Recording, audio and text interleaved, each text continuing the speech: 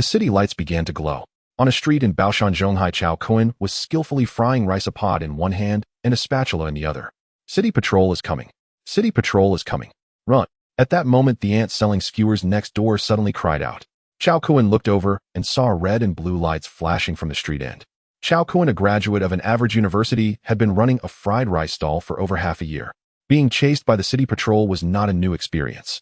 Chao Kun immediately put down the spatula, mounted his battered tricycle, and fled with practiced ease, clearly a veteran of such escapes. Such was the life of a mobile vendor. There was no choice but to run, otherwise getting caught meant fines that would wipe out days of hard work. When Chao Kun first started his stall, he had been caught once, fined 1,000 yuan, and had his tricycle impounded for a month. For someone like him struggling at the bottom and barely making ends meet, it was like frost on snow. The young man waiting for his fried rice was taken aback, then shouted to Chao Kun, "Brother, my fried rice. Meet at the next intersection." Chao Kun rode off, without looking back, heading into the distance. The city patrol behind him gave chase relentlessly. Chao Kun was speechless. There were several other vendors. Oh, why was he the only one being chased? Just as he was passing an alley, several children suddenly ran out. Chao Kun was startled and frantically turned the handlebars and slammed the brakes to avoid them. Bang! Yet it all happened too fast to avoid. The tricycle crashed directly into a parked car with a thunderous noise. Then the tricycle tipped over, pinning Chao Kun underneath. Buzz! Chao Kun felt a sharp pain in the back of his head. The world spun around him, and he blacked out. When Chao Kun woke again, it was already the next afternoon. The moment he opened his eyes, he was so terrified by what he saw that he screamed. Black. It was an abyssal blackness, swirling like a vortex. Like a black hole in the depths of infinite space, slowly rotating. It seemed capable of devouring one's soul. Where is this? Am I already dead? Just as Chao Kun finished speaking, a woman's voice sounded, "You're not dead. You're in the hospital."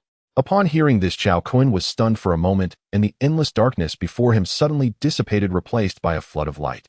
Chao Kun looked around again. He was in a hospital ward, and a pretty young nurse was changing his bandages. Seeing his bewildered expression, the nurse said gently, "You're finally awake. How are you feeling now? Do you feel any discomfort?" Hospital. Chao Kun was dazed. What had he just seen? A dream.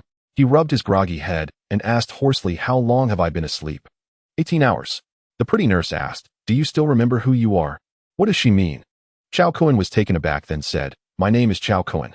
Last night while I was setting up my stall and riding, I swerved to avoid some children. The tricycle tipped over and hit my head, and I passed out." The nurse nodded with a smile and said, "Your diagnosis is a concussion from a hard impact. The fact that you remember what happened means it's not too serious. The doctor will come by later to give you another checkup." Having said that, the nurse pushed her cart and left the ward. Chao Kun sat up, touched his bandaged head, feeling some. He sighed miserably. All these months of work, gone to waste. Just my luck. Hospital treatment would cost at least a few thousand yuan.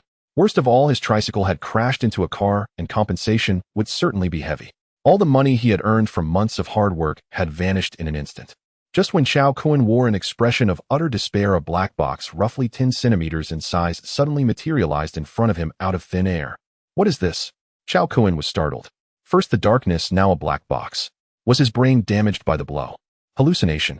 Chao Kun rubbed his eyes hard, but when he opened them again, the black box still hovered before him. It's not a dream. It's real. Chao Kun stared wide-eyed at the black box. It was archaic in design, exuding a strong sense of mystery. Moreover, the box had no lid on top. When Chao Kun looked inside, he saw exactly the same scene he had witnessed earlier, in extreme blackness, horrifying, as if it could devour even light. What in the world is this? After observing for a while, Chao Kun finally gave in to curiosity and reached out to touch it. The moment his hand touched the box, information about this mysterious black box flooded into his mind. Zhaohua box, creation box, current level 1-star, upgrade condition, energy creation ability, 1-star item, comprehensive score, usage method, place an item inside, and a new item will be generated. The new item's attributes will become stronger. Chao Kun was stunned for a few seconds, lost in thought, then his eyes widened. This is the legendary Golden Finger. Having immersed himself in the online novel community for 10 years, he had read no fewer than 10,000 web novels. He could be considered well-read. He knew this trope all too well. This was clearly a golden finger from heaven. Chao Kun's lips curled upward, wildly upward, until he was almost bursting with excitement. 23 years. 23 ordinary, mundane years. Was he finally about to turn his life around? Let's test the waters. Chao Kun picked up a glass of water from the bedside table and poured it directly into the box. Consume 1 unit of energy. Confirm generation. Information appeared in Chao Kun's mind. He looked closely and saw that there was a button on the right side of the box glowing faintly red. Then he looked to the left side where there was an energy gauge bar with a faint blue glow, a total of 10 segments. Chao Kuan clicked the red confirm button and one segment of the energy bar dimmed. Ding! Acquired 10 milliliters of high-quality water. The prompt continued, consuming it can heal minor injuries. As the prompt sounded, a lychee-sized droplet of water materialized above the box, crystal clear, with flowing water visible inside. Chao Kuan was astonished. He had poured in about 100 milliliters of water, and it had shrunk to 1/10 of the volume. Grab it with his hand. Chao Kuan tentatively grabbed the droplet with his hand. Surprisingly, it didn't spill. How did that work? Not even a bottle? How am I supposed to drink this? Just bite and swallow. Unable to resist complaining, he opened his mouth and swallowed it. The moment the droplet entered his throat, it transformed into a faint warm current. Chao Kuan could clearly feel the warm current like a source of life, possessing miraculous power that nourished his internal organs and limbs. It instantly restored most of his flagging spirit and energy, and the pain at the back of his head completely vanished. Moreover, the bruises and wounds on his arm were slowly healing at a visible rate. Chao Kuan was shocked. This was incredible. This was no ordinary water, it was a healing potion for treating illnesses. It could be said that from this moment on his life had completely entered cheat mode. Discharged, making money. After drinking the high-quality water, Chao Kuan's body had fully recovered, so there was no need to stay any longer. He tried to will it and shouted close. Instantly, the creation box vanished from before him. Not bad. Chao Kuan nodded in satisfaction, got up from the bed, and had just reached the ward door when someone walked in. This person he knew. It was the urban management officer who had caught him a few months ago, fined him, and impounded his tricycle for a month. He was a middle-aged man in his late 30s. Everyone called him Old Wei. As soon as they met, Old Wei asked with concern, "I heard from the nurse that you woke up, so I rushed over right away. You were knocked unconscious last night. It really scared us. How do you feel now?" "Thanks for your concern. I'm much better now." "Brother Wei, where are my things?" He had nothing on him, now not even his. Old Wei said, "All your belongings are at the urban management brigade. When you're discharged, come and claim them." Chao Kuan asked, "What about my phone?" "Brother Wei, could you please get it for me? I need to pay and be discharged now. Your phone is broken, it won't turn on. I've already covered your treatment fees." "Thank you, Brother Wei. They'll pay you back as soon as I get home." After finishing the discharge procedures, Chao Kuan and Old Wei went directly to the urban management brigade. Chao Kuan was also unlucky this time. The urban management brigade took pity on him and didn't fine him or impound his tricycle, only gave him a verbal warning and let him go. There was also a file folder. When opened, it contained several photos and a huge compensation bill of 800 yuan. This was from last night, when Chao Kuan, trying to avoid a child, crashed his tricycle into a car left by the car owner. Judging from the photos, it was a Mercedes-Benz S-Class luxury car. The entire right side of the car was dented with a large pit, the scratches glaring. Chao Kuan wanted to cry, but had no tears, furious and cursing his luck. From the time he started his stall until now, 8 months after all expenses, he had saved less than 500 yuan. The 800 compensation turned his already poor life from bad to worse, making him utterly destitute. Damn it. Chao Kuan was so angry his liver hurt, cursing as he rode his tricycle away. If not for the miraculous creation box that had fallen from the sky, he would have considered running away. 80,000 yuan was indeed a huge sum for someone at the bottom like him. How long would it take him to pay it off? By setting up a stall. Make money. Make money. It was now 5 in the afternoon, almost time to set up the evening stall. His phone was broken and unusable. Chao Kuan first rode to a nearby Dahua mobile phone store and bought a new phone, then returned to the urban management brigade to repay Old Wei the 20 yuan treatment fee he had advanced. Afterwards, Chao Kuan rode back to his rented house. For the convenience of setting up a stall, he rented a ground-floor apartment. It was old in the suburbs, a 35 square meter, 1-bedroom, 1 living room, signed yearly at an annual rent of 2300. Chao Kuan eagerly walked into the room, took out a bowl of raw rice and a bowl of cooked rice. With a thought, the black box appeared before him. Chao Kuan still wasn't sure whether others could see this black box, so for safety, he could only generate it in. Chao Kuan first poured the raw rice in. Ding, consumes 1 energy. Confirm synthesis. The prompt sounded in his mind. Chao Kuan pressed the red confirm button. Ding, obtained premium rice 250g, additional permanent effect, strength 1, constitution 1, life 10 days. Note, maximum 5 times per person. As the prompt sounded, a cube composed of rice grains floated above the black box. Increased strength, constitution, and even lifespan. Chao Kuan was utterly shocked. So awesome. As he marveled, a light curtain panel appeared before him, somewhat like a personal attribute panel in a game. There's a hidden function. Chao Kuan stared in astonishment at the light curtain panel. Name Chow Kun lifespan 865220082, strength 8, human average 10, same below speed 6, constitution 7, spirit 8, special abilities none. A weakling. Chow Kun was speechless, then even more frustrated. 20082 divided by 365 is only 55 years. He would croak at 55. Knowing the current average lifespan was 72, his 55 years was 17 years short. That means he only had 31 years left. Chow Kun's face darkened. He grabbed the generated rice and quickly found the rice cooker to start steaming. 15 minutes later, the rice was done.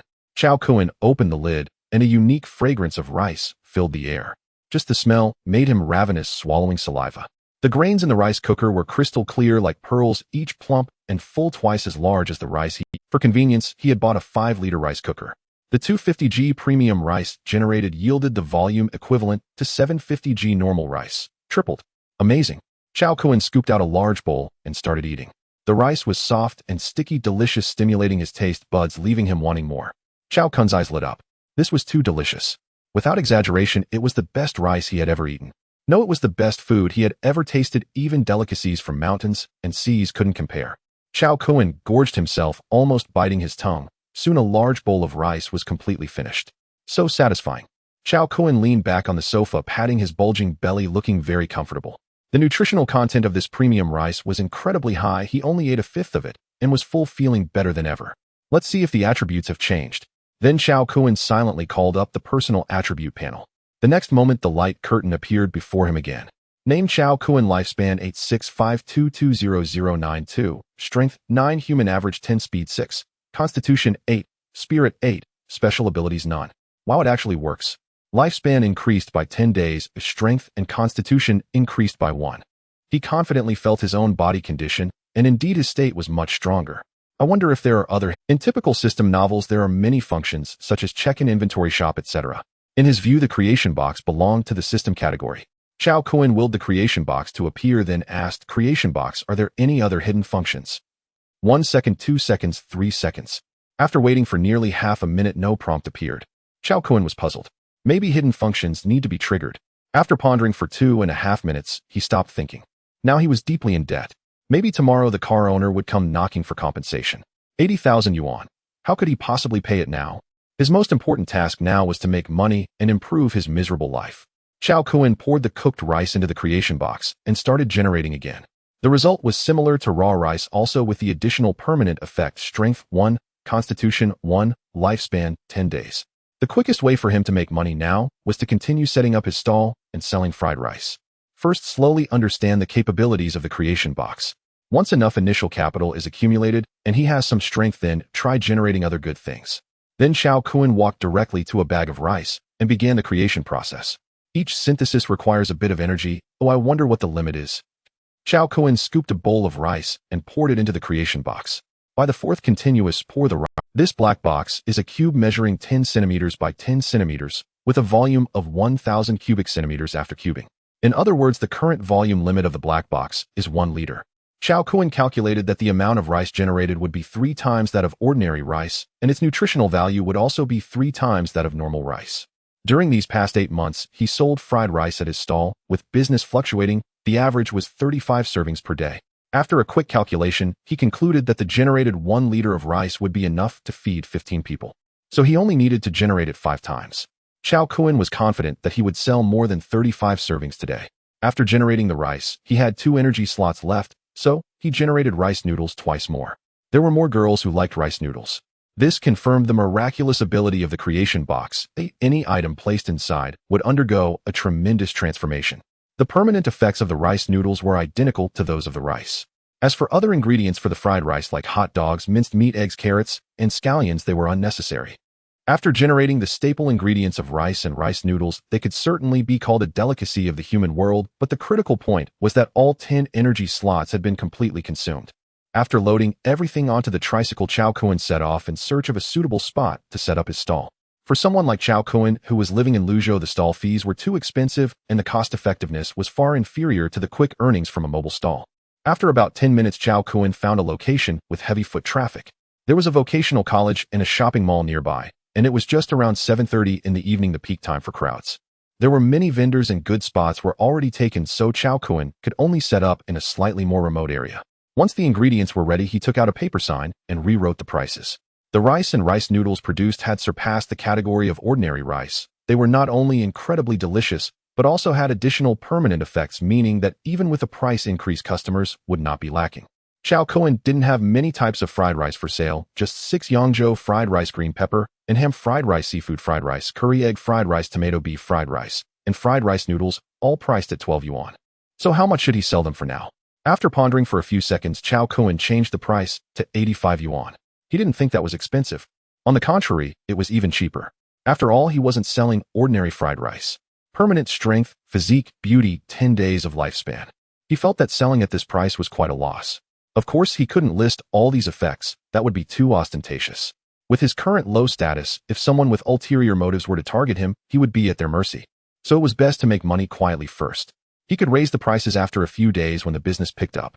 Soon a couple passed by and was shocked at the price. Brother, this price is a bit outrageous, isn't it? Is the rice made of silver or gold? That's outrageous. The rice I use is the highest quality top-grade rice, a rare gem of the human world. Just take a look and you'll know. Saying this, Chow Kun opened the box containing the rice. When the couple saw the glistening plump grains of rice that resembled pearls, their eyes widened in astonishment. It was too beautiful. They had never seen such exquisite rice before. Brother, is this some kind of technological marvel? Chow Kun was taken aback. To be honest, he didn't know if this could be considered a technological marvel. Before coming here, he had eaten a bowl, and it had the pure and fragrant taste of rice, so it shouldn't be considered as. Chow Kun scooped a spoonful of rice with a disposable spoon and handed it to the boy, who asked, smiling, "Whether it's a technological marvel, you'll know when you taste it." The boy hesitated for a moment, took a few grains, and was instantly stimulated by a wonderful flavor that delighted his taste buds, his eyes lighting up.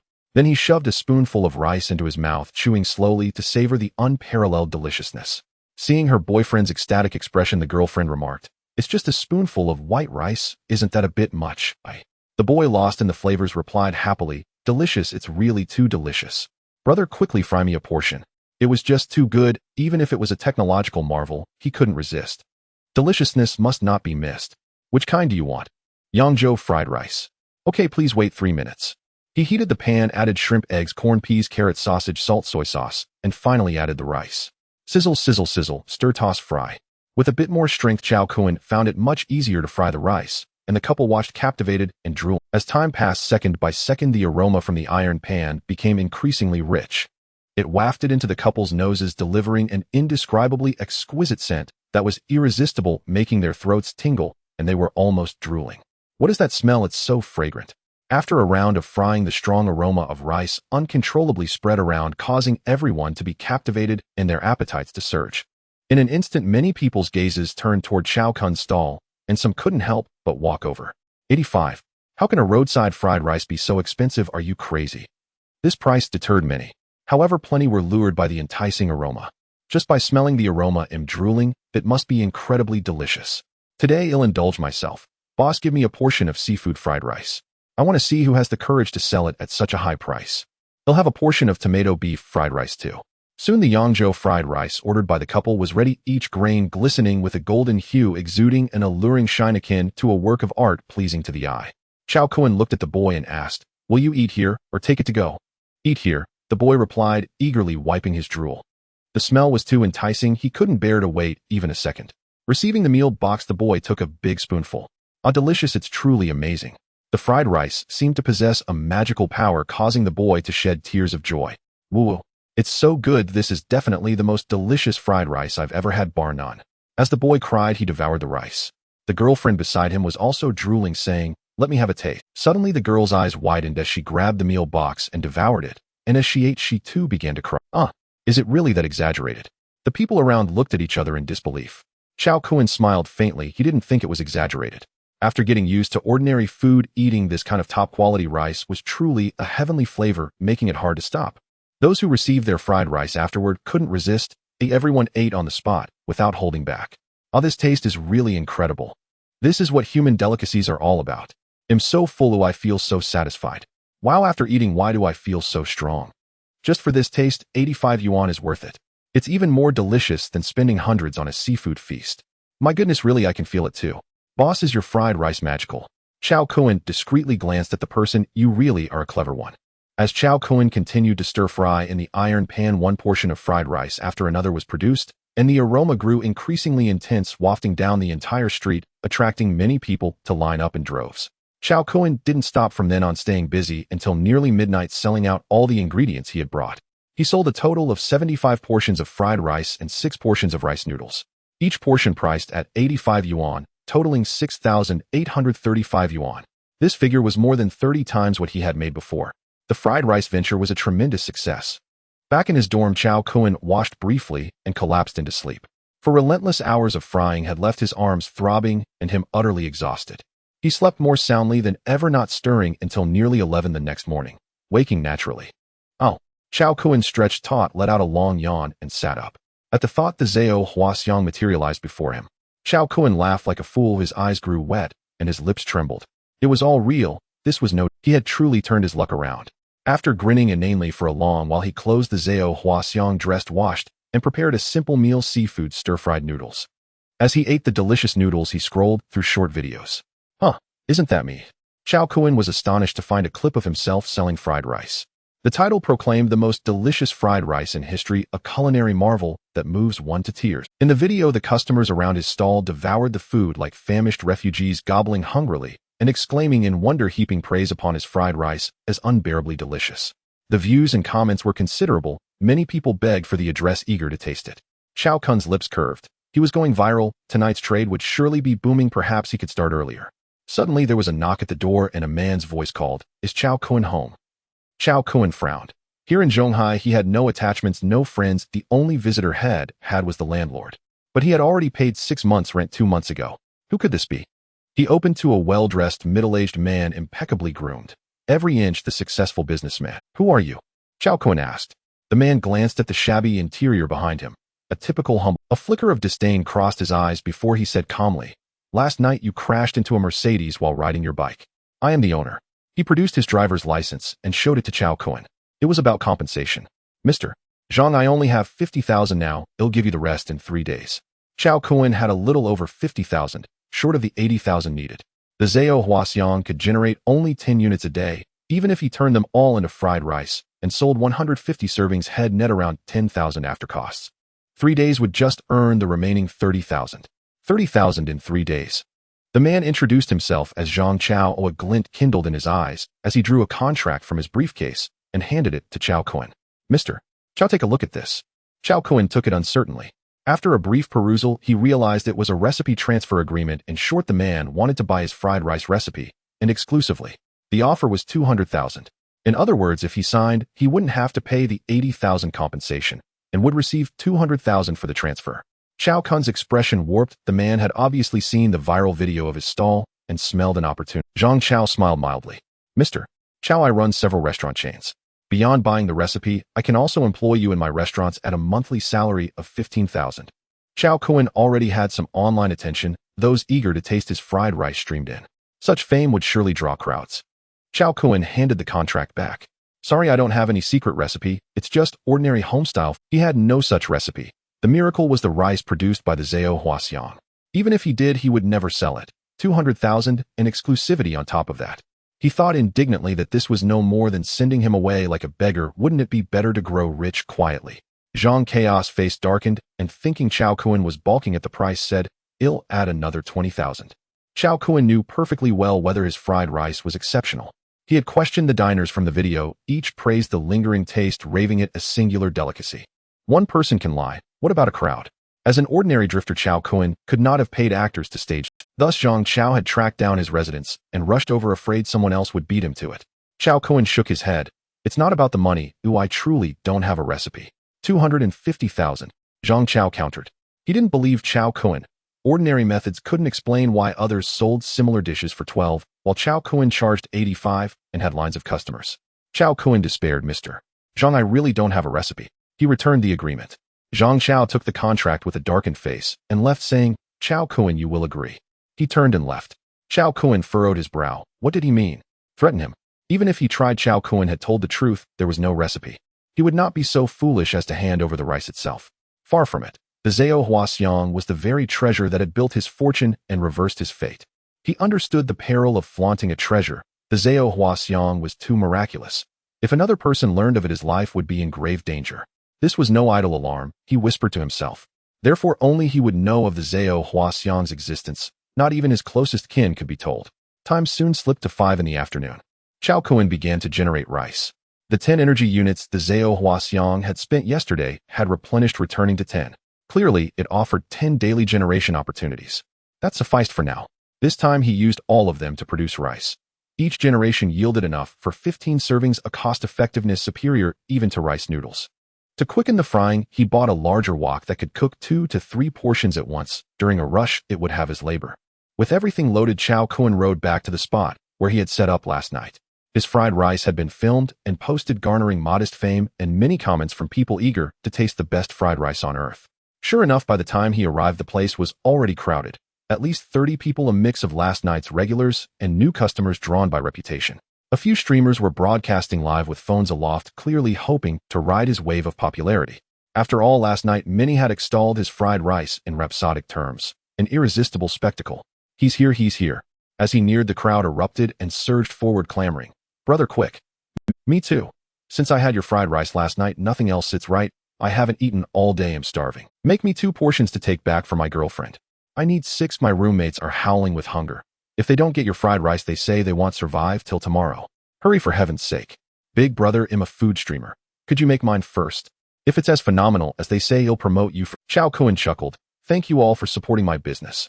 People jostled to arrange the ingredients, impatience written on every face. Sizzle. He heated the wok, added oil, then the ingredients and seasonings. Left toss, right toss. Chao Kuan's movements flowed like water. Soon 3 fragrant plates were done, each grain plump, gleaming, with oil shimmering golden. The onlookers' throats betrayed them as they swallowed, hard mouths watering. A food streamer trained his phone on the wok and exclaimed in astonishment, "Folks, the video was real. This isn't staged with hired actors. Just the aroma makes my mouth water. I can't resist." He took the portion Chao Kuan offered, scooped a spoonful, and tossed it into his mouth. A shudder ran through him as an ineffable, exquisite taste flooded his palate, making his breath catch. A wonderful flavor flowed into the food broadcaster's internal organs, elevating him to an ecstatic state, his face filled with rapture and enjoyment.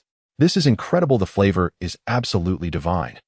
The food broadcaster's eyes sparkled as he feasted heartily. The viewers in the live stream were going wild. "I've been a fan of the broadcaster for 10 years, and I've never seen such an expression while eating what seems the fried rice has truly astonished him. Don't say anything, I can't stop the tears from streaming down my face. I can almost smell the aroma. It's over 1,000 kilometers away, it's just too damn far. Boo-hoo. I can't hold back any longer. Wait for me half an hour, it'll be there soon. Damn, the Australian lobster I just ordered suddenly doesn't seem appealing anymore. I'm taking my luxury plane, I need to go eat fried rice. I'm 300 kilometers away, will I make it in time if I hurry?" At this moment 2 young men walked in from the back of the crowd. "Wow, this business is even more bustling than our restaurant. This aroma is absolutely fantastic. I've been in the food industry for 5 or 6 years, and it's the first time I've smelled such fragrant fried rice." These 2 were employees of Zhang Chaos chain restaurant Xiao Ming and Xiao Huang. "Let's go, our task is urgent." There were too many people forming a long queue.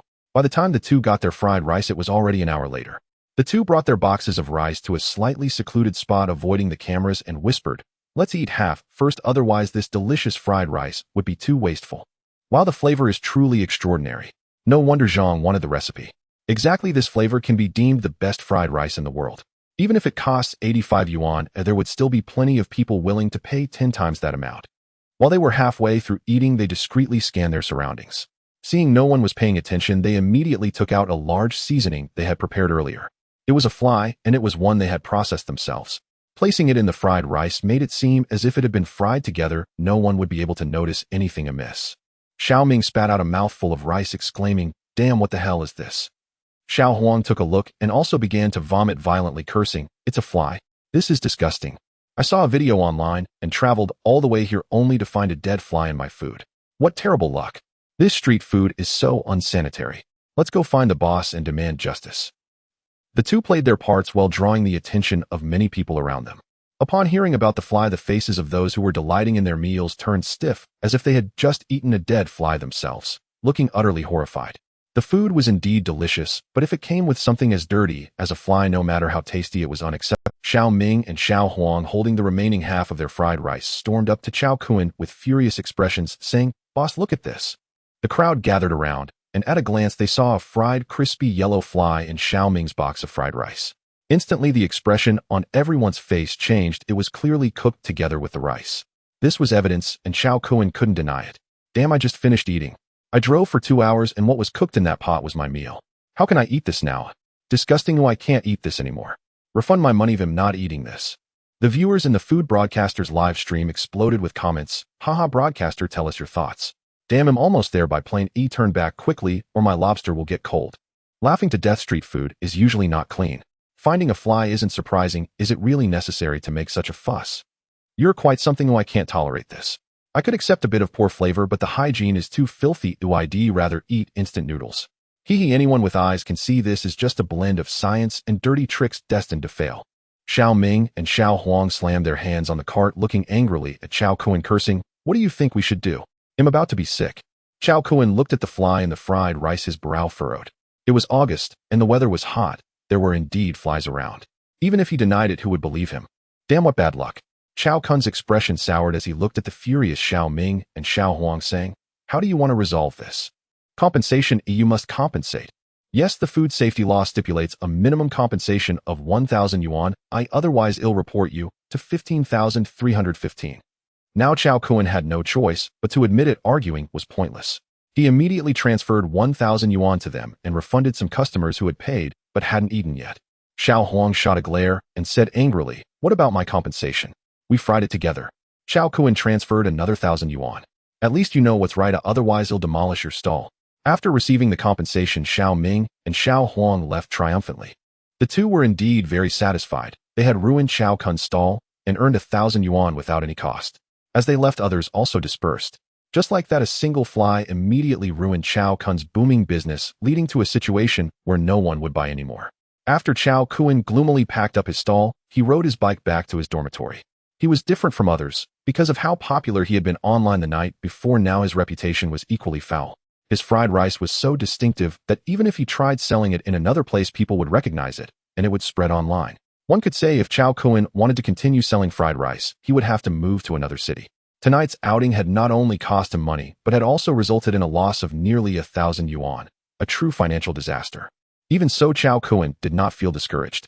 If fried rice wasn't viable, he would find another way to make money. Besides, even if nothing had happened today, he couldn't possibly keep doing this fried rice business. Earning money was too slow. After working hard for a month, he barely earned 300 yuan. It was beneath his reputation as a fortune box. Chao Kun sat on the sofa deep in thought. First of all, the capacity of the fortune box was too small, only 10 centimeters by 10 centimeters. Anything larger than that would certainly not work. What could be generated to make the most profit? Just as Chao Kun was pondering this, his phone rang. He picked it up to find it was an unknown number. After thinking for a moment, he answered, "Hello, who is this?" "It's me, Zhang Chao." A strong male voice came from the other end of the line. Chao Kun impatiently replied, "I told you I don't have the recipe." Zhang Chao chuckled lightly and said, "I saw the video where someone found a fly in your fried rice. Your reputation is now tarnished, and it's clearly impossible for you to continue selling fried rice. I offer you a way out, 2,000 yuan, and if you agree, we'll sign the contract tonight." Chao Kun's expression stiffened as he asked in a deep voice, "Did you arrange for those two?" He had been selling fried rice for 8 months, and it was the first time someone found a fly. It was just too coincidental. Zhang Chao gave a non-committal smile and said, "You have an hour to think about it." After saying that, he directly hung up the phone. Chao Kun's face turned ugly. This was too dirty of a tactic, a despicable move. "Damn it, I was still thinking of paying you back for the car repairs, and now I owe you nothing. Damn." Chao Kun was about to explode with anger. Chao Kun was furious, his anger boiling to the point of explosion. Although he found the other party's methods despicable, they were undeniably effective, directly striking him down and shattering his livelihood. In the food business, reputation is paramount. Once tarnished, it can never be restored. That bastard, I will remember this grudge and repay it in kind. After calming himself, Chao Kun continued to ponder how to earn money quickly. At that moment, his gaze fell upon a worn-out phone on the coffee table. This was the phone that had been rendered useless after being crushed when his tricycle overturned 2 nights ago. The screen was dented in the center, a shocking sight. Although the phone was broken, Chao Kun had not disposed of it. It contained important documents. He would destroy it himself if necessary. Chao Kun picked up the old phone and pondered, "I wonder what will happen if I throw this broken phone into the creation box. With this thought, the creation box appeared before him, and he placed the phone inside. Ding, the item exceeds the size limit and cannot be generated. The notification from the creation box echoed in his mind. Looking at the half-exposed phone, Chao Kun smiled wryly, as he suspected the creation box had size restrictions and the item needed to be fully submerged in the black vortex. What if I split it in half? With this thought, Chao Kun took out his toolbox and began to ruthlessly dismantle. Crack, crack. Soon the broken phone was split into two by Chao Kun's tools, reducing its size to within 10 centimeters. Anticipating the outcome, Chao Kun placed the two halves of the phone into the creation box. Ding, insufficient energy, unable to generate. He realized he had almost forgotten how all 10 energy units had been used to produce rice today. Forget it'll deal with it tomorrow. Time to game. It was still early, just past 7 in the evening. With no friends or family in Zhonghai, Chao Kun spent his free time playing Honor of Kings and PUBG to pass the time. The life of an ordinary person is so simple and unremarkable. A few minutes later, seeing the large word failure on the screen, Chao Kun was speechless. The entire team's performance was solely his own. What a bunch of noobs, what the hell?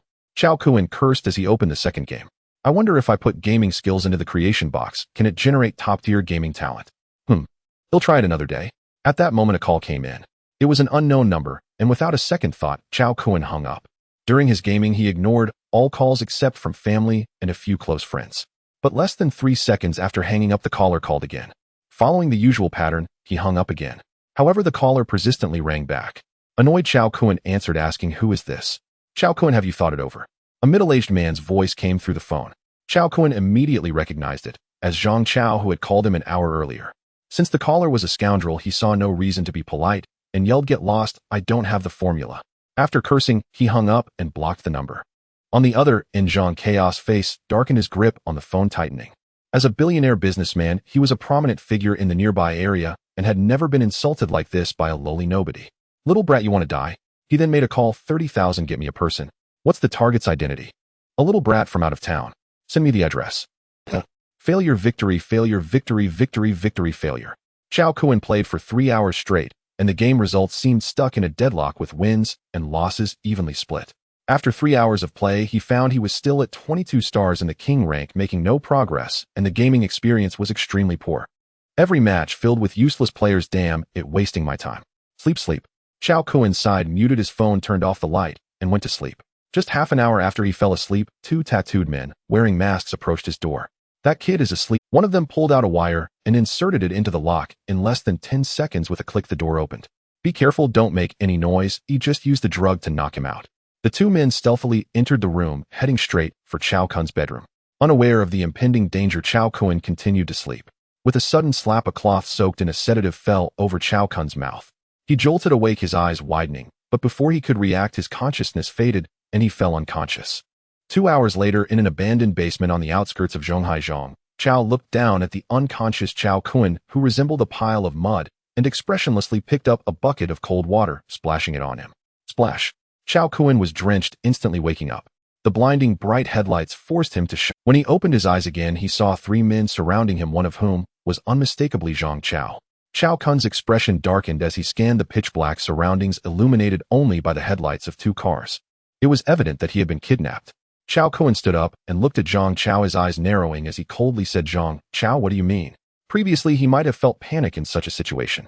But now, after consuming some rice, his strength and physique had already surpassed the average person. Facing 3 to 5 small thugs was no problem whatsoever. Zhang Chao looked at Chao Kun with some surprise. Typically, someone like Chao Kun should be scared in such a situation. Yet Chao Kun's calmness surprised him. It showed a hint of courage. With a commanding tone, Zhang Chao coldly stated, "Chao Kun, those who know the times are wise. Hand over the formula and get out of Zhonghai, or you will die." In a metropolis like Zhonghai with millions of residents, many people go missing daily. For someone like Chao Kun, a lowly figure, life was as cheap as an ant. If he didn't know what was good for him, he couldn't blame Zhang Chao for being ruthless. Chao Kun, upon hearing this, replied coldly, "You can try." Did he really think he was just a bug? "You want to force me?"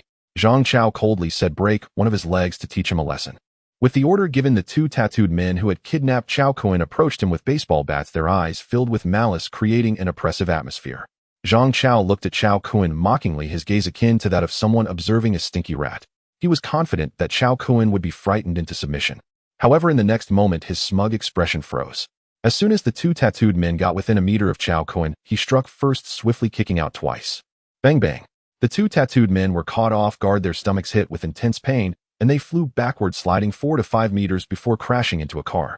They lay on the ground, clutching their stomachs, their faces contorted in pain, having lost all fighting capability.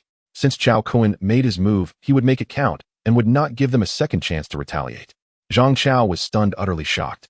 He never expected that this seemingly weak and frail boy could possess such immense strength. It was important to note that these two tattooed men were not weak street thugs. They had a certain level of combatability. Yet they were so easily taken down by Chao Kun. Could this kid be a martial artist? As Zhang Chao was in disbelief, Chao Kun approached him and threw a power. "You dare drug me? You're quite bold." The sound of the slap echoed loudly in the silent basement. Zhang Chao was stunned, his head buzzing and stars dancing before his eyes. Chao Kun had no intention of letting him off, stepping forward and placing a foot on Zhang Chao's head. As the saying goes, respect others, and they will respect you in return. If they do not respect you, then give them a taste of their own medicine. Zhang Chaos' unruliness infuriated Chao Kun. Chao Kun's foot came down hard on Zhang Chaos' face as he sneered, "Zhang Chao, first you sought to ruin my business, and now you've tried to kidnap me to threaten me into handing over the formula. Sorry, but I'm a step ahead. You'll be disappointed." Now that he had the creation box, Chao Kun felt emboldened. In the face of oppression, he would retaliate fiercely, returning the favor. Zhang Chaos' eyes blazed with fury, his chest heaving with rage. He had never been so humiliated. Being treated like a mere street vendor selling fried rice was a thousandfold blow to his pride, a tremendous— "Oh, Chao Kun, you're asking for death." Zhang Chao roared through gritted teeth, swinging his fist fiercely toward Chao Kun's leg. Chao Kun merely sneered and delivered a powerful kick. "Oh!" Zhang Chao cried out in agony, sliding across the floor and crashing into the load-bearing wall, clutching his waist and howling in pain, bent like a shrimp. Boom. "Oh!" Chao Kun, still unsatisfied, kicked him repeatedly as Zhang Chao screamed in pain, his face bruised and battered, reduced to a pitiful state. Seeing this, Chao Kun felt refreshed and turned to leave the basement. Zhang Chaos' attempt to kidnap him was a gamble that warranted a ruthless response. In such a situation, Chao Kun could easily call the police. But would it be effective? He was in a weak position. Even if he reported it, what good would the evidence do? Perhaps the other party would be released the very next day. Money truly is powerful. Moreover, Chao Kun could take a more aggressive approach and deal with them directly.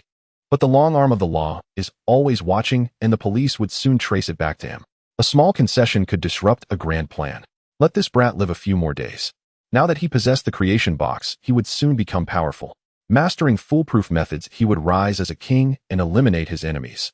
An hour later, Chao Kun returned to his rented room. After packing his important belongings, Chao Kun took a taxi straight to the center of Zhonghai City. The experience of being kidnapped was a harsh lesson for him. If he hadn't gained strength and resilience from eating rice a few times, he would have been the one trampled underfoot, potentially facing an even worse fate. Therefore, staying here was unsafe. He had to find a new place. As for the tricycle and other belongings left in the rental, he would consider them a free gift to the landlord, as they weren't worth much. An hour later, Chao Kun arrived at the center of Zhonghai City and checked into a 5-star hotel. After taking a shower, he lay on the soft bed feeling incredibly satisfied and sighed. What is called life? This is what life is. The experience of staying in a 5-star hotel was incomparable to the dilapidated. Staying here made him truly understand what high-quality living was. The life he lived before was not life, it was merely existing. The next morning, the first thing Chao Kun did upon waking was to summon the creation box with a thought. He eagerly placed 2 broken phones into the box. Ding. Consuming a bit of energy. Are you sure you want to generate? Chao Kun clicked the confirm button. Ding. Generation successful. Obtained a Dahuang 16GB, 1TB collector's edition Mata X5 smartphone motherboard. Looking at the technologically advanced motherboard floating above the creation box, Chao Kun was momentarily stunned. What on earth? Mata X5 smartphone motherboard. Does Dahuang even have this phone model? Chao Kun was also a loyal fan of Dahuang, having used their phones for years, all in the mid-range price of around 45,000 yuan. He had just bought a phone at the Dahuang store yesterday and had not seen the Mata X5 model at all. Suddenly, Chao Kun's expression changed. Could this be a new phone that Dahuang was developing? If it's true, that would be incredible. His broken phone was bought in 2021, named P50, and had accompanied him for nearly 2 years. The creation box directly generated the latest motherboard for Dahuang's phone from the P50 motherboard. Considering Dahuang's pace of development in recent years, this Dahuang 16GB, 1TB collector's edition Mata X5 motherboard must be of significant value, potentially enough to purchase a P50 phone or even more. This is incredible. Chao Kun picked up the Mata X5 motherboard, overwhelmed with excitement. Items placed in the creation box generate with better quality. Does this mean that lower version chips placed inside would generate higher quality ones? Chao Kun's eyes sparkled as he envisioned a path to wealth. The core components of computers, the central processing unit CPU. Take the core CPU for example. The cheapest is a few dozen yuan, while the most expensive can reach 3,000 to 4,000 with differences of dozens to hundreds of times. Make money. Make money. Chao Kun excitedly dressed and washed up, neglecting to eat, and rushed to the nearby second-hand electronics market. Give me a Core i3-4150 CPU from the 4th generation and a Core i3-6100 CPU from the 6th generation. They were both second-hand, not expensive, one for 85 yuan and the other for 380 yuan. After buying, Chao Kun went to the restroom in the mall, intending to test his theory. To verify his guess, he generated separately. Ding, consuming a bit of energy. Are you sure you want to generate? Ding, generation successful. Congratulations on obtaining one Intel Core i9-12900K set. Chao Kun checked online. The Core i9-12900K is currently Intel's top-tier CPU, selling for 3,999 yuan at the Doggies store. Wow, it really works. Chao Kun was thrilled and wanted to generate more. After a few seconds of calm, he put the Core i3-6100 CPU from the 6th generation back into the creation box. Ding, consuming a bit of energy. Are you sure you want to generate? Ding, generation successful. Congratulations on obtaining one Core i9-12900K set. Listen to that, what a wonderful sound. After generating both the lowest tier CPUs, they transformed into the top tier ones. Chao Kun turned off the creation box and stored the two i9-12900K processors, leaving the restroom with a joyful demeanor. He then purchased 100 of the cheapest 4th generation Core CPUs before leaving the second-hand electronics market. Finding an empty corner, he generated 7 times again, exhausting today's 10 units of energy. Immediately after, Chao Kun took 9 sets of Core i9-12900K processors and hailed a taxi at the entrance to head to a nearby digital city, finding the largest store. When the store owner saw Chao Kun pull out 9 sets of Core i9-12900K, he was somewhat surprised. After inspecting each one, all were found to meet quality standards.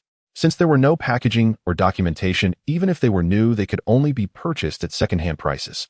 Ultimately, each set was bought back for 3,200 yuan, totaling 28,800 yuan for 9 sets. The profit multiplied several times. Isn't this faster than slogging away selling fried rice? Earning 2,880 in a day equates to 864,000 a month, and in a year that's 10,368,000 yuan. An annual income in the tens of millions. With such calculations, Chao Kun was astonished. This is a complete turnaround in life. In 3 years, he could buy his own grand villa, purchase his favorite luxury car, and bring his family over to enjoy life.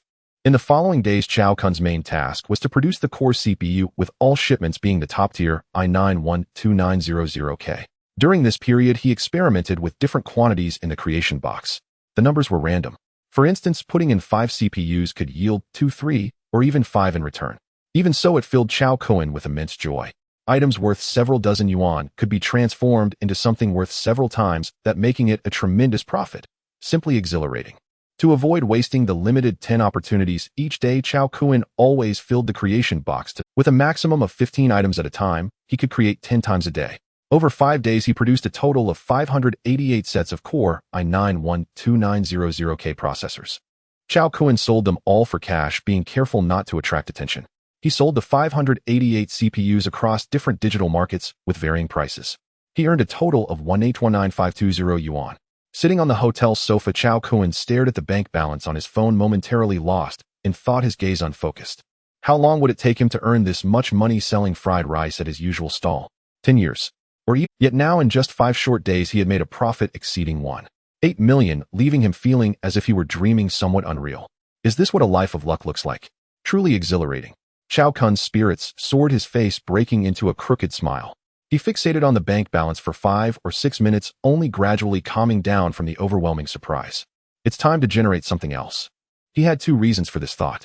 First, consistently generating CPUs, especially high-end i9-12900Ks, might lead to problems if done too often. Second, the money was coming in too slowly. Earning a maximum of around 300,000 a day felt like wasting energy. With that in mind, Chao Kun opened a search engine to look for valuable items within 10 centimeters. The creation box possessed a miraculous ability to turn waste into treasure, reversing quality. He simply needed to place low-cost items inside, and upon regeneration their value would soar. This was a path to wealth. Wood, golden silk, namu, agarwood, pink, ivory, rosewood, wangwali. Metal rhodium, palladium, gold, iridium, platinum. Or blood diamond, emerald, taffy stone, silicate, boron, magnesium, aluminum, stone, blue, silicate, boron, calcium, stone, diamond, platinum, aluminum, magnesium, zinc, stone, bicolor, tourmaline. Herbs, ginseng, lingzhi, dragon's blood, natural musk, cordyceps, deer, antler, Sichuan fritillaria, heavy building, sandalwood, agarwood.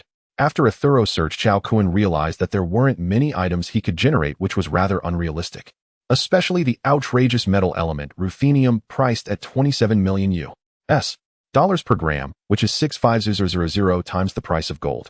Although seemingly expensive, it is extremely rare, and only a few grams can be extracted through artificial synthesis, which is costly. Even the world's richest cannot afford it. So what should he generate? Try generating gold. Fortunately, he reserved 2 energy slots today. If he wanted to, he could go ahead. Chao Kun pulled out a nail clipper from the drawer beneath the coffee table and placed it in the black box. Ding, consuming a bit of energy. Are you sure you want to generate? With a thought, he confirmed the synthesis. Chao Kun had accidentally discovered that he could confirm generation with his mind these past few days, very advanced, saving him from pressing buttons mindlessly each time. Ding, synthesis successful. Congratulations on obtaining a nanomaterial nail clipper. Chao Kun felt disappointed. It seemed he had overestimated himself. If gold didn't work, then wood surely wouldn't. As for precious stones among the ores, perhaps he could try jade. For herbs, he could give ginseng a shot. If he could enhance the age of the ginseng, he would truly strike it rich. A century-old wild ginseng is a precious herb worth millions, extremely rare. If the creation box were a bit larger, I could venture into the second-hand car business. Waste cars are recycled for thousands to tens of thousands of yuan, and after regeneration their value could reach hundreds of thousands. Now that would be a huge profit. After all, cars are a necessity, and with China's massive population base, the second-hand car market is vast. Chao Kun looked at the creation box in front of him, and with a thought, the property panel of the creation box appeared before him. Name: creation box. Current level 1 star, still 99. 999 away from 2 stars. 999 upgrade conditions, energy creation ability, 1 star comprehensive rating of items, usage method: place items inside and new items can be generated. The attributes of these new items will become even more powerful. 99. 999. Huh. Chao Kun was stunned. He remembered that this number didn't exist a few days ago. When did it upgrade? Upgrade conditions: energy. Electric power, hydraulic power, wind energy, biomass energy, tidal energy, solar energy, oil, geothermal energy, coal. All of these count as energy. But he had no prior contact, and the creation box hadn't given any prompt sounds. Chao Kun felt puzzled, suddenly noticing the window. It was a clear day, and it was August. The weather outside was extremely hot. Suddenly, Chao Kun was taken aback. Could it be solar energy? It seemed that during these past few days, being outside the creation box had quietly absorbed solar energy, which led to the upgrade. I should sunbathe more in the future. Let's try electric power. Chao Kun walked to the power strip. How to do this? Surely he wouldn't directly touch it with his hand. Chao Kun dared to think, but not act. Just as he was at a loss, the creation box moved, suddenly displaying next to the power strip. A prompt sound echoed in Chao Kun's mind. Ding, energy detected. Do you wish to absorb it for an upgrade? Upgrade it, must upgrade. Chao Kun declared without hesitation. However, he was unaware of the severe consequences of uttering this phrase. In the next moment, a faint colorful glow appeared on the creation box, and the current from the power strip transformed into a brilliant white light absorbed by the creation box. But this process lasted only a second before abruptly stopping. What's going on? Why did it stop? Just as Chao Kun was curious, a loud explosion suddenly echoed outside the room. Chao Kun's expression changed. Oh, what was that sound? Something seemed to have exploded. He hurriedly opened the window to look, noticing that many in the hotel were startled by the sudden explosion, hastily opening their windows to peek out. When Chao Kun saw the location of the explosion, he was stunned. It turned out that the transformer station next to the hotel had exploded and caught fire, with flames shooting high and black smoke billowing. Fortunately, the surroundings were spacious and no one was hurt. Chao Kun's eyes widened, his heart filled with shock. The moment the creation box stopped absorbing electricity, the transformer exploded. How coincidental could that be? It's hard to imagine that the creation box absorbed electricity for only a second before the transformer couldn't take it and exploded. Chao Kun felt overwhelmed. How would he upgrade the creation box now? Just absorbing solar energy would take ages. Soon a power company hurriedly arrived to extinguish the fire and conduct repairs. After watching for a while, Chao Kun returned to his bed, and with a thought, the creation box appeared before him. The creation box would automatically disappear once it was more than 1 meter away from Chao Kun. With another thought, the attribute panel of the creation box appeared. Current level 1 star, only 99. 998 away from 2 stars, upgrade requirement energy. Chao Kun was shocked. After blowing up the transformer, he had only upgraded by 0. 001. To upgrade to 100, how immense would the power requirement be? How much electricity is needed for the creation box to upgrade to 2 stars? Chao Kun inquired with his thoughts. It requires 10 billion degrees. Upon hearing the prompt, Chao Kun was stunned. 10 billion kilowatt hours. In terms of residential electricity costs, in Zhonghai the average price per kilowatt-hour is 0.65 yuan, which means 10 billion, would require 6.5 billion. Even if he earned 1 million a day from selling electricity, it would take years to upgrade the creation box to 2 stars. This is an astronomical figure. Chao Kun was speechless. However, even so, he could not simply give up. If a 1-star creation box is so powerful, how much more so would a higher level one be? Wouldn't it be invincible in the universe? This tremendous temptation could not help but stir Chao Kun's heart. He frowned in thought, racking his brain for a way to upgrade the creation box more cheaply and quickly. First, he needed to solve the problem of the transformer explosion. Otherwise, every time the creation box absorbed electricity, a massive explosion would occur, and he would inevitably end up in jail. Unable to come up with a good solution, Chao Kun took out his phone to search for factories with high electricity consumption. This way, he could meet the power needs of the creation box while keeping a low profile. Aluminum electrolysis plants, oxygen production plants, metal smelting plants. Small factories consumed too little electricity, which wouldn't work. But large factories had high acquisition prices, which was not cost-effective. After pondering for a while, Chao Kun slapped his forehead and exclaimed, "Damn, I was being so foolish with this money. I could just buy a power plant and produce my own electricity all at once." After realizing this, Chao Kun began to search online for the prices of power stations. After a thorough search, he finally settled on a hydropower station with an installed capacity of 3.0 kilowatts. The total annual average electricity generation could reach 2 billion kilowatt-hours. The price ranged from 700 million to 800 million. With such a power station providing electricity, the creation box could upgrade to 2 stars in 5 years. Of course, things were not absolute. If during this time Chao Kun could secure a large amount of funding, he could continue to purchase new power stations, which would significantly shorten the time. Perhaps in less than a year, the creation box's level could be upgraded to 2 stars. 700, 800 million. It seemed he needed to find a way to make big money. Once the situation was clarified, Chao Kun began to wash up and cook.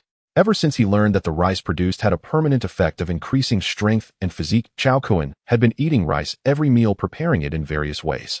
He enjoyed eating it so much that he never got tired of it, and instead it became more delicious with each bite. Chao Kun simply fried 2 eggs and cooked a pot of rice porridge. The plain rice porridge was also extremely delicious.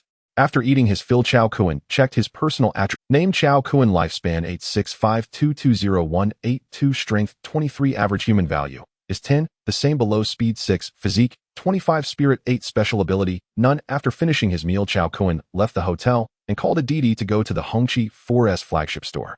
Suddenly becoming rich, he felt a strong urge to spend. Chao Kun now had savings of 1.82 million. It was time to buy a vehicle for commuting. Taking a taxi every day was quite inconvenient. As soon as Chao Kun walked into the store, a sweet salesgirl in a black skirt suit and black stockings approached him with a smile, asking, "Hello sir, I am salesgirl Xiao Hong. Do you have an appointment?"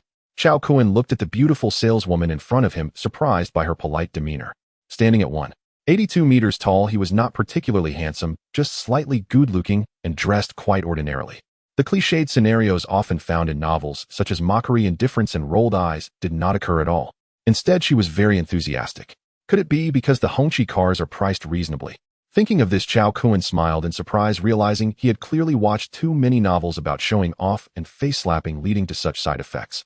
Chao Kun smiled and said, "I don't have an appointment. Do you have an H9 in stock?" It wasn't that Chao Kun didn't have a dream of a sports car, it was just that he was currently in the early stages of starting a business, lacking funds, and needing to save money to buy a power station to upgrade the creation box. A Hongqi car costing several $100,000 was just right. It was low-key luxury with great cost performance.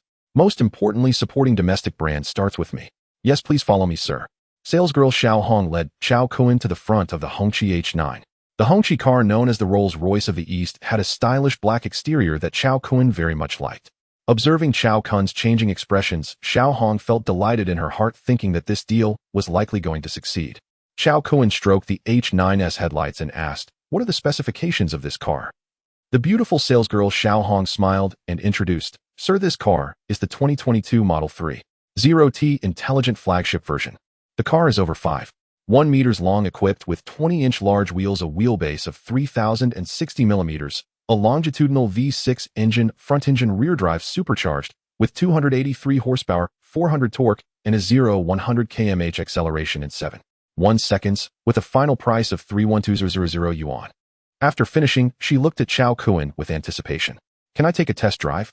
"Of course, sir." With the belief that the customer is king, the slender salesgirl, Xiao Hong slightly bent her body to open the driver's door for Chao Kuan. The interior was luxuriously decorated in a chestnut red color, both technological and fashionable. It featured a genuine leather steering wheel and seats, 253 ambient lights, a BOSR sound system, 360-degree panoramic imaging, a panoramic sunroof, and ventilated heated and massaging seats. After a round of test driving, Chao Kuan was very satisfied and said, "What's the total price including the license plate?" In a metropolis like Magic City with millions of residents, license plate numbers need to be auctioned, and one must also pay 3 years of social security, which can be quite troublesome. So he might as well spend some additional money to handle it all at once, saving trouble and worries. For what Chao Kuan said, salesgirl Xiao Hong was already accustomed to it, and smiled, saying, 500. "In half a month you can bring the car over, and we will register the license plate for you." "That works, it's not too expensive." Chao Kuan nodded in satisfaction, and said, "All right, let's sign the contract." After signing the contract and making a one-time payment, the temporary license plate for the car was also attached, and Chao Kuan drove away from the Hongqi 4S flagship store. Driving his first car in life, Chao Kuan could hardly contain his joy. He pressed the voice recognition button on the steering wheel and shouted, Xiao Hong, I'm here. Play a song that's super hype." "Okay," playing the hype song Falling Leaves Turtle. Falling Leaves Turtle, a single strand cannot form a thread. Without a place to rely on nor a heart to wander. You gifting me red beans is not as good as writing me a song. Signing with your name neat and beautiful. If you were to. As the atmosphere lights turned on, the Bose speakers played an exhilarating tune, creating a delightful experience. Chao Kuan felt a surge of excitement, his blood racing, swaying his head to the beat, joining in the music with enthusiasm. "Ah, Falling Leaves Tortoise. If I were to compare you to a song, you'd be that flowing stream amidst the lofty mountains." Enjoying the music, Chao Kuan drove his beloved car, unknowingly arriving at the renowned Oriental Pearl in the Magic City. Having been in the Magic City for a year and a half, Chao Kuan had yet to enter the Oriental Pearl Tower.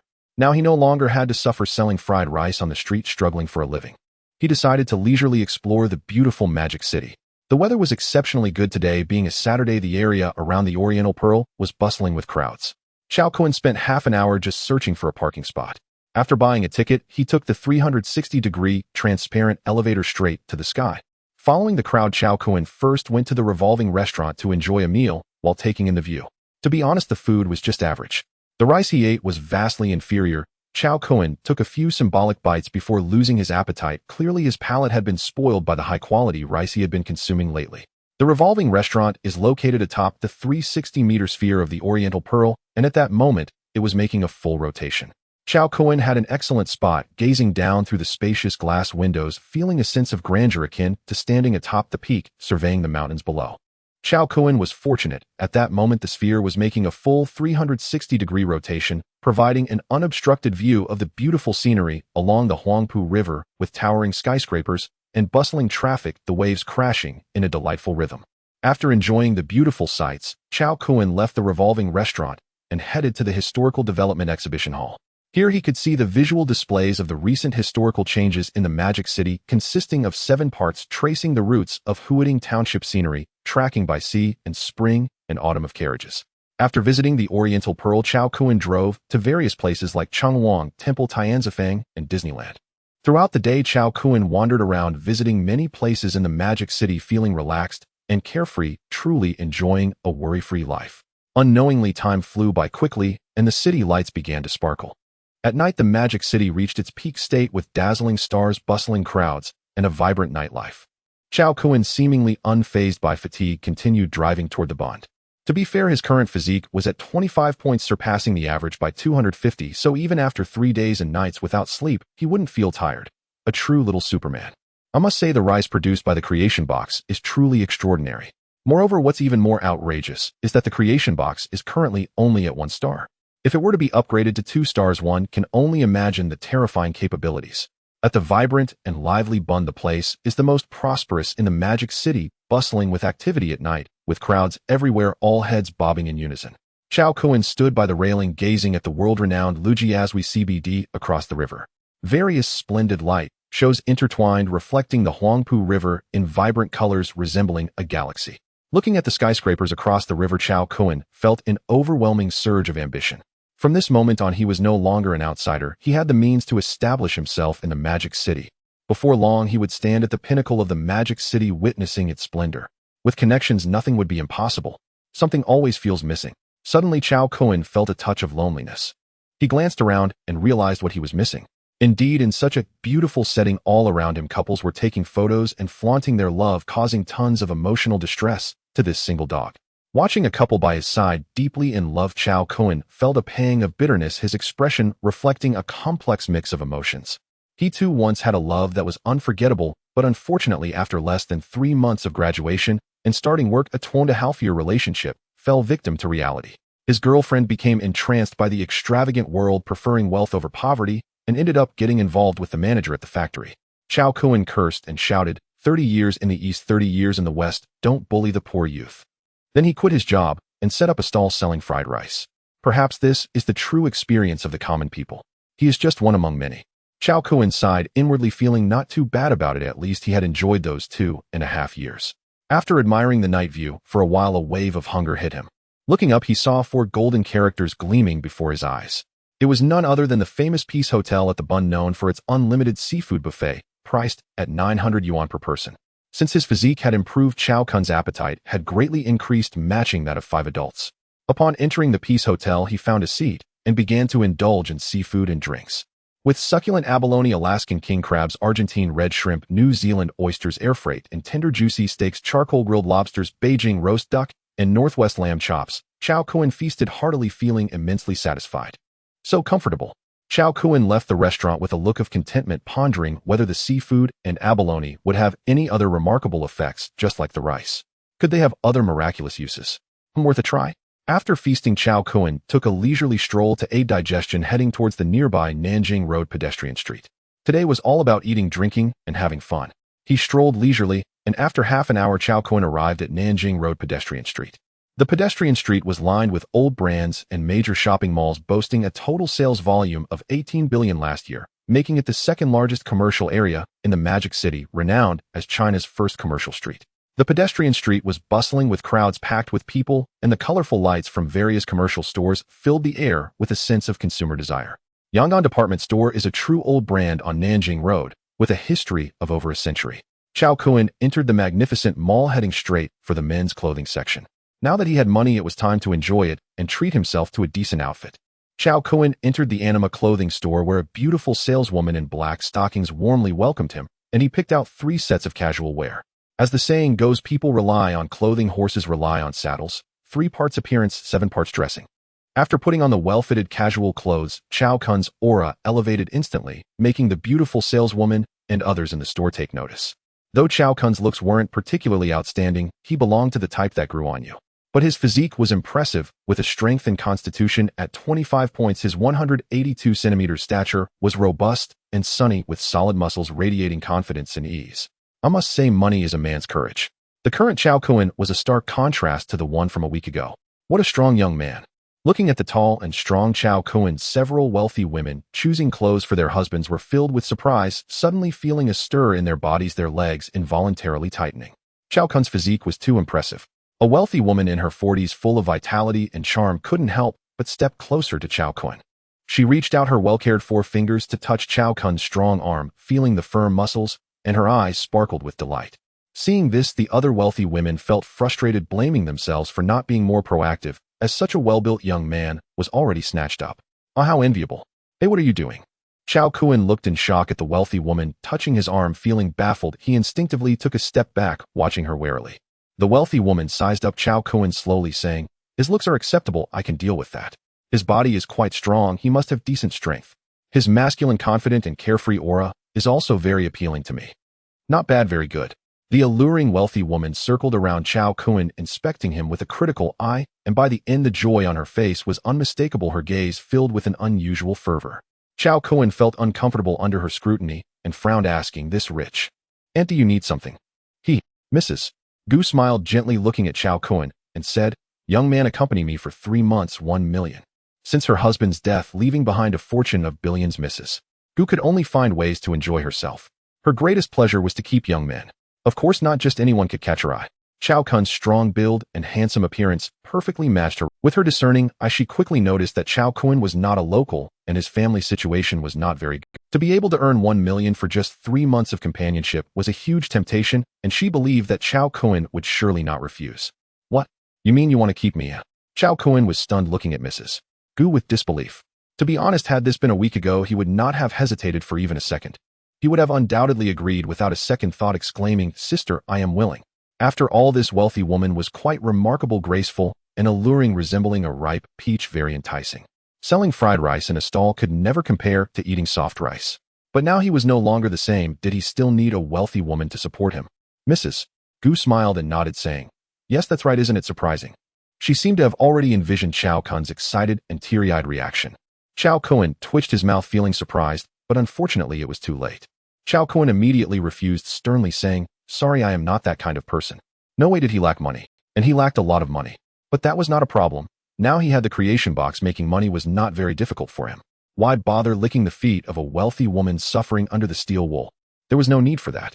Mrs. Gu seemed surprised, not expecting him to refuse such a golden opportunity. However, the more Chao Kun resisted, the greater her interest became, and she immediately raised the stakes. 2 million. Chao Kun said expressionlessly, "I refuse." 3 million. The wealthy woman raised the price again. Oh, Chao Kun was indeed very appealing to her, a rare find. Everyone else in the shop was astonished, especially the men, envious and jealous, wishing they could take his place. Accompanying her for 3 months would yield 3 million in cash. Moreover, this wealthy woman was quite beautiful.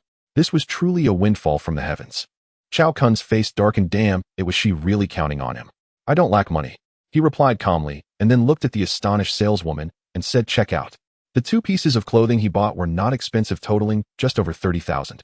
For Chao Kun, as long as the clothes were comfortable to wear, it was fine. The men in the clothing store were dumbfounded. He actually refused. This kid must be out of his mind.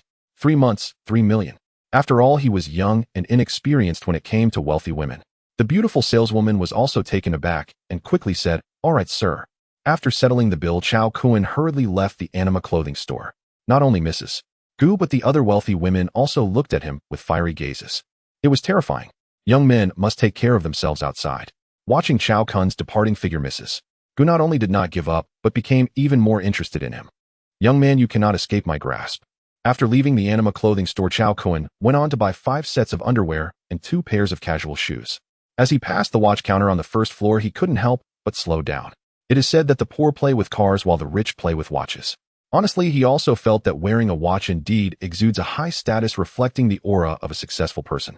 "Welcome to Vacheron Constantine." The elegantly dressed saleswoman greeted him politely.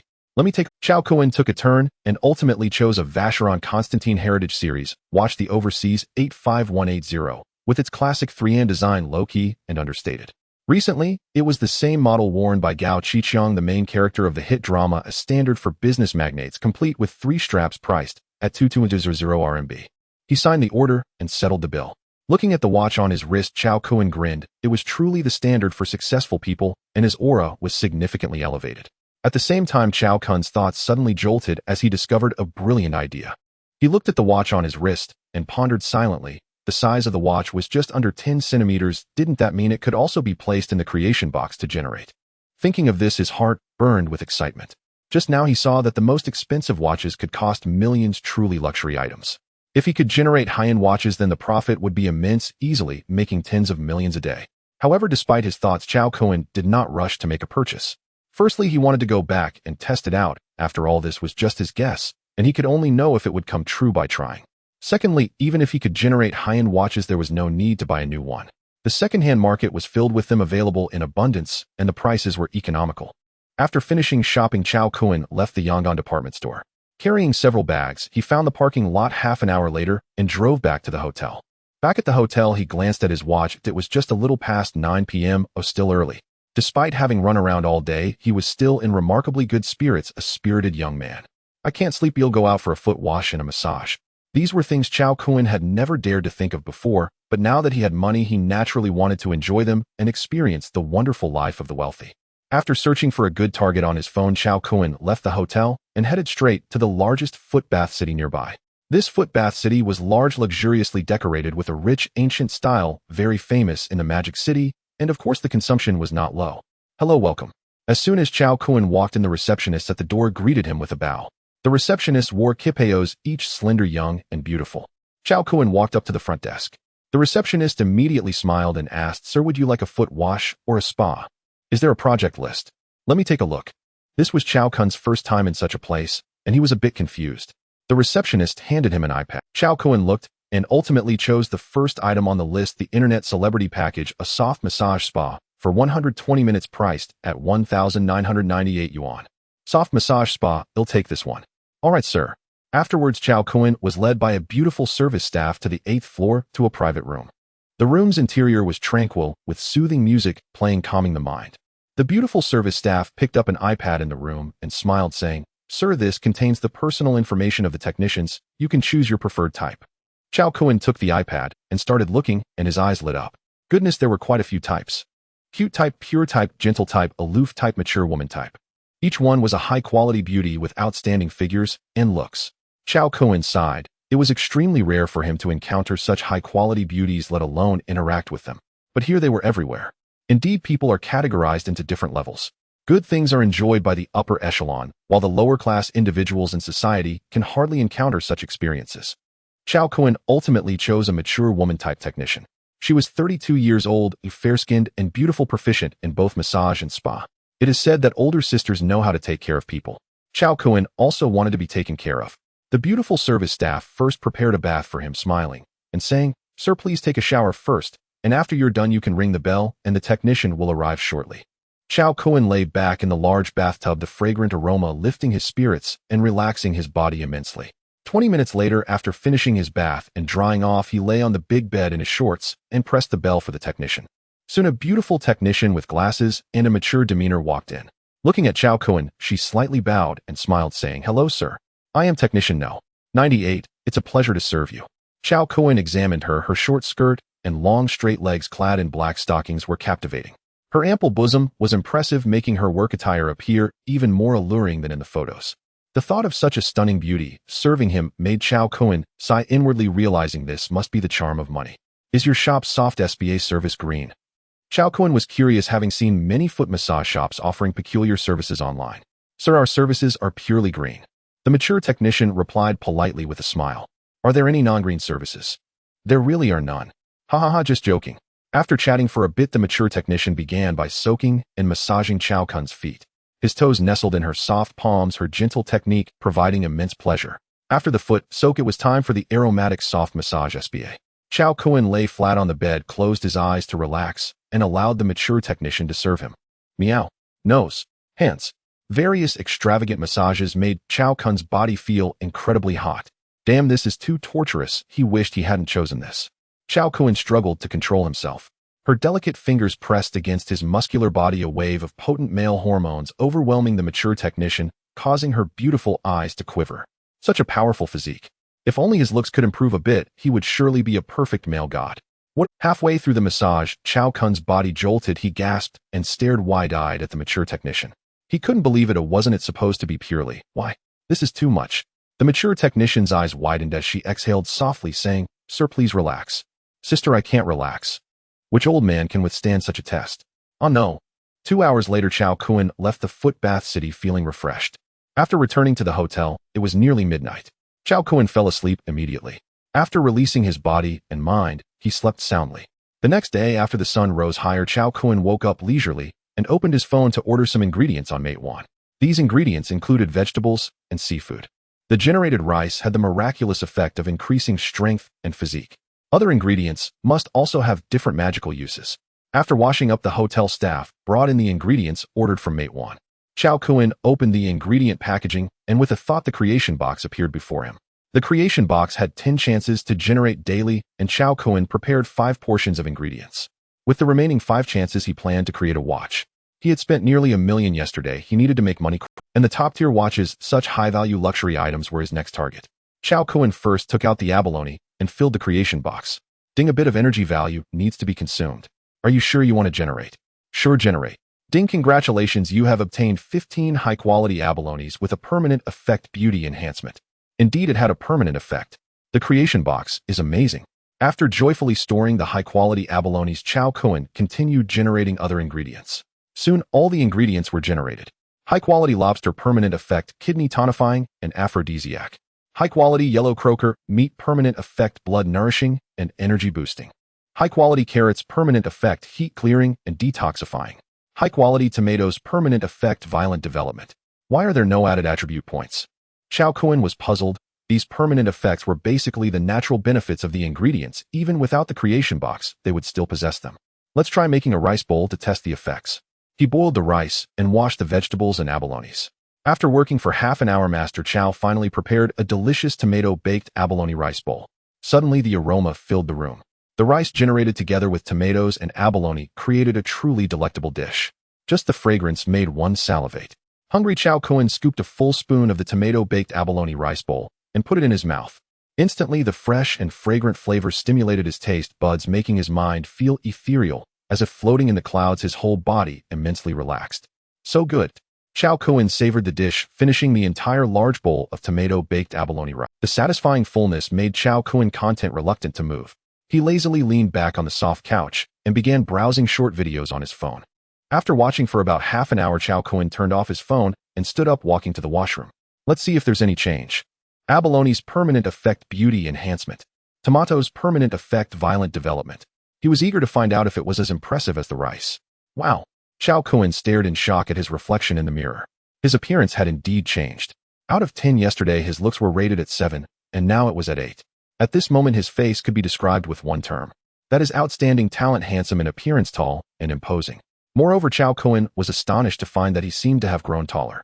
He measured his height with a measuring device, and indeed it went from 179 centimeters to 180 centimeters. A single meal had resulted in a significant change in both appearance and height. The creation box is truly powerful. Back in the living room, it was time to get down to business. Craft a watch. Chao Kuan took out the Vacheron Constantin Traditionnel 85180 he bought yesterday, rolled it up, and placed it into the creation box. Perfectly fitting inside. Ding, a bit of energy value will be consumed. Are you sure you want to generate? Sure. Ding, congratulations, you have obtained a Vacheron Constantin Métier's Dart 9700 C000 RB 755 watch. With the prompt sound, a beautiful watch made of pink gold with sapphire crystal glass appeared glimmering above the creation box. Although Chao Kuan did not understand watches, he could tell from its appearance that it was much better than the one he bought, definitely a high-end item. Chao Kuan picked up his phone to search for information about the watch. Vacheron Constantin Métier's Dart Series Manual Winding Mechanical Movement. The case is made of 18K5 in pink gold inlaid with 113 rubies symbolizing grapefruit, with a total weight of about 184 carats. The highly complex Imperial Crocodile Totem watch is composed of 836 parts, making it one of the most precisely intricate mechanical pieces. The dial displays minute repeaters, time equations, tourbillon, perpetual calendar, power reserve, as well as sunrise and sunset times, with a star map on the back. It's one of the finest watches belonging to a series that money can't buy, with a market price exceeding 40 million yuan in the domestic market. Units tens, hundreds, millions, tens of millions. Oh wow, over 40 million. Chao Kuan was dumbfounded, staring at the price on his phone screen, completely stunned. Chao Kuan was shocked for several minutes before he managed to calm his emotions. He picked up the watch worth nearly 40 million and examined it closely, running his fingers over it several times, clicking his tongue in admiration and exclaiming, the craftsmanship is exquisite and luxurious. There is indeed a reason for its high price. Chao Kuan would not wear this watch just to show off, because it was unnecessary. For him, the 220 he spent on the Zongheng Sihai 85180 was sufficient, simple, elegant, and understated. This Vacheron Constantin Les Cabinotier's 9700 C000 RB 755 watch was simply too ostentatious. Moreover, he always believed that so-called luxury items were merely attacks on intelligence. Watches, regardless of their price, served the same purpose, telling time. Currently, his main task was to make money to acquire a power plant for upgrading the creation box. Selling it for cash was the best course of action. Chao Kuan began searching online for luxury item recycling stores. After 2.5 minutes of searching, he finally found the most reputable shop. Zongheng Sihai Club. It was a top-tier club co-founded by the 4 prominent young masters of Magic City. Its business includes luxury cars, yachts, private jets, high-end clothing, watches, fine wines, cosmetics, bags, antiques, jewelry, and more. The club was immensely powerful, having connections, background, and capital. It's the #1 club in Magic City. Not to mention 40 million, even items worth over 100 million, could be easily handled by the Zongheng Sihai Club. Chao Kuan chose Zongheng Sihai Club not only for its strength, but because it never inquired about the origins of items, it only looked at their quality. As long as an item had value, they would accept it without question. After gathering this information, Chao Kuan carefully wrapped the Vacheron Constantin Les Cabinotier's 9700C and left the hotel, heading straight to the Zongheng Sihai Club. Half an hour later, Chao Kuan arrived at the Zongheng Sihai Club following the GPS directions. After parking, he strode into the club with the watch.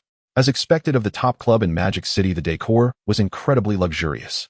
When Chao Kuan reached the entrance, the security guard politely asked, "Sir, may I see your membership card?"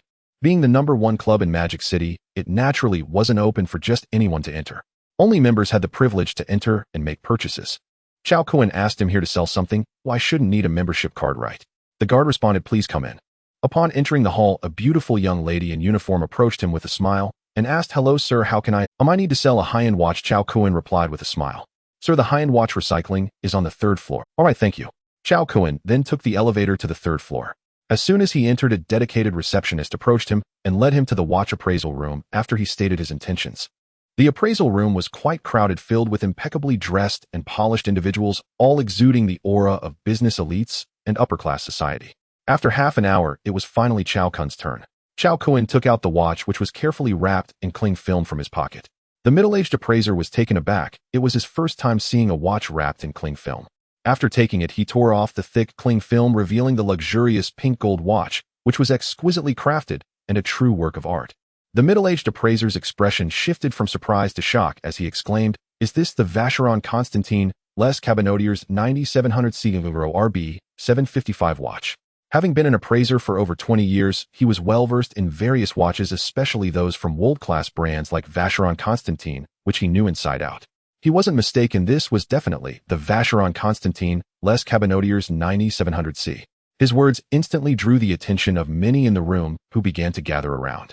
As the second largest watchmaker in the world, Vacheron Constantin's name was certainly extraordinary, especially the Les Cabinotier series, which was truly one of a kind. Wow, it really is the Les Cabinotier's 9700C watch. If I'm not mistaken, this watch seems to be worth over 10 million. To be more precise, the market price is nearly 40 million, classified as a collectible. The grape-colored crystals on either side of the watch were particularly dazzling, causing a stir among the crowd. Among them, some recognized the value of the 9700C00 RB 755 watch. It was a top-tier watch worth millions, extremely rare. Even if one had the money, it would be impossible to purchase.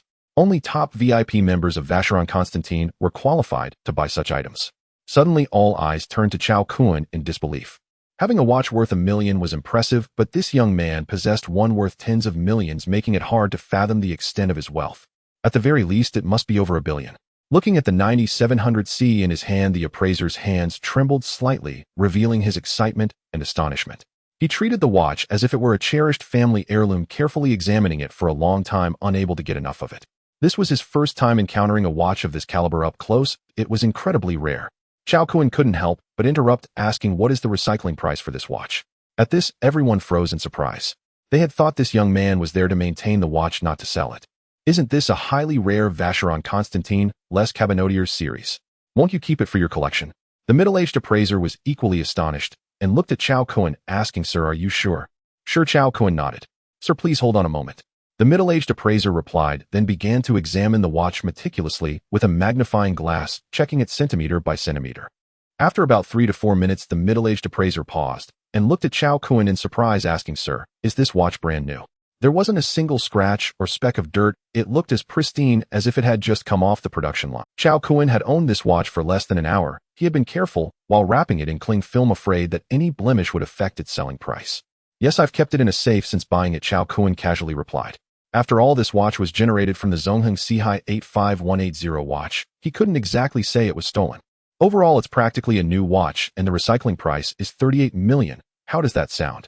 The middle-aged appraiser offered such a high price for 2 reasons. First, the watch had no flaws and could be sold directly without needing maintenance or repairs. Second, the Zongheng Sihai Club had no shortage of buyers. The club's members had a minimum worth of $1 million, with some worth tens or even hundreds of billions. Once the news was out, many people would rush to buy this Vacheron Constantin Les Cabinotier's 9700C watch. The Zongheng Sihai Club could easily make a profit of at least $1 million.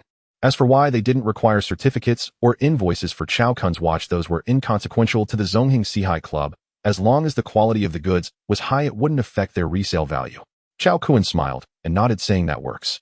He had done his research online before coming, and the price seemed reasonable. Of course, finding someone else might yield a higher sale price. After confirming, the middle-aged watch appraiser made a phone call, and soon a finance officer from Sea Club walked in. Chao Kuan recited his bank card number to the man. The accountant transferred the funds on the spot with remarkable efficiency. The money arrived almost immediately. Staring at the transaction notice on his phone, he saw 3800 credited. Chao Kuan smiled lightly, his expression calm as drifting clouds. The Zhaohua box's wonders had gradually inoculated him against the lure of money. For him now, wealth was within easy reach. There was nothing to get excited about. Yet Chao Kuan's composed nonchalance struck others as extraordinary. Everyone envied him fiercely, thinking that this was the confidence of a top-tier rich heir. Perhaps these tens of millions were but a trifle to him. After the funds arrived, Chao Kuan left Sea Club and first went to the tax bureau. To avoid tax scrutiny, he still had to pay a 20% personal income tax. 7,600,000 disappeared in an instant, and Chao Kuan winced at the loss. After paying the tax, he returned to the hotel. Not working felt liberating. Time to be spent as he pleased. Chao Kuan reclined comfortably on the sofa and downloaded a second-hand watch app to his phone. The app brimmed with watches of every kind, including world-class brands. Second-hand prices range from a few hundred to millions, a complete spectrum. To receive the goods quickly, he chose a local motive vendor. After all, he still had 4 energy slots today. Once the day turned, energy would reset to 10 slots and would not stack. This time, Chao Kuan picked one model from each of the major watch brands except Jiang Dandan. All second-hand pieces priced in the hundreds or thousands. Delivery would arrive within 3 hours. After buying the watches, Chao Kuan settled into happy hours and launched Wangzhe Rongyao. The crisp Timmy chime rang from his phone. The pleasant leisure game was about to begin. It was still before midnight, so he could not enter the peak matches. Chao Kuan queued for a ranked game instead. His rank sat at King with 22 stars. 3 more, and he could ascend to unparalleled King. Match found. Seeing himself placed in slot 1, Chao Kuan felt a bad premonition. He had learned through experience, whenever he landed in slot 1, teammates were either AFK or hopelessly inexperienced, and the chance of winning dropped to 20%. It was maddening. Should he remake the match? Chao Kuan had been burned too many times. He thought it over and decided to stay. It was the first game of the day, and the system would surely award the first win bonus. From slot 1, Chao Kuan decisively picked his signature hero, the mighty Ma Chao. Xiliang's valiant Ma Chao is here. Come decide life and death, he declared. Like many, Chao Kuan's natural gaming talent was middling. He had played Ma Chao over 500 times, and his proudest achievement to date was a city-level emblem. Respectable, if not glorious. Both teams selected their heroes, and after a brief wait, the game began. The familiar system messages welcomed him to Wangzhe Rongyao, warned that the enemy would reach the battlefield in 5 seconds, and urged all forces to advance. Chao Kuan's early maneuvers were fierce, but the scoreboard read 55. 12 minutes later, the game ended in defeat. He donned a mask of pain and sank into deep reflection. Is climbing to unparalleled King really this hard? Who is actually winning this broken game? Chao Kuan swore, loudly cursing that the game was forcing him to cheat. He shut down the game, went downstairs to the nearby computer market, bought a USB drive, and had the vendor copy every hero guide and tactic for Wangzhe Rongyao onto it. Back at the hotel, a thought crossed his mind, and the Zhaohua box manifested. Without hesitation, he inserted the USB into the box. The device chimed. It would consume a small amount of energy and asked for confirmation to generate. He confirmed, and the box chimed again. Congratulations. One Wangzhe Rongyao mastery card had been generated. A card materialized above the Zhaohua box, crystalline and translucent, about the size of a 3-inch photograph.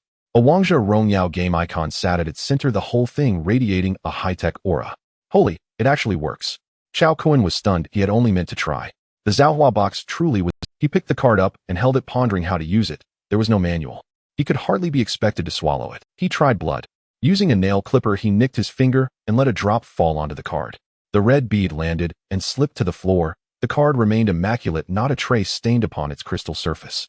Frowning at the futility, Chao Kuan resorted to a harsher method. He squeezed the card in his palm until it collapsed like tofu. It fragmented into countless atoms and merged into his body.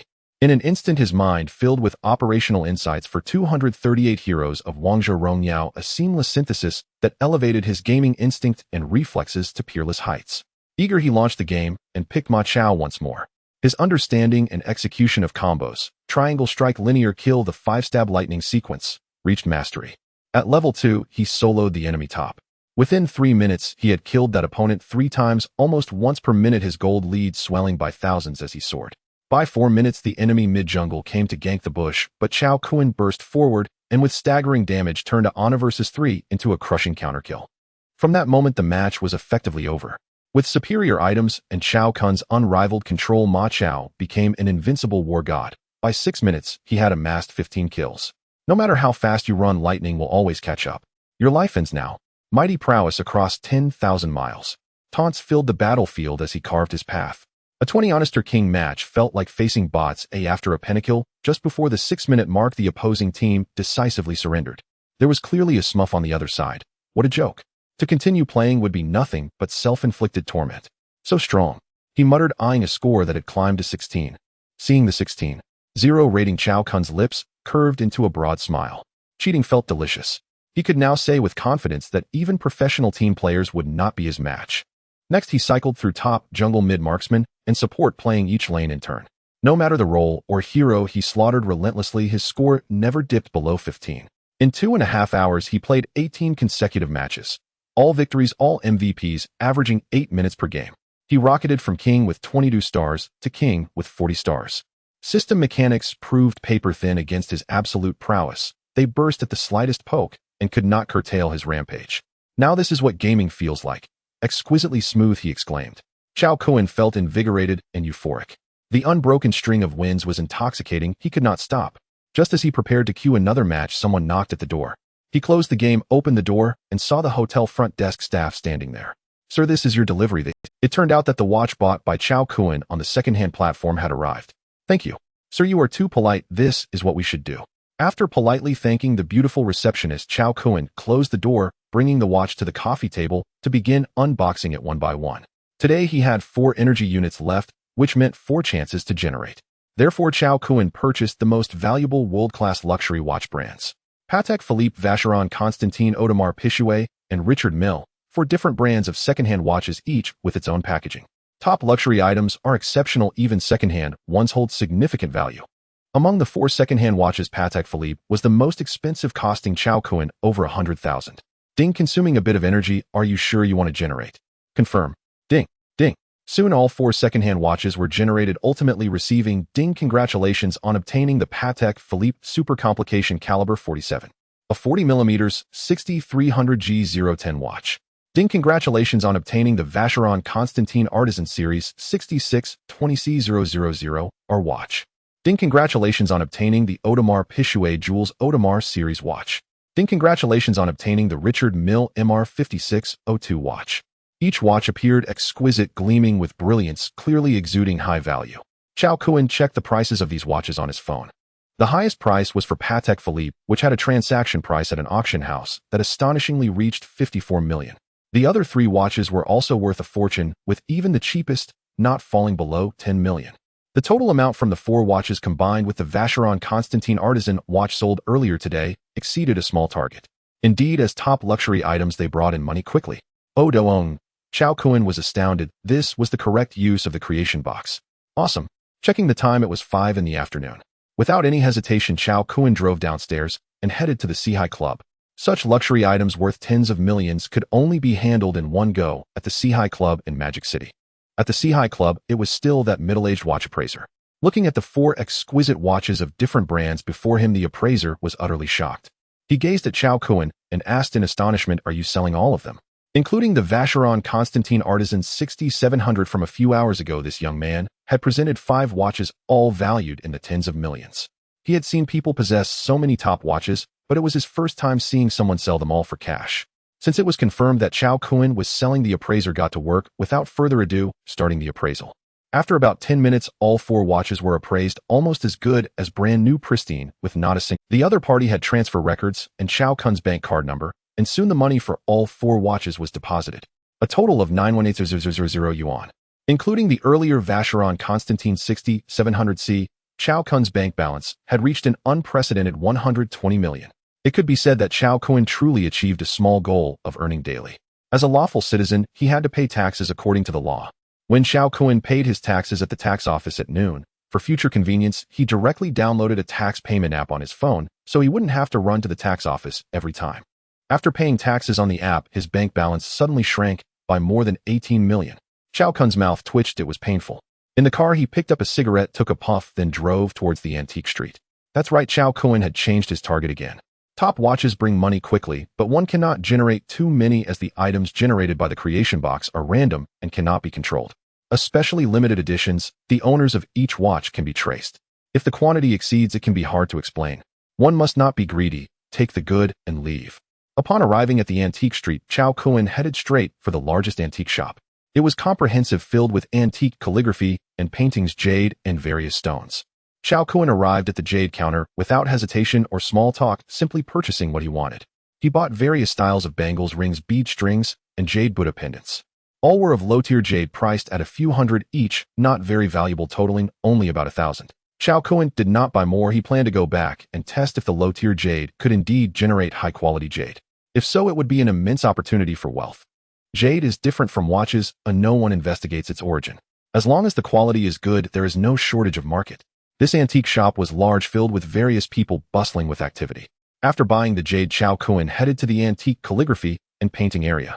They say in chaotic times gold is valuable, in prosperous times antiques are so. Good antiques can be worth a fortune, and it's not an exaggeration. Now he urgently needed a large sum of money to buy a power station, so he wouldn't let go of anything that could make money. After all, he had the creation box, a divine tool that allowed for experiments at will. After wandering around, Chao Kun stopped in front of a shelf displaying fragments of porcelain from various dynasties: Tang, Song, Yuan, Ming, and Qing.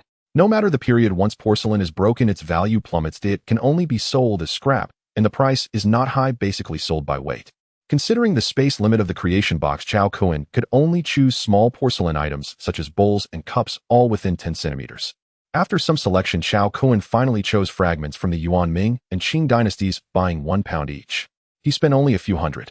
He considered these as experiments. If successful, it would be a win-win. If not, he could just throw them away. After finishing his purchases, Chao Kun did not linger and headed back home. Returning to the hotel, Chao Kun felt a hunger pang in his stomach. He began to cook for himself. As always, he prepared tomato-baked abalone.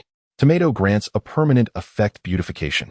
Abalone grants a permanent effect, violent growth. After the meal, Chao Kun's height increased to 181 centimeters, and his looks improved from an 8 to a 9.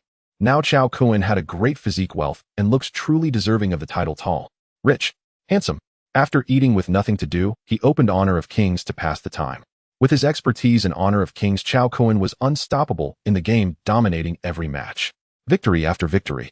This brought Chao Kun the joy of a thrilling gaming experience. The next day, awakening naturally on the soft bed, the first thing Chao Kun did upon getting up was to start generating porcelain and jade. Chao Kun began by generating porcelain. The porcelain he bought were small pieces perfectly fitting into the creation box, stopping only when it was filled to capacity. Ding, consuming a bit of energy. Are you sure you want to generate? Confirm. Ding, congratulations on obtaining a Ming Qinghua 9 autumn jar. With the sound of the notification, a blue and white porcelain jar appeared above the creation box.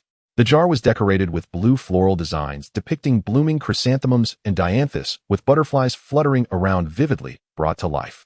Chao Kun was astonished. Last night, while scrolling through Douyin, he had followed several antique and cultural accounts. He had also seen introductions and valuations of blue and white porcelain.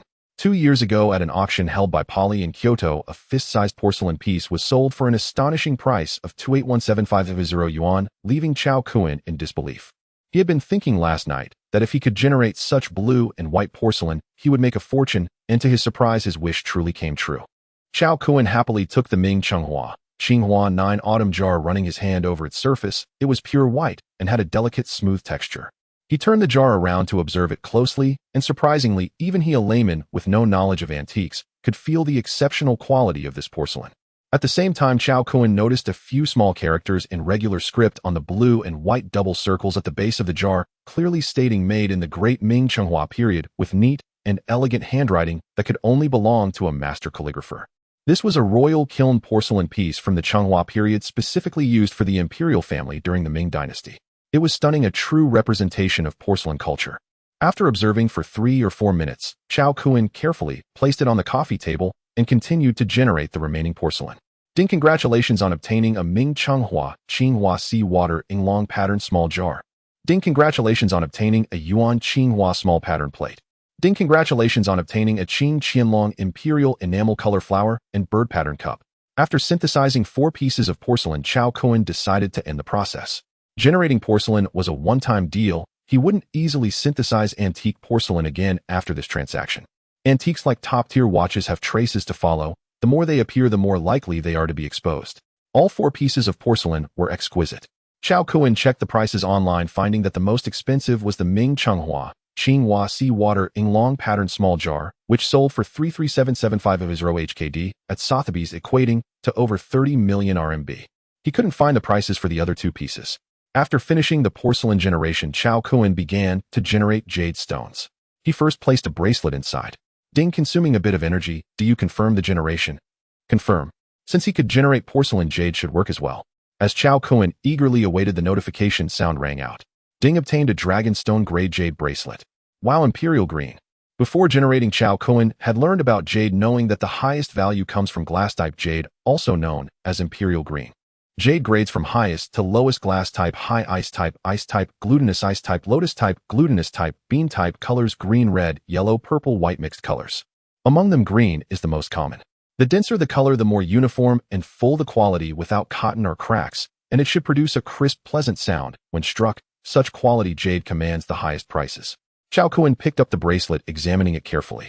It shone like glass, and as his fingers brushed over it, its texture was delicate, pure, and flawless, with an intensely vibrant green that was very bright, subtly flickering with fluorescence. I've struck gold. Chao Kuan was extremely excited. Glass-type jade is exceedingly rare, very seldom seen in the market, and can only be found at certain auctions, making it a precious item with a price yet few buyers. This jade bracelet in his hand was top-notch in both quality and craftsmanship. Subsequently, Chao Kuan continued to synthesize a ring necklace and jade Buddha pendant. Unsurprisingly, after the generation by the creation box, the quality underwent a complete transformation, all being the finest glass types. At the same time, 2 energy slots remained, and a big plan suddenly emerged in Chao Kuan's mind. A plan that could potentially net him billions. After formulating the plan, Chao Kuan started shopping online, first purchasing a suitcase to hold the antique jade. He then ordered a small bag of coal and a bottle of chicken blood. After placing the necessary orders, Chao Kuan began to wash up and prepare a meal. It was still tomato-baked abalone over rice. Not long after finishing his meal, the items Chao Kuan purchased online were delivered right to his door by the same front desk girl. So handsome.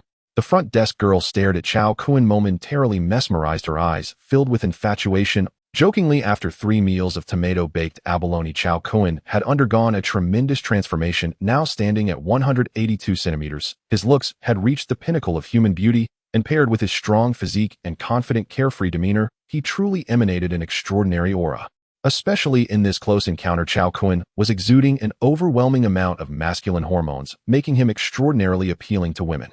It is not an exaggeration to say that as long as Chao Kuan spoke, this beautiful front desk girl would undoubtedly fall at his feet, willingly submitting to his whims. Moi. Watching the front desk girl, whose gaze was nearly glazed over, Chao Kuan felt a sense of pride. As a man, he thoroughly enjoyed the admiration from beautiful women.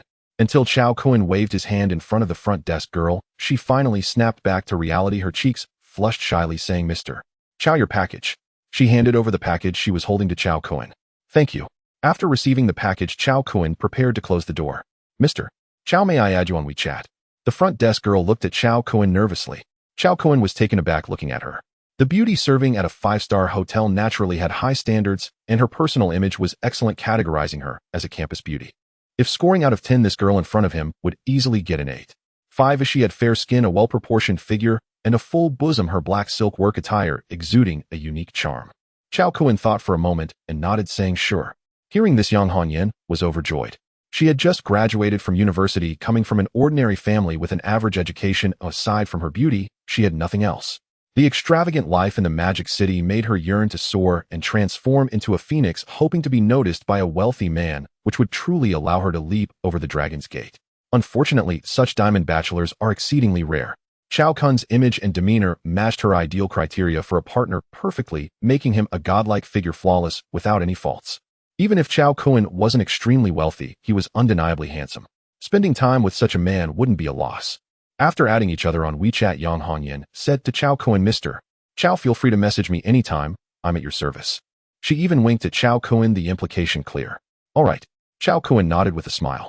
After closing the door and returning to the living room, Chao Kuan focused his thoughts, causing the creation box to appear as he began to use the remaining 2 energy slots. Chao Kuan opened the small bag containing the coal blocks, taking a few and placing them into the creation box. After thinking for a moment, he also added a cup of clear water. The success of the blue and white porcelain and imperial green jade made Chow Cohen deeply realize the miraculous nature of the creation box. It could do anything. So could diamonds be generated? Soon Chow Cohen got his answer. Ding, congratulations on obtaining a 356 5-gram diamond stone. Suddenly, a crystal-clear fist-sized transparent stone floated above the creation box, dazzling brilliantly. Chow Cohen had checked the information and knew that diamonds were a type of extremely hard diamond. I've struck it rich. I've struck it rich. Chow Cohen excitedly picked up the diamond and examined it closely. In 2015, a diamond named Lasidi Rona was mined in South Africa, which is the second largest gemstone diamond ever found, weighing a total of 1109 carats. It was purchased by jewelry tycoon Lawrence for 53 million meters of gold in 2017, causing quite a stir. He opened his phone to find a picture of the Lasidi Rona diamond and compared it with the one in his hand, and it was clear that his diamond completely overshadowed the other in quality. 1 carat 5 carats. This diamond weighed 356 5 grams, which translates to 1827 5 carats. The color and clarity of his diamond were top-notch, entirely transparent, without a single flaw. Even though the current market price of diamonds was not what it used to be, he wasn't worried about finding buyers. Of course, this thing earns money quickly, but not too much. Rarity makes it valuable. Chow Cohen would just make a quick transaction, earning some fast cash. Naturally, the creation box could provide him with higher quality sources of diamonds than jade, and he could consider opening a jewelry store, as it is a highly profitable industry. Putting down the transparent diamond, Chow Cohen continued to generate. This time he also included charcoal and chicken blood. Among the most valuable and rare treasures in diamonds was the red diamond. If the charcoal and chicken blood could produce a red diamond, it would be incredibly impressive. Ding, consuming a bit of energy value. Do you confirm the generation? Confirm. Ding, congratulations on obtaining a 25 9-carat red diamond. As the prompt sound rang out, a pigeon-egg-sized red stone appeared before Chow Cohen's eyes. Radiating an eye-catching red glow, the stone sparkled brilliantly, its vivid red hue resembling flowing blood, as if it possessed a vibrant life force. If the previous colorless diamond was the king, then this red diamond was the glorious king. The red diamond truly lived up to its title as the king of diamonds. It was simply stunning. Throughout the history of diamonds, the largest red diamond ever discovered is named the Musaif red diamond, weighing only 5.11 carats, but valued at an astonishing 7 million meters of gold, regarded as priceless, averaging over 10 million RMB per carat. And this was decades ago. By now its value has likely increased tenfold. After all, the conditions for the formation of red diamonds are extremely stringent, making them exceedingly rare. Even experts in the jewelry industry rarely see a true red diamond. However, from this moment on, the largest red diamond in the world would no longer be the Musaif red diamond, but rather this 25 9-carat red diamond raw stone, which could be considered a rare treasure. Looking at the dazzling red diamond before him, Chow Cohen's breathing quickened and his eyes sparkled. 25 9 carats. What a terrifying value it's worth is unimaginable. Chow Cohen could already envision the intense upheaval this diamond would cause when it revealed itself to the world. This was an unprecedented super-large red diamond. Chow Cohen stared at the red diamond for a full half-hour before calming his excited heart. He looked at the creation box before him, filled with reflections. Such a precious treasure like the red diamond might be worthless in front of the creation box. In that moment, Chow Cohen felt an even greater urgency to upgrade the creation box. He was very eager. Carefully wrapping the blue and white porcelain, imperial green jade, white diamonds, and red diamonds, he placed them into a suitcase. Chow Cohen then set out. This suitcase full of items should be enough to buy a power station. Chow Cohen drove towards the Seahai Club. At this place, the person he interacted with the most was the middle-aged watch appraiser. Seeing that Chow Cohen had returned, the appraiser was startled. This rich young man had come again. Surely he was in dire need of money. The appraiser had a deep impression of Chow Cohen, having sold 6 top-tier watches in just 2 consecutive days, total value exceeding 100 million. A person who could buy so many high-end watches must have considerable assets, starting at least from 2 billion. The middle-aged appraiser stood up, looking at the suitcase that Chow Cohen was carrying. His eyelids twitched, knowing that a big deal was about to happen. The previous times Chow Cohen came were all casual packaging, but this time he was seriously carrying a suitcase, indicating its preciousness. With a smile, he asked Chow Cohen, "Mr. Chow, what treasure are you planning to sell this time?" Chow Cohen smiled faintly and asked, "Is your manager here?" "This suitcase holds treasures worth several hundred million, or even over a billion." The appraiser clearly did not have the qualifications. Only the person in charge of the Seahai Club could handle it. Hearing Chow Cohen's words, the middle-aged appraiser's heart trembled. He was not mistaken. What Chow Cohen brought must be an extraordinarily precious treasure, likely a transaction worth over 100 million. Soon the middle-aged appraiser finished the call with the manager of the Seahai Club. "Sir, please follow me to the VIP room. Our manager is not in the company today, and you will need to wait for 20 minutes." Upon entering the luxurious VIP room, premium red wine and gourmet food were brought out, and two beautiful hostesses with high attractiveness came to attend to Chao Kun. As the #1 club in the Magic City, the quality of the Sea Club's VIP room is self-evident if the guests entertained here have a minimum worth of over $1 billion. "This is too handsome. He is the perfect male god in my heart."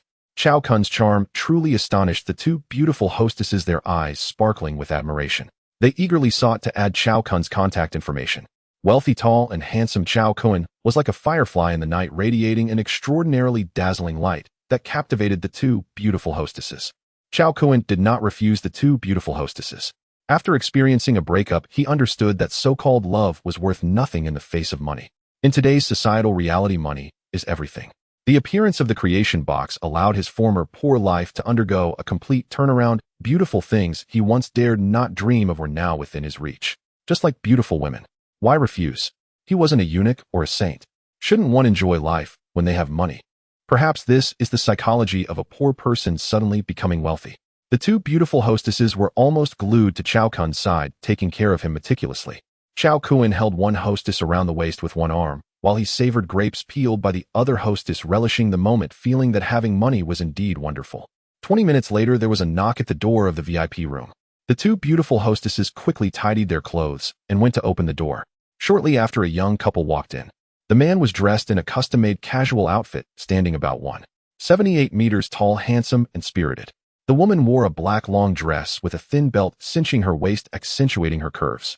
Her features were exquisite, her beauty exceptional, with red lipstick on her lips, giving her a strong aura and femininity. This woman was the most beautiful Chao Kun had seen so far. As the man approached Chao Kun, a flicker of surprise crossed his eyes.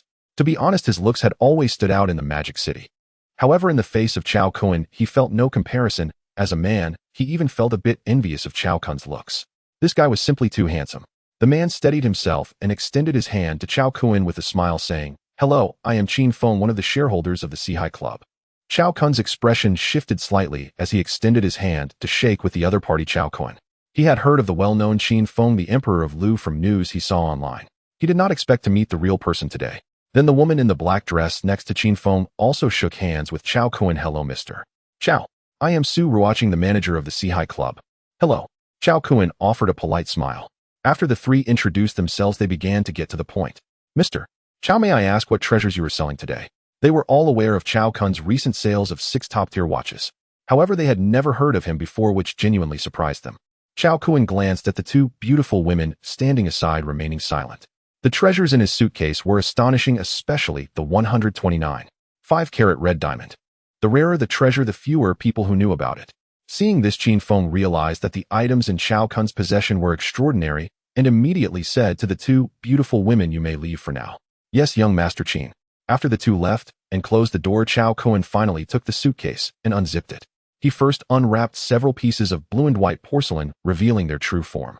Upon seeing the exquisite blue and white porcelain appear before them, both Qin Feng and Su Ruoqing were, as shareholders of the Sea Club, the two had some exposure to antiques and were not unfamiliar with blue and white porcelain of this caliber. Ming Chenghua blue and white 9 autumn jar. Ming Chenghua blue and white sea dragon pattern small jar. Yuan blue and white small plate. Qing Dynasty imperial enamel color flower and bird cylinder cup. These 4 pieces were all collectible grade antiques among blue and white porcelain, and Qin Feng and Su Ruoqing recognized them at once. As people from the Great Siam, many held a deep appreciation for the beauty of blue and white porcelain, which is elegant, classic, and exquisite. The two of them couldn't help but each pick up a piece of blue and white porcelain to admire. Such high-grade blue and white porcelain was rarely seen, even at auction houses. Chao Kun smiled faintly and continued unwrapping. There were an imperial green bracelet, an imperial green ring, an imperial green chain, and an imperial green guanyin statue. The 4 pieces of jadeite, all in pure green, instantly attracted the attention of Qin Feng and Su Ruoqing again. Although they could not discern the authenticity of the blue and white porcelain, they were quite familiar with jadeite. With a glance, they recognized that all 4 pieces of jadeite were genuine imperial green, with a lustrous quality that seemed almost to overflow. Without any cotton or fluff of vibrant green that appeared to drip clear and pure, the quality surpassed any imperial green jadeite they had ever seen, reaching the extremely rare dragonstone variety. Its value was above that of ordinary glass-grade jadeite, and after over a decade of mining in various jadeite pits in Myanmar, it was difficult to find even one piece, making it a rare object with a price, but no market. Qin Feng and Su Ruoqing looked at Chao Kuan in shock. Various top-tier watches, 4 pieces of blue and white porcelain, and now these 4 pieces of dragonstone jadeite. Not to mention, there were still 2 unopened packages. It was easy to imagine that since Chao Kuan saved these for last, they must be the main attraction. What kind of identity does this guy have? Does he have a collection at home? Looking at the final packages containing the white and red diamonds, Chao Kuan's fingers suddenly paused as he contemplated whether to take them out. Previously, he was eager to raise money, and in a moment of excitement, decided to sell them to upgrade his transformation box. But now Chao Kuan inexplicably calmed down. Such rare treasures as red diamonds, especially of this size, could he truly protect them with his current abilities? Though he appeared to possess strength far beyond that of an ordinary person, what if the other party used firearms? What could he use to resist? As the saying goes, a common man is innocent, but possessing a treasure is a crime. One must never underestimate this world. Beneath the seemingly orderly facade lies unpredictable great dangers. In the face of sufficient profit, legal rules are rendered meaningless. This is no exaggeration. His beautiful life had just begun, and he did not wish to meet an early demise. After careful consideration of the pros and cons, Chao Kuan decided not to take them out for now. He would wait until he was strong enough to resist all dangers before revealing them. For now, developing in a low-profile manner was the way to go. Seeing Chao Kuan pause, Qin Feng and Su Ruoqing curiously asked, "Mr. Chao, what's wrong?" Chao Kuan smiled faintly and casually replied, "It's nothing new. I plan to keep these 2 items in my collection." With that, Chao Kuan closed and locked the suitcase. From Chao Kuan's change in expression, Qin Feng and Su Ruoqing could tell that the remaining 2 packages were very precious, and it seemed Chao Kuan was reluctant to part with them. Since Chao Kuan was unwilling to take them out, the 2 naturally could not continue to inquire. Looking at the 4 pieces of blue and white porcelain and the 4 pieces of dragonstone jadeite on the table, Qin Feng turned to Chao Kuan and asked, "Are you planning to sell all of these?" "Yes." Chao Kuan nodded. "Mr. Chao, we need to authenticate them first," Su Ruoqing said with a smile. "Of course." Su Ruoqing made 2 phone calls, and soon 2 appraisers entered. One appraised the blue and white porcelain, while the other assessed the jadeite. They quickly received results. All of them were genuine. Chao Kuan smiled faintly and joked that items generated by the transformation box could not be fake. After discussing with the appraisers, Su Ruoqing looked at Chao Kuan and said, "Mr. Chao, we have 2 options now. The first is for our Sea Club to acquire them at market price. The 4 pieces of blue and white porcelain are offered at a total price of 75 million. The 4 pieces of dragonstone jadeite are offered at a total price of 550 million. Chao Kuan asked curiously, "What about the second option?" "The second option is to entrust us at the Sea Club for auction." Without a moment's thought, Chao Kuan replied, "Then let's go with the second option." Chao Kuan was aware of the Sea Club and knew they also held auctions, being the 2nd largest auction house in Modu. He chose the auction option because the market price offered by Qin Feng was indeed a bit low. He had checked the auction prices for imperial green jadeite online. An imperial green bracelet of glass quality had the highest transaction price, exceeding 200 million. In comparison, the jadeite pieces he possessed were all of higher quality, thus their prices would naturally be higher. Such rare jadeite would surely not be missed by wealthy individuals, and the auction price would inevitably far exceed the current 550 million. When does the auction start? Although he knew auctions had fixed times, if it was too far out, Chao Kuan would have to look. There are many capable auction houses in Modu, and he didn't have to stick with the Sea Club. Su Ruoqing thought for a moment and smiled. This Friday, the commission for items over 100 million is at 12 o'clock. The auction time for the Sea Club was typically set for 45 days later, which would be around the National Day. However, since Chao Kuan's 4 pieces of blue and white porcelain and jadeite were rare treasures, they could hold an auction by adding in some more items. Chao Kuan frowned slightly. "A 12% commission. Does that mean you take 12 of the total auction amount?" If so, that seemed a bit excessive. Su Ruoqing was about to say yes when Qin Feng shot her a glance, and she wisely stopped speaking. Qin Feng smiled slightly and said to Chao Kuan, "Mr. Chao, that is someone else's commission, and for your auction item, I only require an 8 cut. However, I have a small request. If you have any items for auction in the future, please prioritize our Sea Club. What do you think?" "Sure," Chao Kuan replied with a smile. This condition was nothing for him. After all, the other party's sincerity was quite evident, and a reduction of 4 percentage points in commission made him very satisfied.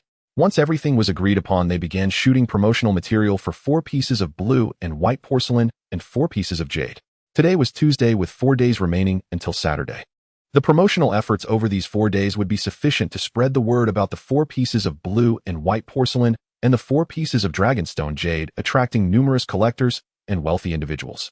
After finishing the promotional material, it was already 5 in the afternoon, and Qin Feng personally arranged a diamond membership card for Chao Kuan at the Sea Club. The membership levels at Sea Club are categorized from low to high as follows: bronze, silver, gold, platinum, diamond, and supreme. There are not many who hold a diamond membership card within the entire Sea Club. One must have a minimum net worth of 5 billion. This reflects the level of importance Qin Feng placed on Chao Kuan. Subsequently, Qin Feng invited Chao Kuan for afternoon tea. As one of the 4 young masters of Magic City, Qin Feng's family background was extraordinary. Only those with a minimum worth of 10 billion could enter his circle, and even that was considered a marginal role. As for being invited to dinner by Qin Feng, such occurrences were rare. Besides, wealth, status, and identity were crucial. Chao Kuan seemed somewhat extraordinary in Qin Feng's eyes, exuding an air of mystery. Good-looking, well-built, and wealthy. As for strength, various luxury watches and blue and white porcelain worth upwards of 100 million were impressive, but not uncommon in his circle. What shocked Qin Feng the most were the few pieces of dragonstone jade. Such items are simply unobtainable even with money. Primarily due to their rarity, those knowledgeable about them are usually aware of ancient artifacts either housed in museums or collected by powerful individuals. They are treasures, and ordinary people would find it impossible even to catch a glimpse. In contrast, Chao Kuan casually brought them out to exchange for money, and he presented 4 pieces at once. Moreover, he appeared remarkably nonchalant, as if dragonstone jade were nothing significant in his eyes, which spoke volumes about Chao Kuan's substantial background. Furthermore, Qin Feng could faintly sense a pressure emanating from Chao Kuan, making him realize that Chao Kuan was no ordinary character. Such individuals would surely achieve greatness in the future, making it worthwhile to cultivate a relationship. Chao Kuan did not refuse Qin Feng's invitation. He was alone and vulnerable in Magic City, and establishing a connection with the Emperor of Luzhou, Qin Feng, would help him develop his network, making future dealings easier. Soon after, Qin Feng took Chao Kuan to a private restaurant that was elegantly and luxuriously decorated. This was a property of the Qin family renowned in Magic City. The chefs and cuisine were among the best in the world. To dine here, one must make a reservation at least a month in advance. The minimum consumption starts at 100,000, a place that ordinary people can only dream of. In Qin Feng's private room, the two took their seats, while Su Ruoqing acted as the waitress, serving them the finest Westlake Longjing tea. The tea leaves unfurled upon contact with water, gradually releasing a subtle fragrance. Qin Feng picked up the menu and handed it to Chao Kuan, smiling politely. As he said, "Brother Chao, here's the menu. Please feel free to order." Although it was Chao Kuan's first time in such a high-end restaurant, he appeared unperturbed and composed. His confidence stemmed from the fortune box. Chao Kuan smiled and said, "Brother Qin, just order what you think is best." Naturally, the kitchen would not dare to be negligent when serving a distinguished guest. Gold caviar sake jelly with half an abalone crystal, king crab salt grilled premium wagyu steak, crocodile tail soup, abalone sauce, braised fish maw, wild yellow croaker, and steamed wild conch. There were more than a dozen top-tier dishes, each costing several tens of thousands. The ingredients were top-notch, and the flavors were exquisite, sparking Chao Kuan's appetite, and he enjoyed the meal immensely. During the meal, the two conversed joyfully, and Qin Feng inquired about Chao Kuan's background. In response, Chao Kuan felt no need to hide anything. With Qin Feng's status, he could easily find out his exact details. Of course, he did not mention the fortune box. Upon hearing that Chao Kuan was from a small town in Ludong, Qin Feng naturally found it hard to believe, but he did not press further. After all, they had just met and were not very familiar. An hour later, the meal concluded, and Qin Feng added Chao Kuan on WeChat before bidding farewell. Watching the red flag car gradually fade away, Qin Feng's expression turned contemplative. From their conversation during the meal, he observed that Chao Kuan's demeanor did not reflect that of a scion from a prominent family. Instead, he resembled a sudden wealthy upstart with no distinction. He felt puzzled. Could it be that Chao Kuan was indeed telling the truth, coming from an ordinary family in a small town in Ludong? But how does one explain the luxury watches, blue and white porcelain and dragonstone jade? Were they stolen? That was even more absurd. If such treasures were lost, the news would have spread far and wide, and it would never be this quiet. Seeing Qin Feng staring blankly at the spot where Chao Kuan had left, Su Ruoqing spoke up. "Young Master Qin, should I arrange for someone to investigate Chao Kuan's background right away?" "No need." Qin Feng waved his hand and replied, "Let's not rush." Regardless of Chao Kuan's background, investigating it rashly would surely displease him. When the time is right, the truth will naturally come to light. After returning to the hotel, Chao Kuan checked the time and realized it was still early. Feeling bored, he decided to call home. It had been over a month since he last contacted his family. Here it is crucial to mention Chao Kuan's family situation. Chao Kuan's biological parents were not the Chao couple. He was found by the Chao couple while they were at the hospital for fertility treatment, discovered next to a garbage bin. Thus one could say that Chao Kuan was a child that had been picked up. After failing to find Chao Kun's biological parents, the Chao couple adopted him. Due to their fertility issues, they had no children, so they treated Chao Kun as their own son. Perhaps due to the kind-heartedness of the Chao couple, heaven bestowed blessings upon them, as they became pregnant with a pair of twins when Chao Kun was 5 years old. Even so, the Chao couple treated Chao Kun with the same affection as their biological son, without any distinction. They supported him through school, all the way to university. Unfortunately, Chao Kun did not meet their expectations by failing to get into a prestigious university. He felt quite guilty, and thus rarely returned home, contacting them only occasionally by phone. In contrast, the twin sisters not only looked good, but also excelled academically. This year, both sisters scored over 700 points in the college entrance examination and were accepted into Daxia's prestigious university, Kyoto University. At that moment, Chao Kun was filled with mixed feelings. Compared to his two exceptionally gifted sisters, he, as the older brother, could only be considered mediocre. But heaven does not close a door without opening a window. The fortune box appeared, and Chao Kun had turned his life around. He soared straight up. I am no longer a mediocre person. I am the son of fortune. Before making the video call, Chao Kun transferred 1 million to his adoptive parents using his mobile banking app. Under normal circumstances, with over 100 million in his bank account, it would not be excessive to show complete filial piety to his adoptive parents. However, doing so would surely startle them. He was well aware that they were accustomed to a simple and frugal lifestyle, and such a large sum might not be well received. Chao Kun planned to show his gratitude to them gradually. With the miraculous fortune box, anything is possible. He could boast that even allowing his adoptive parents to reclaim their youth and extend their lives would not be out of the question. After that, Chao Kun also transferred a large red envelope of 100 each to his two sisters via WeChat. Unfortunately, the WeChat red envelope limit is only 200,000. Just after he completed the transfers, a video call came through. Chao Kun answered the video call, and a fair-skinned, delicate girl appeared on the phone screen wearing a work uniform. Her name is Chao Zixin, and she is his twin sister.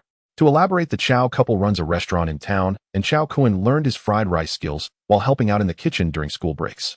After the college entrance examination, the twin sisters helped their parents at the restaurant. At that moment, Chao Zixin widened her beautiful apricot-shaped eyes and exclaimed, "Brother, did you win the lottery?" Chao Zixin was well aware of her brother's situation. He worked in a factory in Magic City, earning only 50 yuan a month. Having worked for less than a year, it was impossible for him to save up 100 yuan without spending a dime. Yet her brother directly transferred her a red envelope of 100 yuan, which left Chao Zixin utterly astonished.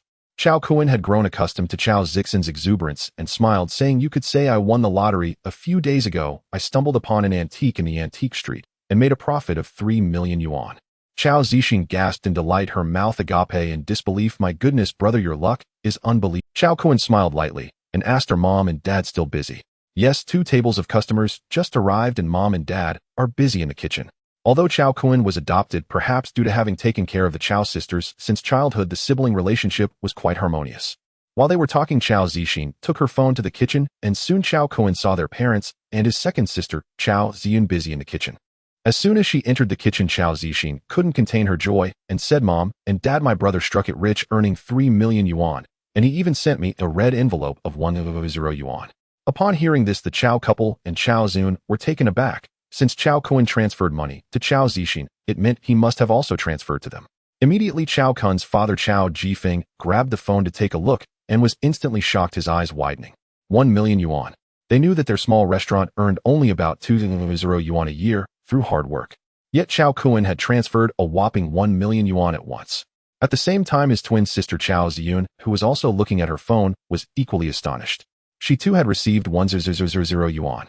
Chao Jifeng looked at Chao Kun on Chao Zixin's phone screen, his expression serious, as he asked, "Kunzi, what on earth is going on?" As a father, he knew his son's background well. How could a son who graduated from an ordinary second-tier university earn so much money in less than a year? Suddenly, he felt a weight in his heart, his face filled with worry. He was afraid that his son had taken a wrong path and engaged in illegal activities. After all, fast money methods are all written in the criminal law. Seeing the worried expression on Chao Jifeng's face, Chao Kun knew what he was thinking and immediately smiled as he explained again. Upon hearing that Chao Kun had found a super antique worth 3 million yuan in the antique street, Chao Jifeng's tense heart relaxed, and he exclaimed that Chao Kun's luck was incredible. At that moment, Chao Ziyun stepped forward, looking at the handsome face on the screen, and was astonished to find that her brother seemed to have become more handsome. Did he use a beauty filter? Regaining her composure, Chao Ziyun smiled gently and greeted Chao Kun, "Thank you, brother." Chao Ziyun and Chao Zixin looked almost identical, as if they were cut from the same mold. Though they looked alike, their personalities were distinct. Elder sister Chao Ziyun was gentle and charming, intelligent and graceful. Younger sister Chao Zixin was lively and cute, full of spirit. Chao Kuan smiled and said, Ziyun, feel free to spend on what you like. I'll give you more once you run out. After that, Chao Kuan chatted with his family for an entire hour before ending the call, and it was already past 9 p.m. A week ago, Chao Kuan, living at the bottom of the social ladder, was busy struggling for a living with never-ending work. But now that he had become wealthy, he found himself in a situation of having nothing to do. With nothing to occupy his time, Chao Kuan relaxed on the sofa scrolling through Douyin videos. As soon as he opened the app, a trending topic caught his attention. Magic City has revealed the King of Jade Dragonstone-type jade, with a total value starting at 500 million yuan, to be auctioned at the Sihai Club in 3 days. Chao Kuan clicked to watch. It was an advertisement video for antiques, and he was very familiar with the visuals as they showcased the blue and white porcelain and dragonstone-type jade that he had entrusted for auction at the Sihai Club today. It turned out that the Sihai Club was promoting the blue and white porcelain and dragonstone-type jade. In fact, not only on Douyin, but also on Weibo, Tushio, and various major news platforms, the blue and white porcelain and dragonstone-type jade were trending. This was a great opportunity for the Sihai Club to promote themselves, and Qin Feng would naturally not miss it. Only by attracting more wealthy individuals could they fetch higher prices at the auction and simultaneously spread the reputation of the Sihai Club, potentially becoming the top auction house in Magic City. The main reason for Qin Feng's extravagant promotion was the dragonstone-type jade. Although blue and white porcelain is precious, it is not particularly rare unless it's a national treasure. In contrast, the dragonstone-type jade is known as the king of jade, growing within caves, rarely seeing sunlight, and experiencing harsh conditions, which gives it the miraculous characteristic of warmth in winter and coolness in summer. Hence, it is also referred to as the divine dragon type, signifying its rarity. Since the end of the last century, divine dragon type jade has become nearly extinct, showcasing its rarity and preciousness that surpasses glass type jade. Indeed, once this promotional video was released, it immediately stirred many wealthy individuals and collectors in Daxia. Moreover, by the next morning, news of the auction for the 4 pieces of dragonstone type jade spread abroad. Wealthy collectors from East Asian countries like Pickled Vegetable Country, Little Japan, and New Japa all called the Sihai Club, expressing their intention to participate in the auction 3 days later. The next day after breakfast, Chao Kuan drove away from the hotel and casually found a jewelry store to purchase a few pieces of bean-type jade. After this auction, if the total amount reaches 800 million yuan, Chao Kuan plans to directly acquire a power station. Conversely, if the amount is insufficient, he intends to open a jewelry store first. The key to opening a jewelry store is the sourcing of goods, which is simple for Chao Kuan. Just a few low-quality jade pieces placed in the creation box will transform into top-quality imperial green, making it a highly profitable venture. The creation box has 10 generating opportunities every day, and Chao Kuan certainly would not waste such a valuable chance. Besides generating imperial green jade today, he also had a bold and novel idea to try out. After buying jade, Chao Kuan drove straight to a large flower and bird market nearby. From rice computer CPUs, watches, to blue and white porcelain and jade diamonds, Chao Kuan had succeeded in obtaining all. However, all these were lifeless objects. Last night, Chao Kuan had a bold thought. He wondered if putting living creatures in the creation box would generate even more miraculous varieties. Due to the 10-centimeter volume limitation of the creation box, Chao Kuan could only look for small animals. After parking, he found a shop named Ant House. The shop owner is a man in his 50s who asked as soon as he saw Chao Kuan walk in, "Young man, what kind of ants?" "Let me take a look first," Chao Kuan replied. The shop had a wide variety of ants: little yellow house ants, bighead ants, termites, black ants, stink ants, bullet ants, army ants, red fire ants, and hundreds of others. After looking around, Chao Kuan ultimately chose the army ants. They are large, have strong biting power, lay a massive number of eggs, and most importantly, they exhibit excellent teamwork, which perfectly meets Chao Kuan's requirements. Of course, they are not the African army ants, which are not allowed to be kept domestically, but rather the Eastern army ants, also known as Eastern leafcutter ants. Their characteristics are similar to those of the African army ants. Chao Kuan looked at the shop owner and asked, "How much for the army ants?" The shop owner's eyes lit up. Among the hundreds of ant species he had, the army ants were among the most expensive. They start at 10 pieces. "How many do you want?" Chao Kuan thought for a moment. The largest worker ant of the army ants measures 7 millimeters, and a 1,000 cubic centimeter creation box should be able to hold around 500 of them. After calculating the quantity, Chao Kuan said, "1 queen ant and 500 worker ants." The owner's eyes brightened even more, and with a broad smile he replied, "The queen is 3,000 yuan, and the worker ants are 100 yuan each, totaling 53,000 yuan. Will you pay in cash or via WeChat Pay?" Is this thing really so expensive? Chao Kun was taken aback by the price, but without hesitation, he transferred the money. He believed the creation box would bring him great surprises and that this money would surely be worth it. 53,000 yuan was considered a big order for the shop owner, making a hefty profit of 30,000 yuan. Therefore, he generously gifted Chao Kun a beautifully crafted ant breeding box. After purchasing the ants, Chao Kun returned to his car and eagerly summoned the creation box. He then poured all the army ants from the breeding box into the creation box and confirmed the generation. Ding, consuming a bit of energy. Are you sure you want to generate? Confirm generation. Ding, congratulations on obtaining a mutated Eastern Army ant queen and 109 worker ants. A talent ability orb appeared. As the notification sound rang out, a swarm of ants materialized above the creation box huddled together, and there was also a small orb glowing faintly with white light about the size of a fingernail. Chao Kun was momentarily stunned, then widened his eyes in disbelief. What the heck? Did I just get a talent skill? He only wanted to simply generate an ant, but unexpectedly the creation box gave him a huge surprise. Ecstatic, Chao Kun immediately grabbed the white orb, and information about this orb instantly appeared in his mind. It turned out that this talent ability came from the army ants, and using it could instantly increase his strength tenfold. In an instant, Chao Kun's mind was shaken. Ants are known as the heavyweights in the insect world, able to lift objects exceeding their own weight by 400 times. Now the talent ability that was unlocked only provided a mere tenfold boost, which must be limited by the low level of the creation box. However, even so, this tenfold strength enhancement would allow Chao Kun to become a small Superman. Having consumed rice, his physical strength had already reached the human limit. Though he had never tested it, his punch would undoubtedly be no weaker than that of a heavyweight boxing champion. Even if we consider a punch to weigh 200 kilograms, a tenfold enhancement would mean 2,000 kilograms, which is 2 tons. The thought is indeed terrifying. Some small cars don't even weigh 2 tons, and Chao Kun's 2,000 kilogram punch would be enough to send them flying. One can imagine how terrifying this talent ability of tenfold strength could be. Chao Kun immediately crushed the white orb, which instantly transformed into countless atomic particles that rapidly integrated into his body. Chao Kun felt a surge of electricity sweep through his body, spreading to his limbs and bones, a tingling and warm sensation. Oh, that feels so good.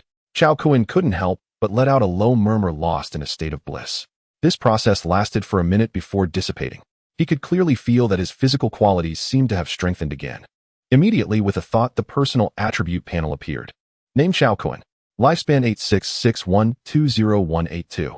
Strength 28. Human average is 10. The same applies below. Speed 6. Physique 28. Spirit 8. Special ability: tenfold strength. Indeed, it was not an illusion. Both strength and physique had increased by 3 points, which should be due to the tenfold talent ability modifying his body. The sudden surge in strength made Chao Kun feel exhilarated. No man would not desire powerful strength. Only the strong have the right to set the rules. Now his shortcoming lay in speed. Chao Kun's eyes sparkled with fervor. Not only speed, but resilience and defense could also be improved. At that time, he would no longer need to be timid and could dominate the city. This talent ability from the army ants enlightened Chao Kun. The capabilities of the creation box were far beyond what he understood. The future is promising. After calming down, Chao Kun turned his attention to the army ants. Although their numbers had decreased, as long as they were useful, that was enough. He carefully observed these ants and noticed that their bodies had doubled in size, their skeletal structures glowing with a chestnut brown luster, rich in texture. Among them, the queen ant was even more exaggerated, measuring about 18 centimeters in length, making her particularly prominent among the worker ants. While Chao Kun was fixated on observing the queen ant, a sudden light screen appeared before him. Upon closer inspection, it was detailed information about this queen ant. Species name: Eastern Leafcutter Army Ant Super Queen. Size 18 centimeters. Lifespan 136,500 days. Strength 15. Speed 12. Spirit 5. Status: hungry. Talent: super reproductive ability, produces 500 eggs each cycle with a period of 20 days, including egg, larva, pupa, and adult stages. Loyalty 100. After reading the information about the mutated queen ant, Chao Kun was astonished. Goodness, her lifespan exceeds even his own, lasting a full 100 years. Chao Kun trembled with envy and jealousy. No wonder she's called a mutated ant. Her reproductive ability not only doubled, but her egg-laying cycle was also significantly shortened by half. Moreover, her strength and speed also surpassed the human average. Such explosive stats would surely drive biologists crazy if they knew. Master hungry. Suddenly, a faint voice echoed in Chao Kun's mind. Chao Kun was startled and scanned the car's interior, finally landing his gaze on the mutated army ant queen. Shocked as he asked, "Are you the one speaking?" "Yes, master," the voice echoed again. Chao Kun widened his eyes in shock. Could it be that this mutated queen ant possesses intelligence and can convey thoughts? This is indeed the case. All items generated by the creation box are essentially re-engineered, whether they are inanimate or living. This is also why the creation box is named as such.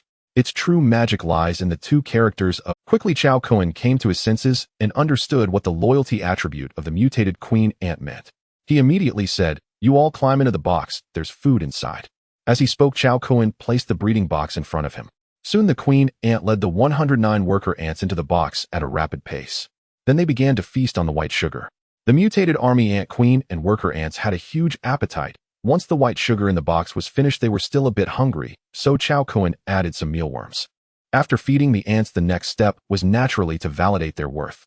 Chao Kun first went to a gold shop to buy a few grams of gold, and then drove out of the city toward the suburbs. An hour later, Chao Kun stopped in a small wasteland on the outskirts of Modu. It was sparsely populated, just right to practice the abilities of the army ants. Chao Kun got out of the car holding a box, then opened the lid and placed it on the ground. He took out a few grams of gold purchased from a jewelry store and placed it in front of the ant swarm, giving the command, "Break it apart." Not only did the mutated ant queen have an information panel, but the other worker ants generated by the creation box also had one displaying a loyalty level of 100% to Chao Kun.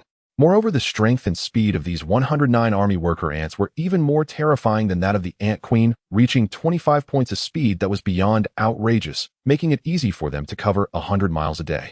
Crunch, crunch. As a series of piercing metal-cutting sounds echoed, several gold nuggets were bitten into tiny golden particles by the army worker ants, as if they were biting into a watermelon.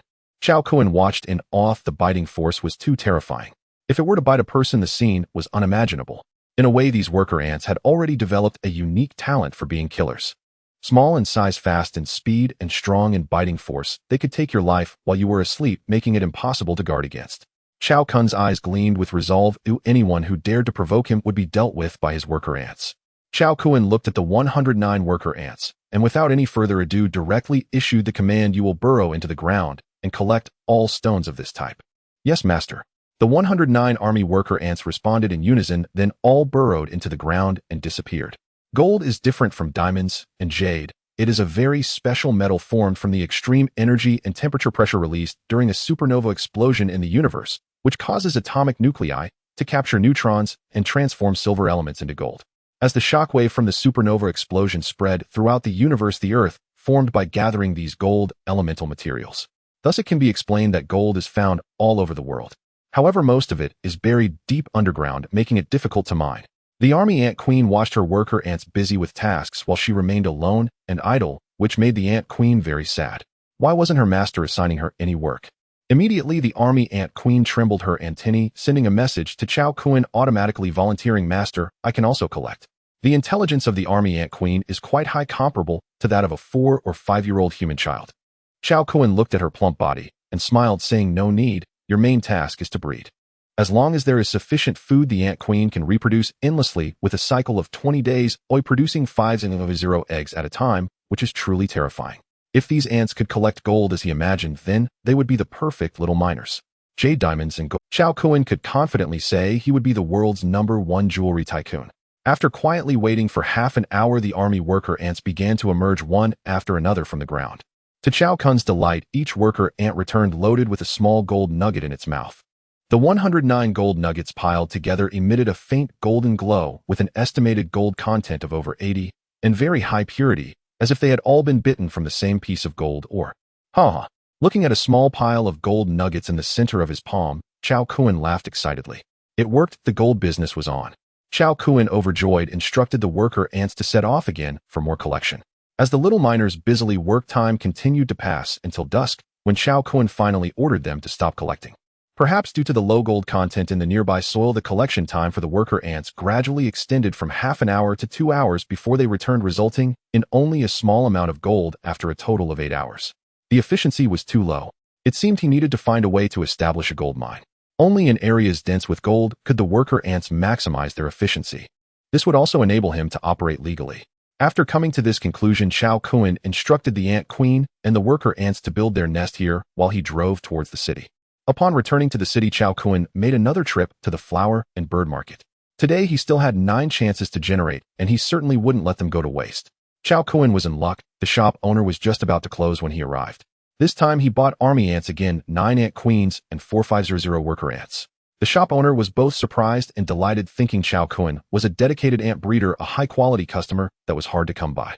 The shop owner generously offered Chow Kun a 10 discount, totaling 49,300 yuan. After purchasing the ants, Chow Kun drove back to the outskirts and began the generation process. During the 9 generation attempts, no talent abilities appeared. Evidently, the ant species could only exhibit a talent ability once. After the generation was completed, the number of ant queens reached 10, and the worker ants totaled 1210. Then Chow Kun instructed the army ants to establish a camp to return for them the next day. The creation box had no storage function, and since he couldn't bring ants into the hotel, he could only let them settle here temporarily. After everything was arranged, Chow Kun drove towards the city. Entering the city feeling hungry, Chow Kun first went to a restaurant to fill his stomach before returning to the hotel. After playing a game for a while, he went to sleep. The next morning after breakfast, Chow Kun drove to Modus' largest real estate sales company, Yulong Real Estate. Indeed, Chow Kun's task today was to purchase a house. Now with a small target lying in his bank account, he could consider buying a property.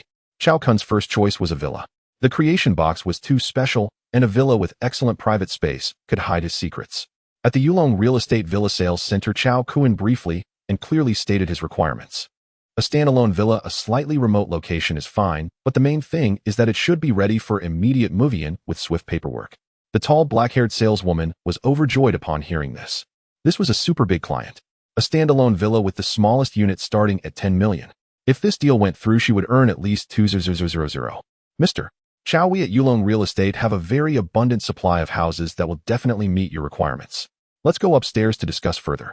The black-haired beauty saleswoman was very enthusiastic. Upon entering a reception room on the upper floor, she slightly bowed to Chow Kun, revealing a large expanse of white skin that dazzled his eyes. Mr. Chow, would you like coffee or tea? Tea, please. After preparing tea for Chow Kun, the saleswoman quickly returned with a stack of documents. Mr. Chow, there are a total of 6 houses that meet your needs. Then the saleswoman explained the details of each of these 6 houses to Chow Kun. After finishing the introduction of the houses, the saleswoman looked nervously at Chow Kun, waiting for him to. Chow Kun's gaze lingered on the details of the last villa. After carefully reviewing it, he found it very much to his liking and immediately decided no. 18 Yuan residence. The saleswoman was somewhat surprised. Yes, surprised. In fact, when she presented the Yuan residence no. 18, she had hesitated. Among these 6 listings, the advantages of Yuan residence no. 18 were the least impressive. Yuan residence no. 18 is located in the northern suburbs of Modu. While it is beautiful with mountains and water nearby, its location is too remote with very basic facilities around, being 30 kilometers away from the urban area, and the house has a traditional Chinese pastoral style. Most of the residents here are retired elderly people. One could say that the positioning of the Yuan residence villa area is primarily for seniors. This is also why the saleswoman introduced it last. Chow Kun's choice of this property genuinely took her by surprise. Seeing the astonished expression of the beautiful saleswoman, Chow Kun asked in confusion, "What's wrong? Is there an issue with this house?" One reason Chow Kun chose Yuranju is that it is very close to the power station he intends to acquire, only an hour's drive away. Another reason is that there is an abandoned gold mine 3 kilometers to the east of the Yuranju villa area. This gold mine has been deserted for several years since the gold was almost completely extracted. In the eyes of others, this abandoned gold mine is worthless. However, in Chow Kun's eyes, it was a different story. The gold in the mine could not have been completely mined out. Those tiny gold particles that humans cannot collect can easily be gathered by deploying a legion of army ants. Such a great opportunity for a freebie, Chow Kun could not miss it. This was also the reason he chose this place. The beautiful saleswoman quickly shook her head. She was simply surprised and smiled. "No problem, Mr. Chow will take you to see the house right now." Half an hour later, Chow Kun and the beautiful saleswoman arrived at the Yuranju Villa area in the northern suburbs of the Magic City. The Yuranju Villa area is built around a natural small lake and connects with a 1,200-meter-high mountain, showcasing stunning natural scenery.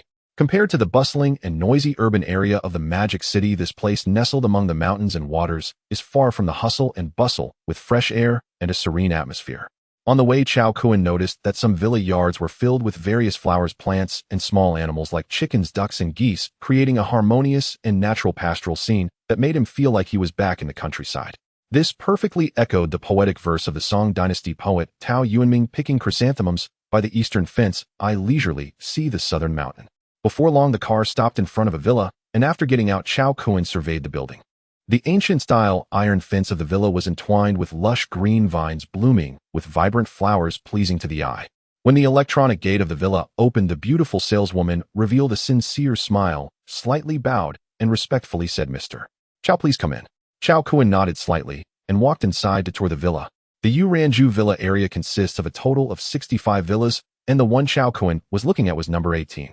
The main building features 2 underground levels and 3 above-ground levels in the Jiangnan pastoral Huizhou style, equipped with a swimming pool, basketball court, gym, and home theater with a total area of 1,650 square meters. After completing a round of the house, Chow Kun was very satisfied. The villa was immaculate, spotless, with all the furniture and appliances brand new, requiring no additional expenditure for purchases, and could be moved into immediately. Of course, if one preferred, they could also choose to buy their own. Chow Kun did not have many demands in this regard. He just wanted a place to live. He smiled contentedly and said, "All right, I'll choose this one. Let's sign the contract and pay in full at once." Upon hearing this, the beautiful saleswoman looked at Chow Kun with undisguised shock. Since the Uranju Villa area was established and opened for sale more than 2 years ago, less than a third of the units have been sold, indicating how difficult it is to sell properties in this area. She had initially thought that Chow Kun was just browsing, but she did not expect him to be serious. Moreover, he was paying in full all at once. This was worth 35 million. Even a billionaire with a net worth of several billion would carefully deliberate and compare before making such a decision. Yet Chow Kun had merely looked at the house once and made up his mind. Looking at his calm and composed expression, it seemed as if he was casually shopping for groceries at the market.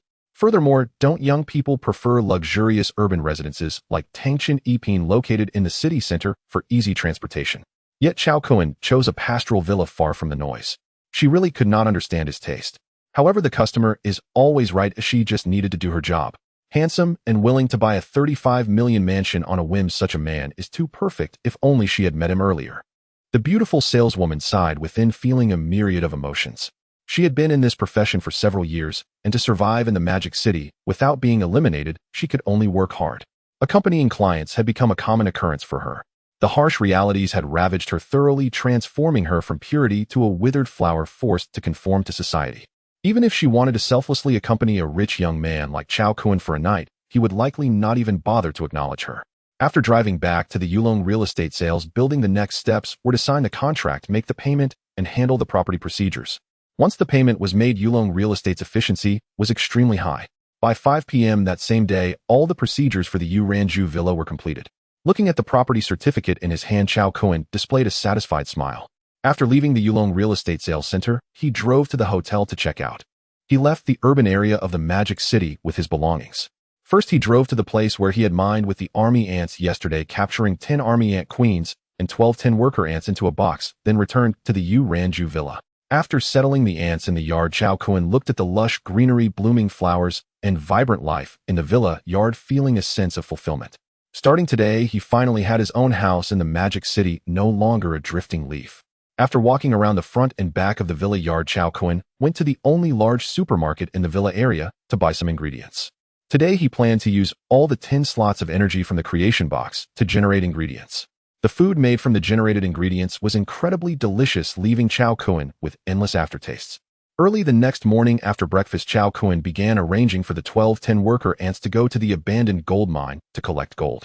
This place is remote and has many insects, providing better concealment than the villa. Chow Kun calculated that each worker ant could collect about 0.05 grams of gold in one trip. If the gold content in the abandoned mine is high, the ants could make a round trip in half an hour. Working for 10 hours a day means 20 trips, which allows each worker ant to collect about 1 gram daily.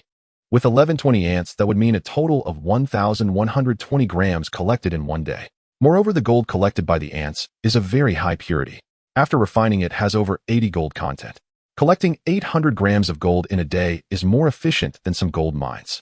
Based on the current international gold price of 500 yuan per gram, that amounts to 4,000, earning 4,000 in a single day. Yet Chow Kun does not have to pay any price, not even having to feed the army ants, as there are plenty of insects around the abandoned gold mine for the army ants to catch for food. In essence, Chow Kun is pulling off an effortless scheme, making 4,000 a day without doing anything. This is the essence of getting something for nothing. And this is just with 1,210 worker ants. After 20 days, the 10 army ant queens could produce 5 million worker ants. The scene of 5 million worker ants mining would be spectacular. collecting 5 tons of gold in a day. Now that is truly extraordinary. At 11 o'clock in the morning, Chao Kun left the Yu Ranju villa and drove towards the Magic City district. 3 days have passed since the date set for the auction, and today is Saturday. The auction house will commence in an hour. When Chao Kun arrived at the Sea High Club, the auction was already counting down. After presenting his diamond membership card, the hostess respectfully invited him into a luxurious private room. The private room was lavishly decorated with a wide array of delicious food and fine wines. Additionally, 2 stunningly beautiful women were in attendance, a benefit of being a diamond member. Chao Kun sat on the soft imported sofa, where he could overlook the entire auction venue, enjoying an excellent view. The spacious auction hall was filled with people, with approximately 200 to 300 attendees at a glance. Jade merchants, collectors, antique enthusiasts, and wealthy individuals from various industries were dressed elegantly, exuding the air of high society. Among the crowd were also people from other countries. Many had come today with the aim of acquiring a few pieces of top-quality dragonstone jade. At this moment, the auction officially commenced. A graceful woman in a qipao walked gracefully to the center of the auction stage. Without any unnecessary words, she got straight to the point as the staff of Sea High Club brought the first auction item onto the stage. First, we begin with today's first auction item, an ancient coin from the Northern Song dynasty. In the antique market, ancient coins do not attract a large audience, leading many to lose interest. After 5 or 6 rounds of bidding, the coin was finally sold to a coin collector for 36,000. Following this, the second auction item began. This was a dolphin pendant carved from golden silk Nanmu wood by the renowned carpenter Emperor Mingxi Zong Zhu Youjiao, vividly lifelike. Not to mention the market value of golden silk Nanmu wood, the identity of Emperor Mingxi Zong Zhu Youjiao alone speaks volumes. For many items belonging to an emperor are incredibly fascinating, and the historical significance alone makes them highly collectible. Many participants placed bids. Within a minute, the price soared from 2,000 to over $1 million. It ultimately sold for 198,000. In the private room, Chao Kun was astonished. A piece of wood the size of a palm was worth 198,000, which was even more valuable than gold. As the third auction item was announced, Chao Kun's expression turned to one of anticipation. The third auction item is a yuan blue and white small dish, starting bid 5,000. Yuan blue and white porcelain has always been a focus in the antique market, and there are many enthusiasts for this type of porcelain. Even though this was just a small dish, as long as it is genuine, many would be willing to purchase it. 6,000, 7,000, 9,5,000, 23,000. Bidding voices rose and fell, soaring to 2,300 before the momentum finally slowed. The current highest bid is 23,000. Is there a higher price? No one raised their bid again, as the size of the yuan blue and white small dish was too small, and its exquisite design made 2,000 the upper limit. 23,000 for the second time. 23,000 for the third time. Congratulations to bidder number 91 for winning the yuan blue and white small dish. Congratulations. Subsequently, the 4th, 5th, and 6th auction items were all yuan blue and white porcelain. The collectible value of these 3 pieces was even higher than that of the yuan blue and white small dish. Chao Kun was taken aback by the auction prices. The Qing Dynasty Imperial Enamel Color Flower Bird Jar Cup sold for 135,000. The Ming Chenghua Jiuqiu Jar sold for 318,000. The Ming Chenghua Blue and White Sea Water Dragon Pattern Small Jar sold for 6,000.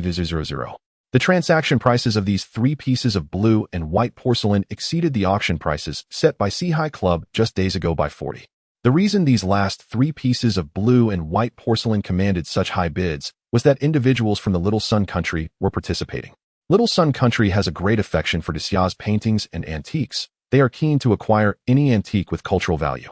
Naturally, collectors from Desia could not allow such precious blue and white porcelain to fall into the hands of the Little Sun Country. Therefore, the bidding was extremely fierce. The total transaction price of the 4 pieces of blue and white porcelain had surpassed 100 million, further heightening Chao Kun's anticipation for the 4 pieces of dragonstone jade. At this point, the qipao beauty had already started the 7th auction item. This auction item was also the Patek Philippe 6300 G010 watch that Chao Kun had sold to the Sea High Club a few days ago, which they had priced at 5,000. Patek Philippe is known as the king of watches, with a famous promotional slogan, "No one owns a Patek Philippe, they merely take care of it for the next generation." Its collectible value ranks at the top among many luxury watches, and its resale market price is exceptionally high. This particular Patek Philippe 6300 G010 watch is not only aesthetically pleasing, but also highly renowned, attracting a continuous stream of wealthy bidders. After a fierce bidding battle, it was acquired by a wealthy second-generation individual from Kyoto for 6,800, making it currently the highest-selling item. Chao Kun was somewhat amazed to see that a purchase of 5,000 at the auction had turned into a profit of 1,800. The profit margin was astonishing. Of course, this is also a testament to C-High Club's capabilities, including capital authentication, security, publicity, and most importantly, connections and reputation. Otherwise, how could they attract so many wealthy individuals to participate in the bidding? As time passed second by second, after an hour, it was time for the final auction item, Chao Kun's 4 pieces of Dragonstone Jade. When the images of the 4 pieces of Dragonstone Jade were clearly displayed on the big screen, the atmosphere in the room instantly surged. They were incredibly beautiful. The jade was fully green, deep and rich, so vibrant that it seemed to be dripping with water. Under the light, the details were exquisite. The ring was bright and jade-like, sparkling with a sense of spirit, giving an ultimate feeling of noble beauty. Chao Kun felt excited, wondering what the final transaction price of this ring would be. At that moment, the cheap-how auctioneer said, "Ladies and gentlemen, these are the 4 final auction items of this auction, Dragonstone Jade. After being authenticated by several of our expert appraisers, we can responsibly say that the quality of these 4 pieces of Dragonstone Jade is the highest ever, extremely rare, and rightly deserving the title of the King of Jade. The Dragonstone Jade ring starts at 5,000, and each subsequent bid must not be less than 1 million. As soon as the words were spoken, someone eagerly placed a bid. 5,100,000, 5,500,000, 6,000,000. In an instant, the atmosphere in the room soared, and the price on the big screen surged wildly. Many people came to this auction with the goal of acquiring these 4 pieces of Dragonstone Jade. Just as the cheap-how auctioneer said, the quality of these 4 pieces is exceptionally rare, and any one of them could serve as a family heirloom. The preciousness of jewelry lies in its rarity. Only in this way can its unique value be reflected. In an instant, wealthy individuals, collectors, and jewelry companies began to place bids, and within 2 minutes the price soared to 8,000, still on the rise. 9,500,000, 11,000,000. As the price surpassed 100 million, the number of bidders gradually decreased. After all, this jade ring is more suited for men, while many wealthy women primarily target bracelets, necklaces, and Buddha statues. Ultimately, this Dragonstone Jade ring was successfully bid on by a top celebrity for 135,000. Chao Kun's expression was one of excitement. The corners of his mouth lifted as the first piece of jade sold for 1.35 billion, which truly exceeded his expectations. It seemed the choice to auction was indeed the right one. Soon the second piece of Dragonstone Jade bracelet. This time the bidding was even more intense, with more than half being wealthy women, all with fiery eyes, eager to rush onto the stage and wear it. It was truly too noble and too lively. 150 million. Within less than a minute, the bidding surged past that of the Imperial Jade thumb ring. These affluent women seemed utterly frenzied, raising their offers in rapid succession. Everyone understood the principle that rarity commands value. This bracelet was the foremost of its kind in the world. Unique, singular, unparalleled. To possess, it would be the ultimate mark of pride and fortune. It had already become a symbol of status. 160 million, 170 million, 180 million. Even at this staggering sum, 5 or 6 wealthy women continued to bid, leaving many in the auction hall stunned. "I shall have this bracelet, no matter what. I bid 200 million. A middle-aged noblewoman, resplendent in jewels and radiating opulent charm, declared aloud across the hall, her voice brimming with unwavering confidence and haughty assurance. At her words, the other competing women hesitated and then withdrew.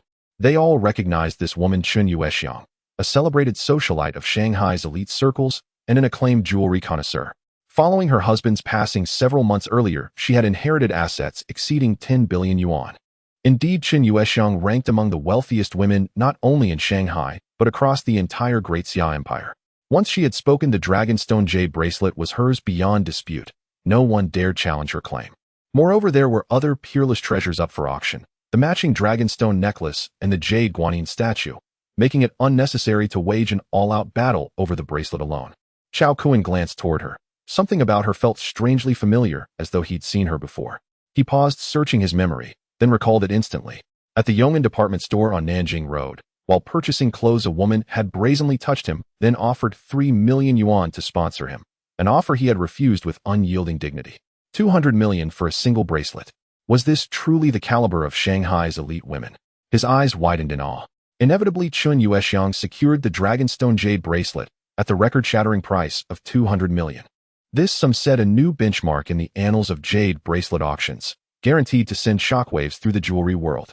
Next, the Dragonstone Jade necklace entered the bidding. Competition intensified far beyond that for the bracelet. The bid skyrocketed with dizzying speed. The necklace comprised one central jade bead measuring 25.5 millimeters in diameter, alongside 18 additional beads, each 18.5 millimeters wide. Each bead gleamed with crystalline clarity and flawless natural elegance, radiating unmistakable opulence. 220 million, 230 million, 240 million, 250 million. The auction had reached fever pitch. These affluent women spent as if their fortunes were swept in by gales. Each increment soared no less than 10 million, electrifying the entire hall. Chao Cohen watched dumbfounded, utterly astounded. This figure now eclipsed even the legendary Heart of the Ocean, the world-renowned sapphire necklace. Bidding persisted relentlessly. Only when the sum climbed to 290 million did the frequency of raised paddles finally slow. At this stratospheric level, the price had long transcended mere valuation. Only a handful of deep-pocketed jewelry conglomerates remained in contention. For them, the title Jade King necklace held immense strategic prestige. 290 million, first time. 290 million, second time. 290 million, third time. Congratulations to bidder number 15 for securing the Dragonstone Jade necklace. Finally, the last lot, the Jade Guanyin statue, was acquired by a renowned collector from Xinjiapo for the unprecedented sum of 320 million, the highest bid of the entire auction. With the gavel's final strike upon the Jade Guanyin, the auction concluded triumphantly. Seated within his luxurious private suite, Chao Cohen's lips curled upward, his smile stretched almost ear to ear. From this single auction, his 8 artifacts, 4 blue and white porcelain pieces and 4 Dragonstone Jade items, had collectively fetched an astonishing 1,054,600,000 RMB. Yet his total outlay had been under 1,000 RMB, yielding a profit multiplier of 1 million times. This was quintessential profit beyond imagination. Precisely this. Chao Cohen felt profound relief that he hadn't impulsively sold everything en bloc to the Sihai Club. Such haste would have cost him hundreds of millions. As the auction dispersed, guests gradually departed. Chao Cohen rose from his suite and made his way to the office of Su Ruoqing, general manager of the Sihai Club, to inquire when the funds would be transferred. He urgently needed to upgrade his creation box. Just as he reached the doorway, a man and woman approached Heaton, Qin Feng, and Su Ruoqing. "Brother Chao, you've struck gold. My sincerest congratulations." Qin Feng greeted him immediately. Chao Cohen's total auction proceeds, 8 lots, had left Qin Feng speechless. He'd expected a ceiling of 800 million, never imagining it would shatter the 1 billion threshold. Such a colossal sum was exceedingly rare, even for the Sihai Club. A win-win for both sides, Chao Cohen replied with a calm, faint smile. Qin Feng beamed. Chao Cohen was right, an 8% commission would net the club over 40 million yuan. Indeed, encountering a client like Chao Cohen was genuinely symbiotic. Chao Cohen cut straight to the point. "Brother Qin, when will the funds clear?" Qin Feng smiled reassuringly. "Rest assured, it'll be credited within an hour." The Sihai Club's reputation as Shanghai's premier institution stood unassailable. Under normal circumstances, such transfers took 3 days. But Qin Feng, eager to cultivate Chao Cohen's trust, had expedited the timeline deliberately. Hearing this, Chao Cohen nodded, thoroughly satisfied. Since the other party had been so forthright, he resolved to entrust future auctions, white diamonds and rubies alike, to the Sihai Club. Qin Feng then invited him warmly. "Brother Chao, free this afternoon? The weather is splendid. We're heading out to sea for leisure, and I'd like you to meet some friends." Chao Cohen considered briefly, then nodded. Agreed. Though newly wealthy, he still paled beside science like Qin Feng. Alone in Shanghai, forging meaningful connections was not merely advantageous, it was essential. Soon Chao Cohen, Qin Feng, and Su Ruoqing descended the building and departed the Sihai Club by car. Half an hour later, they arrived at a port in Shanghai. This was the Sihai Club's private marina, dedicated exclusively to the sale and display of luxury. Along the harbor's edge stood several pinnacle automobiles: Rolls-Royce, Cullinan's, McLaren supercars, and Lamborghinis. 3 impeccably dressed young men leaned casually against their vehicles, engaged in easy conversation. Suddenly, 2 cars sped toward them from afar. The trio turned their gaze. Moments later, the vehicles halted smoothly. Chao Cohen, Qin Feng, and Su Ruoqing alighted separately from each car. Clapping Chao Cohen amiably on the shoulder, Qin Feng introduced him to the 3 with a grin. "This is Chao Cohen, our Sihai Club's diamond member. Today his auctioned lots surpassed 10 billion yuan in total sales." The 3 exchanged intrigued glances. They were Qin Feng's co-founders of the Sihai Club and had heard of Chao Cohen just days earlier. Qin Feng had described him as exceptionally handsome and physically striking. Seeing him in person, they were genuinely captivated. His presence exceeded even their expectations. One tall, slender youth wearing spectacles extended his hand. "Hello, I'm Gua Ilong." "Hello," Chao Kun replied, courteously shaking his hand. Next, the other two introduced themselves. "Hello, I'm Wang Shua." "Hello, I'm Jiang Mingwei." All three greeted Chao Kun warmly, not once letting his modest Hongqi H9 sedan, priced around 300,000 yuan, diminish their respect. Though unknown in elite circles, Chao Kun had just presented over 10 billion yuan worth of masterpieces, an act no ordinary individual could replicate. His unseen background likely dwarfed even the dynastic legacies of the four young masters. Moreover, up close, his seemingly affable and handsome demeanor subtly exuded an uncanny palpable pressure. That pressure surpassed even what they felt before their own patriarchs, as if standing before a titan while they remained mere children. Instantly, their curiosity about his identity deepened. In truth, this sensation arose from Chao Kun's physiology. His vital energy and blood vitality had reached the absolute peak of human potential, compounded by his ant strength trait, granting tenfold enhanced physical power. His very aura had undergone a fundamental transformation. Yet Chao Kun himself remained blissfully unaware. Once introductions concluded, laughter and lively banter filled the air as the group boarded a gleaming silver luxury yacht and set sail into the open sea. As Chao Kun, Qin Feng, Gua Ilong, Wang Shua, Jiang Minghui, and Su Weiqing stepped onto the boat, they were greeted by a dozen beautiful women in revealing swimsuits, their curves elegant as they bowed to pay their respects. "Hello, esteemed guests." They were the top models from the Sea High Club, possessing extraordinary figures and looks akin to school beauties. Having beautiful women aboard the yacht was a standard expectation. Once all preparations were complete, the yacht roared to life, slowly departing from the dock and heading into the depths of the ocean. The yacht picked up speed, and the vast coastline of Magic City gradually shrank in the distance. Chao Kun stood on the deck, gazing at the boundless blue sea, feeling an immense sense of exhilaration. This was his first time at sea. The grandeur of the ocean made him realize the vastness of the world. He pondered whether he should also get a luxurious yacht for himself. Now that he no longer needed to work, he found himself idly passing time without anything to do. In a few days, he planned to bring his parents and sister over and embark on an impromptu trip around the world. Chao Kun was a man of action. He wasted no time. He immediately approached Qin Feng, who was lounging on a soft deck chair enjoying a massage from a model, and asked, "Brother Qin, how much is this yacht? Can it sail far?" Qin Feng chuckled and replied, "Are you thinking of buying a yacht?" "Yes, I plan to get one for fun," Chao Kun responded. Upon hearing that Chao Kun wanted to buy a yacht, Gua Ilong shook his head with a smile and said, "This one is only a medium-sized yacht with a maximum range of 1,000 nautical miles. It won't suffice for long voyages. My family owns a shipyard. Tomorrow I can take you to have a look. If you don't find anything you like, we can customize one." "Sure," Chao Kun nodded. After chatting for a while, the yacht had already reached the deep sea, and Qin Feng and the others called Chao Kun to join them for a fishing competition. This was one of the main activities for Qin Feng and his wealthy friends when they frequently went out to sea. They had received news that a school of bluefin tuna was spotted in the nearby waters. Today's target was to catch bluefin tuna. Among the tuna family, bluefin tuna is akin to a Rolls-Royce, known for its tender flesh and exquisite taste. The yacht was equipped with a chef, so if they could catch bluefin tuna, it could be prepared fresh on the spot.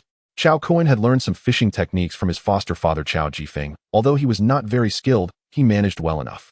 The fishing rod on the yacht was electric and very advanced. After Chao Kun baited the hook, he cast it out several dozen meters into the sea. Deep-sea fishing was much easier than river fishing. The vast ocean was teeming with countless fish. One could drop a line anywhere and catch something with hardly any chance of returning empty-handed. Especially in deeper waters, fish were less wary. Sure enough, within 10 minutes, Chao Kun's fishing rod began to tremble. "I've got a bite." Chao Kun's face lit up with joy as he quickly turned the reel to reel in the line. Qin Feng and the others were surprised and turned their gazes towards him. Soon the long line was pulled up, revealing what had taken the bait. With a long snout and banana-shaped fins, the fish looked quite aggressive. It was a fine specimen, a marlin, tender and fatty, a high-value ingredient. However, it was a pity that it was too small, only the size of a palm, clearly a newly hatched marlin. It was hardly enough for a few bites. Chao Kun felt somewhat disappointed. The first catch of his sea fishing experience was such a small creature, an unfortunate start. With a helpless smile, he grabbed the squirming little marlin and tossed it back into the sea. But just as he released it, a flash of inspiration struck him. A brilliant idea crossed his mind. A marlin the size of a palm. This perfectly matched the size of the fortune box.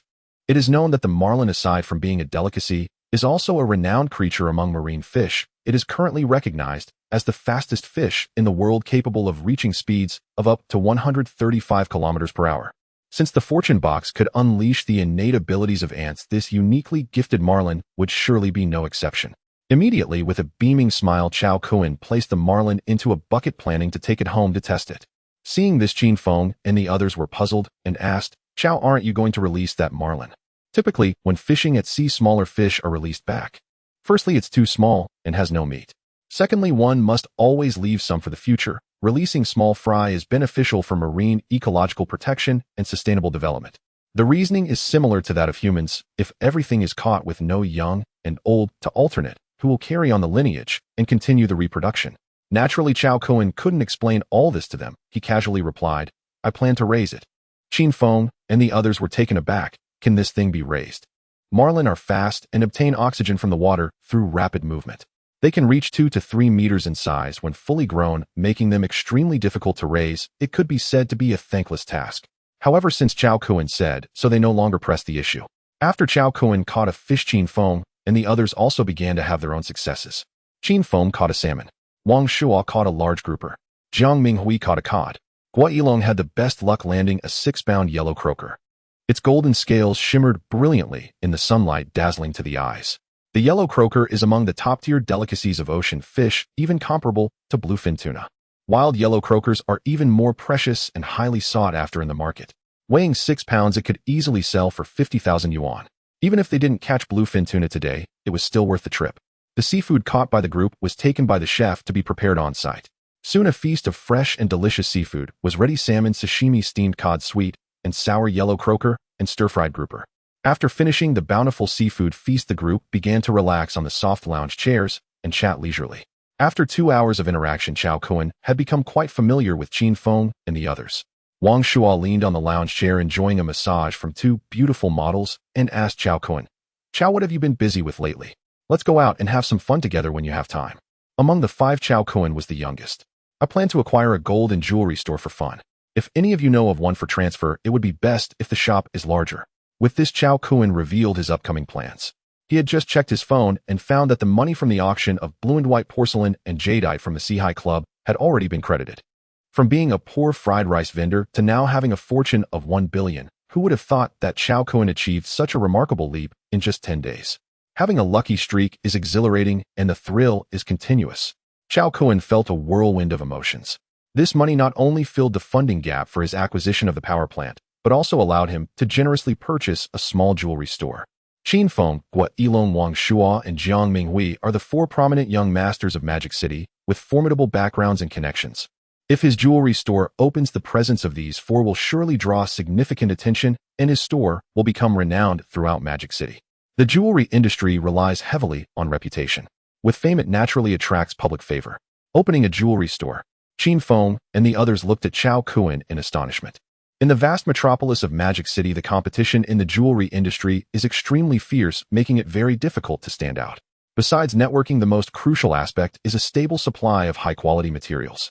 Since Chao Kun dares to step into this circle, they surely do not think he is merely playing around. It must be a well-considered decision. Qin Feng and the others exchanged glances, pondering deeply. They realized they knew too little about Chao Kun, but could deduce from his accent that he hails from Ludong.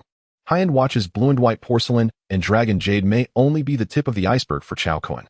It is highly probable that he comes from a prominent family in Ludong. Those that can be called prominent families have been around for hundreds or even thousands of years. These families have vast networks and tremendous influence, with members spread across the political, military, and business sectors, making them the true top families of Daxia. In Daxia, family power is also ranked, and the families behind Qin Feng, Guo Yilong, Wang Shuo, and Jiang Minghui appear formidable in Magic City with assets in the hundreds of billions. However, compared to some families in Daxiao, they can only be regarded as nouveau riche, lacking in depth. One must understand this principle: in Daxiao, power always surpasses money. Chao Kun was unaware of this. He merely intended to open a gold and jewelry store, yet Qin Feng and the others wildly speculated about him. In an instant, his status in their eyes soared, as if he were a direct descendant of a prominent family on a training expedition. Qin Feng suddenly asked Chao Kun, "Brother Chao, may I ask if I can take a stake in your gold and jewelry store?" Upon hearing this, Guo Yilong, Wang Shuo, and Jiang Minghui also expressed their desire to invest. Chao Kun was taken aback and asked, "How much are you thinking of investing?" "With my army of ants in place, I have ample sources of gold, jade, and diamonds. If I can add the connections of Qin Feng and the others, it will certainly accelerate the development of the jewelry store. It can be said that these 4 young masters of Magic City are excellent partners. Their involvement would greatly benefit him, a newcomer with limited influence. The premise is that Qin Feng and the others should not be too greedy. After all, he has the army of ants mining for him, and gold will flow continuously. One day, controlling the gold of the world may only be a matter of time. Qin Feng and the others were not foolish. They naturally understood Chao Kun's concerns and realized that he intended to maintain the dominant position. The 4 of them understood this well. Their sudden interest in investing in Chao Kun's jewelry store was not primarily for financial gain, but to draw closer to him. Qin Feng Guilong Wang Shua and Jiang Minghui had been friends for over 10 years and were quite familiar with each other. They exchanged glances and reached a consensus.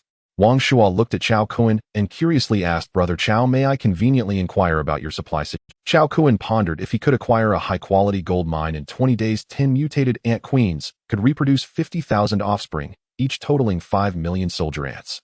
At the minimum standard, if one ant collects 1 gram of gold daily, that amounts to 5 million grams. In a month, he could collect 1.5 billion grams of gold. After refining, the minimum gold content would be around 750 million grams, or 75 tons of gold. This is already an astonishing amount considering that Daxia's total gold reserves are less than 2,200 tons. With 10 ant queens cycling every 20 days, each cycle would yield an explosive growth of 5 million soldier ants. Within a year, the gold reserves possessed by Chao Kun could surpass those of Daxia. Of course, this is merely a thought. Actually achieving this is no easy feat. High-quality gold mine resources in Daxia cannot meet Chao Kun's requirements, unless Chao Kun goes to other countries to contract large areas of gold mines.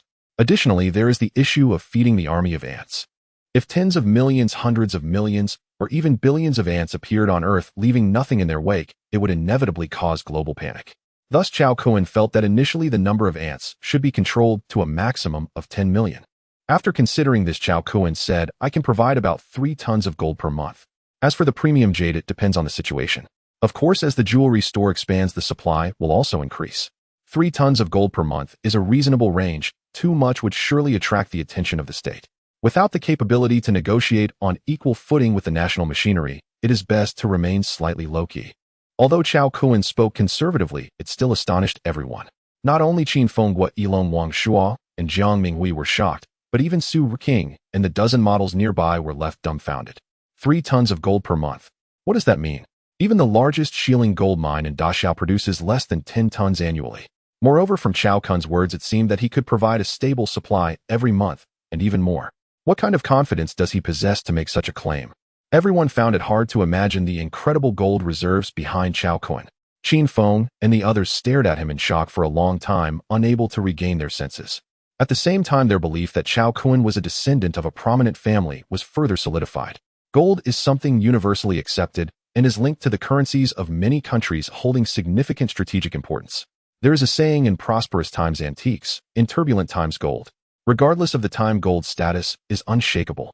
Since Chao Kun can claim to provide 3 tons of gold every month, it signifies that he is not dabbling in trivial matters, but has grand ambitions that surpass ordinary aspirations. They all anticipated that soon the gold and jewelry industry in Daxiao, and even the whole world, would rise like a great dragon. Thinking about being part of this great venture, Qin Feng and the others felt their blood boiling with excitement, grateful that they had invited Chao Kun for a sea trip today. Otherwise they would have missed this golden opportunity. Wang Shua was the first to speak, saying, "Mr. Chao, I am willing to invest 1 billion for a 3 stake."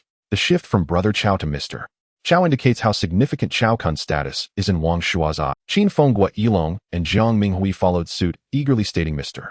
Chao, we are the same, investing 1 billion for 3 to jointly create a large gold and jewelry company. You won't need to worry about store personnel. We will handle everything." The actions of Qin Feng and the others left Su Ruqing and the dozen beautiful models dumbfounded. 10 billion in funding for just 3 of the shares, and their tone was exceptionally flattering, almost begging Chao Kun for approval. This truly shocked them. These are the top 4 young masters of Magic City. Chao Kun was somewhat astonished upon hearing this. What was going on? Why had the attitude of these individuals suddenly changed so dramatically? They had previously stated they would treat him equally, yet now there seemed to be an undertone of flattery. Chao Kun was puzzled. In his mind, as long as the combined shares of Qin Feng and the others did not exceed 20, he could agree to their investment. After all, the sources of gold and jade were easily accessible to him. What he lacked was the connections to open up the market. The addition of Qin Feng and his companions would perfectly resolve these issues and allow his business to rapidly enter the fast lane. However, he never expected that Qin Feng and the others would each invest 1 billion seeking only 3 equity. This was quite a pleasant surprise for Chao Kun. Chao Kun smiled and nodded, saying, "All right." Upon hearing this, Qin Feng, Guo Yilong Wang Shua, and Zhang Minghui were overjoyed. The subsequent conversation centered around the gold and jewelry store. They first came up with a very striking name, naming it Tycoon Gold and Jewelry, with Chao Kun's name at its core. Not only was the name confirmed, but the opening and operational plans for the gold and jewelry store were also thoroughly discussed. Step 1: Qin Feng, Guo Yilong Wang Shua, and Zhang Minghui would leverage their connections in Magic City to initially plan for 30 stores in the best locations. Step 2: there would be setups in all first and second-tier cities nationwide with a total plan to expand to over 1,000 stores within a year. Step 3: within 3 years, the number of stores nationwide would expand to 5,000, after which Tycoon Jewelry would go public, becoming the leader in the gold and jewelry industry of the Great Xia. To ordinary people, this 3-step plan might seem like a pipe dream and arrogant fantasy, but Chao Kun was very confident it could be realized. With connections, resources, and channels all unified, it was merely a matter of time. After confirming the development direction of Tycoon Gold and Jewelry, it was already 4 in the afternoon. The group felt it was a bit early and decided to continue fishing. Seizing the opportunity to use the restroom, Chao Kun placed the small sailfish into the creation box for generation. Ding, consuming a bit of energy. Do you confirm the generation? Confirm. Ding, congratulations on obtaining a 1-star mutant sailfish baby. A sailfish talent ability orb has been created. Chao Kun was overjoyed. The drop rate was exceedingly high. Could it be that every species obtained upon first generation would yield its species talent ability orb? Chao Kun was truly thrilled. He grasped the sailfish talent ability orb. Similar to a soldier ant, the white smooth orb contained a pattern of a sailfish radiating a twinkling starlight. Subsequently, the information regarding the sailfish's talent ability orb appeared in Chao Kun's mind. The meaning was straightforward. This talent ability orb nearly perfectly replicated the sailfish's 100 swimming talent. In other words, as long as Chao Kun fused this talent ability orb, his speed in the water would be akin to that of the sailfish, able to dart 30 meters in a second with a speed of 130 kilometers per hour, surpassing even sharks. Chao Kun was somewhat perplexed. If the sailfish could yield a 100 swimming talent, then why did the ant's tremendous strength talent ability orb only provide a 10-fold increase? After pondering for a while, Chao Kun still couldn't figure it out, so he decided to stop thinking about it. Crack! He exerted force and crushed the orb. In an instant, the orb transformed into countless atomic particles, quickly merging into Chao Kun's body. Suddenly, he felt his physical strength increase significantly. This benefit should mean that every time he fused a talent ability orb, his body would undergo a transformation and enhancement anew. Chao Kun was quite satisfied and focused his thoughts to reveal his personal attribute panel. Name: Chao Kun. Lifespan 866420182. Strength 33. Human average is 10. The same applies below. Speed 15. Constitution 33. Spirit 9. Special abilities: tenfold tremendous strength, sailfish speed. This increase was even stronger than the last fusion with the ant's talent ability, with both strength and constitution skyrocketing by 5 points. Spirit also increased by 1 point. The highest increase was in speed, which doubled directly.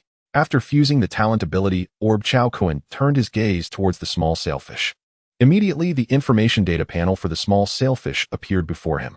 Name: banana sailfish. Size 9 centimeters. Lifespan 110,500 days. Strength 20. Peak adult value can reach 60. Speed 25. Peak adult value can reach 200. Status: hungry. Talent: water control. Can control the power of water for one's own use, possessing strong offensive capabilities. Water speed: peak adult speed can reach 220 km/h. Loyalty 100. Like the soldier ants, the sailfish, after being regenerated in the creation box, was equivalent to being reborn. Although its species had not changed, its genetic capabilities had surpassed the original, especially with speed doubling directly. In a sense, it could be considered a completely new evolved entity. After observing the small sailfish for a while, Chao Kun left the restroom and arrived on the deck of the yacht. During the time Chao Kun generated the sailfish, Qin Feng and the others had also made some decent catches, reeling in large fish. Among them was a yellowfin tuna. However, the group's target today was the bluefin tuna. Chao Kun returned to the fishing rod, gazing at the vast ocean below, which appeared as a deep blue and white stone without end.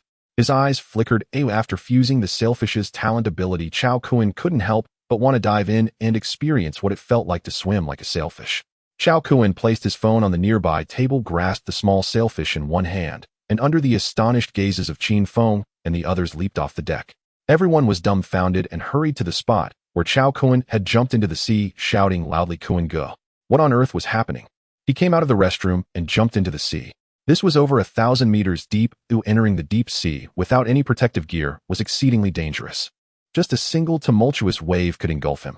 Moreover, the predators in the deep sea were also extremely. Without any equipment for protection, humans had no means to resist in the water.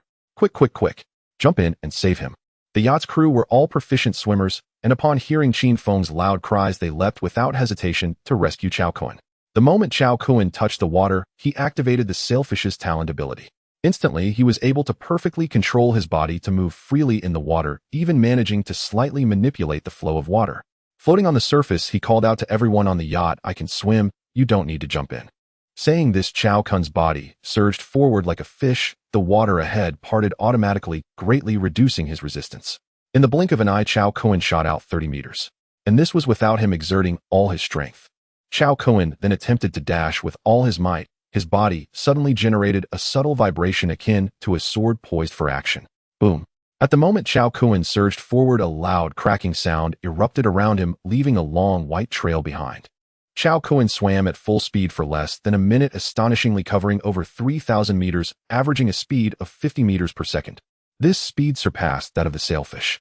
It could be said that in the ocean, Chao Kun's speed was undoubtedly. Of course, this process was not permanent, or like the ant's ability, it was also limited to 1 hour. But that was sufficient for Chao Kun. After enjoying the vibrant marine life in the deep sea for a while, Chao Kun released the small sailfish he had been holding in his palm. He wanted to test how strong this small sailfish's abilities were. "Go forth and hunt." At Chao Kun's command, the young sailfish shot forward, instantly darting toward the nearest target. Though no larger than a human palm, the young sailfish moved with astonishing speed, covering over 10 meters in the blink of an eye. An orange-spotted grouper 4 to 5 times its size had no time to react before the sailfish pierced straight through its abdomen, igniting a crimson mist in the water. Speed. Exceptional physical resilience. Chao Kun then directed the sailfish to attack various other targets. Each assault executed flawlessly.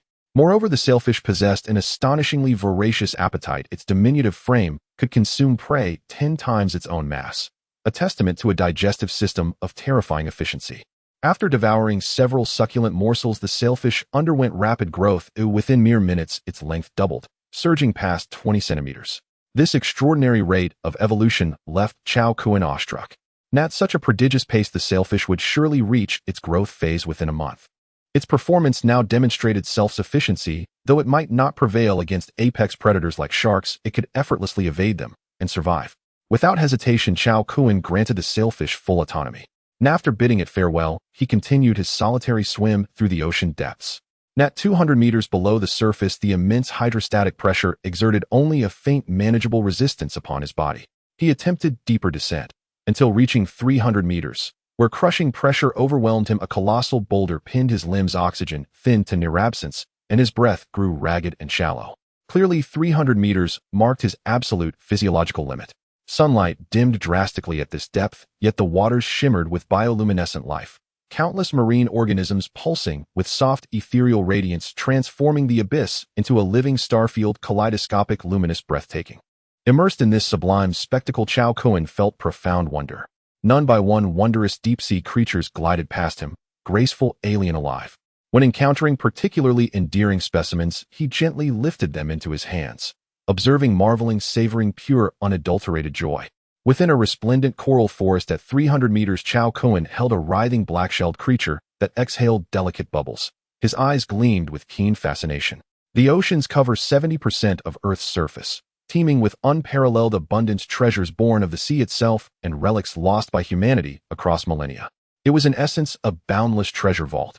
Yet modern human technology has probed barely 1% of its depths. And the mollusk in his hand ignited a cascade of thought. He possessed the creation chest, a device capable of forging oceanic beings bound to him with absolute unwavering loyalty. For others, retrieving seabed riches remained nearly impossible, but for him it posed no obstacle whatsoever. In deploying these loyal creatures, no sunken relic or natural bounty could remain concealed. All of it. Mine. Nee's eyes blazed with exhilaration. He had scarcely ventured into the sea, and already reaped such staggering fortune. It was utterly intoxicating. Could it even manifest underwater? And with a focused thought, the creation chest materialized before him. and to his astonishment, seawater did not flood its interior. After careful examination, he grasped the truth: only objects placed there deliberately, by his own hand or explicit command, would trigger generation protocols. Having clarified this, he sprang into action, capturing every organism within 10 centimeters and feeding them into the creation chest for transformation. The creation chest was nothing short of miraculous, though any creature seized by Chao Kuan became a fortunate being, empowered not only to serve him, but also to undergo profound evolutionary transcendence. It was easy to envision soon they would reign as sovereigns of the deep. And naturally, Chao Kuan selected only those marine species endowed with extraordinary innate abilities. The creation chest granted only 10 generations per day, so Chao Kuan ensured each choice possessed formidable self-preservation capacity.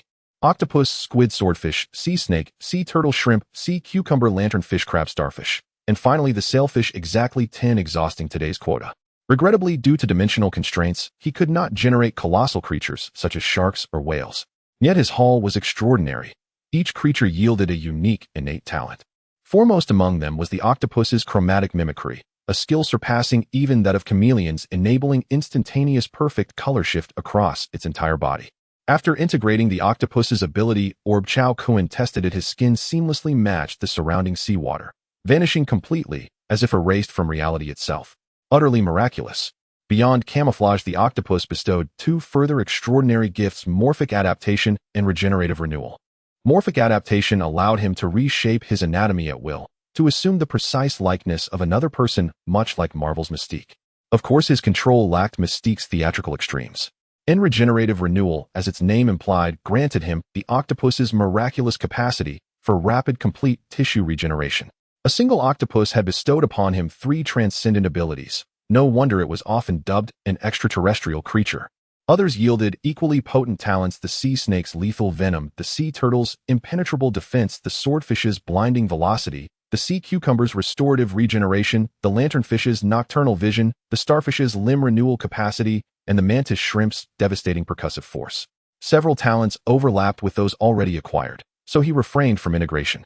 Instead, a new idea stirred: if ability orbs could be fused by crushing them, could they also be bestowed upon his family? He resolved to test it. In frowning at the orbs clutched in his palm, he found them cumbersome. A storage space would be ideal. His gaze fell upon the creation chest, and he placed the orbs inside. And ding! Insufficient energy. Generation unavailable. He knew full well the energy reserve was depleted. He had merely sought to verify whether the chest could function as storage.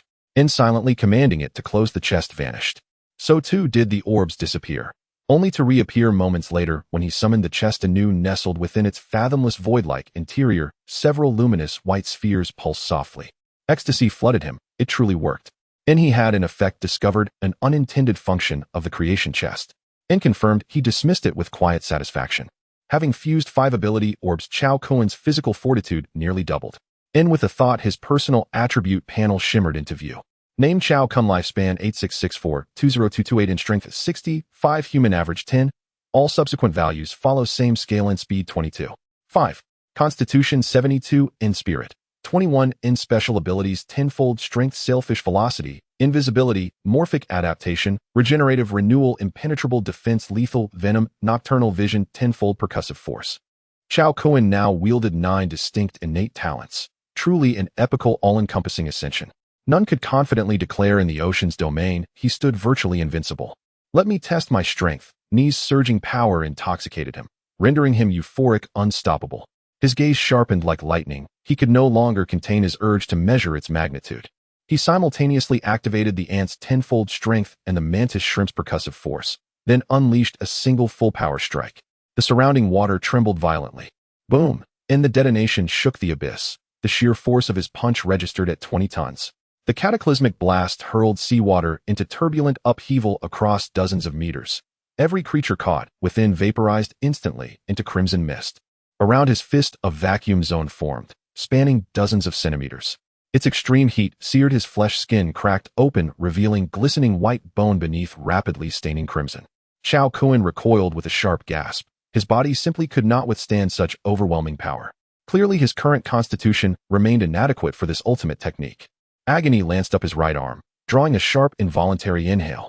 Instantly, he activated the octopus's regenerative ability. And before his very eyes, his mangled hand healed with startling speed, fully restored in under 5 minutes. Truly transcendent regeneration, so long as vital organs remained unscathed, he could achieve full recovery in moments. Once healed, he shot upward like a silver blade, cleaving the water. Mid-ascent, a dramatic chase unfolded before him, predator pursuing prey, and arrested his attention completely. As Chao Kun approached for a closer look, he discovered that 6 massive great white sharks were fiercely pursuing 3 bluefin tunas. In the ocean, the great white shark stands as the apex predator of the food chain. The bluefin tuna ranks among the top 10 fastest swimmers in the ocean, capable of reaching speeds up to 70 kilometers per hour. The speed of the great white shark is equally impressive, making both sides evenly matched. It could be said that the natural enemy of the bluefin tuna is the great white shark. These great whites were all adults in prime condition, their mouths filled with sharp teeth, exuding a bloodthirsty aura as they relentlessly pursued the bluefin tunas. One side was fleeing for its life, while the other was hunting with all its might. In just a few minutes, they reached a position near the yacht. Perhaps due to the prolonged escape, the speed of several bluefin tunas gradually weakened. Seizing the opportunity, the great white sharks surged forward, their jaws opening wide like gaping maws of an abyss. One slightly lagging bluefin tuna failed to evade, instantly caught by the sharp teeth of a great white shark, blood gushing forth. The intense scene was exceptionally spectacular, instantly capturing the attention of Qin Feng and the others on the yacht. The great white shark is feeding on bluefin tuna. This is bad. Kun Go is still in the water. Everyone exclaimed, their brows furrowed.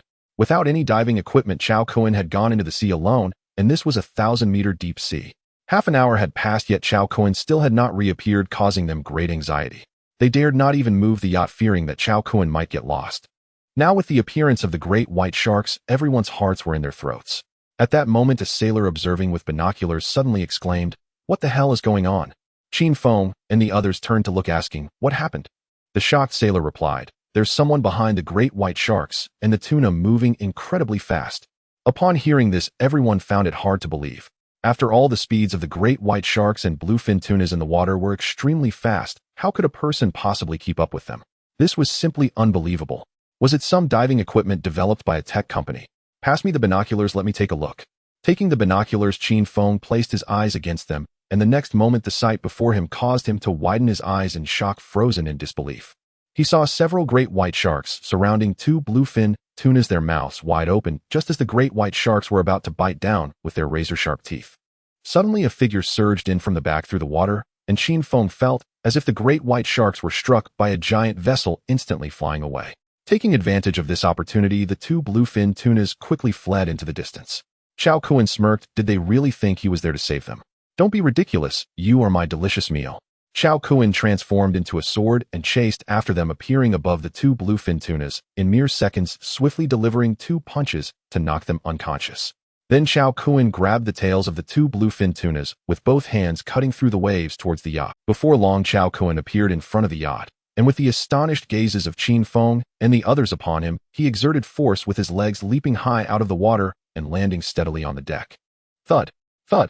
The 2 bluefin tunas, weighing over 300 pounds, each crashed heavily onto the deck, creating a loud noise that did not even allow Qin Feng and the others to regain their senses. Everyone stared at Chao Kun with dazed expressions, as if they were looking at an alien, filled with disbelief. Especially Qin Feng, who had witnessed the entire event through the binoculars. Moving as fast as lightning, from kicking the great white shark to punching the bluefin tuna, and now appearing on the deck, holding 2 300-pound bluefin tunas, Chao Kun had done it all in just a few seconds. This unbelievable ability had utterly blown his mind. Is this still a human?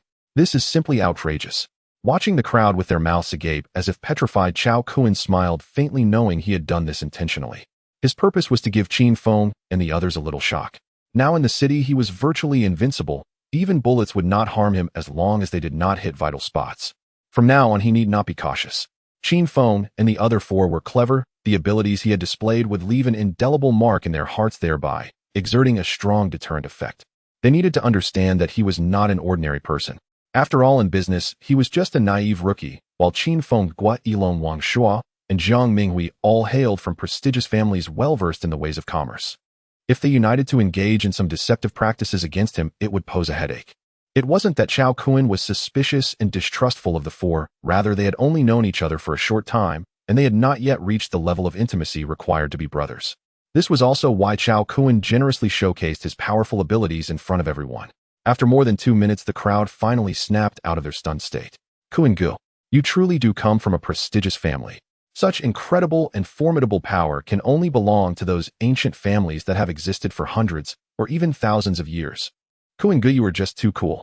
This speed rivals that of a car, truly invincible. Qin Feng and the others gathered around Chao Kuan, filled with wonder. I come from a prestigious family. I had no idea. Chao Kuan felt astonished, suddenly recalling how Qin Feng and the others had shown him respect just half an hour ago while discussing the gold and jewelry store. Could it be that they think he comes from some prestigious family, and that's why they are being so courteous? Chao Kuan found it amusing, but did not clarify. Do prestigious families still exist in the Great Xia? With the creation box, which is an incredible cheat, Chao Kuan was confident he would eventually become such a figure, and that day would not be too far off. Having swum around in the seawater, Chao Kuan felt sticky and uncomfortable, so he immediately went to take a shower. Watching Chao Kuan's tall figure, the astonishment in everyone's eyes lingered. The terrifying power Chao Kuan had displayed had shattered their worldview. A speed exceeding 100 miles per hour, suppressing great white sharks and bluefin tunas with bare hands in seawater. Such abilities were unprecedented and unheard of to them. Wang Shuo suddenly spoke up, saying, "Do you think we have a chance to learn such skills?" Gua Yilong, Qin Feng, and Jiang Minghui were stunned and turned to look at Wang Shuo. Facing the gazes of the three, Wang Shuo smiled faintly and said, "What? Don't you want it?" Jiang Minghui said with a bitter smile, we dream of it, but do you think Kuan-gu would be willing? Having superhuman combat skills, especially astonishing abilities like Chao Kuan's, is every man's dream. Gua Yilong added, "Indeed, my grandfather told me that the reason prestigious families can stand strong for hundreds or even thousands of years is that they possess not only deeply rooted connections, but also formidable combat skills. Such abilities belong to treasures of each family, and only core descendants are qualified to learn them, while outsiders cannot access them at all." Wang Shuo's eyes shone with determination as he stated, "It's all about effort. As long as we establish a good relationship with Kuan-gu, I won't dare to say we can learn all his abilities, but even learning a few techniques could benefit us immensely. This is a once-in-a-lifetime opportunity that cannot be missed." This statement resonated with Gua Yilong, Jiang Minghui, and Qin Feng. Yes, now was the best opportunity to connect with the top forces of Great Xia. If they didn't seize it firmly, they would regret it immensely. At this moment, Wang Shuo, Gua Yilong, Jiang Minghui, and Qin Feng silently made up their minds to befriend Chao Kuan. They were not lacking money or women right now. The superhuman abilities displayed by Chao Kuan were their greatest pursuit. When Chao Kuan returned to the Yuranju villa from the sea, it was already 6 o'clock in the afternoon. He brought back a considerable amount of bluefin tuna meat taken from the finest parts, commonly referred to as toro, which is the meat with the richest fat content. Chao Kuan brought back 100 jin, enough for him to eat for more than half a month. After placing the bluefin tuna meat in the refrigerator, he headed to the abandoned gold mine site to the south. In recent days, the army ants had gathered the gold particles at the entrance of a cave, and after packing them up, he brought them back to the villa. As soon as he entered the basement of the villa, Chao Kuan opened the packed gold particles, revealing a small heap of golden grains that shimmered under the light, captivatingly bright. These gold grains were collected by the army ants from the abandoned gold mine. Chao Kuan first weighed all the gold particles on an electronic scale, totaling 3,564 grams. This was the labor result of 1120 army ants over 3 days. On average, each ant collected about 1 gram per day. This outcome was not particularly ideal for Chao Kuan. It was only half of what he had anticipated. It was evident that the gold content at this abandoned mine was very low, and in a few days the amount of gold collected by the army ants would surely decrease significantly. Of course, Chao Kuan sending the army ants to collect gold from the abandoned mine was merely a trial. He did not expect to become rich from it. Objectively speaking, this was considered illegal mining, not lawful or compliant, full of loopholes, and not a sustainable plan. Therefore, after handling the power plant matters in the coming days, Chao Kuan planned to return to his hometown in Ludong Province. Ludong Province has the highest gold production in the Great Xia, with over 300 gold mines of various sizes. Chao Kuan planned to purchase a large gold mine in Ludong, which would maximize the army ants' effectiveness and also be lawful and traceable, allowing profits to flow into the market. After calculating the weight of the gold, Chao Kuan started up the small high-frequency gold melting machine he had bought on the way, quickly heating and refining the dusty gold particles by pouring them into a quartz crucible. Gold is a type of soft metal with a low hardness, and its melting point is 1065 degrees Celsius. The small high-frequency melting machine he bought can reach a maximum temperature of 2000 degrees Celsius. It can satisfy the melting and processing of most metals, including gold, silver, copper, iron, and platinum. The operation of the high-frequency melting machine is very simple and fast, with a built-in water cooling function. In an hour and a half, all the gold particles were melted and refined into small gold bars. Each small gold bar weighed 500 grams, totaling just over 5 pieces. When weighed on the electronic scale, the final number appeared 2,682 grams. From the original 3,564 grams, 2,682 grams were obtained after purification, achieving a gold content of 73, which is already quite high. Looking at the small gold bars piled together, Chao Kun felt delighted. If 1120 army ants were this impressive, just imagine the harvest if 5 million army ants mobilized. Chao Kun was filled with immense anticipation. After locking the small gold bars in the safe, he played a game for a while before going to sleep. The next morning at 9 o'clock, after having breakfast, Chao Kun went to the city to buy a batch of sugar mealworms and a large watermelon. Since the army ants were collecting gold for him, Chao Kun naturally had to treat them well. Around 10 o'clock in the morning, a phone call came in. When Chao Kun looked at the caller ID, it was Guo Yilong. Yesterday, Chao Kun had exchanged contact information with Guo Yilong, Wang Shuo, and Jiang Mingwei. Kun Guo, are you free to see the yacht today? I can take you over now. As soon as the call connected, Guo Yilong's slightly respectful voice came through. His tone also carried a hint of flattery. This made Chao Kun reflect. Throughout history, the world has always adhered to the rule that the strong are revered. If he hadn't revealed his formidable strength yesterday, how could a wealthy second generation like Guo Yilong personally call him and be so polite? There is an old saying, to forge iron, one must be strong oneself. Only with unparalleled strength can one earn the respect of others. I am free now. Where is your shipyard? I will head over now. Kun Guo, I will send you the location via WeChat. All right. After hanging up the phone, Chao Kun took the car keys and drove away from Yuranju. The Longhai shipyard, located in the northeast of the Magic City on Daming Island, is a large shipyard controlled by the wealthy Guo family and is the top private shipyard in the Magic City. From small speedboats of 3 to 4 meters to super yachts weighing tens of thousands of tons, they can manufacture them, demonstrating their formidable strength. 40 minutes later, Chao Kun arrived at Longhai shipyard according to the location sent by Guo Yilong. At this moment, Guo Yilong was standing quietly at the entrance of Longhai shipyard waiting for Chao Kun. Just then, a Hongqi H9 slowly drove from a distance and stopped in front of Guo Yilong. Guo Yilong hurriedly approached and smiled at Chao Kun in the driver's seat, saying, Kun Guo, the yard is a bit big, please follow my car, and I will take you there. Chao Kun nodded. Subsequently, Chao Kun drove behind Guo Yilong's luxurious Rolls-Royce Cullinan and entered the Longhai shipyard. Longhai shipyard is vast, taking a full 5 to 6 minutes to navigate through. After parking the car, Guo Yilong led Chao Kun to the top luxury yacht area. Guo Yilong was very knowledgeable about his family's yachts, explaining the parameters of various yacht models to Chao Kun as they looked around. After more than half an hour of touring and understanding, Chao Kun finally chose a super yacht with a displacement of 1,800 tons, measuring 65 meters in length and 15.5 meters in width. With a total power of 250 horsepower, a maximum cruising speed of 16 knots, a fuel tank capacity of 300 tons, and a range of 6,500 kilometers. The yacht has 4 levels equipped with a dining room, gym, cinema, swimming pool, and 8 spacious guest rooms, offering a wide and comfortable space. Including the crew, it can accommodate 36 people. This yacht is not only large, but also visually stunning, with a streamlined white hull that exudes a sense of technology and vitality. Chao Kun was very satisfied as it met his requirements perfectly. Chao Kun looked at Guo Yilong and said, all right, this one. How much is it? I will transfer the money to you now. It's not much, since Kun Guo likes it. This yacht is a gift for you. Guo Yilong said generously. He had already been confirmed as the next successor of the Guo family, destined to manage the family in the future. Compared to the Guo family's assets worth hundreds of billions, gifting Chao Kun a luxury yacht worth 150 million is nothing. The main point is that this is a great opportunity to get closer to Chao Kun, and how could he miss it?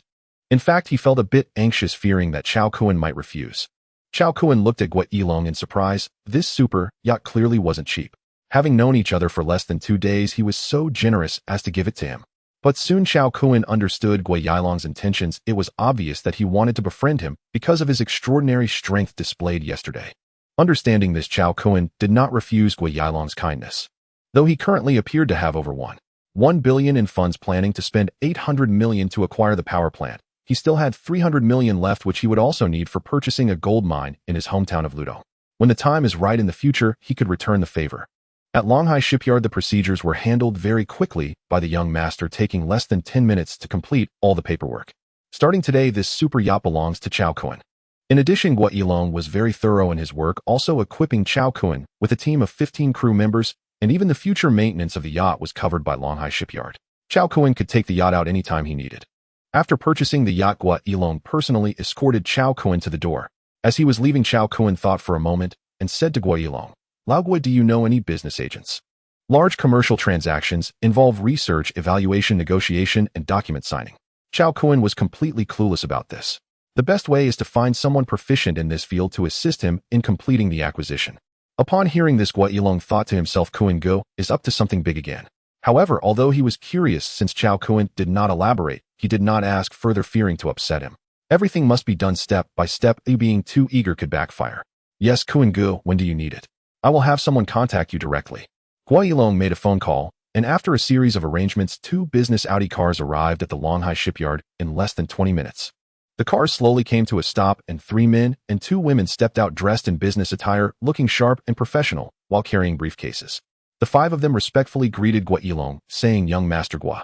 This group of 5 was the elite of Guo's investment sector with formidable business acumen, and the leader was named Li Xuekong. Guo Yilong nodded and looked at Chao Kun, saying, "Brother Kun, these 5 are the most capable team in our Guo's investment group. They can fulfill all your business investment projects." Then he turned to Li Xuekong and the others, saying, "This is Mr. Chao. From now on, you 5 will fully assist Mr. Chao in his business activities. Do not be negligent." Li Xuekong and the others were somewhat astonished. How could they not know Guo Yilong's status? He was the future head of the Guo family, destined to manage the trillion assets of Guo's group. Yet now this top figure in Modu was treating a younger person with such courtesy. It was evident that Mr. Chao's status was even more distinguished. Immediately, Li Xuekong and his team did not dare to be negligent and slightly bowed to Chao Kun, saying, "Mr. Chao, thank you for your trouble, everyone." Chao Kun said politely with a smile. He then briefly explained his intention to acquire a hydroelectric power station. After understanding Chao Kun's intentions, everyone got into the car and set off. Bailonghe Hydropower Station. This was the hydroelectric power station that Chao Kun intended to acquire, located in a place called Baihe Long Town, 90 kilometers north of Modu. It was a dam-type power station, a tributary of the Yangtze River. The dam was 682 meters long, 52 meters high, with a total reservoir capacity of 316 billion cubic meters. Currently, the hydropower station had an installed capacity of 3.0 kW and an average annual power generation of 2 billion kilowatt-hours. To upgrade the creation box to 2 stars required 10 billion kilowatt-hours. Relying on the output of the Bailonghe hydropower station would take approximately 5 years. In the future, when funds are sufficient, Chao Kun planned to acquire a few more power stations, but they could only be small stations like Bailonghe. Larger power stations, even if someone were willing to transfer them, Chao Kun would not choose. After all, such large power stations primarily supply power to major cities and heavy industries, making them too targeted and difficult to operate. Only small power stations like Bailonghe were most suitable for Chao Kun's low-profile development. The road conditions from Modu to Bailonghe town were excellent, and in less than an hour Chao Kun and his group arrived at their destination. On the way, Li Xuekong used a tablet to gather specific information about Bailonghe hydropower station and even called the owner in advance. Thus, when they arrived at Bailonghe hydropower station, some senior officials were waiting to greet them at the entrance. Since the station was put up for sale, many people had come to inspect it. After all, energy is always in high demand. After some introductions, they got straight to the point. The station's executives led Chao Kun and his group on a comprehensive inspection of Bailonghe hydropower station. Li Zukang's group was very serious, paying attention to every detail from the external dam structure, the plant buildings, personnel situations, to the operation of the turbine generators and other electrical equipment. This inspection lasted for over 3 hours. Once all the detailed information about Bailonghe hydropower station was collected, everyone left. After all, this involved a project worth 700,800 million, and it was impossible to finalize quickly. Li Zukang's group needed to return to investigate more detailed information, such as the financial audits of Bailonghe hydropower station for the past 3 years, and whether there were any issues with taxes, social security, or debts. Only then could they produce a flawless evaluation and acquisition report. After returning to Modu from Bailonghe hydropower station, it was still early, so Chao Kun drove to an antique street, casually looking for a jade store. Today, the creation box still had 10 chances left, and Chao Kun did not have the bad habit of wasting them. The jewelry store was already in preparation, set to open during the National Day in October. During this time, Chao Kun had just enough time to prepare. This time, he chose a diverse selection of jadeite, picking various colors, including pink, purple, yellow, and red. After purchasing the jadeite, Chao Kun drove back home. But when passing a large aquarium, he suddenly had a flash of inspiration, and the car's speed gradually slowed down. From ants to swordfish and other 10 marine animals, Chao Kun had fully unlocked their various innate abilities. These abilities were extremely useful for him, significantly boosting his own strength.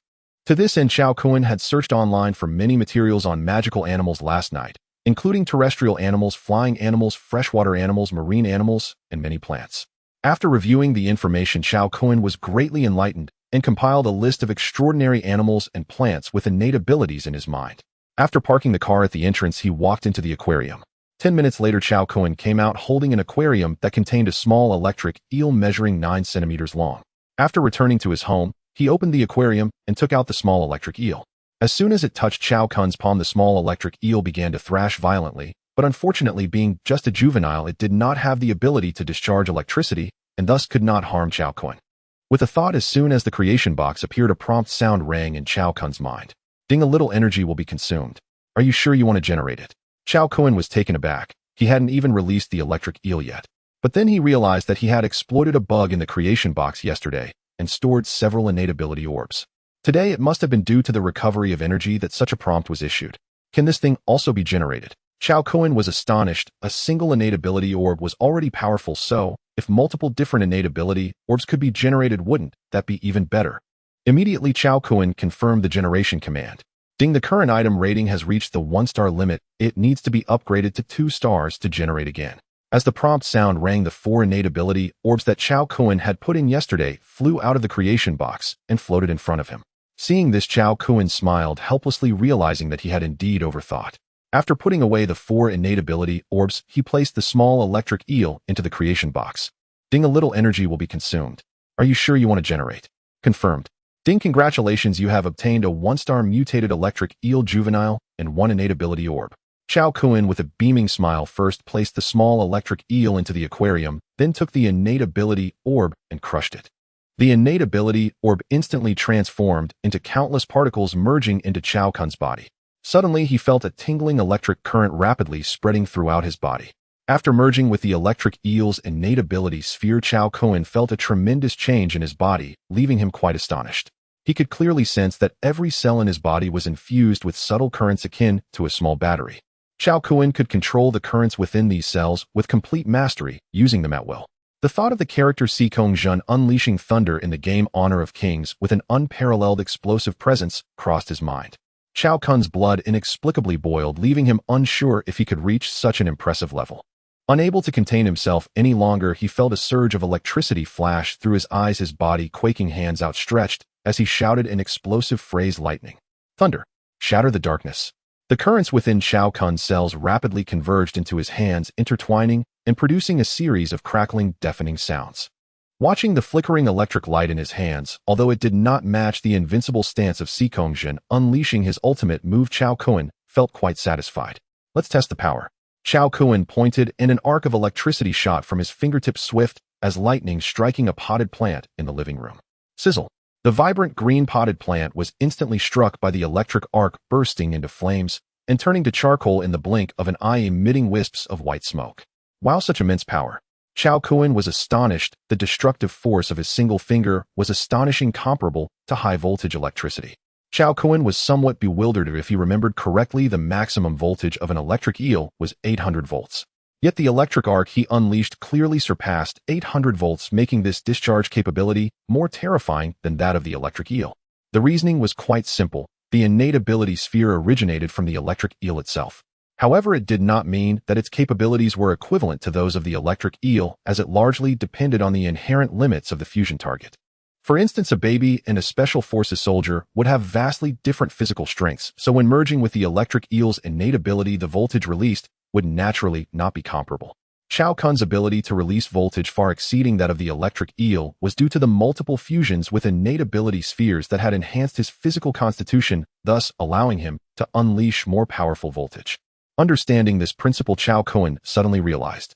During his first fusion with the ant's innate ability, he was puzzled. Ants are the heavyweights of the insect world, capable of lifting over 400 times their own weight, yet why did the unleashed innate ability only yield 10 times that strength?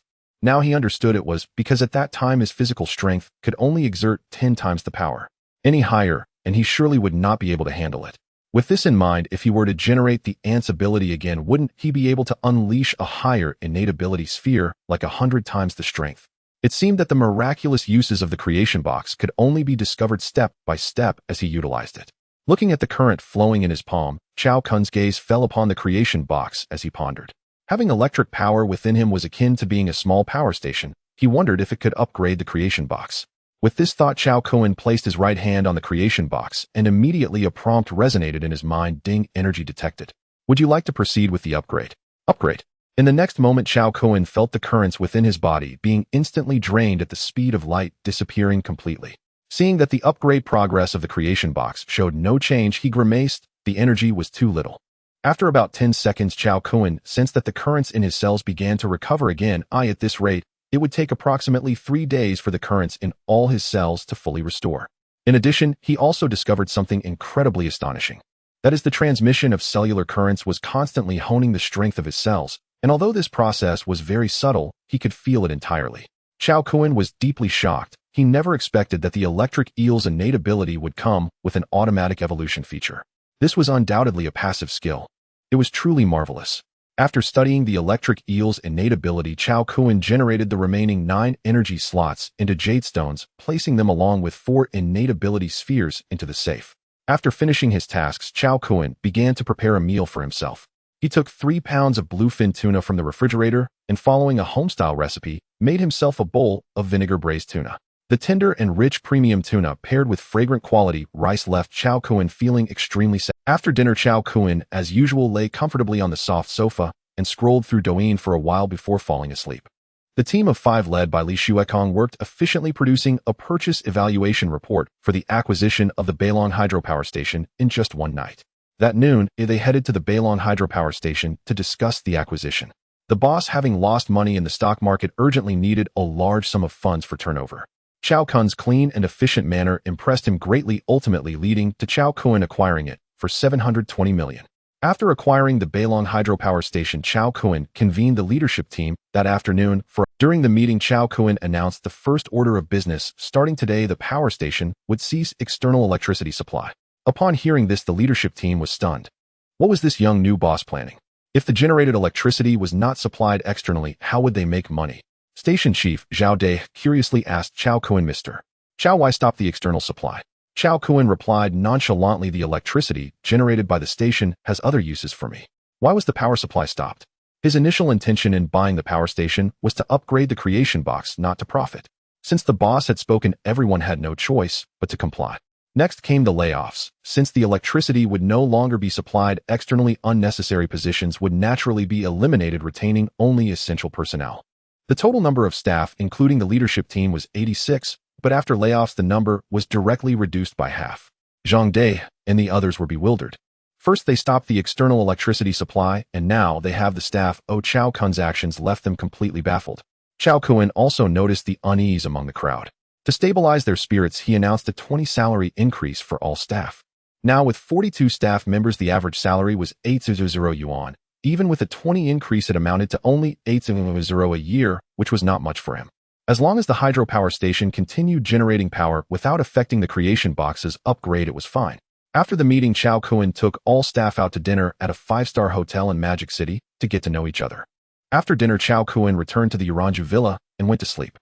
The next day, he got up early and headed to the Beilong hydropower station. The Beilong hydropower station generates electricity based on demand, producing as much power as is needed. Now with the external supply stopped and lacking the capacity to store electricity, Chao Kun could only consume it all that day. Chao Kun stayed at the hydropower station for an entire day without leaving, all to facilitate the absorption of electrical energy for the upgrade of the creation box. Chao Kun's actions left Chen Dai and others at the hydropower station puzzled. Clearly there was no equipment to store electricity. Why was all the produced electricity disappearing? My heavens! This is over 5 million degrees of electricity. How could it just vanish inexplicably? This left everyone feeling as if they had seen a ghost, utterly incredulous and extremely frightened. Chao Kun also noticed this issue and realized that he had underestimated the situation. A power storage station must be constructed. Otherwise, not only would Chen Dai and the others be confused, Chao Kun could not possibly stay at the hydropower station 247. After all, the electricity required for the upgrade of the creation box to 2 stars is 10 billion degrees. This upgrade goal cannot be achieved in a short time. However, after Chao Kun checked the construction cost of the power storage station, he was left speechless. Damn it, was he thinking too naively? To meet the daily power storage requirements of the Beilong River hydropower station, a 500 megawatts power storage station must be built with a total investment of 5 billion. Chao Kun's brow furrowed. What to do now? The situation had become somewhat troublesome.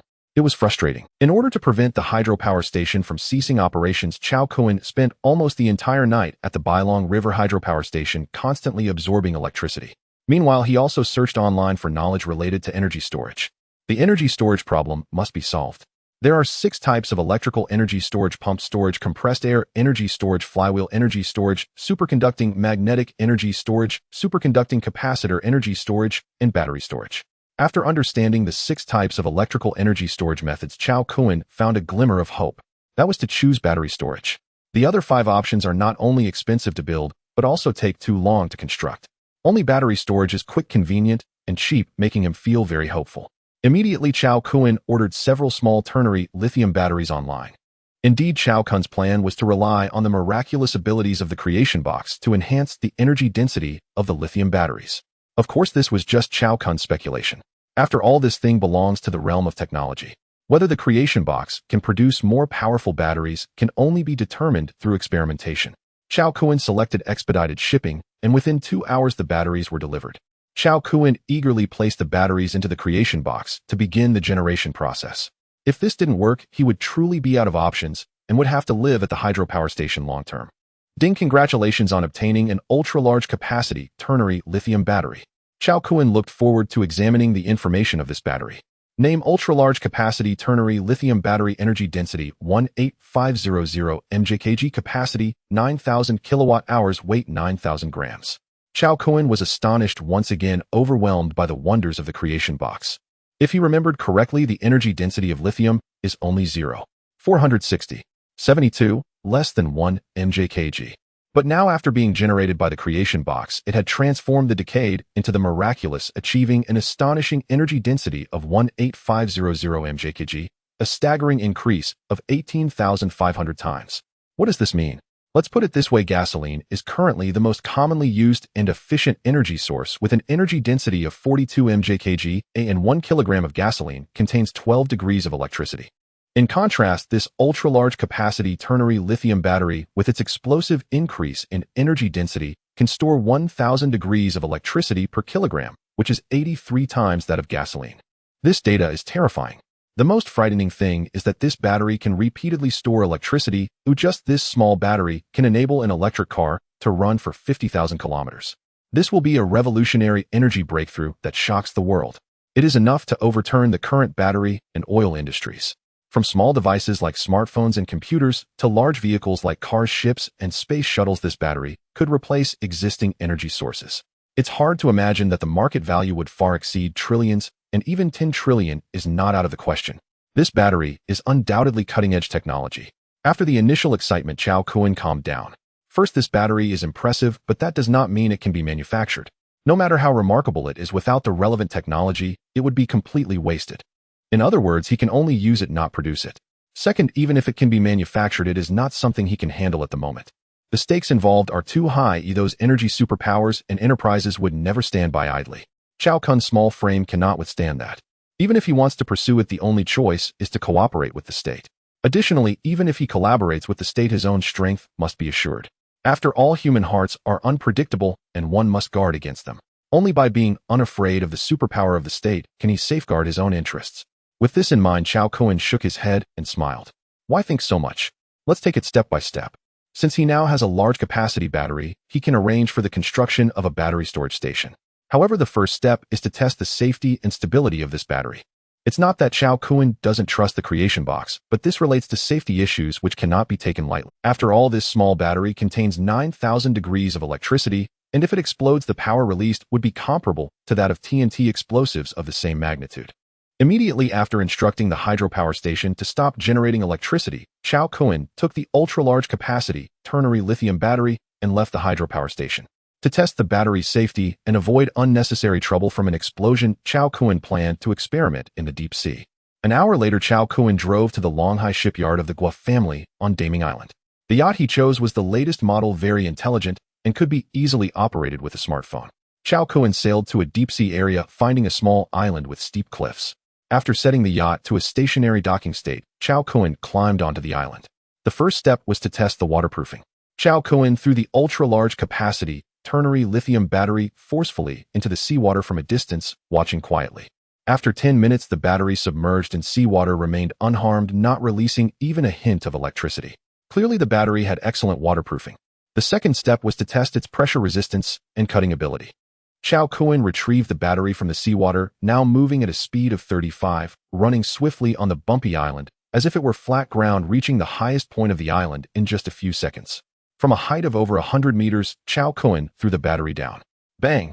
The battery fell from the sky, crashing heavily onto a large rock layer below, producing a crisp sound of metal colliding with rock, but no explosion occurred. Chao Kuan jumped down from the height and picked up the battery from the ground. After falling from over 100 meters onto the hard rock, it only sustained scratches and minor dents, completely unaffected for continued use. With waterproofing, pressure resistance, and collision resistance already evident, the safety of this battery appears to be very stable. Let's test for high temperatures. Chao Kuan placed the battery on a rock standing 3 meters away. With electric currents intertwining in his right hand, a bolt of electricity shot from his fingertips, striking the battery.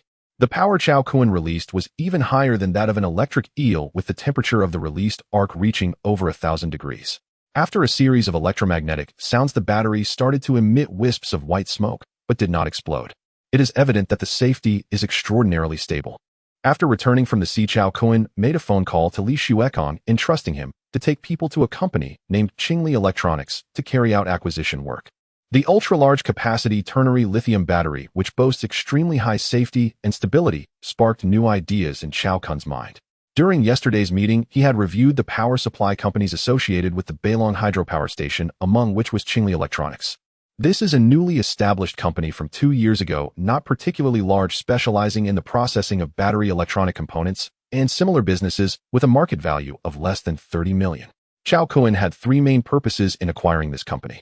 First, the ultra-large capacity ternary lithium battery was too astonishing. If the energy storage station were to be built at the Beilong hydropower station, it would inevitably leak sooner or later.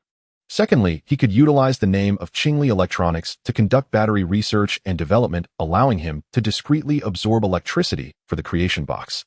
Thirdly, this would prepare for the potential public release of the ultra-capacity ternary lithium battery in the future, providing a good explanation to the outside world. In order to achieve quick results that afternoon, Chao Kuan successfully acquired Qingli Electronics at a 10 premium. However, the energy storage station could not be built overnight. The most critical part was the battery. An ultra-large capacity ternary lithium battery has a power storage limit of 900 kilowatt-hours. The Beilong hydropower station has an average daily power generation of over 5 million kilowatt-hours. To meet this storage requirement, Chao Kuan needs to prepare at least 550 ultra-large capacity ternary lithium batteries, which must be transported to the hydropower station daily to absorb electricity. Otherwise, once the energy storage station is full, it will not be able to continue storing electricity the next day. It can be said that even if the energy storage station is completed, it will only buy Chao Kuan a day's time. However, that is still sufficient, as it is better than staying here all the time. The creation box can only produce 10 ultra-large capacity ternary lithium batteries per day, requiring at least 550 batteries, which means it will take about 55 days and nearly 2 months. Chao Kuan sighed deeply and bitterly smiled, saying, "Alas, I did not consider everything thoroughly. I was too anxious." He planned to stop the creation box from absorbing electricity until the energy storage station was up and running. Yesterday, the 5 million kilowatt-hours of electricity generated by the hydropower station inexplicably vanished, shocking Chinde and others. It caused quite an impact. To prevent unnecessary troubles and reduce losses, Chao Kuan decided to sell the electricity generated over the next 2 months to the state grid. Chinde had worked at the hydropower station for over 10 years, and Chao Kuan entrusted this task to him. Upon receiving Chao Kuan's arrangement, Chinde was bewildered with a confused expression. "What's going on? Wasn't it agreed to use it ourselves? Just yesterday, we stopped sending electricity out. Why did it change again the very next day?" It felt like a joke. However, despite his doubts, Chinde could only comply. With the upgrade of the creation box stalled at the energy storage station and no other significant matters in motive, Chao Kuan planned to head back to his hometown to settle the gold mine issue. After arranging matters with the Beilong hydropower station and Qingli Electronics, Chao Kuan drove to the Guijin Center in Modu. It had been over a year since he last returned home. He couldn't go back empty-handed. After shopping, Chao Kuan returned to Yuranju and picked up 10 queen ants and 1120 worker ants. He needed these little creatures for surveying the gold mine. He couldn't leave them behind. Once everything was prepared, Chao Kuan drove to the Longhai shipyard. His hometown is located in Taoyuan Town, Guangzhou City, Ludong, which is a small coastal town. Daming Island in Modu is less than 500 kilometers from Ludong, Guangzhou, it takes about 8 hours to reach by yacht. Just as Chao Kun drove out of the Yuranju Villa area, his phone rang. Chao Kun saw that it was a call from his sister Chao Zixin. As soon as the call connected, he heard Chao Zixin crying, filled with fear. "Brother, something big has happened at home. You must come back quickly." Chao Kun's expression changed, and he hurriedly asked what happened. "This morning, Mom suddenly had severe stomach pains, and we took her to the hospital for examination. Ultimately died." At this point, Chao Zixin started crying uncontrollably, unable to continue. Chao Kun's pupils dilated, sensing something was wrong. It couldn't be cancer, could it? He suppressed his anxiety and asked tremblingly, "What disease is it?" "Late stage liver cancer." When she said this, Chao Zixin's voice trembled, showing how devastated she was. "What?" Chao Kun felt as though struck by lightning. His mind went blank. Liver cancer. This is one of the hardest cancers to treat and has the highest mortality rate. It is extremely painful, and even with chemotherapy, late-stage liver cancer patients can usually only live for 3 to 6 months, with some not even making it to 3 months. Chao Kun couldn't believe it. Just a few days ago, during a video call, she looked perfectly healthy. How could she suddenly have such a disease? In his daze, Chao Kun lost control of the car, crashing violently into a large tree by the roadside with a loud thud. The airbags deployed, instantly jolting Chao Kun awake from his stupor. Chao Zixin on the other end of the call also heard the loud noise and anxiously asked, "Brother, what happened to you?" "I'm fine, don't worry. Mom will be alright, I'm coming back right away." After hanging up, Chao Kun took out a cigarette, lit it, and took a deep drag, forcing himself to calm down. Late-stage cancer, this terrifyingly lethal malignant tumor, cannot be completely cured with today's medical technology. It can only alleviate the condition. This sudden bad news left Chao Kun feeling lost. Suddenly, a glimmer of hope flashed in his eyes. That's right, there's still the creation box. Half a month ago, a rickshaw hit the back of Chao Kun's head, leaving a cut. After consuming the high-quality water generated from the creation box, he quickly recovered, demonstrating its powerful healing effect. Knowing what he needed to do, Chao Kun gathered his thoughts, restarted the car, and headed to the biggest traditional medicine store in the city center. He wasn't sure if ordinary water would cure his mother's liver cancer. To ensure all possibilities, Chao Kun decided to try traditional Chinese medicinal herbs. "Hello, I need to purchase a century-old wild ginseng." The store clerk shook his head and said, "We don't have that. Century-old wild ginseng is rare and currently unavailable in the market. Among all traditional Chinese medicinal herbs, ginseng is the most precious and unique, known as the king of herbs. Especially aged mountain ginseng has effects of strengthening the body and boosting energy. Only wild ginseng with significant age has the best medicinal effects." Hearing the clerk's words, Chao Kun frowned. Baikatang is considered the best traditional Chinese medicine shop in Modu. If they don't have it, then other places surely won't either. Even if there was, it would take time to find it. With his mother suffering from late-stage liver cancer, tormented by pain, and potentially worsening at any moment, Chao Kun couldn't afford to waste time. Chao Kun looked at the clerk and asked, "What is the oldest wild ginseng you have in your store?" 30 years pure Changbai mountain wild ginseng, just collected a few days ago, but it's a bit expensive, costing 5,000. "That's fine." After paying, the clerk went into the pharmacy and soon returned with a long wooden box, placing it in front of Chao Kun and opening it. "Sir, this is the 30-year-old wild ginseng from Changbai Mountain that you requested." Chao Kun looked at the wild ginseng lying in the box, its roots short and thick with a long slender stem shaped like a rhombus, clean and intact, very well preserved. Chao Kun closed the box, bought some additional herbs for preparing the ginseng, and left by Baikatang, speeding towards the Longhai shipyard. The direct route from Magic City to Guangzhou stretches over 500 kilometers. The yacht swiftly advanced along the coastline, and due to the considerable distance, Chao Kun arranged for the captain and crew on board. With someone at the helm, Chao Kun did not remain idle and immediately headed to the kitchen. He first opened the wild ginseng box and sliced the ginseng into 7 or 8 centimeter long sections, placing them one by one into the creation box. Fortunately, he had not yet synthesized the battery today, otherwise it would have to wait until tomorrow. Ding, a bit of energy value is required. Are you sure you want to generate this? Confirmed. Ding, congratulations on obtaining 20 grams of 100-year wild ginseng. Chao Kun was overjoyed. The creation box indeed could enhance the age of the ginseng. Instantly, Chao Kun had greater hope for his mother's illness. He then took a bowl of water and 20 grams of 100-year wild ginseng and placed them back into the creation box. Chao Kun, filled with anxiety and anticipation, confirmed the generation. Ding, congratulations on obtaining 50 grams of essence of life, which possesses the ability to cure all ailments. As a voice echoed, a fist-sized water orb emerged from the creation box, crystal clear and shimmering, with a faint golden glow exuding a refreshing fragrance. Chao Kun inhaled deeply, feeling a rush of energy surging through his organs, with every cell in his body rejoicing, making him feel as if he were floating on air. The efficacy of curing all illnesses indicated that this essence of life could treat 10,000 kinds of diseases. Terrifying indeed. He wondered if it could cure liver cancer. Chao Kuan immediately instructed the sailors on the yacht to catch several fish with a net from the sea. Picking a small fish at random, he returned to the kitchen and stabbed it with a knife until it was battered, leaving it barely alive. Chao Kuan poured a few drops of essence of life into the fish's mouth. He stared intently at the small fish, filled with anticipation, waiting for a miracle to occur. 10 seconds passed, then 20 seconds, 30 seconds, 1 minute. The small fish showed no signs of change until Chao Kuan's hope gradually turned to disappointment when suddenly a miracle happened. The fish, which had been on the brink of death, experienced a dramatic turnaround. The fatal wounds on the fish's body were healing at a speed visible to the naked eye. 1 minute later, the fish that had been near death had fully recovered, now lively and energetic. Chao Kuan was elated. This regenerative ability was incredible, rivaling his own octopus regeneration skills. Looking at the lively fish on the table, he narrowed his eyes, wondering if this essence of life could also revive dead fish. "I'm sorry about this," Chao Kuan said to the small fish. Then with one swift motion, he crushed its head with a knife until it was completely dead. Chao Kuan immediately poured about 5 grams of essence of life and observed the fish carefully. After 3 minutes, the fish still showed no signs of recovering its life force. Chao Kuan chuckled bitterly. He had been too optimistic. It seemed that the essence of life did not possess the power of resurrection. With the essence of life, however, he felt a significant hope for curing his mother's cancer. Thus, Chao Kuan began to work in the kitchen, thoroughly washing the remaining half of the ginseng and some supplementary ingredients, planning to brew a nourishing ginseng soup for his mother.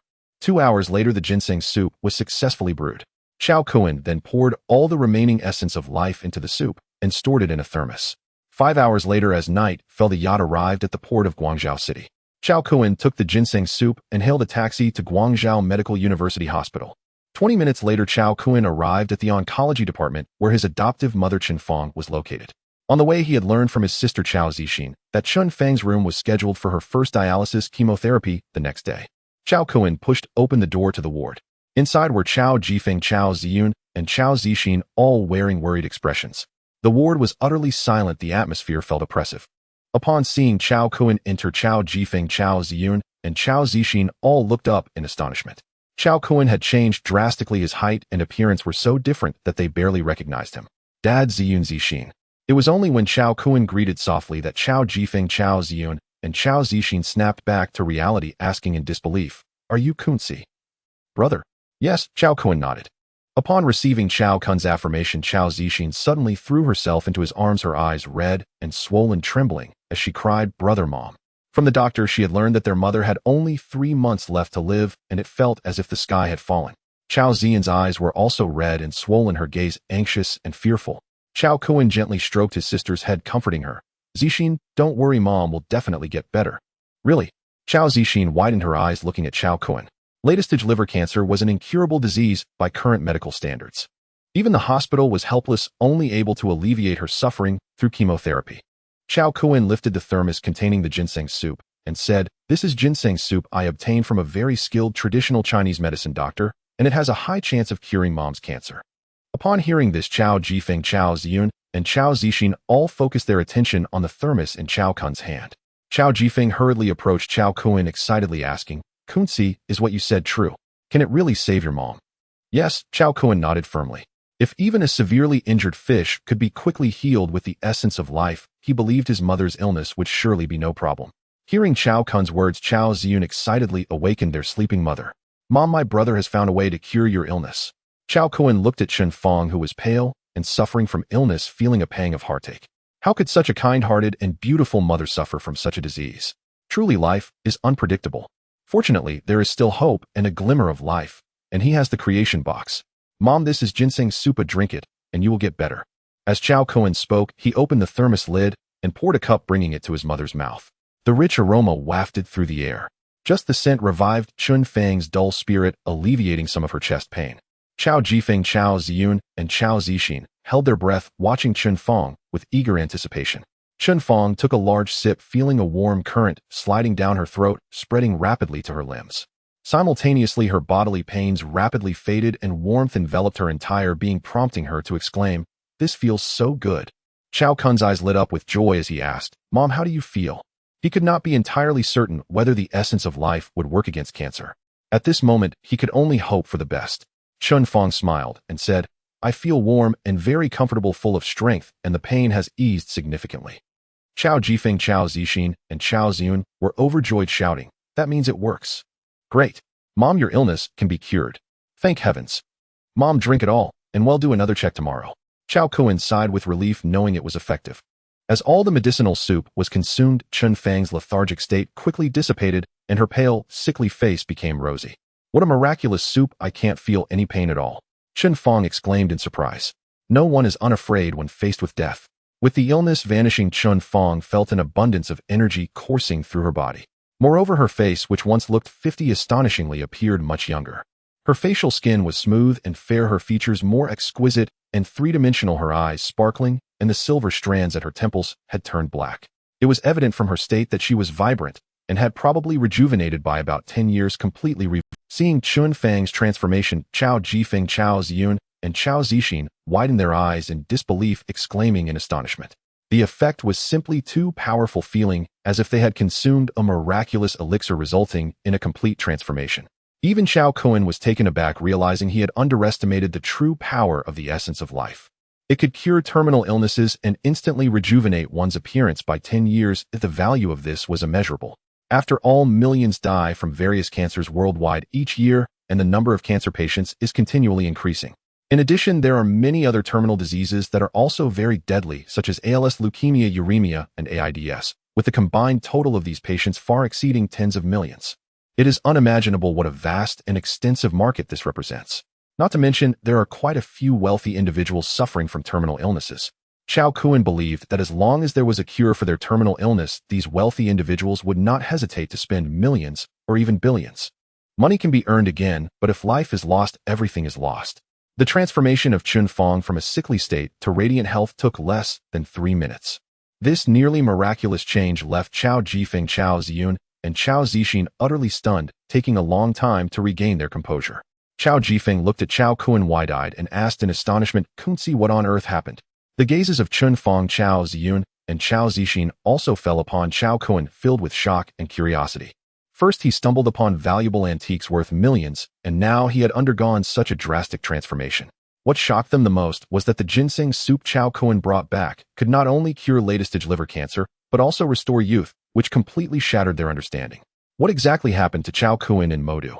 Seeing the astonished and curious expressions of his family, Chao Kun smiled faintly and casually fabricated a story. He claimed that after finding the antiques, he met a reclusive master during the sale and became his disciple. The changes in his appearance and the ginseng soup that healed Chun Fang were both the work of that reclusive master. The nature of the creation box was too special to disclose to his family for now. It was safest for him to know this secret alone. Upon hearing Chao Kun's words, Chao Jifeng, Chun Fang, Chao Ziyun, and Chao Zixin could only marvel at Chao Kun's good fortune without questioning his words. After all, the changes in Chao Kun's appearance and the miraculous effects of the ginseng soup were the most convincing explanations. Seeing her brother become taller, more handsome, and more charming, which was more outrageous than plastic surgery, Chao Zixin was extremely envious and exclaimed that she also wanted to learn from the reclusive master. Although the gentle and amiable Chao Ziyun did not speak, her hopeful eyes told Chao Kun that she shared the same desire as her sister, wanting to become a disciple as well. The reclusive master was a fabrication of Chao Kun's, and naturally, he could not let his two sisters become disciples. He could only smile wryly and say, my master travels the world and is hard to find. I encountered him by chance, and he left Modu a few days ago without leaving any contact information. I have no idea where he has gone now. Hearing this, the eager expressions on Chao Ziyun and Chao Zixin's faces instantly turned into disappointment. Seeing this, Chao Kun smiled and said, although you cannot become disciples, I can impart to you some special skills in place of my master. Brother, can I become beautiful? Chao Zixin asked joyfully. Of course you can, Chao Kun nodded. The changes in his height and looks were due to consuming high-quality tomatoes and abalones. As long as his sisters consumed the same, they would surely see changes. Besides that, Chao Kun also planned to let his family fuse with several special ability orbs that possessed regenerative capabilities. This would also ensure their safety. After chatting for a while, it was already 11 o'clock in the evening. The family had not eaten all day due to Chun Fang's sudden diagnosis of late-stage liver cancer. Since she was cured, there was naturally no reason to stay in the hospital. After leaving, the family went to a restaurant for a meal and then found a star-rated hotel near the hospital to stay in. The next day, after completing the discharge procedures at the hospital, Chao Kun's family immediately went to another hospital for a thorough checkup of Chen Feng's health. The reason for changing hospitals was to avoid unnecessary trouble. After all, they had just diagnosed her with late-stage liver cancer yesterday, and if today's checkup showed recovery, it would definitely attract attention. They couldn't just say it was a misdiagnosis.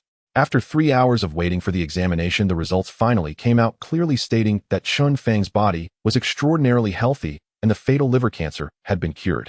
Even the minor ailments accumulated from years of hard work had completely vanished. Even the examining doctor was astonished by the excellent condition of Chen Feng's body and inquired if she had some exclusive secret formula. Since drinking the ginseng soup, Chen Feng had not experienced any discomfort and her physical condition was remarkably good, but Chao Kun and the others still felt a lack of certainty. Now that the test results indicated that Chen Feng's liver cancer was completely cured, the tension in the family's hearts finally relaxed. After leaving the hospital, the family happily returned to Taolin Town, which is 50 kilometers northwest of Guangzhou. Only a day had passed since Chen Feng was diagnosed with liver cancer, and only a few family members knew about it, so it had not attracted the attention of others. Once back in town, Chao Jifeng and Chen Feng stayed home for 2 days before getting restless and heading to a Chao Kun advised his parents that since they no longer lacked money, there was no need to work tirelessly. They wouldn't earn much in a year anyway, and it was time to enjoy life, travel, and live a more refined lifestyle. Wasn't that enticing? However, the couple had been frugal and busy for most of their lives, and suddenly having nothing to do was quite unfair. They said that once Chao Kun got married and had children, they would close the restaurant and help him raise the kids. Marriage and children. Chao Kun had no such thoughts for the time being. His only goal now was to upgrade the creation box. Unable to persuade them, Chao Kun felt helpless. In the following days, Chao Kun stayed with his family, occasionally helping out at the restaurant, and the family enjoyed a harmonious time together. During this period, he also took his family on his luxury yacht for a tour on the sea. On September 1st, when university started, Chao Kun personally took his 2 sisters to Kyoto University, and the sight of the 3 siblings walking together with their high attractiveness caused quite a stir. Especially Chao Kun, whose extraordinary handsomeness and charm rated at the maximum of 10 points left. Many talent scouts and entertainment companies approached Chao Kun, offering him $1 million annual salary to recruit him as a star, promising to make him a top celebrity within 3 years, bringing glory to his family and attracting millions of admirers. But Chao Kun refused without hesitation. Being a star, did he need to be one with his current strength? After returning from Kyoto, Chao Kun began to act on his next plan. That was to acquire a gold mine in his hometown of Ludong province, laying out a strategy for the gold industry. First, Chao Kun went to the automobile city in Guangzhou City and bought a Jeep off-road vehicle worth around 500,000. For the next period, he would stay in Ludong, and a vehicle was essential. Surveying was the first step in acquiring the gold mine. Only gold mines with high gold content were worthy of Chao Kun's choice. In Chao Kun's view, the mutated army ants could easily burrow 100 meters underground and had a unique ability to detect gold. Therefore, assigning the task of surveying the gold mine to the army ants was highly suitable. In Ludong province, more than 300 gold mines of various sizes have been discovered, with more than half of them concentrated on the Ludong Peninsula. According to predictions from the National Land Resources Bureau, after exploration, the untapped gold resource reserves reach as high as 2.0 tons, ranking among the top gold deposits in the world and representing a rare super-large gold-rich area. The gold mines in this area are controlled by the state, and gold is a very important strategic resource. It is nearly impossible for private parties to get involved. Thus, Chao Kun can only choose some small mines to contract. Of course, acquiring a gold mine is not something one can do casually. The current market environment is not like it was 20 years ago. Obtaining a mining production license for a mine, especially for precious metals like gold, is impossible without strong connections. This is not a problem for Chao Kun, who is acquainted with Wang Shua, a prominent figure in the Magic City, whose family business is mainly in mineral resources. It won't be difficult for him to get help from Wang Shua to handle these permits. Of course, this is Plan B. Plan A involves using money. He currently has 300 million in funds and can directly acquire a small gold mine with complete qualifications without any issues. If there are no suitable options, seeking Wang Shua's help will not be too late. Chao Kun arrived at a consulting company in Guangzhou City. There are too many gold mines of all sizes, as searching for them himself would waste time and may not even yield suitable finds. Therefore, it is best for professionals to handle professional matters, saving time and effort. Spending 30,000, the consulting company collected 30 gold mines that met his requirements by that afternoon. After obtaining the data on the mines, Chao Kun began to survey them one by one. Chao Kun did not go directly to the mines. Instead, he deployed his army ants to drill underground and explore the gold reserves. After being generated by the creation box, the army ants underwent mutations in all aspects classified as one-star organisms according to the Creation Box's rating. In addition to their strong biting power and speed, their intelligence is also noteworthy. Over 1,000 army ants acted simultaneously, leaving no gold in the mine unaccounted for, all of which was recorded in pheromones and transmitted to the ant queen, who summarized and conveyed the accurate data back to Chao Kun. Thus, Chao Kun was clear about the gold reserves in these mines after his exploration. The 30 gold mines scattered throughout Ludong took 2 days just to survey the gold reserves. Ultimately, he confirmed 3 gold mines that met his requirements. Among them, the largest is named Wanya Gold Mine, with a staggering gold reserve of 80 tons and a high gold content, allowing for a refined output of 20 tons, making it a rich mine. Specifically, this 80 tons of gold resource is located adjacent to the Wanya Gold Mine, with this astonishing gold vein buried over 100 meters underground at a 75-degree angle, making it a vertical mine with very little difficulty in extraction. Even without the army ants, Chao Kun could profit immensely from manual mining, becoming rich in one go. Chao Kun is determined to acquire this gold mine because in the past 6 months its gold extraction has been insufficient, gradually declining, indicating that this mine is facing a barren situation with little gold left to extract. Thus, the owner of this gold mine is also looking for a buyer to transfer it. After confirming his target, Chao Kun called Li Xuekong from the Magic City to proceed with the business negotiation for the acquisition. At 3 o'clock in the afternoon on September 2nd, Li Zukang's small team of 5 arrived at Guangzhou City. Once everyone was in place, Chao Kun took them to the Wanya Gold Mine. Wanya Gold Mine is located in Wanya Village, Judu City, less than 80 kilometers in a straight line from the first gold mine in Ludong Province, Jiaojia Gold Mine. Who would have thought that there lay an astonishing 80 tons of gold reserves? Before arriving at Wanya Gold Mine, Chao Kun's group had made prior appointments. Upon arrival, they quickly met with the person in charge of Wanya Gold Mine. "Are you the one looking to buy my gold mine?" Seeing the handsome and impressive Chao Kun, the person in charge, Zhang Su, was quite astonished. Zhang Su was somewhat familiar with Chao Kun's face, as he had seen a video the previous day of Chao Kun, Chao Ziyun, and Chao Zixin enrolling at Kyoto University. Moreover, Zhang Zu's brother, who runs an entertainment company, had also reached out to Chao Kun the day before, trying to recruit Chao Kun, Chao Ziyun, and Chao Zixin together.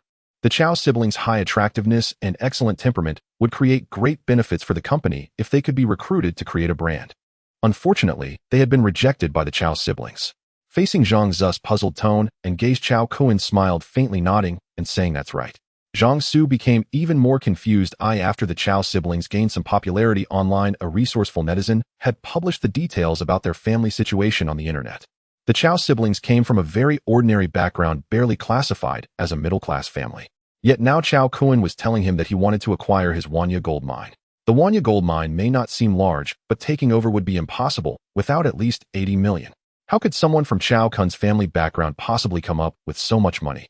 Zhang Su frowned slightly and asked Chao Kun, "Do you have proof of funds?" Chao Kun had prepared for this and produced a bank-issued proof of funds document. Seeing that Chao Kun had 300 million in cash flow, Zhang Su was quite surprised. A typical middle-class family could possess 300 million in cash and even had the audacity to undertake a gold mine. This was enough to show that Chao Kun was not as simple as he appeared. However, that had nothing to do with Zhang Su. He only cared about the money. As long as the funds were in place, Zhang Su was naturally willing to transfer the gold mine, especially since its future gold output was limited. For him, a gold mine that cannot generate profit is of no value. Currently in a state of loss, Zhang Su was more than willing to have someone take over. Subsequently, Li Zukang's small team began a comprehensive survey and data collection at Wanya Gold Mine. Wanya Gold Mine is not large, covering an area of 150 acres. As a new mine, it is equipped with an office building, dormitory, canteen, various mechanical equipment, and a foundry, enabling normal production operations without the need for additional procurement once Chao Kun takes over. Moreover, Wanya Gold Mine has a short mining history of less than 10 years. When Zhang Su undertook it, the contracting fee was 35 million with a contract duration of 15 years. This means that Wanya Gold Mine still has about 5 years of mining rights left. This is sufficient for Chao Kun. Within a week, the number of his army ants will soar to 5 million. Once 5 million army ants are mobilized, it is likely that within a year, all the gold in Wanya Gold Mine will be extracted, turning it into an empty mine. The next day, in the conference room of the Wanya Gold Mine office building, both parties held discussions regarding the transfer agreement. After 2 hours of negotiations, Chao Kun finally took over Wanya Gold Mine for 90 million. This price also included all relevant mining permits. After the contract was signed, Zhang Su and the management team of Wanya Gold Mine left. These management members belong to the Zhang family group behind Zhang Su. Even if Zhang Su no longer engages in gold mining, these individuals will return to the Zhang family group to work at other mines. This was not a challenge for Chao Kuan. With all the necessary certificates and qualifications, he was able to establish a new company and recruit talent, completing all preparations in less than 5 days. On September 9, 2023, the company established by Chao Kuan Huakuan Mining officially took over Wanya Gold Mine for mining and production work. From this day forward, Chao Kuan could be considered part of the mining community, and not just any mine but a gold mine. After Chao Kuan's Bao Kuan Mining Company took over the Wanyan Gold Mine, the first day's output of gold was 126 grams, calculated at a market price of 420 yuan per gram. 126 grams multiplied by 420 yuan equals 5290 yuan. The total number of employees in the mining area is 114, with daily labor costs exceeding 30,000. When adding expenses such as electricity and meals, the daily expenditure is nearly equal to the income.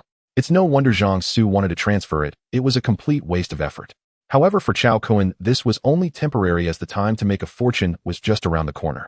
20 days had passed since he generated army ants, and all 10 queen ants had completed their egg-laying work.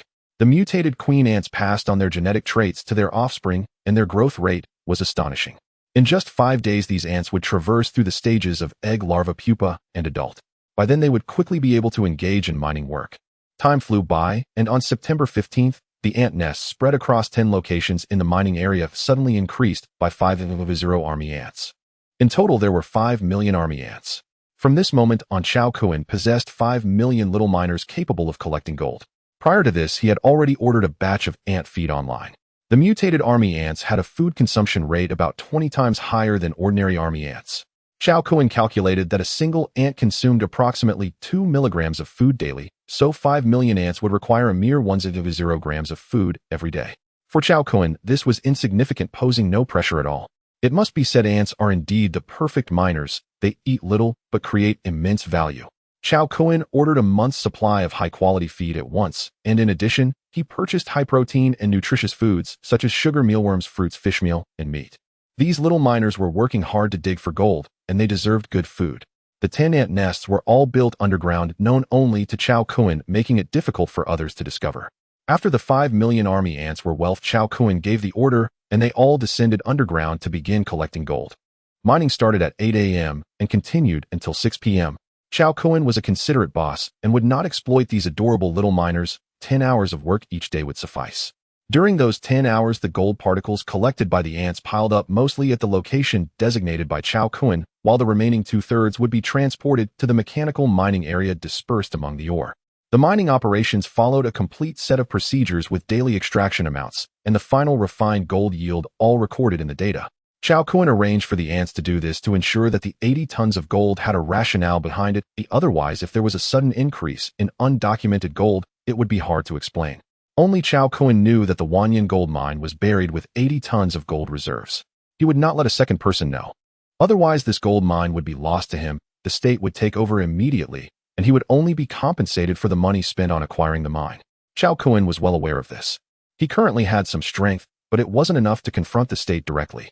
Therefore, the path of cautious development was the way to go. His plan was to quietly mine, gradually consuming the 80 tons of gold.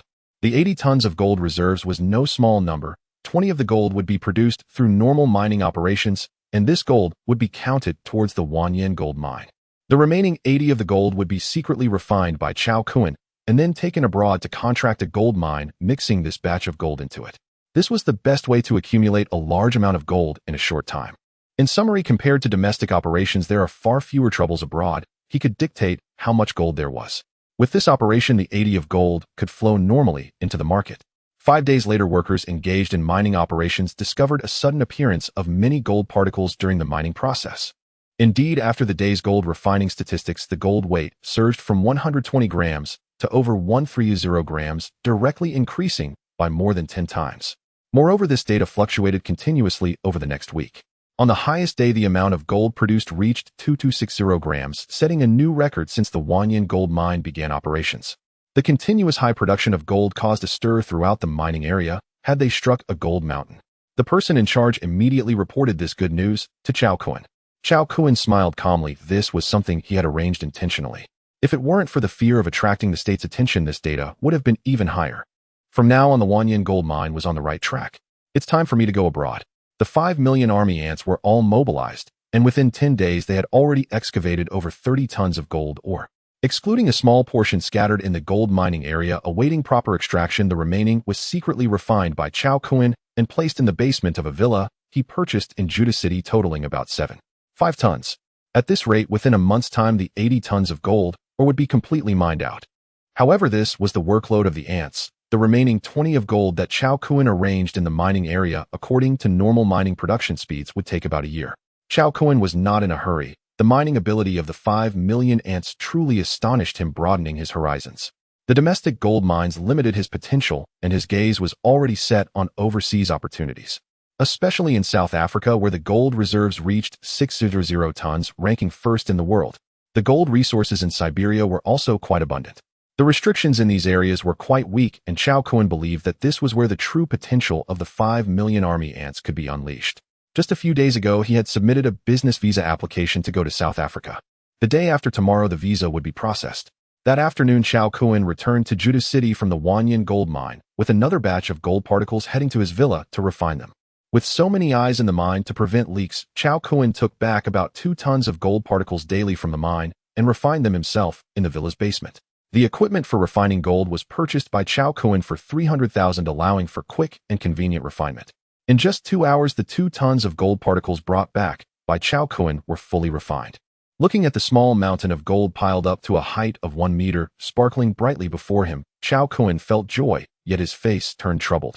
To have this gold flow normally into the market without investigation, he must take a trip abroad. The issue was how to transport it. The storage space of the creation box was pitifully small. If only there were a larger spatial ring available. Chao Kun felt helpless. He had tried generating bracelets and rings, but none had produced a miraculous storage space. If it came to it, he would have to seek help from others. Qin Feng's family was involved in international maritime trade, so they could probably find a way to avoid customs. After refining the gold, Chao Kun went to another room in the basement where he had stored batteries purchased online from Ningda Technology. During his time in Ludong, every day the 10 chances of the creation box had been used by Chao Kun to generate batteries. After half a month, he had accumulated 150 blocks, needing still 400 more to reach 550. This meant he needed about 40 days. Additionally, Chao Kun had made significant gains in special abilities. While wandering in the mining area, he encountered fleas and spiders. These 2 creatures possessed very strong special abilities. After being generated by the creation box, Chao Kun unlocked 2 ability spheres: the super jump of the flea and the strong sensing ability of the spider. With the fusion of these 2 special abilities, Chao Kun's strength rose another level, making for a bountiful harvest. At the same time, Chao Kun was generating batteries in a luxurious club 100 kilometers to the south in Qingang City. Zhang Su was sitting on a leather sofa enjoying the service of 2 exquisite beauties, feeling quite relaxed. Just then the door to the private room was pushed open and a young man stepped in. "Brother Su, I heard you sold the Wanyan gold mine." "Yes, the gold output from that mine has been decreasing in value, so I transferred it for 90 million, making us 90 million. Wow, Brother Su, you've lost big time." "What do you mean?" Zhang Su looked at Sun Quan in confusion. Selling a mine that had no profit for a small gain didn't seem like a loss. Seeing Zhang Zu's reaction, Sun Quan sighed and said, "Brother Su, you might not know, but the gold output of the Wanyan gold mine has skyrocketed. Now the daily output is over 200 grams. Daily gold output exceeding 2,000. Upon hearing this, Zhang Su suddenly stood up from the sofa, his eyes wide open in shock as he asked Sun Quan what. "The daily gold output has surpassed 2 kilograms. Who did you hear that from? Is this news true or false?" Sun Quan nodded seriously and said, "Absolutely true. I heard that the gold production has been over 1,500 grams for 5 consecutive days. Brother Su, you have really suffered a huge loss." Zhang Zu's face turned extremely ugly. When Chao Kun took over the Wanyan gold mine, he had mocked him internally as a big fool. This guy knew very well that the output of the gold mine was far lower than before, yet he still willingly took it over at a high price. Now it seems it is Zhang Su who is the big fool. As soon as Chao Kun took over the Wanyan gold mine, the output of gold skyrocketed, with daily production exceeding a kilogram. This output is comparable to that of some medium-sized gold mines. Clearly, there are astonishing gold resources hidden beneath the Wanyan gold mine, which Chao Kun must have known before taking over. However, Zhang Su felt somewhat confused and perplexed, as he had clearly instructed his family's professional exploration team to conduct a thorough survey of the Wanyan gold mine and was certain it had no mining value. But now, after Chao Kun took over the mine, he managed to extract a large amount of gold. Could it have just appeared out of thin air? It's truly baffling. Seeing Zhang Zu's face changing with emotion, Sun Quan cautiously asked Brother Su, "There are rumors outside saying you are blind to the truth and cannot recognize real gold. I've even received news that Chang Yunqiao seems to be interested in acquiring the Wanyan gold mine." Sun Quan mentioned Chang Yunqiao, the second son of the Chang family from Yuntai City, next to Qinggong, who has always been at odds with Zhang Su. Zhang Su sneered and said, "If Chang Yunqiao wants to acquire the Wanyan gold mine, it depends on whether I agree or not." He said this while walking out of the private room. Sun Quan quickly followed him and asked Brother Su, "Are you planning to buy back the Wanyan gold mine?" Although Zhang Su did not speak, his meaning was very clear. At around 9 o'clock in the evening, Chao Kun was playing a game when suddenly a phone call came in. Chao Kun glanced at the caller ID and saw it was Su Guangrui, the duty manager of the Wanjin gold mine. Chao Kun frowned slightly. Why is he calling so late? Could there be a problem at the gold mine? He always prioritized the safety of the gold mine and had already eliminated all potential hazards. In addition, he had also made sufficient preparations for the security work of the gold mine. Chao Kun had secretly deployed army ants around the mine to monitor every movement 247 and safeguard the mine's assets. With the speed and biting power of army ants, it was impossible for anyone to sneak in. "Hello, Manager Su, what's wrong?" "Mr. Chao, there is a gentleman named Zhang Su who wants to see you. He says he has something very important to discuss with you." Su Guangrui was a professional manager newly recruited by the headhunting company at Chao Kun's request and didn't know Zhang Zu's identity. "Zhang Su." Chao Kun was taken aback. "Isn't he the previous owner of the Wanyan gold mine? What could he want with me?" After pondering for a few seconds, Chao Kun quickly figured it out. It wasn't hard to guess.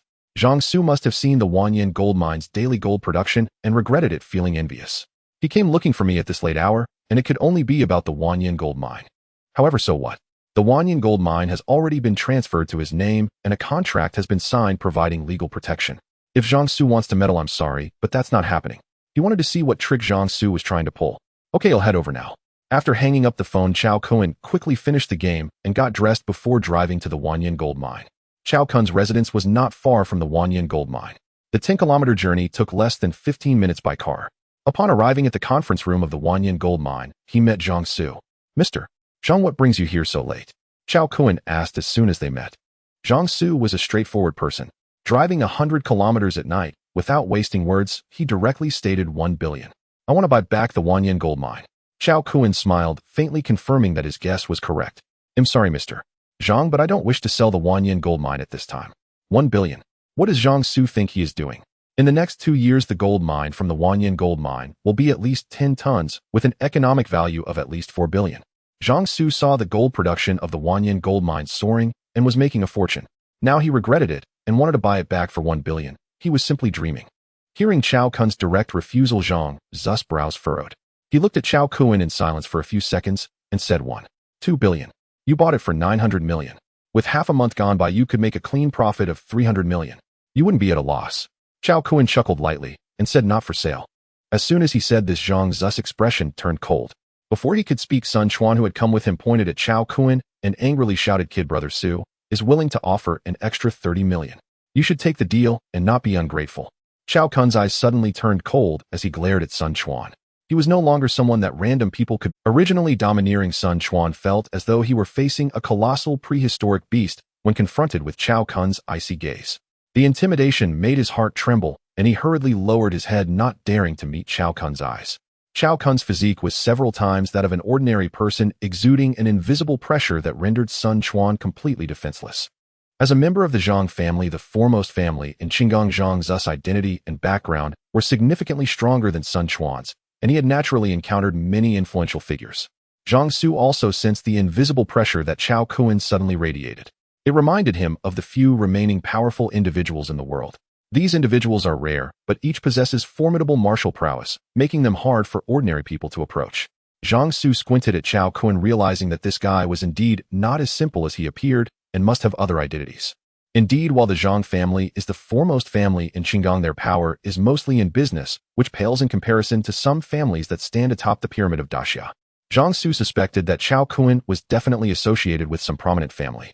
Otherwise, where would his martial prowess come from?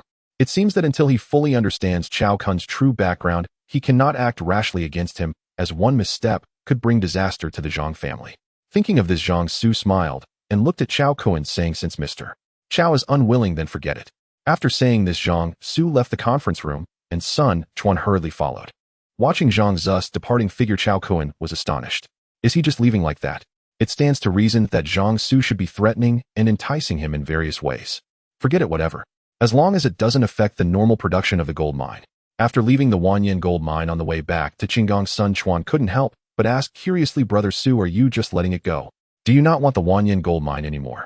Having been with Zhang Su for many years, Sun Quan understood his character to some extent. With Zhang Zu's identity as the third young master of the Zhang family, he is a significant figure in Qinggong. How could he possibly let such a huge loss at the Wanyan gold mine go without pursuing it? This completely contradicts his usual way of doing things.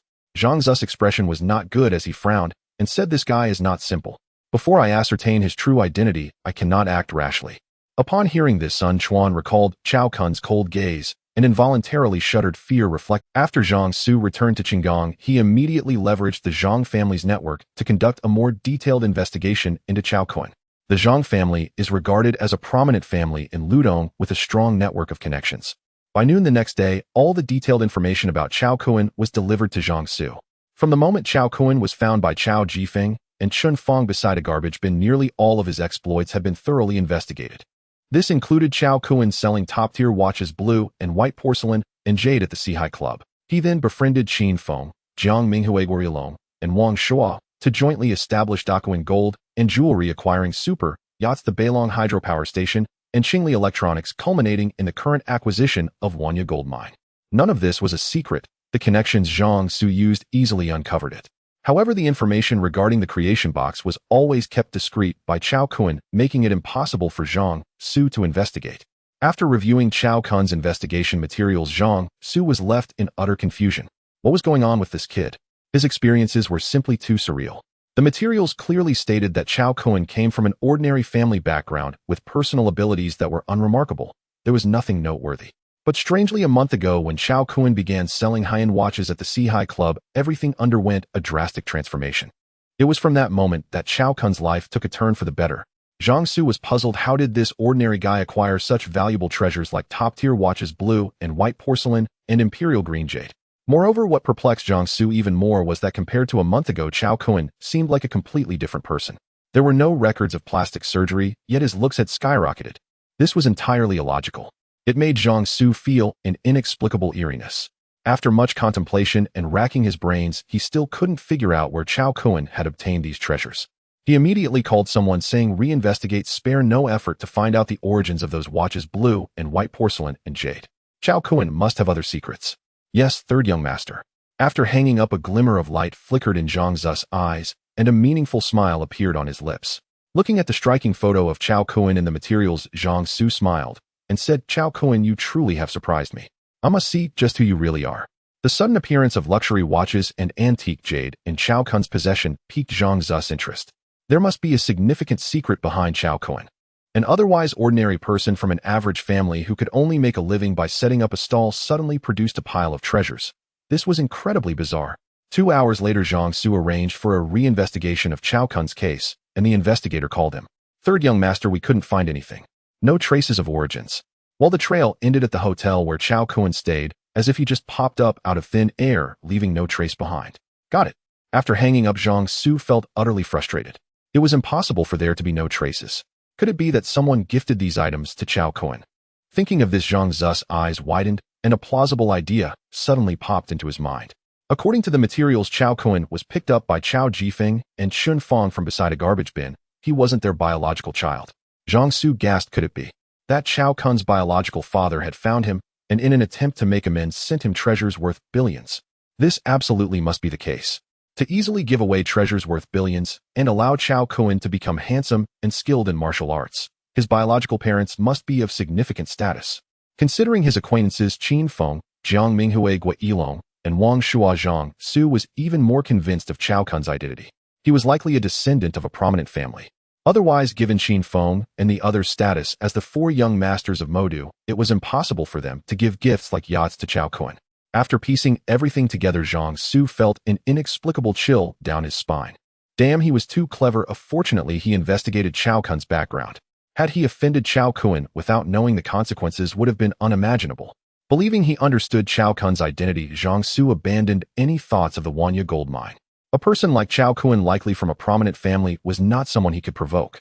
He even began to ponder how to befriend Chao Kun. The status of a scion from a prominent family, even if just a collateral descendant, was far more prestigious than he, the third young master of the small Zhang family in Qingang.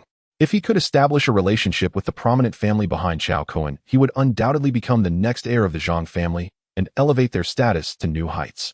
At this moment, Chao Kun was unaware that someone was concocting a narrative of him being a scion of a prominent family. He was currently in the conference room of Wanya Gold Mine, conversing with a 28-year-old youth. If Jiangsu were present, he would definitely recognize the identity of this young man. He was none other than Chang Yuncha, the second young master of the Chang family in Yuntai City, who had always been at odds with Jiangsu. Chang Yuncha's purpose for coming was the same as Zhang Zu's last night, to acquire the Wanya Gold Mine. He opened with a bid of 1.2 billion. I want sell. Please leave. Chao Kun replied with just 2 words. Chang Yuncha leisurely took a puff of his Cuban cigar, watching Chao Kun as he slowly exhaled and chuckled. Chao Kun, I must have the Wanya Gold Mine this time. I can offer you an additional 10 million. Take the offer while it's good, or you will end up with nothing. The threat in his words was blatantly clear. Compared to Jiangsu, this guy's attitude was even more arrogant and haughty. Not only was he disrespectful in addressing Chao Kun, but his gaze also carried a hint of contempt. This was not surprising, as the Chang family behind Chang Yuncha was far stronger than the Zhang family behind Jiangsu. The reason being that the Chang family held significant positions in the provincial capital of Ludong. Furthermore, it was rumored that they had a deeper backing, which allowed the Chang family to rise from a second-tier family to one of the top families in Ludong province within just 5 years, gaining tremendous influence. This also contributed to Chang Yuncha's more domineering style than Zhang Zu's. One could even say he acted without restraint. It could be said that regardless of Chao Kun's background and connections, in Chang Yuncha's eyes, they would never surpass the Chang family behind him. Upon hearing Chang Yuncha's arrogant words, Chao Kun's eyes narrowed slightly, as he coldly remarked, "Oh, I look forward to your skills then." As others have pushed their luck, Chao Kun would not show weakness. As soon as he spoke, Chang Yuncha and his accompanying lackeys were momentarily taken aback, then they burst into loud laughter, as if they had heard the funniest joke. Ha ha! Their laughter was unrestrained, filled with disdain and ridicule. Chang Yuncha leaned back in his chair, intertwining his legs and casually flicking his Cuban cigar. With a mocking glance at Chao Kun, he slowly said, "Chao Kun, for you to say such ignorant words, you probably still don't know about my background." Liu Zai, tell him. The lackey referred to as Liu Zai stood tall and proudly said to Chao Kun, "Listen carefully, bro. Chao is from the Chang family in Yuntai City, with family assets in the hundreds of billions. His elders hold significant positions in Ludong province. What do you have to compete with, bro Chao? If you are sensible, hand over the Wanya Gold Mine to bro Chao immediately. If he is pleased, perhaps he will let you join him in his future endeavors. But if you are unwise, then bro Chao can make you suffer just by lifting a finger. Those who recognize the situation are wise.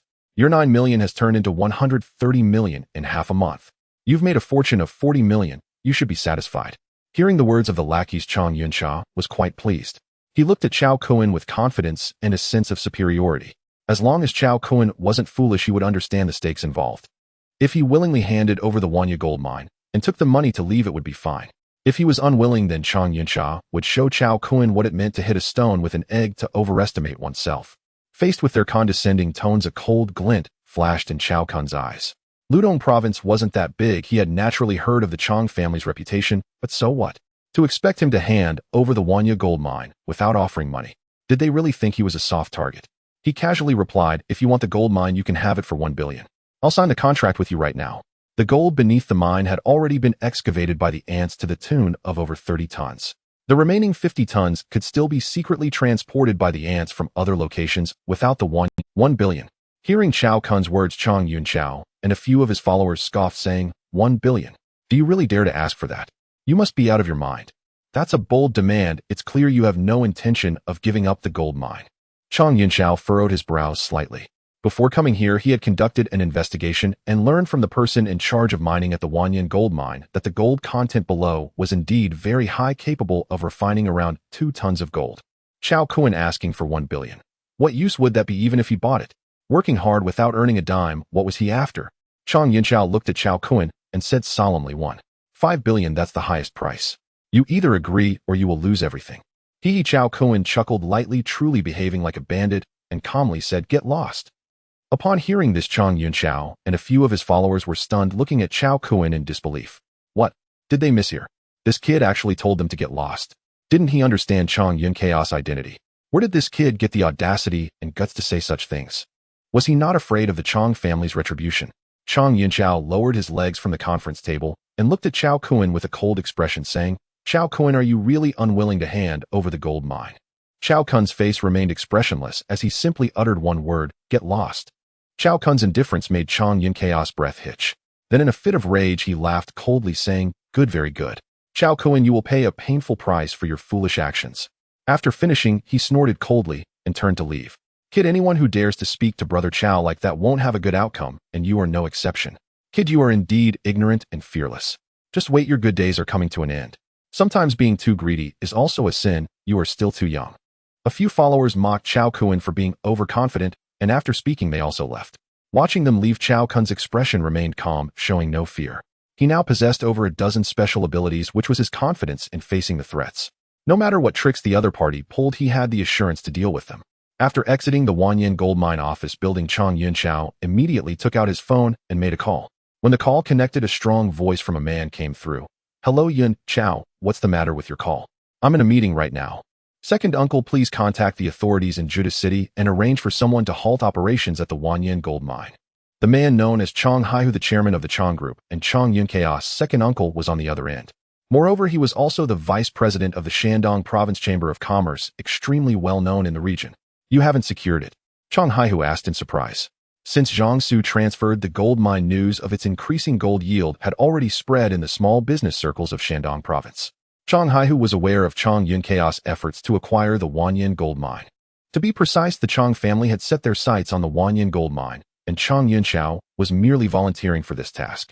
Chang Yunchao felt embarrassed for not handling this matter well, and said unhappily, that kid is very arrogant and shows no respect for the Chang family.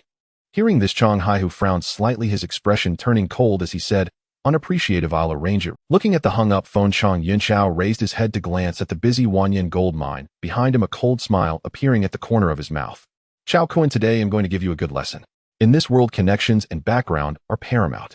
The gold mine is not something someone like you can manage. After speaking, he got into the nearby Rolls-Royce Phantom, and the driver started the car towards the exit of the Wanyan gold mine. A few followers also followed in their luxury cars. However, what Chang Yunchao did not know was that two ants had quietly mixed in when he got into the car. Less than an hour after Chang Yunchao's group left the Wanyan gold mine, the Safety Production Supervision Department and Environmental Protection Department staff from Judah City arrived at the Wanyan gold mine. They then began inspection and verification work. This scene was witnessed by Chao Kun in the office of the top floor of the mine's office building. Chang family, is this your method? Chao Kun smiled lightly, his expression calm. He had long anticipated the inspection by the relevant authorities and even considered the worst-case scenario. Sure enough, half an hour later there was a knock on the office door. Come in. The door opened and the mine manager Su Guangrui rushed in with a grim expression, angrily saying, President Chao, the relevant departments say that our mine has significant safety hazards and severe environmental damage problems, and they have issued a stern criticism ordering us to suspend production and await results. Su Guangrui had been at the Wanyan gold mine for half a month and knew that Chao Kun was very strict about safety issues in the mine. Every day he arranged for personnel to conduct inspections, making the safety issues at the Wanyan gold mine well within control. Clearly someone was targeting Chao Kun. Chao Kun replied calmly, I understand. Notify everyone to take a paid leave for a few days or I will resolve the issue as soon as possible. Since ancient times, the government has been greater than the people. The Chang family used governmental means to suppress Chao Kun, and the effect was very significant. The reality is such that if this drags on for too long, the mine will be unable to produce benefits, and ultimately, there is only one path to take submission. Unfortunately, Chao Kun is not an ordinary person. He lacks connections in the government to resolve this predicament. The four he knows, Qin Feng, Jiang Minghue, Gua Yilong, and Wang Shua, might have ways to help him, but they are limited to the Magic City. Here it may not necessarily be effective. Thus, Chao Kun can only rely on himself. He anticipated this situation when he rejected Chang Yunchao. Therefore, he had a way to break this predicament. That is army ants. The Wanyan gold mine had been continuously producing over 200 grams of gold daily for a week, and many were envious, with numerous people eyeing the Wanyan gold mine. No one dislikes gold, this hard currency. Unfortunately, the Chang family has already made it clear that they are determined to acquire the Wanyan gold mine. In Shandong, the Chang family holds power and influence, a colossus for many. Just the name of the Chang family's top-tier billion-dollar conglomerate instills fear in many, let alone competing with them. Qinggang Zhang family. Zhang Su soon learned of the news that production had halted at the Wanyan gold mine after it was inspected by the relevant authorities. This aligns perfectly with the Chang family's usual tactics. They want to force Chao Kun to submit. Unfortunately, you don't know that Chao Kun is no ordinary person. Zhang Su wore a mocking expression. A good show is about to begin and he looks forward to it. Whether Chao Kun is a scion of a powerful family will soon be revealed. Besides Zhang Su, many others also learned of the news that production at the Wanyan gold mine had been halted, surprised that the Chang family had not taken it over. Daring to go against the Chang family, it seems this young man named Chao Kun is not simple. At the same time, it is clear why Chao Kun refused the Chang family's acquisition. The offer was simply too low. Young people are often brash. They will only recognize reality when they have hurt themselves badly.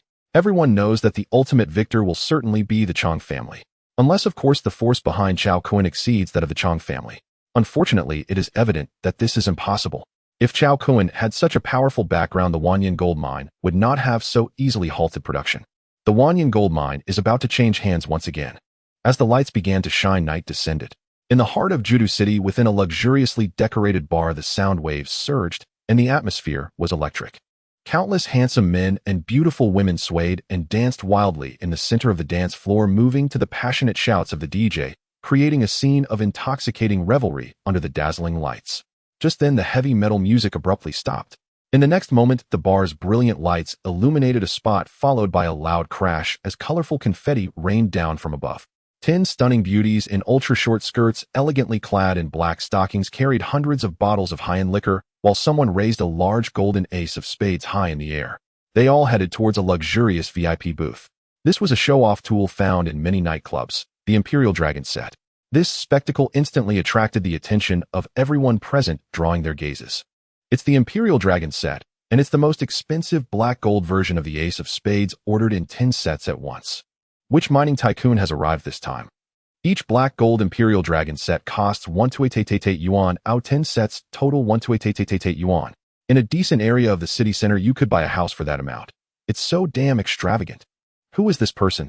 How did he manage to get the nightclub owner to come out? It seems to be the second young master of the Chang family from Yuntai City, Chang Yinchao. It's actually him, as someone like him comes to a little place like Judu. As the 10 beauties in short skirts approached the luxurious booth number 00, the nightclub owner respectfully addressed the young man seated in the center of the booth, saying, "Young Master Chang, your presence truly brings glory to my humble bar. These 10 sets of Imperial Dragon sets are complimentary for you, wishing you a delightful evening." Chang Yinchao lounged comfortably on the plush booth, exhaling a ring of smoke, clearly satisfied with the nightclub owner's gesture. This was the power of authority. Wherever one had strength, others would flatter and respect you. Chang Yinchao gave a faint smile and replied, "There's no need for just 10 sets of Imperial Dragon sets. Tell everyone that tonight's expenses are on me." Over $1 million. Does he need someone to treat him? Does he lack this money? One of Chang Yinchao's followers immediately repeated his words loudly to everyone present. Immediately, the crowd erupted in cheers, the atmosphere reaching a fever pitch. In an instant, Chang Yinchao became the center of attention. Young Master Chang is so generous. Young Master Chang is magnificent. Young Master Chang 666. Young Master Chang, I love you. Hearing the various praises, Chang Yinchao felt very pleased, overflowing with a sense of superiority. He relished the spotlight. The feeling of being the main character was wonderful and exhilarating. Upon hearing that Chang Yinchao would pay for the entire evening's expenses, the nightclub owner was overjoyed. Who wouldn't want to profit from a wealthy patron? He immediately personally opened a bottle of ace of spades for Chang Yinchao and poured drinks for him and his. Several of his followers raised their glasses and said, "Brother Chao, that kid Chao Kun doesn't know his place and dares not to give you and the Chang family face. Now that production at Wanya Gold Mine has been halted, it won't be long before he comes to you begging for a buyout. In Ludong, whatever the Chang family sets their sights on will eventually belong to them." Exactly. Let's raise our glasses to toast Brother Chao, congratulating him in advance on securing Wanya Gold Mine. Come, let's raise our glasses to Brother Chao. Chang Yinchao was pleased with what his followers said, clinking glasses with them and downing his drink in one go, while Chang Yinchao and his companions reveled in the festivities. On the other side, at Chao Kuen's villa, Chao Kuen stood on the balcony of his bedroom, gazing at the bustling night view of the city center. His eyes narrowed as he coldly sneered, "Chang Yinchao, do you not know which is more important, your life or the Wanya Gold Mine? This world has always adhered to the basic rule of the jungle. Whoever has the bigger fist is the boss. If your Chang family uses political power to suppress me, then I will respond with personal strength. I, Chao Kuen, am not to be trifled with.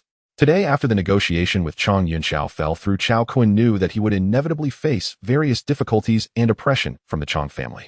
Thus, when Chang Yunxiao left Wanya gold mine, Chao Kun secretly arranged for 2 army ants to infiltrate Chang Yunchaos Rolls-Royce Cullinan. At this moment, the 2 ants were secretly hidden within Chang Yunchaos, clothing awaiting Chao Kun's next command. After all, once these creatures were created by the transformation box, in a sense Chao Kun was their master. As long as they were within 100 miles, Chao Kun could sense their location. Furthermore, he could communicate with them. This was a secret Chao Kun had discovered a few days prior. Judu City could only be considered a 4th-tier small city in Ludong with a permanent population of 1 million and a relatively small urban area. At this moment, the bar where Chang Yunxiao was located was only 30 miles in a straight line from Chao Kun's villa. Therefore, Chao Kun didn't even need to step outside to issue commands to the army ants. The army ants, small in size, fast, and with strong biting power, posed no resistance against their serrated fangs. It could be said that army ants, besides being able to mine, were also extremely suitable as ruthless assassins. And assassins. Chao Kun's mouth curled into a cold smile as he silently muttered, "Begin the operation." Bite through his manhood. As Chao Kun issued the command, the 2 ants hidden in Chang Yun Chaos, clothing 30 miles away in the noisy bar, simultaneously sprang into action. They moved swiftly, quickly crawling into the crotch of Chang Yun Chaos pants, their mouths opening to reveal sharp knife-like serrated teeth as they ruthlessly bit down on their target. As Chang Yunxiao was drinking with a few followers, he suddenly felt a piercing pain in his manhood, causing him to scream in agony, rolling on the ground. While clutching his crotch, his expression twisted in extreme pain. Several followers were startled by this sudden change, their expressions turning to panic. They anxiously shouted, Brother Chow, what's wrong?" Chang Yunchaos' cries of agony echoed throughout the bar, prompting the DJ to urgently stop the music as everyone's astonished gazes turned towards him. At that moment, the 2 army ants, disregarding the code of their kind, bit down twice more before escaping into the dim light. "I'm in agony. My manhood hurts so much." The precious manhood faced yet another attack, causing Chang Yunxiao to suffer greatly, hands clutching his crotch, cold sweat pouring down his forehead, his face twisted in extreme pain, making onlookers shudder. "Quick, take Brother Chow to the hospital." Seeing the situation was dire, several followers hurriedly picked up Chang Yunxiao and ran outside. The hotel owner was nearly scared to death, his face pale, though after a few seconds of shock, he hurriedly followed them out. If something happened to Chang Yunxiao here, he would be in deep trouble. The wrath of the Chang family would surely tear him apart. The other patrons in the bar exchanged glances, their faces filled with questions. What's happening with Chang Yunxiao? Did his condition flare up? Soon Chang Yunxiao was urgently rushed to the best First People's Hospital in Juda City. The moment it was mentioned that he was the second son of the Chang family, the entire hospital was stirred. The hospital executives were astonished at the sight of Chang Yunxiao, who was clutching his groin and howling in pain. What happened to young Master Chang? Several of his followers were also extremely anxious, shouting, "Look at how much pain young Master Chang is in. What are you all wasting time for? Hurry up and treat young Master Chang." The hospital executives, realizing the situation was dire, dared not ask further and quickly summoned the best doctors in the hospital to examine and treat Chang Yunxiao. However, upon removing Chang Yunchaos' pants, the sight of the profuse blood was shocking, leaving even the doctors dumbfounded. They immediately expressed their limited capabilities, stating that Chang Yunchaos' condition was extremely serious and that they needed to transfer him to the best hospital in the provincial city for treatment. If it were someone else, the doctor would have proceeded with treatment without hesitation. But this person was Chang Yunxiao, of extraordinary status, especially given this situation. Should the outcome of the treatment be unfavorable, it would inevitably draw the wrath of the Chang family upon this attending physician. Upon hearing that there was no guarantee of a successful treatment, Chang Yunchaos' followers did not dare to delay. They urged the doctors to quickly administer a painkiller to Chang Yunxiao to alleviate his suffering and arranged for an ambulance to rush him to Jizhou in the provincial city. On the way, the followers did not dare to conceal anything. Life was at stake, and they could not afford to be careless. They hurriedly informed the Chang family about the incident at the bar, where Chang Yunxiao had suddenly fallen into trouble. Upon hearing the news of their son's accident, Chang Yunchaos' parents Chang Hailong and Wang Lan were greatly alarmed and quickly boarded a private jet to rush over. By 3 in the morning, thanks to the exceptional skills of the doctors in Jizhou, Chang Yunchaos' condition was finally stabilized. Looking at Chang Yunxiao, who lay pale and unconscious on the hospital bed, his parents anxiously asked the attending physician, "Doctor, what is the current condition of our son? Is it serious?" The incident involving Chang Yunxiao had raised their hearts to their throats. If he were left incapacitated, how would their son, with his rebellious nature, continue to live? The attending physician, recognizing the 2 esteemed individuals before him, politely replied, "Mr. Chang, Mrs. Fortunately, young Master Chong was brought in promptly, and there have been no major infections. We have performed a skin graft on the area where he was bitten by the insect, and the surgery was highly successful. His primary functions remain intact, and with 3 months of recovery, he should return to normal. Hearing this, Chong Hailong and Wang Lan immediately breathed a sigh of relief. Oh, as long as he was safe, that was good enough. In fact, the reason Chong Yunxiao could be treated well was due to Chao Kun showing mercy. He was merely warning Chong Yunxiao. Otherwise, with the mandibles of army ants capable of crushing even stones, they could have completely destroyed Chong Yunxiao's manhood in a very short time, turning him into a eunuch. Insect. Chong Hailong expressed his confusion. How could Chong Yunxiao, while enjoying himself at a bar, be bitten by an insect, especially in such a sensitive area? He asked the doctor, "Are you saying my son's injury was caused by an insect bite?" The attending physician nodded emphatically, saying, "Yes, based on the wound's markings, it's undoubtedly an insect bite." Upon hearing this, Chong Hailong glared at the bar owner not far away and coldly ordered, "You come here." The bar owner, faced with the icy glares filled with anger from Chong Hailong and Wang Lan, trembled visibly, his face turning pale. An incident had occurred to Chong Yunxiao in his bar, and as the owner, he could not escape responsibility. Thanks to the power of the Chong family, he would have to face any punishment. With a stiff upper lip, the bar owner approached, forcing a smile, and said, "Mr. Chong, Mrs. Chong Hailong coldly stated, "My son was bitten by an insect in your bar, nearly ruining his manhood. Tell me what exactly happened." "Bitten by an insect?" The bar owner looked bewildered, quickly adding, "Mr. Chong, our bar has cleaning staff every day. It's impossible for insects to appear here." Wang Lan, Chong Yunxiao's mother, coldly snorted. "It has already been confirmed that my son was bitten by an insect, yet you dare to say it's impossible. I will immediately arrange for an investigation. If you are found responsible, you can expect to spend the rest of your life in prison." The bar owner's face turned an extreme shade of pale. The presence of insects in his bar that bit Chong Yunxiao was a disaster. The incident involving Chong Yunxiao at Judo Bar was notorious. With so many people around, it was impossible to keep it under wraps. Within a single night, it spread throughout the entire Ludong region. Some said that Chong Yunxiao's private life was extravagant and that he contracted a sexually transmitted disease from playing with women. Others claimed that Chong Yunxiao took advantage of the Chong family's reputation to bully others in Ludong, behaving arrogantly and coercively forcing beautiful girls into bed, even driving some to commit suicide. Now he was suffering divine retribution. In an instant, opinions were divided, and Chong Yunxiao had become the laughingstock of all Ludong. Especially those who had grievances against him were now clapping their hands in glee. Upon hearing this, Zhang Su and Qin Gang couldn't help but burst into uncontrollable laughter, so much so that he nearly drooled. After mocking Chong Yunxiao enough, he began to ponder. After Chong Yunxiao's failed acquisition of Wanyan gold mine, the Chong family had used their influence to suppress him, and it had been less than half a day before trouble struck. The situation was quite suspicious. Suddenly, Zhang Zu's eyes widened in shock. Could it be that Chao Kun was behind this attack on Chong Yunxiao's manhood? Otherwise, how could such a coincidence occur? Considering Chao Kun's recent changes over the past month, Zhang Su found the possibility quite plausible. Thinking of this, he inexplicably felt a chill below and instinctively squeezed his legs together. To directly target Chong Yunxiao's manhood was rather ruthless of Chao Kun. Zhang Su broke into a cold sweat, slapping his chest in fright, grateful that he had not offended Chao Kun, who otherwise his own manhood would be in jeopardy. Stay away from Chao Kun, treasure your manhood. The next day at noon, Chao Kun's application for an overseas visa was approved. After receiving the visa, he immediately took action and headed to South Africa. Last night, Shin Feng called to inform him that the 30 stores of Dacoin gold and jewelry in Modu had completed their renovations and were now ready for promotional work. With less than half a month remaining until the National Day opening in early October, the gold needed for the 30 jewelry stores had not yet been prepared by Chao Kun.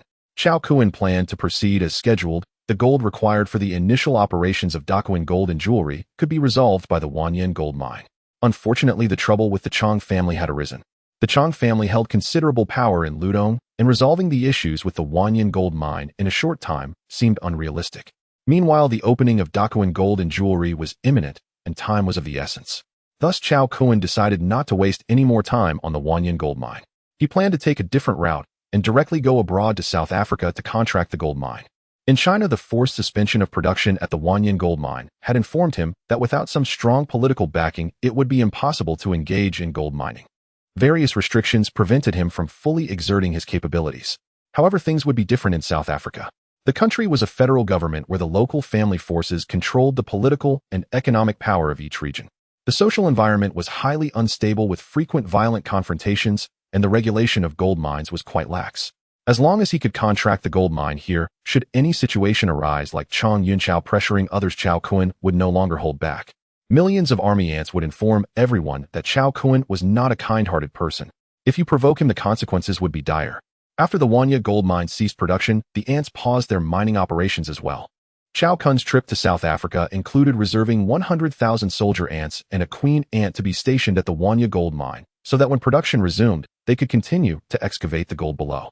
Chao Kun packed all 9 remaining queen ants and 490,000 soldier ants to take with him to South Africa. The soldier ants generated by the creation box were different from ordinary soldier ants. Their size was too eye-catching. To avoid trouble, Chao Kun decided to secretly transport the 490,000 soldier ants out of the country by using the cargo ship from the Gua family. With the Gua family's influence, avoiding customs checks was very easy. Once out of the Great Xia, things would be much simpler for Chao Kun. The 490,000 soldier ants were not too large altogether. After ensuring they had enough food, Chao Kun packed them up and drove directly to the Magic City. Upon arriving in the Magic City, Chao Kun first visited the Yu Ranju villa and took out various exquisite jade items generated recently. The Dakuin jewelry store had already started promotional work.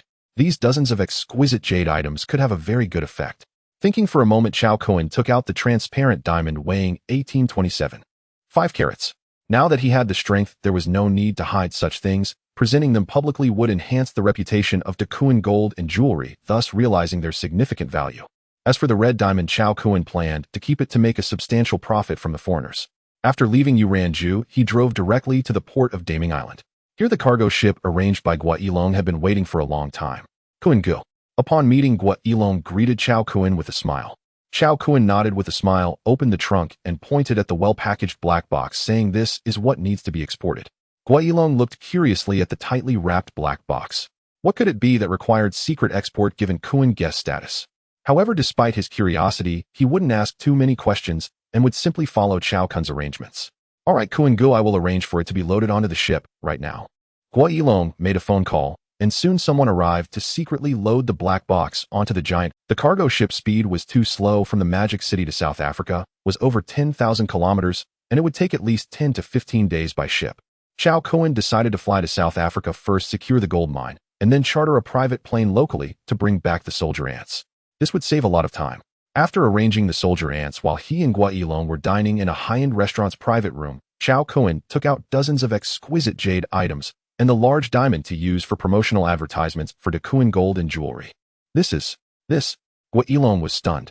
He was aware of Chao Kun selling jade at the Sihai Club. He never expected that just a month later Chao Kun would present dozens of exquisite jade items again, including a diamond weighing at least over 1,000 carats.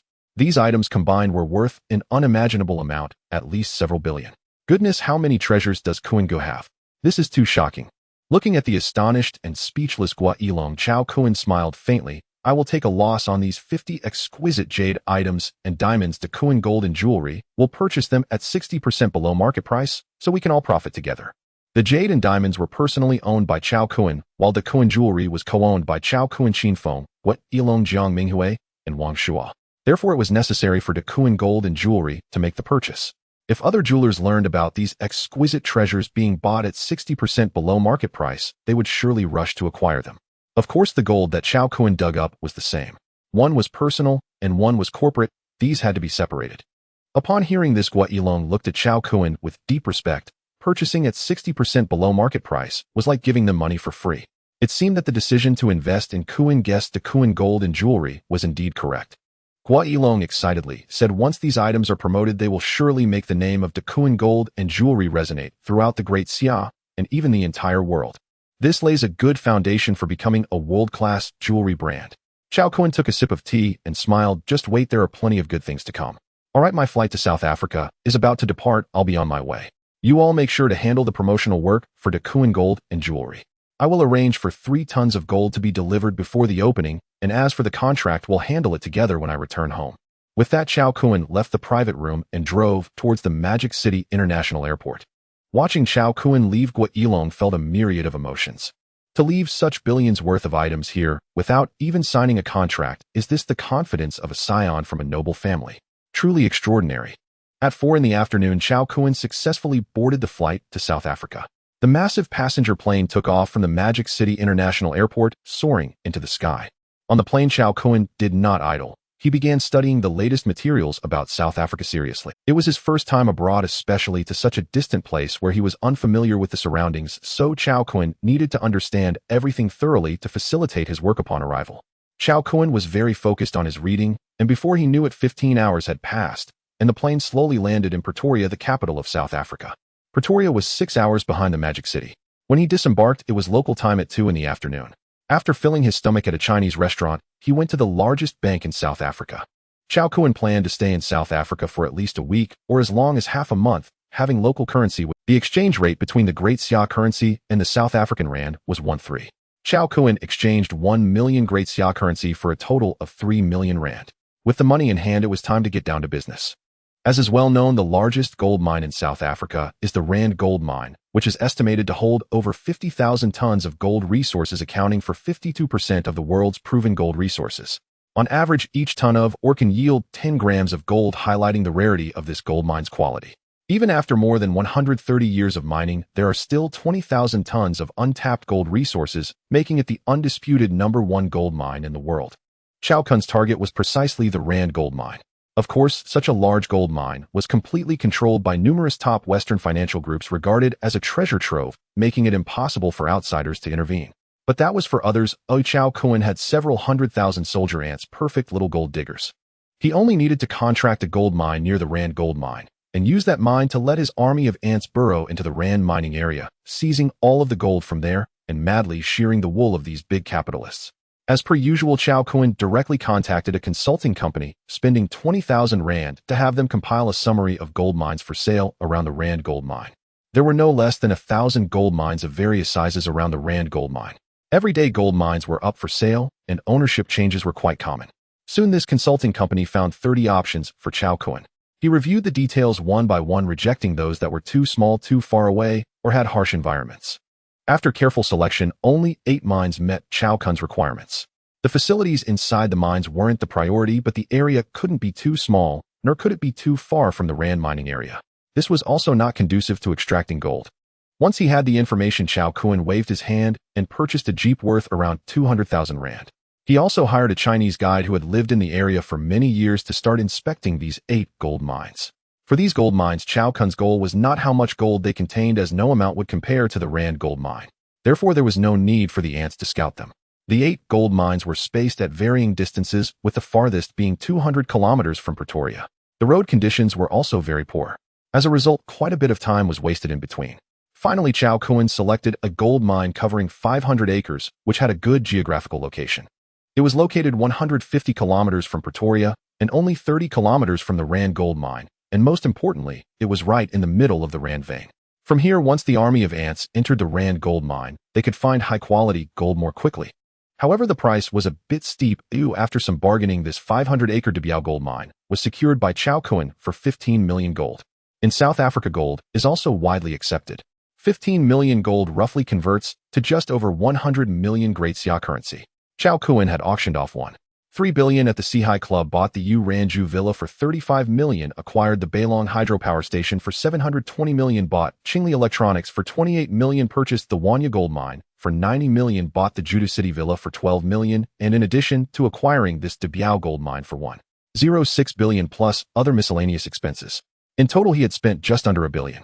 Now Chao Kun's account had 300 million remaining, which was still. After acquiring the Debiao Gold Mine, Chao Kun's first task was to find a mining machinery company and spend heavily to purchase an automated alchemy equipment set.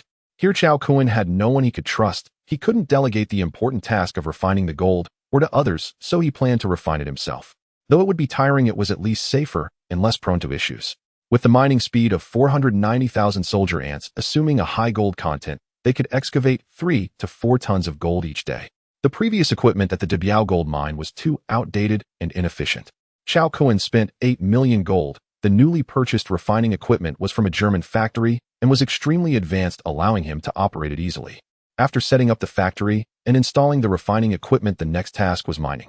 The original workers at the Debiao Gold Mine were also retained to observe for a while. Those who worked diligently would be rewarded, while those who slacked off would be dismissed. After arranging for the workers to start, Chao Kun did not dare to waste any time. He immediately headed to Pretoria, hiring a helicopter at a high price to fly east. It was the 4th day since Chao Kun arrived in South Africa. At this time, the Guo family's cargo ship was already nearing Malaysian waters. The arrangements for the gold mine in South Africa were now complete, and with just over 10 days until the opening of tycoon gold and jewelry, time was tight, and tasks were heavy, so the soldier ants must be activated. Under the substantial financial pressure exerted by Chow Kun, the private helicopter service was exceptionally attentive, operating at full capacity. After 10 hours, they rendezvoused with the large cargo ship of the Guo family in the Liujia Strait. Before leaving the magic city, Guo Yilong had provided Chow Kun with the contact information of the cargo ship's captain. After Chow Kun took out his phone to communicate with the captain, he instructed the pilot to land the helicopter on the ship's deck. Once the helicopter was parked, the captain promptly approached with several crew members. Smiling at Chow Kun, he said, "Mr. Chow, hello. We have kept your package in excellent condition, and no one dared to touch it. Moreover, the aviation fuel you need has also been prepared. Thank you. Sorry for the trouble." Mr. Chow Kun carefully examined the box he received, confirming it was indeed the packaged boxes of army ants before placing it inside the helicopter. He then arranged for the pilot to fill the helicopter's fuel tank, bid farewell to the captain, and the helicopter took off, returning to South Africa. Another 10 hours later, the helicopter successfully arrived in Pretoria, South Africa. With the box of ants in hand, Chow Kun exited the private business jet company. He did not linger, quickly grabbed a meal, and immediately drove to the Debiao gold mine. Upon entering the Debiao gold mine, Chow Kun opened the black box. Before packing, he had placed 10 days' worth of food inside, and all 9 ant queens and 4.9 million army ants were alive, and well, not a single ant had died. Indeed, these first-level army ants are robust in constitution and remarkably resilient. Even if starved for 2 or 3 days, they would not perish. As the 4.9 million army ants were in place, Chow Kun wasted no time and immediately issued commands for the ant legion to construct their nests at the designated location. This nest was positioned right next to the newly installed intelligent alchemy factory building. One of the exits of the ant nest directly connected to a small basement underneath the factory.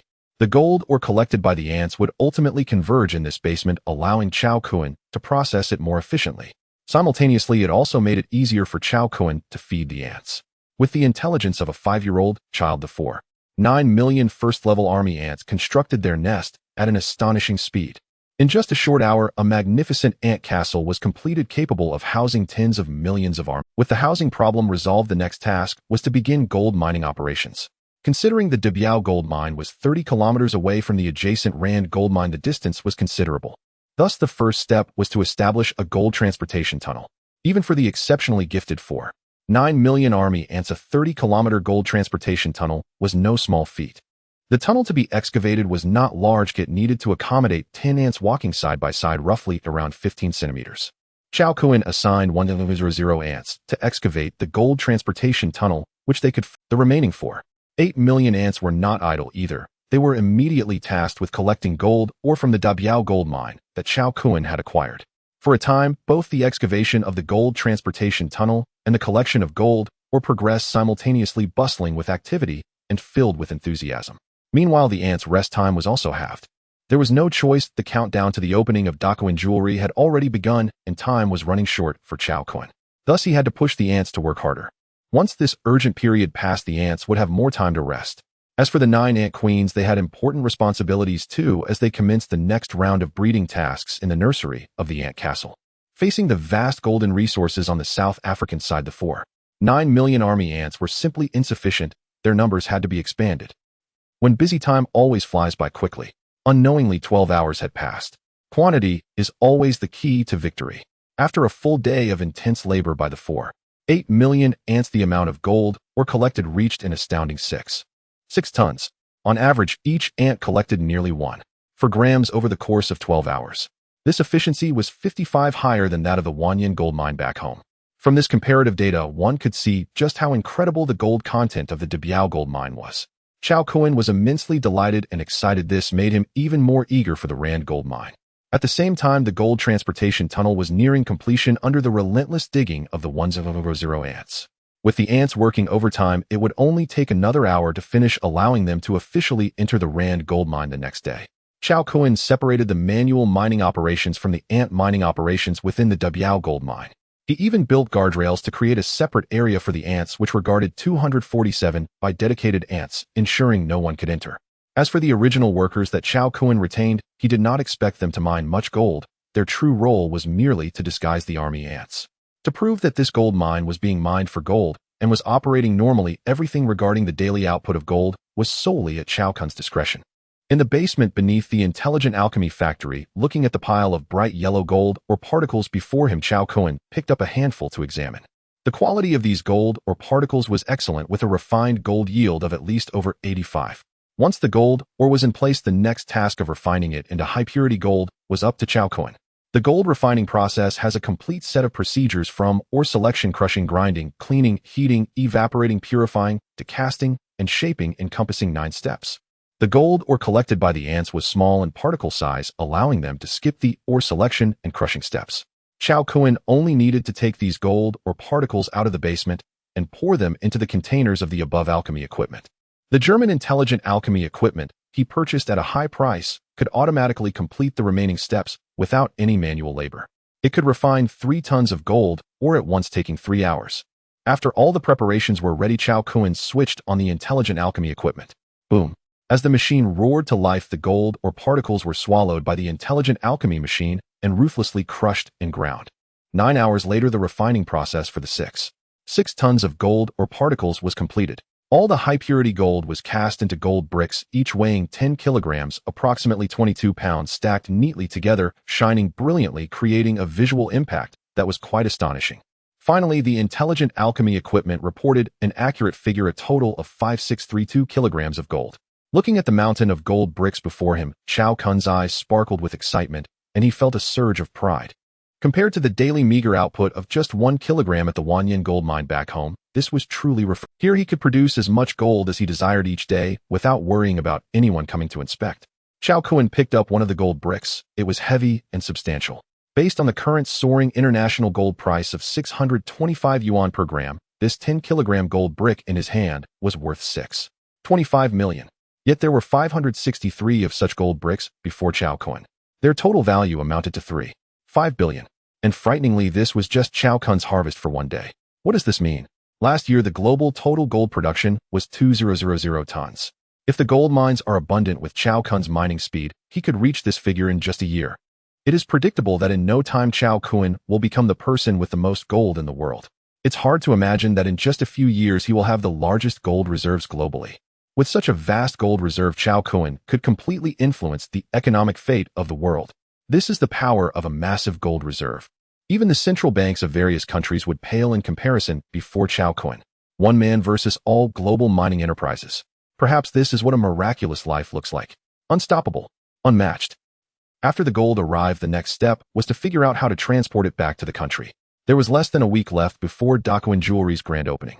Once these gold bricks reach the Magic City, it will also take time to process them into gold jewelry. As mentioned to Qin Feng and the others earlier, initially, they would provide Daquin Jewelry with 3 tons of gold each month. As Daquin Jewelry expands its domestic stores, the delivery volume will gradually increase. Previously, when acquiring the Wanyan gold mine in Ludong, the Huakuan mining company established by Chao Kun was a domestic firm with limited business scope. Later, considering overseas development, he had Li Shuekong register a new international mining company, registered in the Cayman Islands. The advantage is its high level of concealment, fewer restrictions, making it easier for Chao Kun to invest in gold mines globally. In this Debiao gold mine in South Africa, Chao Kun fully acquired it through Zhongkuan International Mining Company. Eventually, it will be Zhongkuan International Mining Company that connects with Daquin Gold and Jewelry. On the flight to South Africa, Chao Kun had gained some understanding of South Africa's basic situation from the materials. The main political power in South Africa is primarily held by the 9 major black tribes. Within less than a week of acquiring the Debiao gold mine, suddenly 3 tons of gold appeared, which would inevitably raise suspicions among the South African authorities. After all, gold is hard currency internationally, and its strategic value is immense. Before he becomes strong, he does not want to attract the attention of capital predators. It is better to develop discreetly. Therefore, if he wants the gold customs clearance to smoothly pass through South African customs without being scrutinized, he must employ some methods. The target Chao Kun is looking for is the second-ranked Khalsa tribe among the 9 major black tribes in South Africa. The Khalsa tribe has a population of 8 million and has historically produced a founding father of South Africa. This has elevated the social status of the Khalsa tribe in South Africa, with many tribe members currently holding important positions.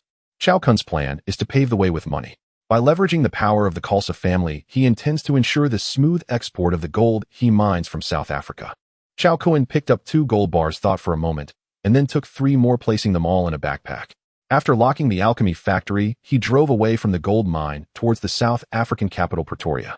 Upon arriving in Pretoria, Chao Kuan avoided surveillance and rented a new car. He then utilized the special ability of an octopus to transform. 3 tons of gold exported every month is not a small figure. Wealth can tempt the heart. Chao Kuan still needs to be cautious. Soon, under the powerful transformation ability, Chao Kuan underwent a significant change. He became leaner, 5 centimeters shorter, and his face transformed into that of a young man around 35 years old. With this new appearance, even if the Khalsa family became greedy and wanted to harm him, they could still avoid tracing back to the De Biao gold mine. In short, one must always guard against others. Being cautious is never a mistake. Subsequently, for ease of communication, Chao Kuan bought a small comprehensive guide to the South African languages at a bookstore he passed. After placing it in the creation box, he obtained a proficiency card for the South African languages. With this proficiency card, Chao Kuan would no longer face language barriers in South Africa. Once all preparations were complete, Chao Kuan contacted a well-known political and business broker in the area based on information found online. The Khalsa family holds immense power in South Africa. Chao Kuan, having just arrived here with no notoriety and having changed his appearance, might find the door closed if he were to show up unannounced. Thus, he needed an intermediary like a political and business broker to bridge the connection. The broker met with Chao Kuan at a cafe. "Sir, do you wish to meet Mr. Zhao?" Mr. Zhao, as mentioned by the broker, is the person Chao Kuan is looking for, a core high-ranking member of the Khalsa family and the deputy minister of the customs headquarters, wielding significant power. With someone like this helping him, Chao Kuan's subsequent gold customs issues would be easily resolved. "Yes, Mr. Zhao is quite a big shot. It's not easy to meet him." "Then what do you think is needed to meet him?" "Flat rate 1 million rand. "Sure, I can transfer that to you now." 1 million rand is just over 300,000 Daxia coins. To Chao Kuan at this moment, it's a mere trifle. Seeing Chao Kuan agree so readily, the broker was taken aback, as he usually quoted a price of 500,000 rand. Noticing that Chao Kuan was a newcomer, he directly doubled the price. To his surprise, the other party agreed immediately. "Isn't that a bit low?" The broker thought to himself, but once the words were out, he naturally could not change them. After all, credibility is crucial in the brokerage business. After the 1 million rand was transferred, the broker fulfilled his duty and took Chao Kuan to the customs headquarters. On the way, the broker skillfully transferred 100,000 rand to an account. To meet Mr. Zhao, the facilitation fee must not be less. It was evident that Mr. Zhao had frequently visited the customs building. Someone politely led Mr. Zhao and Chao Kuan to Zhao's office. After bringing Chao Kuan in, the broker exchanged a few words with Zhao and then left. His job was done. Now it was up to Chao Kuan and Zhao. The 50-something-year-old Zhao looked at Chao Kuan and curiously asked, "East Asian, what do you need from me?" He glanced at the green water ghost on his wrist and added, "I have a meeting soon, so I'll give you a maximum of..." Chao Kuan smiled and said in Khalsa, "Hello, Mr. Zhao, I have a big business deal and you will be very interested." Zhao was surprised to see that this yellow-skinned person could speak Khalsa. He immediately regarded Chao Kuan with a higher level of respect. Zhao asked with great interest what kind of big business. Chao Kuan wasted no time and directly opened his backpack to reveal 5 gold bars inside. Seeing this, Zhao's pupils constricted sharply. With his experience, he could instantly tell the worth of these 5 gold bars. 50 kilograms of gold. What exactly does this person intend to do? After pausing for a few seconds on the 5 gold bars, Zhao looked at Chao Kuan with feigned surprise and asked, "What does this mean?" Chao Kuan placed the backpack directly in front of Zhao and smiled, saying, "Mr. Zhao, I will have a batch of gold sent to Daxia's capital every month, and I need your assistance." Chao Kuan didn't waste time and directly stated his purpose. Upon hearing this, Zhao looked at Chao Kuan without responding, his expression shifting as if he were pondering something. In fact, there were many people like Chao Kuan who came to seek his assistance. These individuals approached him because the items they possessed lacked legal documentation and could not withstand scrutiny. This included rare precious metals like gold.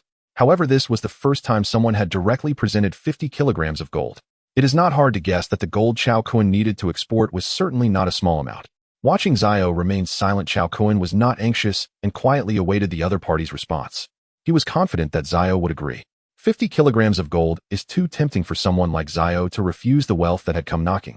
After half a minute of silence, Zhao slowly asked, "About how much gold do you need to clear customs each month?"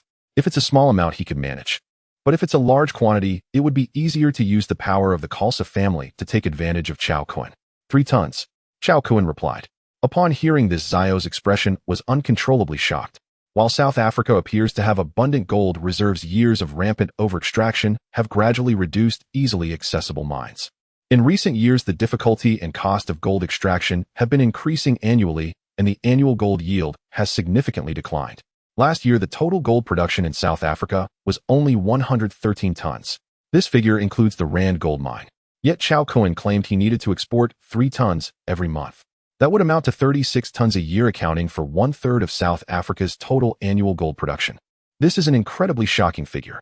It is hard to imagine how much gold Chow Cohen has plundered in South Africa. Thinking of this, a hint of greed flashed in Zio's eyes. At this moment, Chow Cohen appeared to him like a mountain of gold. So tempting. Chow Cohen observed the changes in Zio's expression closely. Is this the stirring of greed? Chow Cohen sneered inwardly, a hint of mockery curling at the corners of his mouth. Before coming, he had anticipated that the other party would become greedy. Wealth can entice the heart. 3 tons of gold every month makes it difficult for anyone to avoid corrupt thoughts. But Chow Cohen dared to come naturally. He had a way to deal with it. Changing his appearance to conceal the Debiao gold mine was Plan B. There was also an Plan A, which he needed to verify first. If feasible, he wouldn't need to exert effort seeking another person. Chow Cohen's right index finger pricked open, blood oozing out, followed by a flicker of blue electric arcs intermingled with crimson. In the next moment, under Zio's incredulous gaze, Chow Cohen pointed at his forehead. A crackling crimson current shot from Chow Cohen's fingertip and struck Shio squarely on the forehead. Shio distinctly felt a surge of electricity materialize inside his skull, settling precisely at its center. Though it inflicted no physical damage, an overwhelming dread seized him. The current that had penetrated Shio's brain carried with it Chow Cohen's bioelectric cells. Ever since fusing with the electric eel ability sphere, every cell in Chow Cohen's body hummed with latent electrical energy. Moreover, this current autonomously amplified his cellular potency. A 10% increase in electrical intensity had occurred within Chow Cohen's cells over the past month. Now Chow Cohen could sense those electrified cells embedded deep within Shio's brain with startling clarity, and to his astonishment realized he could command them. Without hesitation, Chow Cohen triggered the cells to discharge. While the human brain naturally generates weak bioelectric signals, Chow Cohen's cells emitted high-voltage currents, powerful, precise, and devastating. Instantly, Shio's mind convulsed under a searing jolt, sharp as needles, cruel as electrocution. Tears and snot streamed uncontrollably. He crumpled in utter humiliation. Ark! He clutched his head and screamed in agony. Fortunately, the office's soundproofing held. No one. Watching Shio writhe in abject disgrace, Chow Cohen felt both shock and exhilaration. His cell's innate bioelectricity combined with his mental strength, several times greater than that of ordinary humans. He had merely tested whether control was possible, never imagining it would succeed so flawlessly or yield such profound results. Excellent. Brilliant. With such an inconceivable ability, Chow Cohen now possessed limitless potential. For instance, next time someone like Chong Yunchao crossed his path, a mere pulse of cellular current would render them obedient as a docile grandchild. Suddenly, Shio's wailing ceased mid-sob. He gasped, chest heaving. Chow Cohen blinked. His cells had not been instructed to halt their discharge. Then he understood the stored charge had simply exhausted itself. The current had fully dissipated, and Shio's suffering ended accordingly. Chow Cohen calculated the entire ordeal lasted 50 seconds. At peak intensity, the current induced only excruciating neural pain, no threat to life.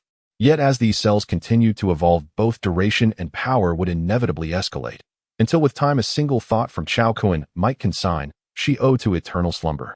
Chow Cohen smiled faintly at Shio and asked, "Mr. Shio, how do you find it?" To Shio, that smile twisted into the leer of a demon.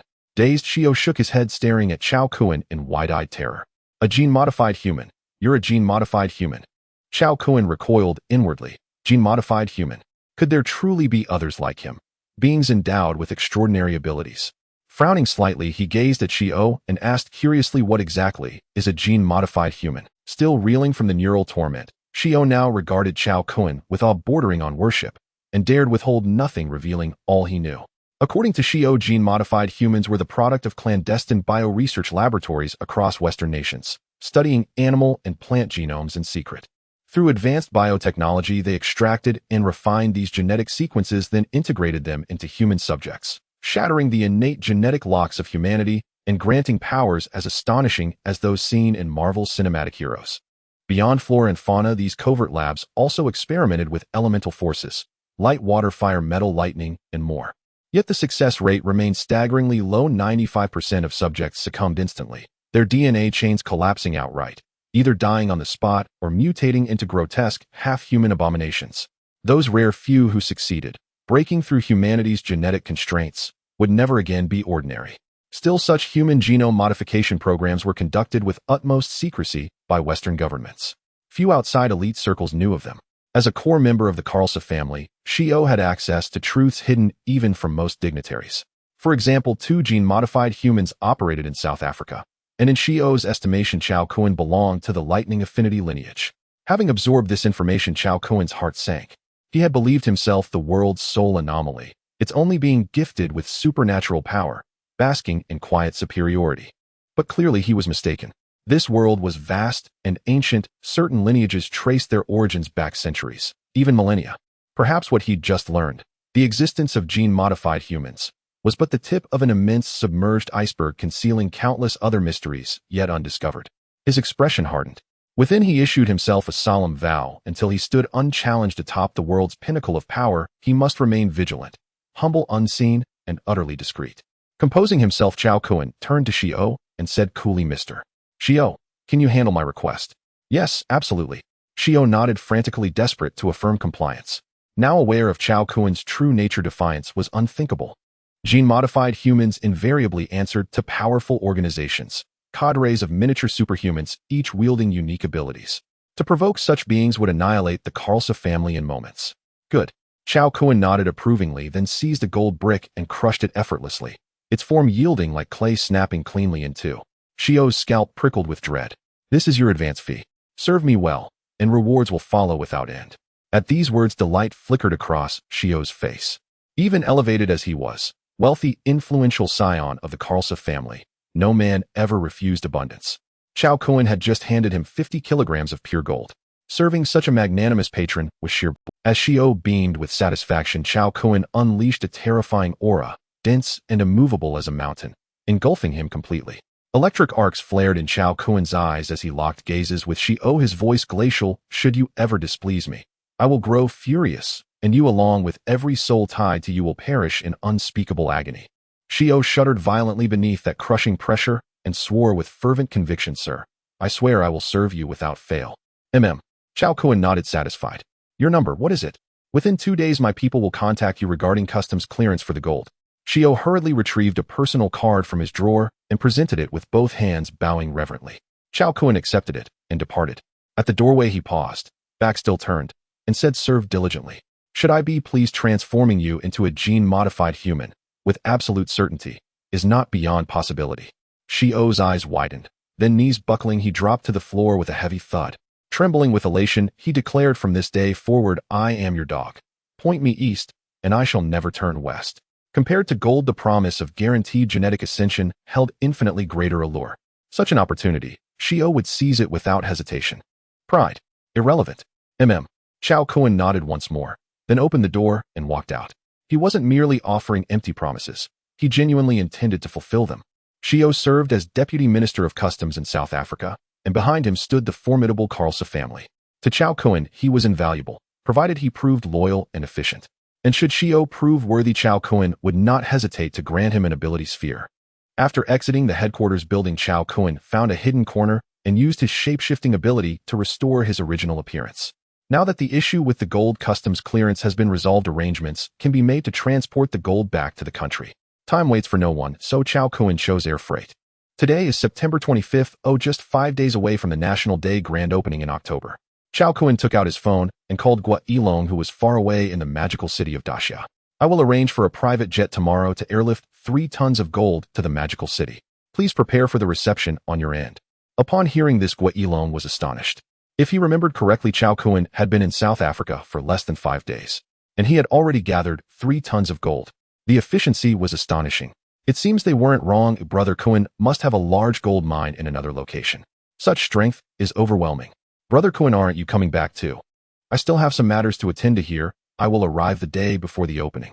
The ants were collecting gold at an alarming rate, and the basement was too small to accommodate it all, so Chao Kuan needed to reorganize before returning home. Gua Yilong asked again, "Brother Kuan, when does the plane depart tomorrow?" "I will note the time." "Not confirmed yet. I will notify you tomorrow with the specific time." "All right, Brother Kuan, I will immediately arrange for the processing plant to be on standby to ensure the gold processing task is completed." The two then began discussing matters regarding Daku gold and jewelry. Brother Cohen, the 50 exquisite jade pieces and large diamonds you provided have become a nationwide sensation after our vigorous promotion. The pre-order numbers have reached over 10,000, including many from other countries, and it even made the evening news. Daku Gold and Jewelry is now truly in the spotlight, gaining fame across the world. Gui Yilong's tone was quite uplifting. Chao Cohen smiled with joy. He had been busy with the gold mine matters and had paid little attention to news back home. Hearing Gui Yilong's words, he realized that Daku Gold and Jewelry was about to soar to great heights. This is the terrifying potential of high-quality sources.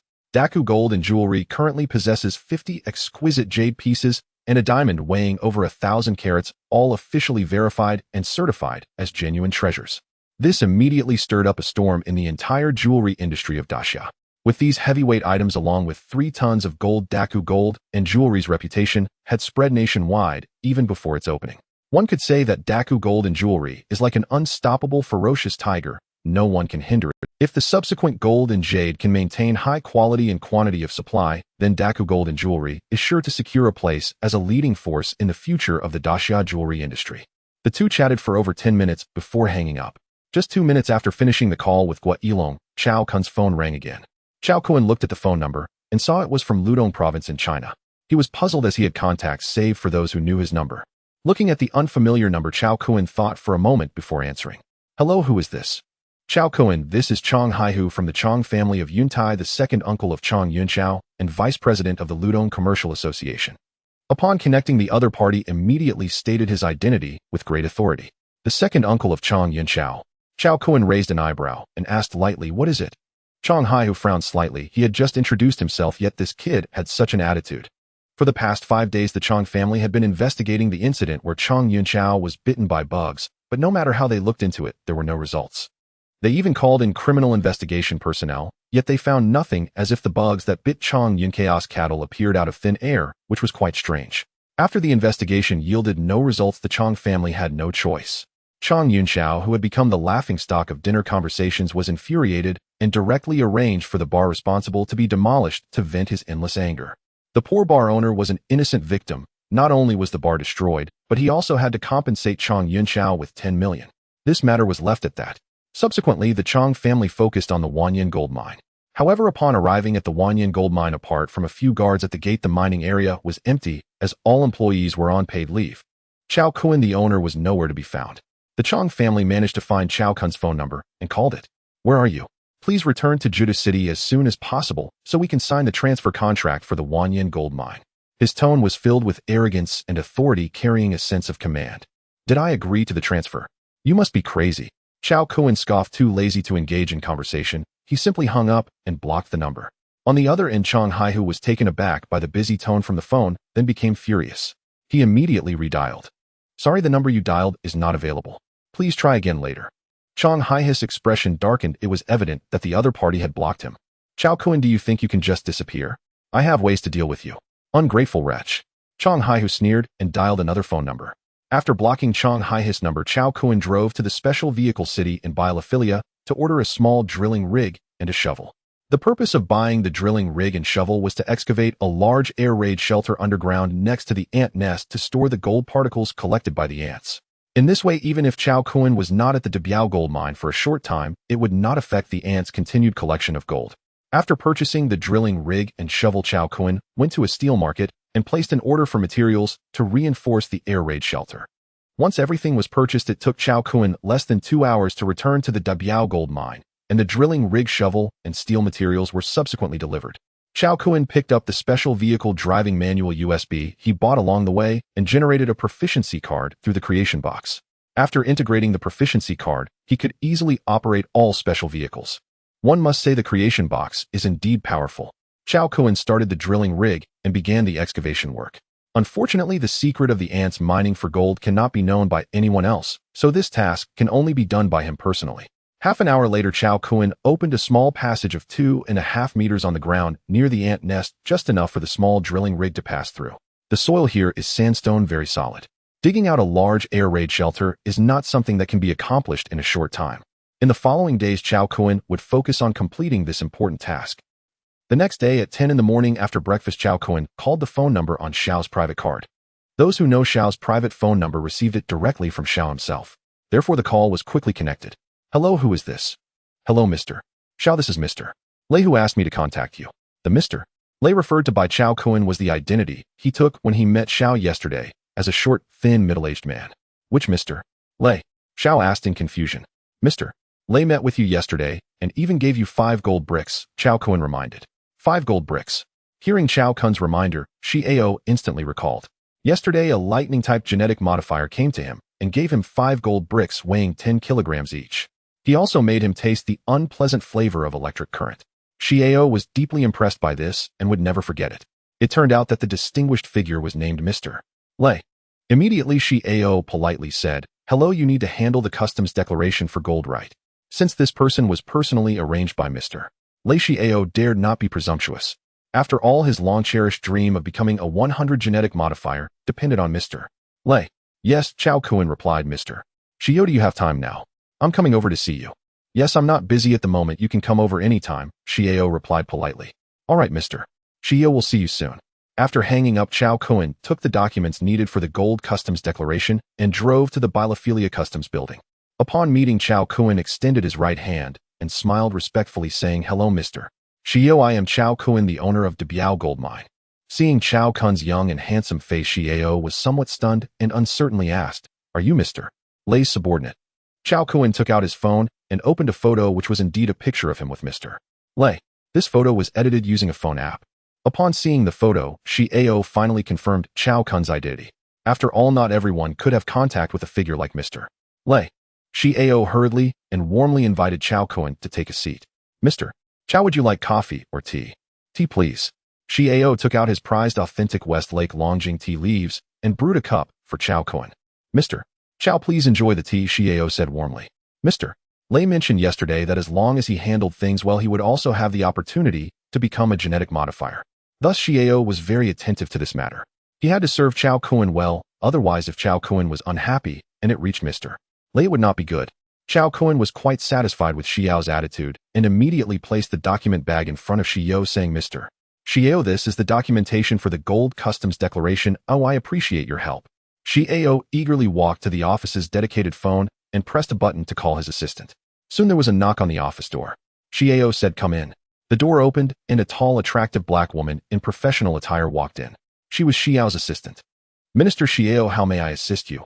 The black female assistant greeted Xiao respectfully. Xiao picked up the document bag that Qiao Kun had placed on the table and handed it to the black female assistant, saying in a serious tone, "Mr. Qiao has 3 tons of gold that needs to be declared. You must handle it immediately, or we cannot keep Mr. Qiao waiting." Knowing that Minister Xiao was taking this arrangement so seriously, the black female assistant understood that Mr. Qiao's identity was significant. She immediately said, "Minister Xiao, I will supervise the entire process and ensure the task is completed in 10 minutes. After saying this, she left with the document bag. With Minister Xiao's assistant personally supervising the process, efficiency was guaranteed.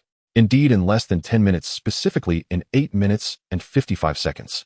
The customs approval for Qiao Kun's 3 tons of gold was granted. Once the paperwork was in hand, Qiao Kun thanked Xiao and left the customs building. Xiao watched Qiao Kun's car leave, his eyes shining with brilliance. From their brief contact of just 10 minutes, he sensed Qiao Kun's extraordinary nature. The aura emanating from Qiao Kun was remarkably similar to that of Mr. Lei he encountered yesterday. This indicated that Qiao Kun was also a genetic modifier. This filled Xiao with immense anticipation. He firmly believed that one day he too would become such a person. However, what Xiao did not know was that this was all part of Qiao Kun's deliberate plan. After obtaining the customs approval for the gold, Qiao Kun returned to Debiao Gold Mine and utilized the special ability of tenfold strength from his ant army to effortlessly load the already packaged 3 tons of gold onto the vehicle. 3 tons of gold packaged together was not large, forming a rectangular prism measuring 135 centimeters in length, 125 centimeters in width, and 95 centimeters in height. Qiao Kun drove with the 3 tons of gold directly to the largest international logistics company in biophilia. DHL Logistics is a top-tier international logistics company worldwide. Its operational scope spans over 200 countries globally, providing excellent service with fast speed and high credibility. High-quality clients like Qiao Kun were warmly welcomed by DHL Logistics. Before long, they processed the air freight order for Qiao Kun, although the cost was not low. Especially for precious metals like gold, the shipping fee, along with the cargo insurance, amounted to $1 million. Chao Kuan collected the air freight order and insurance contract and exited the DHL International Logistics Company. This insurance contract ensures that the 3 tons of gold would safely arrive in the Great Siam magic capital. In case of unexpected loss or insufficient quantity, DHL Logistics would provide Chao Kuan with tenfold compensation. Chao Kuan made a phone call to Guailong while seated in the car. At 5:20 p.m. local time in South Africa, 3 tons of gold will depart from Bielefeld City via DHL Logistics transport plane. Please arrange to receive it on your end. Oh, by the way, when processing the gold, please also make 10,000 commemorative coins. 10 grams each will suffice. The idea of producing gold commemorative coins was something Chao Kuan thought of casually last night. With the Ant army at his disposal, he could mine as much gold as he wanted. It was only a matter of time before Dakuan Gold and Jewelry became a leader in the international jewelry industry. Thus, making commemorative coins was very necessary. Hearing Chao Kuan's words, Guailong found it interesting and asked, "Brother Kuan, do you have any specific requirements for the design of the commemorative coins?" "Just make it look beautiful," Chao Kuan replied. "All right, Brother Kuan, I'll arrange for someone to design it right away." After finishing the call with Guailong, Chao Kuan drove back to De Biao Gold Mine to continue the remaining work on the air raid shelters. Chao Kuan planned to build 2 air raid shelters. One would be used to store the gold particles collected by the ants with a space of 300 square meters. The other air raid shelter would be slightly smaller, sufficient at 200 square meters. The remaining refined gold, besides the 3 tons sent to Dakuan Gold and Jewelry every month, would temporarily be stored in this 200 square meter air raid shelter. With the help of excavators and Chao Kuan's extraordinary physique, the efficiency was extremely high. In less than 3 days, he had excavated the main outline of the 2 air raid shelters. The remaining work was just to use reinforced concrete to optimize it. While Chao Kuan was busy with the 2 air raid shelters far away in the Great Siam magic capital Guailong, and others received the 3 tons of gold airlifted from South Africa at the Magic Capital International Airport. After completing the tax procedures at the customs, they hurriedly sent it to the gold processing factory to begin processing it into gold jewelry. This process was quick. Even with meticulous attention to craftsmanship, the 3 tons of gold were completed in less than a day. Subsequently, these gold jewelry pieces were distributed to 30 gold shops across various districts in the magic capital, displayed on counters, everything ready for the grand opening ceremony in 2 days. On the Dakuan Gold and Jewelry side, everything was well arranged, while far away in South Africa, Chao Kuan also completed his tasks. Both the large and small air raid shelters had been fully constructed. Although very simple, it did not affect their functionality. To be continued.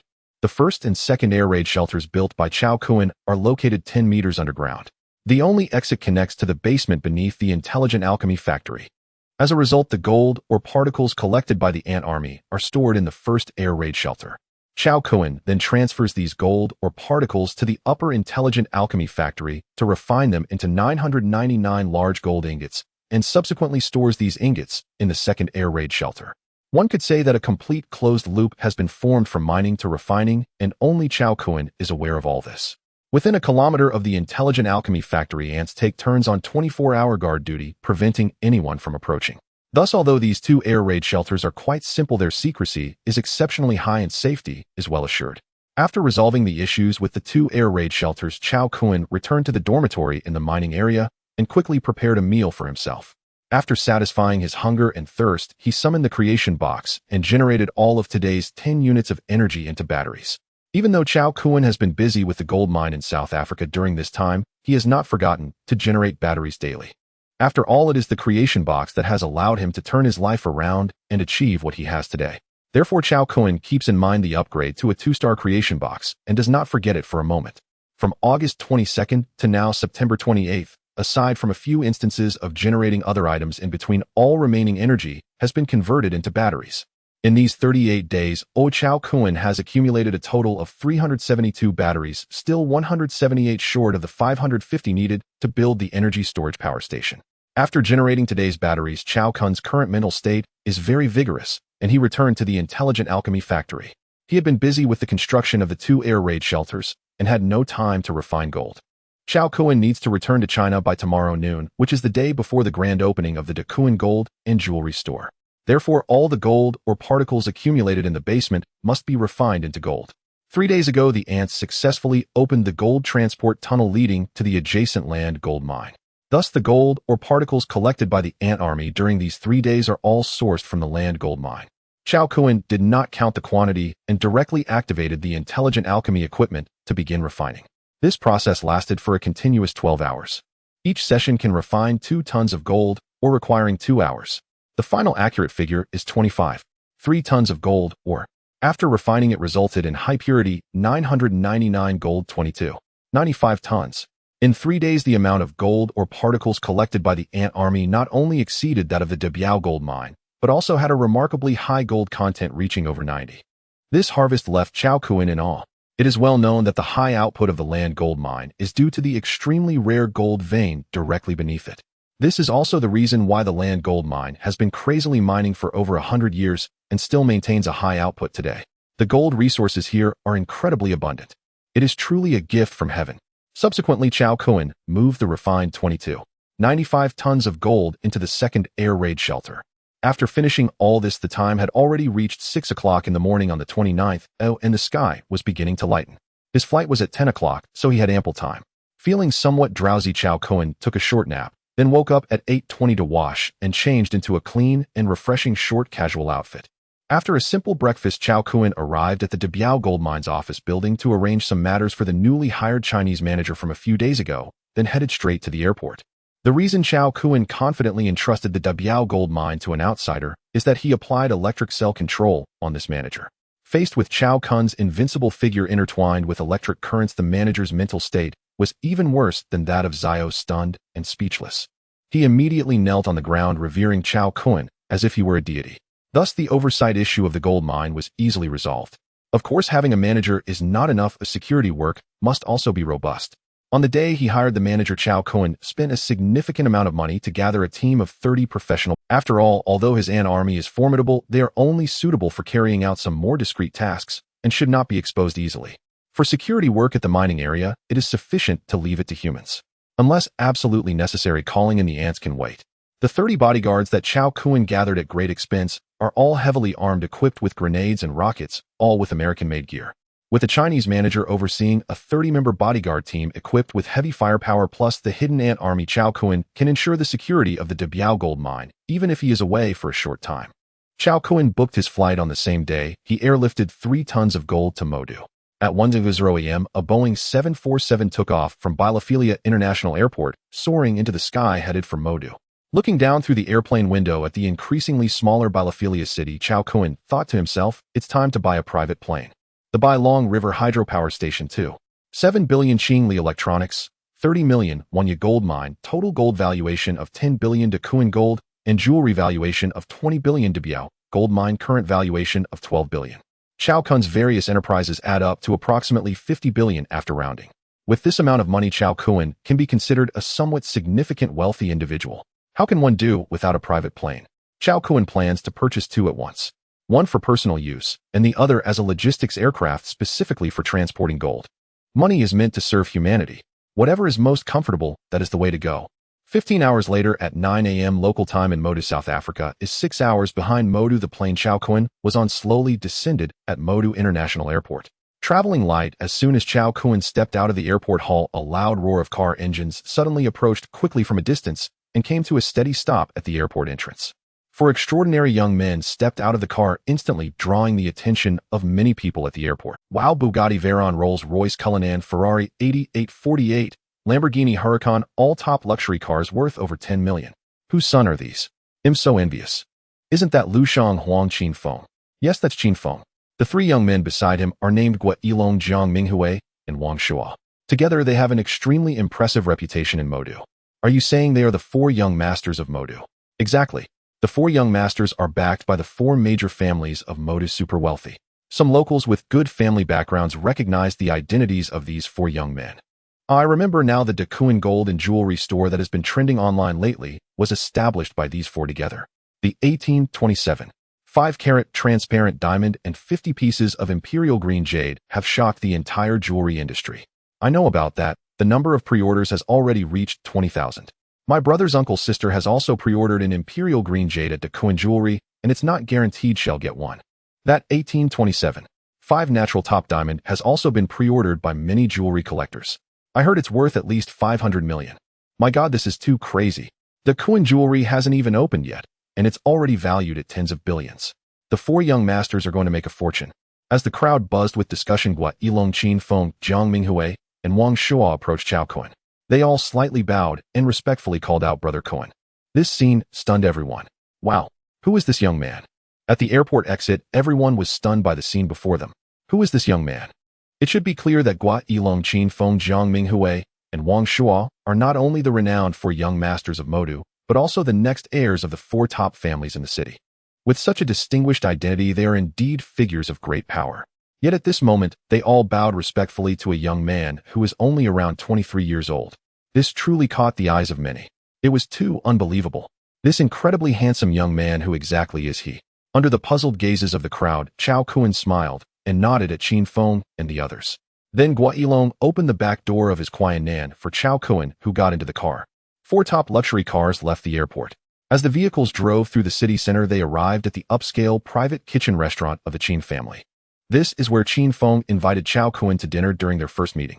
After the five of them took their seats, various top-quality delicacies were served one after another. Qin Feng, Gua Yilong, Jiang Minghui, and Wang Shuo raised their glasses and stood up looking at Chao Kun with smiles, saying, "Brother Kun, thank you for allowing us to invest in Daquan Gold Jewelry. We feel truly honored, and today we toast to you together." They certainly have connections, but what really matters is the supply. 50 pieces of imperial green jade. 1852 carats of exquisite natural diamonds. 3 tons of gold. These were all provided by Chao Kun himself, which also proves that he possesses an extraordinary strength that is hard for others to reach. One could say that even without their investment, Daquan Gold Jewelry would still be famous worldwide. Good things are never short of buyers.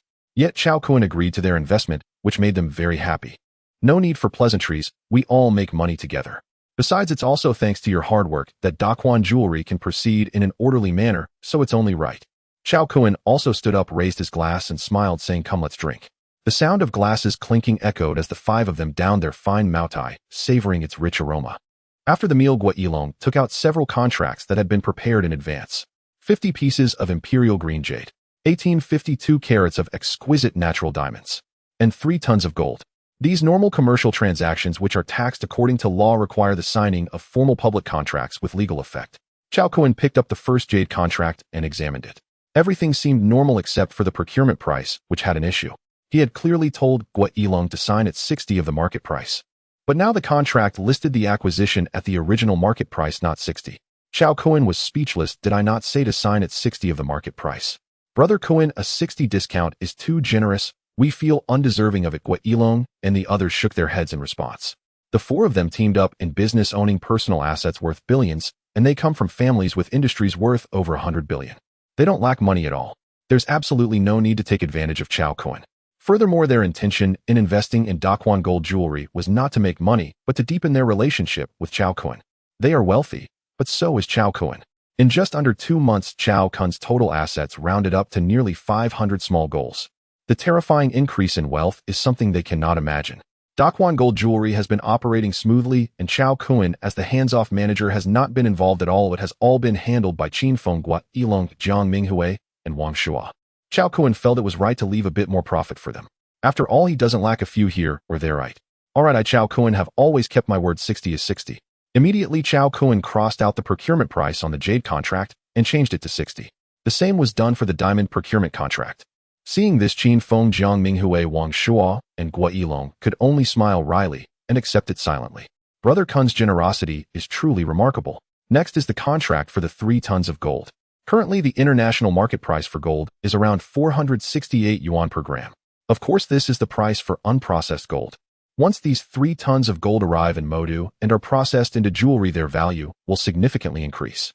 According to today's domestic gold market, they can sell for over 600 yuan per gram at gold stores. For the gold procurement contract, Chao Kun directly signed below the market price by 10, which is 420 yuan per gram. After signing the 3 contracts, Daquan Gold Jewelry will need to pay Chao Kun a total of 2 billion. With Daquan Gold Jewelry's current cash flow, that's impossible. Therefore, they can only wait until these items are sold, and they have the money to settle with Chao Kun. After the contracts were signed, Gua Yilong took out another document and handed it to Chao Kun, saying, "Brother Kun, this is the pricing list for various items for the opening of Daquan Gold Jewelry tomorrow. Please have a look and see if there are any modifications needed." Chao Kun took it and examined it carefully. There are 50 pieces of imperial green jade, some green, some purple, and some red. The styles vary, and the prices range from high to low. Aside from the 10 pieces that Dakwon Gold Jewelry is keeping as store treasures, the remaining 40 pieces will be sold to the public tomorrow. However, given the thousands of pre-order customers, the 40 pieces of Imperial Jade will surely be in short supply. Thus, for every customer interested in a piece of Imperial Green Jade, a lottery will be held to determine the owner of that piece. This is currently the best solution. As for the 1852-carat natural diamond, it will need to be custom-made, and the sellers are all top-tier billionaires with a total value starting at $500 million. The gold jewelry is priced at a 10% discount for customers to benefit and to enhance the reputation of Dakwon Gold Jewelry, and there will be no processing fees, of course limited to 100 grams per person. Wealthy individuals buying gold obviously don't care about a few bucks here and there. But for those with slightly lower incomes and some savings, saving dozens of yuan per gram is a significant bargain. Gold being a hard currency has a high value retention rate. Buying it will definitely not be a loss. As for the 1000 commemorative coins that Chao Kuan ordered, they are priced slightly higher. The 10-gram commemorative gold coins are sold at 588 yuan each, and each person is limited to one. If Dakwon Gold Jewelry becomes an international jewelry giant in the future, these commemorative coins will become extraordinarily valuable. Gua Yilong and the others are indeed elite figures in business. This pricing list is well prepared, and Chao Kuan could find no fault with it. Okay, let's implement this pricing. Thank you for your approval, Brother Kuan. Gua Yilong put away the documents and handed a coin the size of a Kuan egg to Chao Kuan, saying, Brother Kuan, this is the commemorative coin that has been made. Please take a look. Chao Kuan received it and examined it. The craftsmanship was exquisite and beautiful, simple and elegant. The front was engraved with the logo of Dakwon Gold Jewelry. The back featured the issue date and a serial number. The coin in Chao Kuan's hand was serial number 1. Very nice, I will keep this one for myself. Chao Kuan nodded in satisfaction. Gua Yilong and the others also felt that this commemorative coin was quite special, and they each kept one. Serial numbers 2345. After the contracts were signed, it was noon. The group arrived at a top-tier entertainment venue. Young people have plenty of energy, but it's normal to eat, drink, and have fun. This entertainment venue is owned by the Seahai Club, featuring luxurious and grand decor, with even the waitstaff being high-quality beauties with scores of 80 or above. It is among the top high-consumption places in Modu. Without a membership, one cannot even enter. The five settled into a luxurious private room in the Emperor's Hall, each accompanied by two beautiful girls. Wang Shuo looked at Chao Kuan and smiled, saying, Brother Kuan, these two girls beside you are popular rising stars in the entertainment industry, 100 authentic. I wish you a great time. Chao Kuan glanced at the two girls beside him, who looked visibly nervous. They were around 23 years old, with delicate features and full of collagen, their big eyes scoring above 90 in looks. The two girls also had their unique charms. One was adorably naive with twin ponytails, while the other was pure and beautiful with long black hair. The two girls are truly beautiful. They are the current hot stars, with millions of fans, regarded as goddesses by countless people. Yet now they are to accompany Chao Kuan in a passionate embrace. This must be the power of money. Chao Kuan is no saint and has no need to pretend to be a gentleman. After 2 months without joy faced with these two stunning beauties, he naturally had a reaction. After being busy for 2 months, it's time to enjoy. Immediately, Chao Kuan greeted Wang Shuo and the others, taking the two beauties away to a luxurious private room in another Emperor's Hall. Seeing Chao Kuan like this, Qin Feng and the others exchanged knowing smiles, each embracing two beauties for their own enjoyment. After entering the room, Chao Kuan, too lazy to pretend to be serious, took the two beauties into the bathroom. With rustling sounds, Bai Yi and Yin Ning's clothes fell off one by one. Their fair and ample figures. Bai Yi and Yin Ning looked at Chao Kuan with their watery big eyes. The subsequent scene was too beautiful to describe. The next day, on October 1st, a national day, Dakwon Gold and Jewelry officially opened.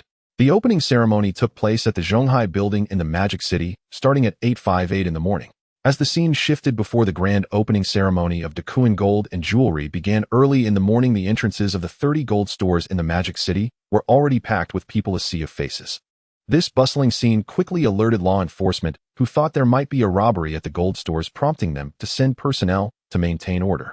The reason for this frenzy was an announcement made on the official website of Dakwon Gold and Jewelry at 6 p.m. yesterday, which was simple yet shocking. Within 3 days of opening, all gold jewelry would be at a 10% discount with no processing fees. This announcement ignited a frenzy across the internet.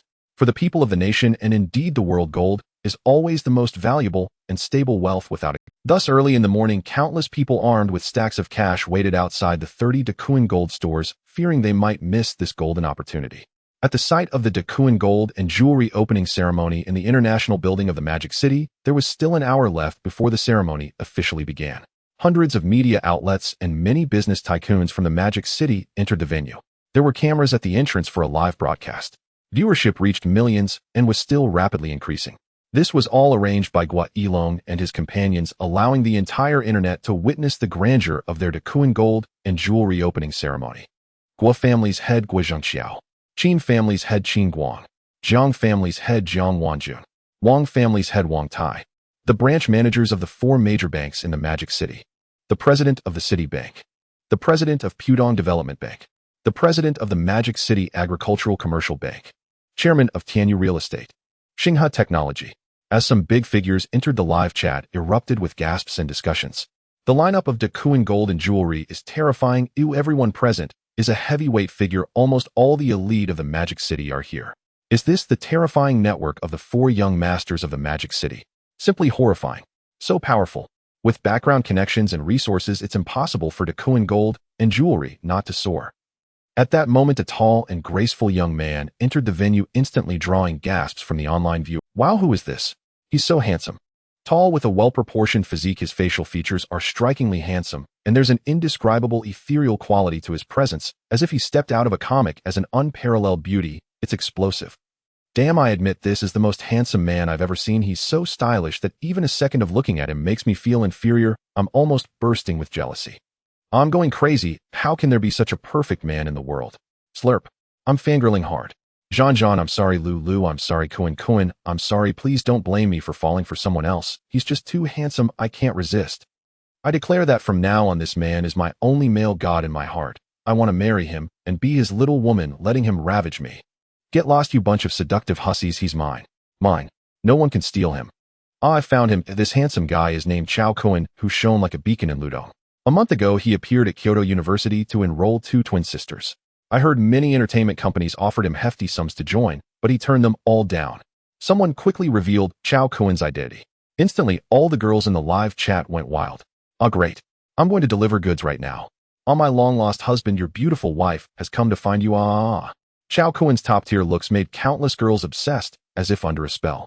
Locals in the Magic City hurried to the International Building, determined to see Chao Kuan. Swish. Chao Kuan approached the sign-in wall, his pen moving fluidly as he elegantly wrote his name. Then he sat down on a chair in the middle of many seats. Compared to showing off in front of others, Chao Kuan preferred to be a behind-the-scenes player watching the world unfold. For today's opening ceremony, it was enough to have Gua Yilong, Qin Feng, Jiang Minghui, and Wang Shuo to take the stage. Chao Kuan played the role of an observer. As the countdown to the press conference reached 10 minutes, all 1,000 seats in the venue were filled. Besides locals from the Magic City, many big shots from other provinces of Daxia also attended. In the morning at 8:58, boom boom. With the energetic and melodious music playing, the host took respected leaders, esteemed guests, ladies and gentlemen, good morning, thank you. After a round of opening remarks, Gua Yilong, Qin Feng, Jiang Minghui, and Wang Shuo, the heads of Tycoon gold and jewelry, took the stage to invite the second most important person in the Magic City and the heads of the 4 major families to join them in the unveiling and ribbon-cutting ceremony. Simultaneously, the Tycoon gold and jewelry logo was illuminated, marking the official opening of Tycoon gold and jewelry. Following this, the second most important figure in the Magic City and the heads of the 4 major families gave speeches expressing their congratulations and support for Tycoon gold and jewelry. From the very start, many in the audience and the live chat gasped in envy, unable to help but exclaim. Some were born into privilege while others were born in Rome. Clearly, Gua Yilong, Qin Feng, Jiang Minghui, and Wang Shuo belonged to the latter. Being born well means winning everything. The young business elites of the Magic City, the 4 young masters of the Magic City, heirs of the 4 major family, shareholders and directors of the 4 Seas Club, and shareholders and directors of Tycoon gold and jewelry. So many halos. Such identity can only make countless people look up in admiration. After the unveiling and ribbon-cutting ceremony, the celebration activities included spectacular animal performances, song and dance shows, and band performances. The performers on stage were all the hottest stars of the moment, with several kings and queens of music in attendance. Almost half of the entertainment industry's stars were present. Instantly, the atmosphere in the venue reached a peak. The number of viewers in the live chat soared to over 10 million, as the opening ceremony of Tycoon gold and jewelry created a sensation across the entire internet. During the grand opening ceremony filled with songs and dances, Tycoon gold and jewelry opened its 30 gold stores in the Magic City. People who had been waiting outside for a long time rushed in as soon as the doors of the gold store opened, shopping frantically, like at a vegetable market, with shouts echoing everywhere. I want to buy a pair of 10-gram big earrings. Get me a 100-gram gold 4-piece set. I want a commemorative coin. Give me a kilogram of gold beans. Wrap me a king green jade bracelet. I want. Instantly, all 30 gold stores were packed with people bustling with business at its peak. In just one morning, the gold jewelry displayed in the counters of the 30 stores was sold out. The staff immediately moved more stock from the warehouse to display only to have it snatched away again in no time. The busy employees of the gold store didn't even have time to drink water. Although tired, their smiles were wide, unable to be suppressed at all. As salespeople, the more gold they sold, the more they earned. They struck it rich. 3 tons of gold isn't much, after deducting losses during processing. It wouldn't even amount to 1.0 grams when divided among the 30 stores. Given the terrifying consumption power of this super metropolis and the significant discounts offered by the gold stores, there were simply too many buyers. It's very likely that within a day, all 3 tons of gold would be sold out. At that time, the 30 gold stores would face the embarrassing situation of having no gold to sell. In addition to the booming gold sales, 40 pieces of top-quality king green jade were also sold out in the blink of an eye through a lottery system. The exceptionally busy scene also drove sales of other jade stones and diamond jewelry in the store. A friendly reminder, since it is a gold and jewelry store, it naturally cannot lack jade stones and diamonds apart from gold jewelry. A month before the opening, Guailong and his 3 companions had already started arranging the procurement and processing of these jade stones. Of course, the quality was certainly not as good as the 50 pieces of top-quality king green jade from Chowquan. This was inevitable. All the jade jewelry from Daquan Gold and Jewelry could not possibly be created entirely with the creation box. One must know the principal: rarity increases value. If the number of king green jade pieces appeared too many, the market value would drastically decrease, making it not worth the effort. Thus, the 50 pieces of king green jade released for this opening were considered Chowquan's final stock. There was no need for it afterward. Chowquan would not generate more using the creation box. After all, he now possessed too many ways to make money. For example, the ant gold digging cores, super high capacity, ternary lithium batteries, the essence of life, and so on. Any one of these could represent heavyweight industries. Making money was truly too easy. After the opening ceremony, Chowquan learned that a large number of young ladies were blocking him at the entrance of the Magic City International building. They had even set up banners creating a grand spectacle. It was more frightening than chasing a star. Chowquan was speechless. It seemed that being good-looking wasn't necessarily a good thing, easily attracting attention and causing trouble. What was his identity now? Using heavenly figures to describe him wouldn't be an exaggeration. Only high-quality beauties like Bai Yi and In Yen could catch his eye. Chowquan truly looked down on some ordinary women who were plain and uninteresting. He couldn't be blamed for being aloof. After all, who called him capable enough to do as he pleased now? Chowquan found a secluded corner and quietly used his transformation ability to make his appearance and physique a bit more ordinary. Now no one will recognize me. Taking out his phone and snapping a picture, Chowquan walked out of the Magic City International building satisfied. At the entrance, he saw hundreds of crazed girls like star chasers, all dressed up beautifully, competing for attention. There were also quite a few high-value ladies. At the entrance formed a stunning landscape. Some bold girls even held up signs with words that made Chowquan, "If it doesn't pass review, then I won't write it." In any case, it was something that could make one flush with embarrassment and be considered indecent. Chowquan was speechless. Fortunately, he had transformation abilities to disguise himself, or he would have been tormented by these fervent girls today. He'll always be the man you can't have. Chowquan smiled proudly and strode past these girls. That night at 10 o'clock, the data was compiled. All 3 tons of gold were sold out, and the cabinets in the 30 gold stores were empty. On this day alone, they received 3,000 customers. Gold jade diamonds with a total sales amount of 3 billion. Daquan Gold and Jewelry truly achieved a significant opening success. This data not only shocked Chowquan, Guailong, Jiang Minghui, Qin Feng, and Wang Shua, but also caused a huge stir in the outside world. The speed of making money was terrifying. After deducting costs, Daquan Gold and Jewelry made a net profit of 1 billion. A single day's net profit of 1 billion is an extremely rare occurrence both in the Magic City and in the entire country. Seeing the gold dug up by the ant core being cashed in was quite gratifying for Chowquan. He had to reward the ant core with some delicious food as a treat. Chowquan had big plans for the money earned by Daquan Gold and Jewelry in the early stages, including the 3 procurement contracts he personally signed with Daquan Gold and Jewelry worth 2 billion. All temporarily remained in Daquan Gold and Jewelry's account. Chowquan planned to use all this money for the development of Daquan Gold and Jewelry, expanding aggressively into first-tier cities like Kyoto, Yangqing, Pingcheng, Shanxing, Jiangxing, Jinling, Rongqing, and Chang'an. These tasks could be handed over to Guailong and his 3 companions. As for Chao Kun himself, he would head to South Africa to acquire a few more gold mines to cover up the reason for the high gold output. He currently had 200 million in hand, which was more than enough to acquire a few small gold mines. Next month, he would directly declare 10 tons of gold. The affairs of Dakwan Gold and Jewelry were also getting on track, allowing Chao Kun to be a hands-off manager and pursue his own matters. The next day, Chao Kun drove to the Bailong River hydropower station to inspect Qingli Electronics. He hadn't been there for over a month since acquiring these two companies, and today he had no pressing matters, so he decided to take a look around. Today is National Day. The executives and most employees of both companies are on holiday, leaving only the duty personnel behind. After inspecting the Bailong River hydropower station and Qingli Electronics, everything was running normally. In another 20 days, 550 batteries would be completed and Chao Kun could start constructing the energy storage station to charge and upgrade the creation box. After wrapping up everything in the Magic City, Chao Kun had no further matters to attend to. Coincidentally, with the National Day holiday, he was not in a hurry to return to South Africa. He planned to return to his hometown in Ludong, taking his family on a yacht to tour the neighboring Southeast Asian countries for a week of self-driving fun. Chao Kun booked a flight online, and just an hour later there was a flight heading to Ludong, Guangzhou. After securing the ticket, Chao Kun drove towards the airport. As soon as he reached the airport entrance, Chao Kun encountered someone. A person with whom Chao Kun had a deep-seated grudge. Zhang Chao, who had made a living selling fried rice when Chao Kun first acquired the creation box.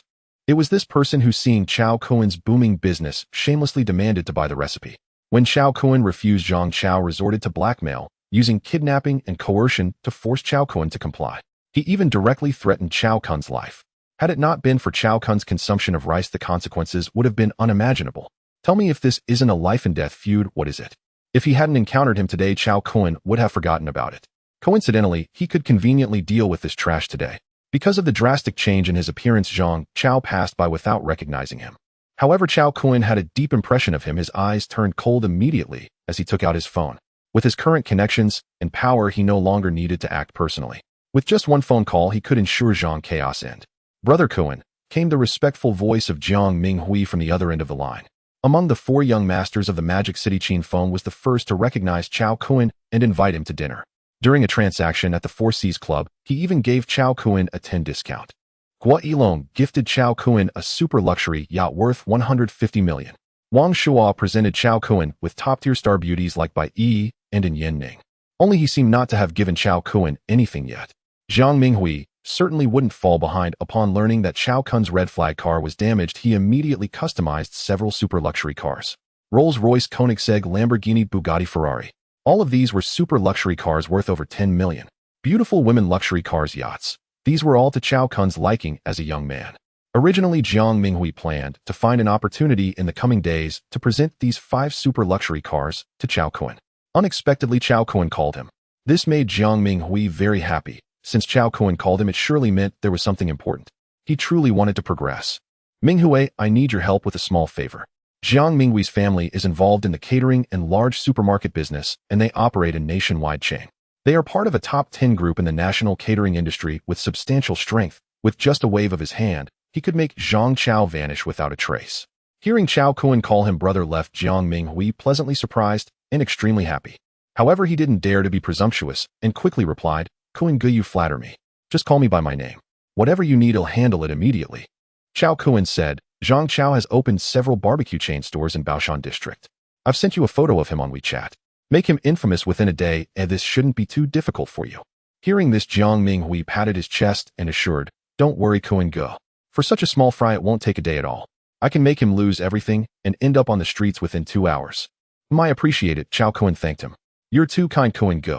Subsequently, Jiang Minghui took the opportunity to mention the 5 super luxury cars he had gifted. Chao Kun hesitated for a moment, then accepted it.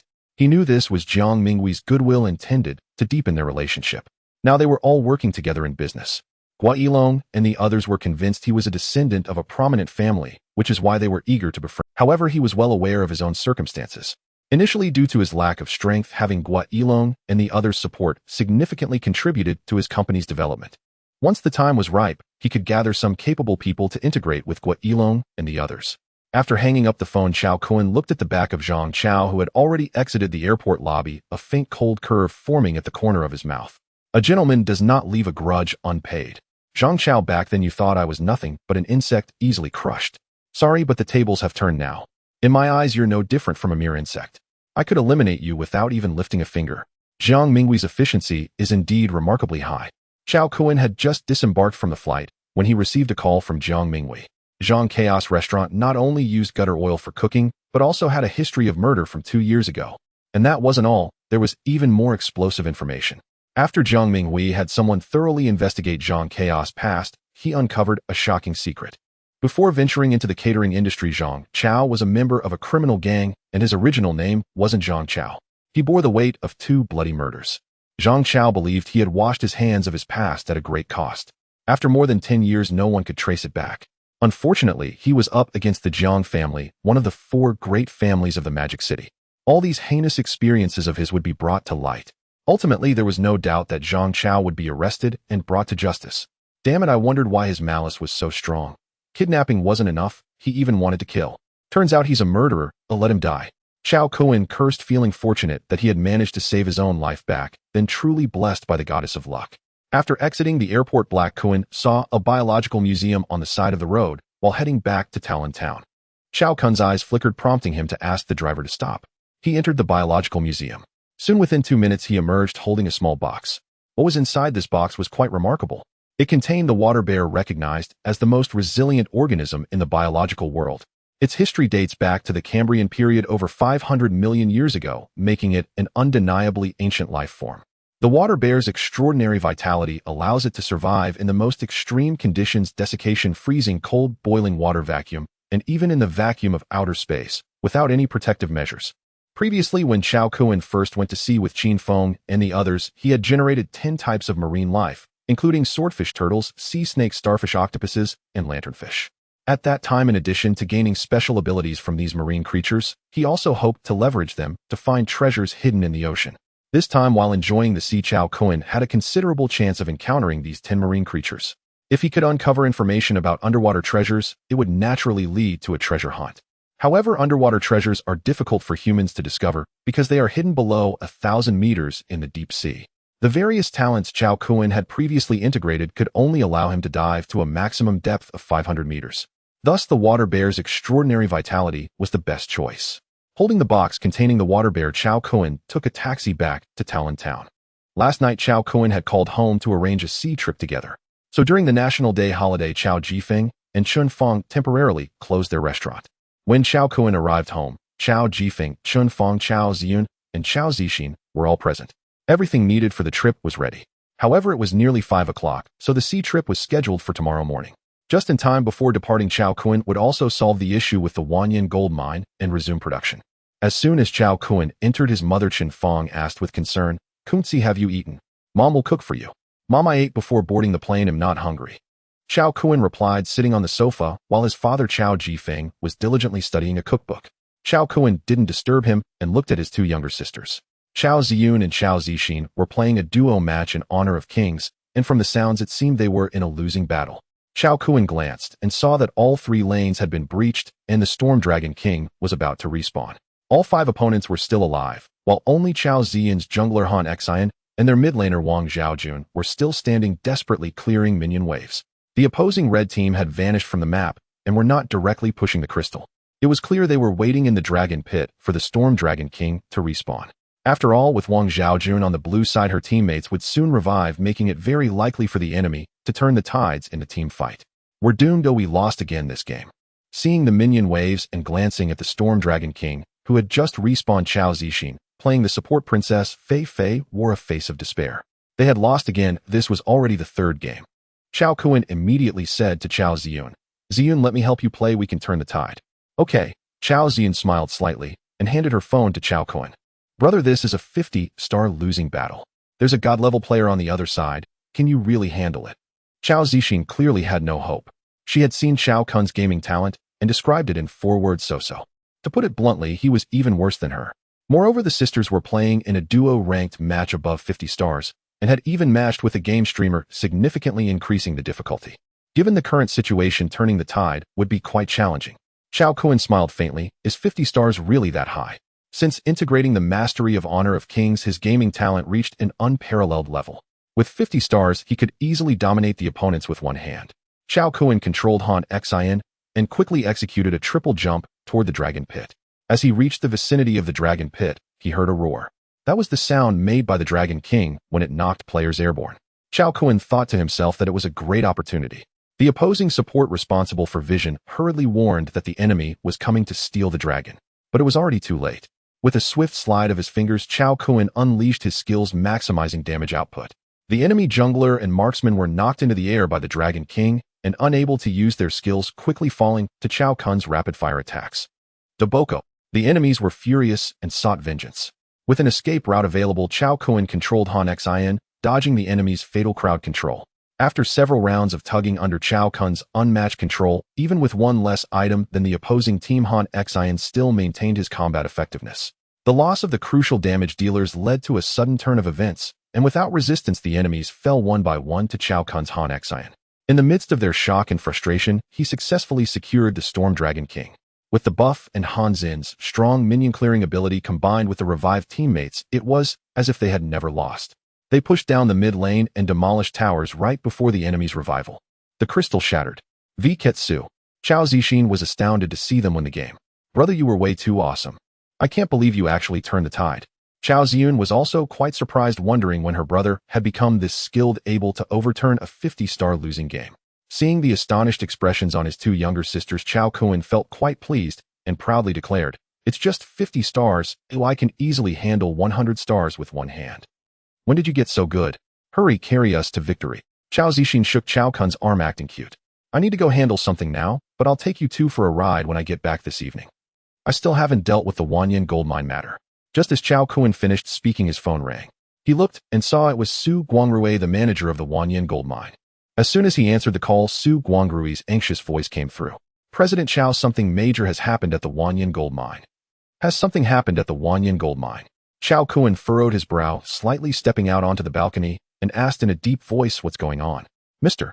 Chao, there has been a landslide in the mining area causing severe damage to the ecological environment. Someone reported it directly to the Provincial Land Resources Bureau in Jizhou, and they are very angry after sending people to inspect. Chao Kun quickly asked what were the duty personnel doing in the mining area.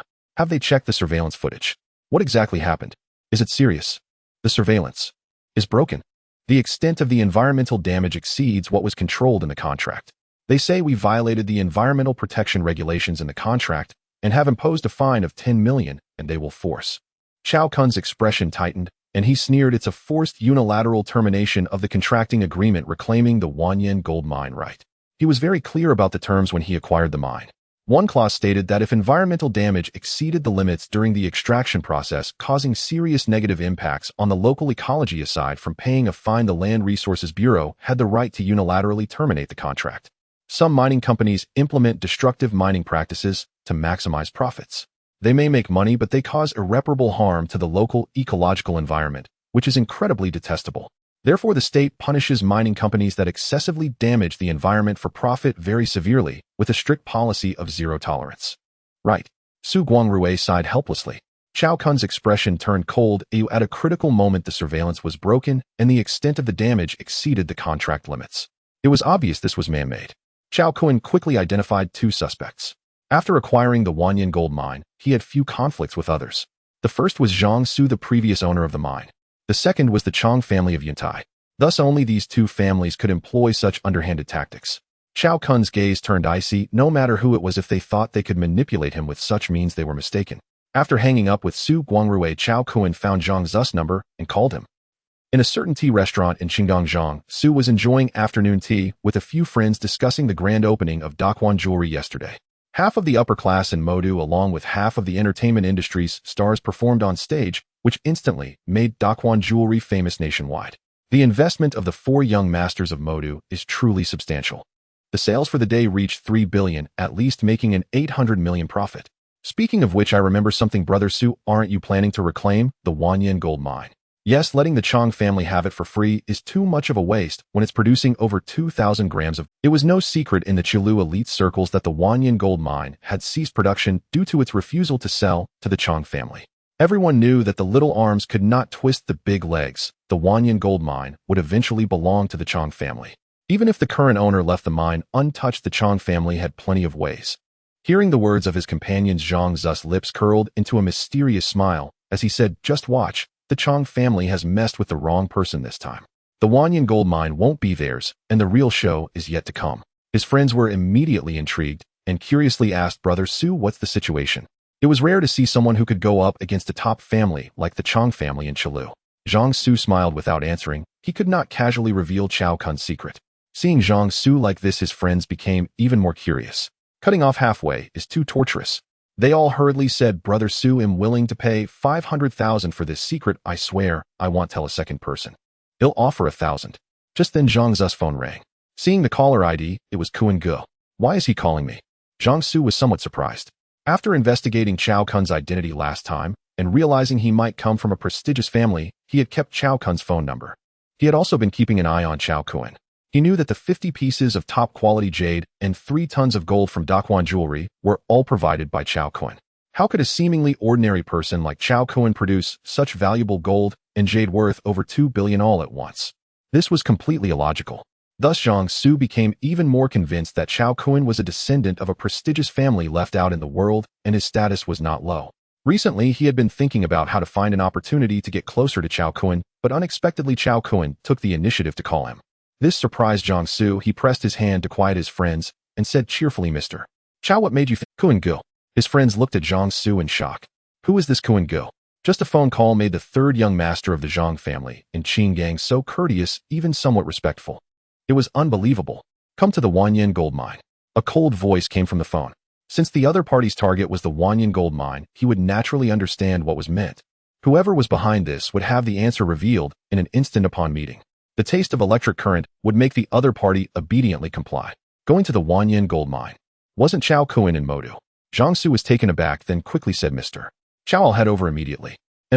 Chao Kun said one word and hung up the phone. Then Chao Kun found the block number of Chang Haihu. In a luxurious villa in Jizhou, Chang Haihu saw the incoming call and sneered, little bastard, dare to block my number now you're anxious, huh? It's a pity it's too late. Chang Haihu looked at his phone, which kept ringing, wearing a smug expression, but he refused to answer. He believed that Chao Kun would call again. Finally, after the third call, Chang Haihu casually answered, hello, who is this? I am Chao Kun. Don't you want the Wanyan gold mine? Sure, come over to sign the contract. They'll be waiting for you at the Wanyan gold mine. Sign a contract? Chang Haihu chuckled and said no need. The Wanyan gold mine will automatically come into our Chang family's hands in a few days. His tone was filled with confidence and arrogance. From this statement, Chao Kun had already discerned the answer. This was all orchestrated by Chang Haihu. Chao Kun was too lazy to waste words with him and coldly said, no more nonsense. You have 2 hours. If you don't come, I will immediately transfer the Wanyan gold mine to a certain prestigious family in the capital. Time waits for no one. After saying this, without waiting for Chang Haihu's response, Chao Kun hung up the phone and called Zhang Su again to inform him not to come. Since he knew it was Chang Haihu, there was no need for Zhang Su to come. Zhang Su, who was driving to the airport, was dumbfounded. What's going on? Is this a joke? If anyone else dared to mess with him like this, Zhang Su would surely be furious. But since it was Chao Kun, he could only pretend it hadn't happened. The smug expression on Chang Haihu's face vanished in an instant, his expression flickering between joy and anger. Kyoto. This is the core of Daxiao, a place where hidden talents abound, and the standing superfamilies are the true giants of Daxia. They are the existence that the Chang family needs to look up to. Even the greatest backing of the Chang family, a prestigious family, would be weaker by 3 points when facing a superfamily in Kyoto. If Chao Kun really transferred the Wanyan gold mine to a certain family in Kyoto, even if it was a second-tier family, then the Wanyan gold mine would have no connection to the Chang family. A gold mine worth 1 billion, which is also easy to mine, the Chang family cannot possibly let go of such a juicy piece of meat. Immediately, Chang Haihu had someone arrange a private jet to rush to the Wanyan gold mine. After finishing the call with Chang Haihu, Chao Kun informed his family and drove to Guangzhou Airport in Chao Jifeng's old model Tai Shuilong car. The distance from Guangzhou to Pingdu is 200 kilometers, and Chao Kun arrived in half an hour by plane. Su Guangrui had arrived early at the airport gate to pick him up. Seeing Chao Kun walk out, Su Guangrui approached him and said, Mr. Chao. Su Guangrui felt a great deal of guilt. As the manager, he bore an undeniable responsibility for the significant issues that had arisen in the mining area. He had already prepared himself for the possibility of being unemployed at any moment. Chao Kun patted his shoulder and said with a smile, don't worry, the Wanyan gold mine will be just fine soon. The collapse of the forest is indeed a major accident, but it depends on the circumstances. Once the Chang family is dealt with, all the problems will be resolved. Su Guangrui, however, was perplexed. How could Chao Kun, this boss, maintain such a calm demeanor when the contract for the Wanyan gold mine was facing compulsory termination. This was a gold mine worth at least 1 billion. Was he really not afraid of being forcibly reclaimed? Or did he truly have a way to resolve this crisis? Upon returning to the Wanyan gold mine, Chao Kun went directly to the site of the forced collapse. When he saw the devastation before him, he gasped. On the left side of the mining area, hundreds of meters of forest had completely collapsed, and apart from the mining area, which was buried halfway, a river nearby, that was 7 or 8 meters wide, had also been severed. Fortunately, there were no casualties.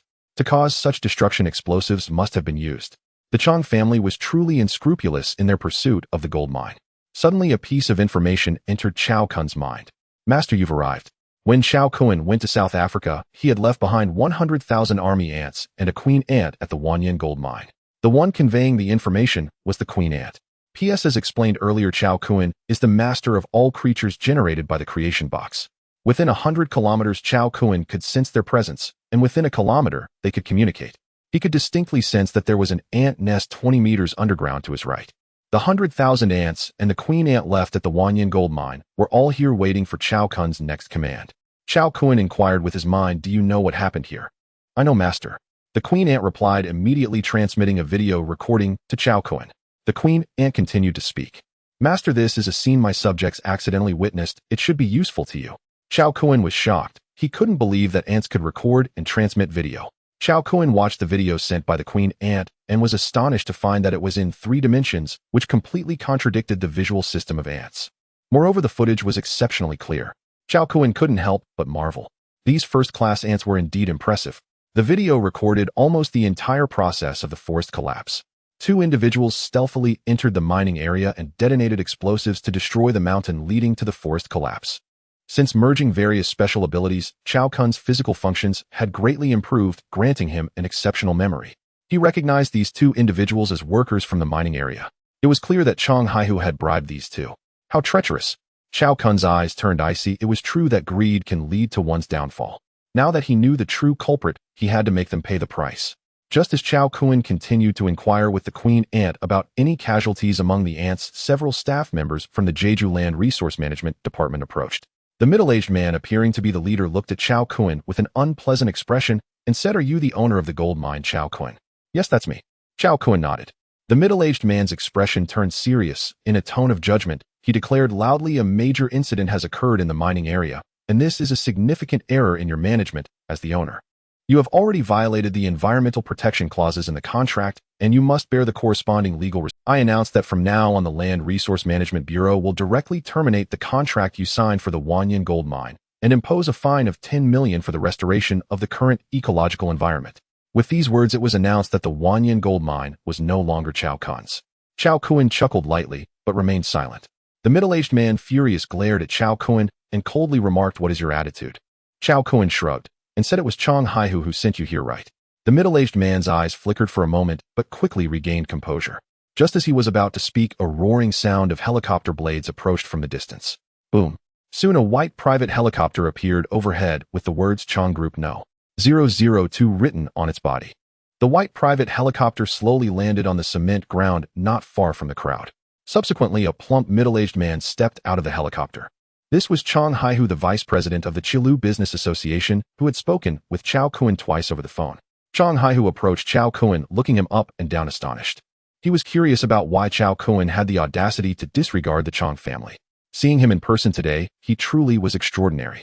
Such a dignified appearance and mountain-like presence were unmatched by anyone he knew from the younger generation. Chang Haihu looked at Chao Kun and suddenly smiled, saying, "Chao Kun, I'm here. Let's sign the contract." He glanced discreetly at the middle-aged man. The latter was puzzled. What was going on? Wasn't it agreed that they would take over the Wanyan gold mine after the festival? "Follow me," Chao Kun said, and turned to walk toward the office building. After Chao Kun took Chang Haihu into his office and closed the door, his entire aura suddenly changed. An invisible, chilling aura spread, causing the temperature in the room to drop several degrees. Chang Haihu immediately felt an overwhelming sense of oppression, as if the air around him had been sucked out. He turned to look at Chao Kun and was instantly petrified. At that moment, Chao Kun had transformed into the face of the middle-aged man, his entire body crackling with blue electricity, crackling and booming like thunder, instilling fear and submission. "Chang Haihu, how dare your family covet the Wanyan gold mine? Do you want to die?" Chao Kun's voice resonated like thunder, filled with the authority of annihilation and slaughter. With a thud, Chang Haihu collapsed to the ground, trembling as he asked, "You are?"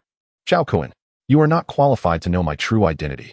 Chao Kun's voice was icy as he raised his right hand, piercing it open, and blood shot out with the flow of electricity. Chang Haihu was terrified and tried to evade, but it was futile. Just like when Chao Kun dealt with the Deputy Minister of Customs in South Africa, the electricity carrying Chao Kun's electrical cells penetrated into Chang Haihu's brain. "As per the old rules, let me give you a taste of suffering first." Chao Kun smiled coldly, making Chang Haihu's scalp tingle and hair stand on end. Ah! The electrical cells entering the central nervous system of Chang Haihu possess an extraordinary spiritual essence. With Chao Kun's current mental strength within 10 meters, he can control the cells to release electricity with a mere thought. Moreover, the number of cells Chao Kun injected into Chang Haihu's brain this time is several times that of the previous West Ao. For instance, the electrical cells in West Ao's brain number 10,000. Now the electrical cells in Chang Haihu's brain amount to 30,000. Thus, the power of the electricity released all at once is even more terrifying. Chang Haihu clutched his head with both hands, rolling on the ground while emitting a shrill, miserable scream. "Oh, it hurts too much." His eyes bulged, tears streaming down his face, and in a frenzy, he desperately banged his head against the ground. Bang, bang, bang. In the blink of an eye, Chang Haihu's head was bloodied, looking utterly tragic. "Spare me." The half-dazed, half-stabbing torment made him wish he could chop off his own head, frantically bowing to Chao Kun to beg for mercy. Seeing Chang Haihu's pitiful state, Chao Kun felt it was about time. If this continued, Chang Haihu's brain would surely not withstand it. Although it wouldn't be fatal, he would become mentally incapacitated and a foolish cripple from then on. Chao Kun immediately focused his mind, and the electrical cells ceased to release electricity. His intention in calling Chang Haihu was not to bring about his death, but to control him, thus resolving the predicament of the Wanyan gold mine. Huff! Chang Haihu, like a dying dog, pressed his palms to the ground, gasping for breath. Chao Kun, with electricity crackling all over his body and a flickering light in his eyes, looked down at Chang Haihu and said indifferently, "Do you wish to die? Do you wish to live?" "I wish to live. I wish to live." Chang Haihu hastily replied, his eyes filled with terror. The terrifying 10 seconds that felt like a brush with death made him realize for the first time how close he was to dying. At this moment, he lacked nothing in status, wealth, or beautiful women. He had not yet enjoyed such extreme luxury and splendid life enough. How could he possibly die just like that? "Live?" Chao Kun sneered and asked coldly, "Give me a reason why you deserve to live." Chang Haihu looked up at Chao Kun, who was towering over him, filled with utmost regret. He had now understood why Chao Kun dared to reject the Chang family's acquisition. He also realized that Chang Yun's injury from the bug was not an accident, but the doing of the man before him. To possess such unimaginable power, Chao Kun's identity could no longer be concealed. He was undoubtedly a member of a prestigious family. For such terrifying abilities could only be controlled by core figures of noble clans existing above ordinary people. How could the Chang family provoke such an existence? The icy gaze of Chao Kun, as if looking at an ant, made Chang Haihu's heart tremble uncontrollably, realizing that if he could not provide Chao Kun with a satisfactory answer, his life would not be spared. "Mr. Chao, I was bewitched, failing to recognize the true dragon and offending you. I can immediately restore the normal production of the Wanyan gold mine and offer 1 billion as an apology, begging you to spare my life this time." After saying this, Chang Haihu cautiously glanced at Chao Kun, his heart racing with anxiety, waiting for Chao Kun's response. Not enough. Chao Kun would not let Chang Haihu off so easily. He continued to apply pressure, saying indifferently, "You do not have a third chance to speak." Chang Haihu's heart trembled violently, understanding that if he spoke again and failed to satisfy Chao Kun, it would be a dead end. 500 million. I am willing to pay 500 million for my life." As he uttered these words, Chang Haihu felt as if his heart was bleeding. 500 million was his savings accumulated over the years. Money lost can be earned back quickly given his status, but if his life was lost, everything would be lost. Living is everything. All right. Chao Kun nodded slightly. Finally, not facing death, Chang Haihu was overwhelmed with gratitude, saying, "Thank you, Mr. Chao, for sparing my life." Chao Kun coldly warned again, "This time I will give you a warning. If there is a next time, not only will you die, but your Chang family will also be thrown into chaos." As he spoke, the killing intent in Chao Kun's words became chillingly severe, making Chang Haihu feel as if he had fallen into an ice cave, shivering all over. Chang Haihu hurriedly nodded in assurance, saying, "Mr. Chao, you can rest assured. I will definitely remember this and inform the Chang family. I will never dare to offend you again." This lesson was too profound, leaving him with lingering fear. Once was enough. "Get lost." Chao Kun waved his hand, and Chang Haihu fled the office building, as if escaping from a pack of hungry wolves, not daring to look back. Seeing Chang Haihu emerge from the office building bloodied, and in a disheveled state, everyone was momentarily. The middle-aged man in charge of the Jeju Land Resources Bureau asked Chong Haihu in astonishment, "Mr.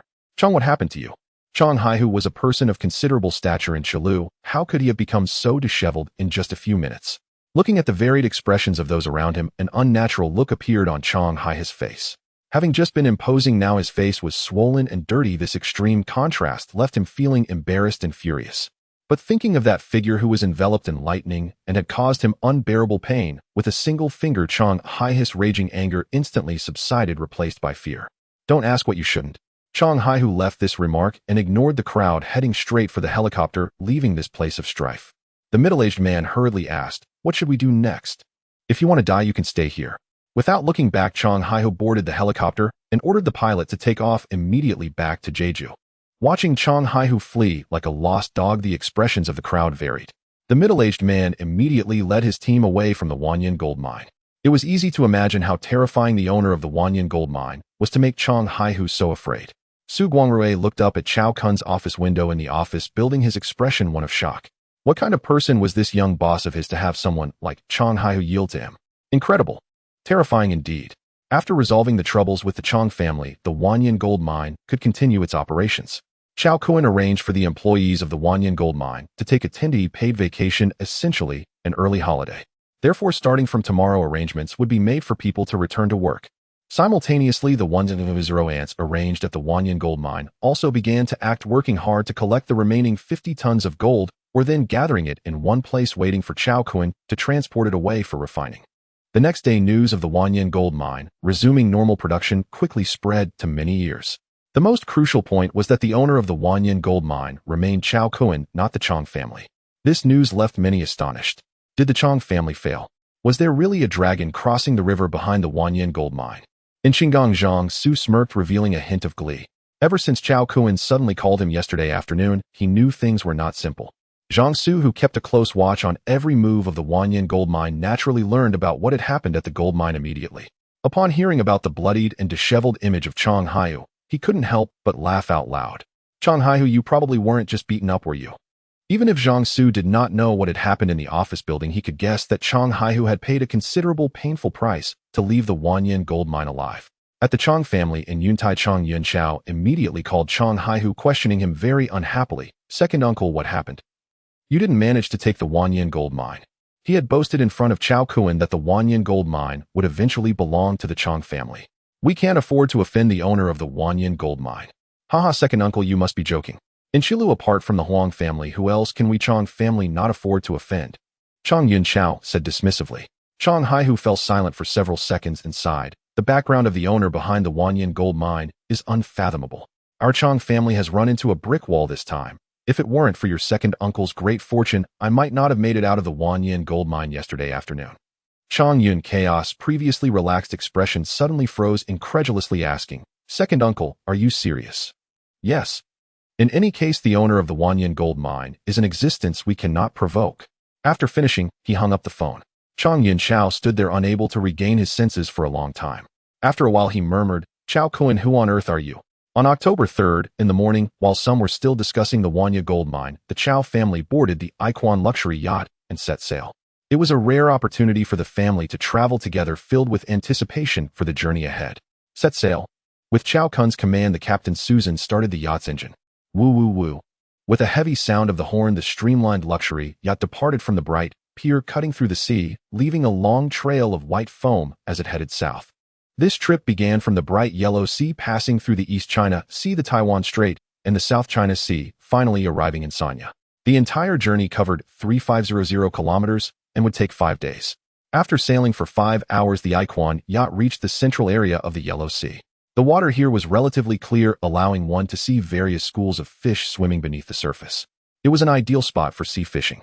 Chao Kun instructed Susan to slow down the yacht and stay in place. He then arranged for the crew to bring out fishing rods and prepare for fishing. Once the fishing rod was set up, Chao Jifeng eagerly approached, excited to see this advanced sea fishing rod. For an avid fisherman, having such a high-quality fishing rod was truly exhilarating. After baiting the hook and targeting a spot, Chao Jifeng cast his line.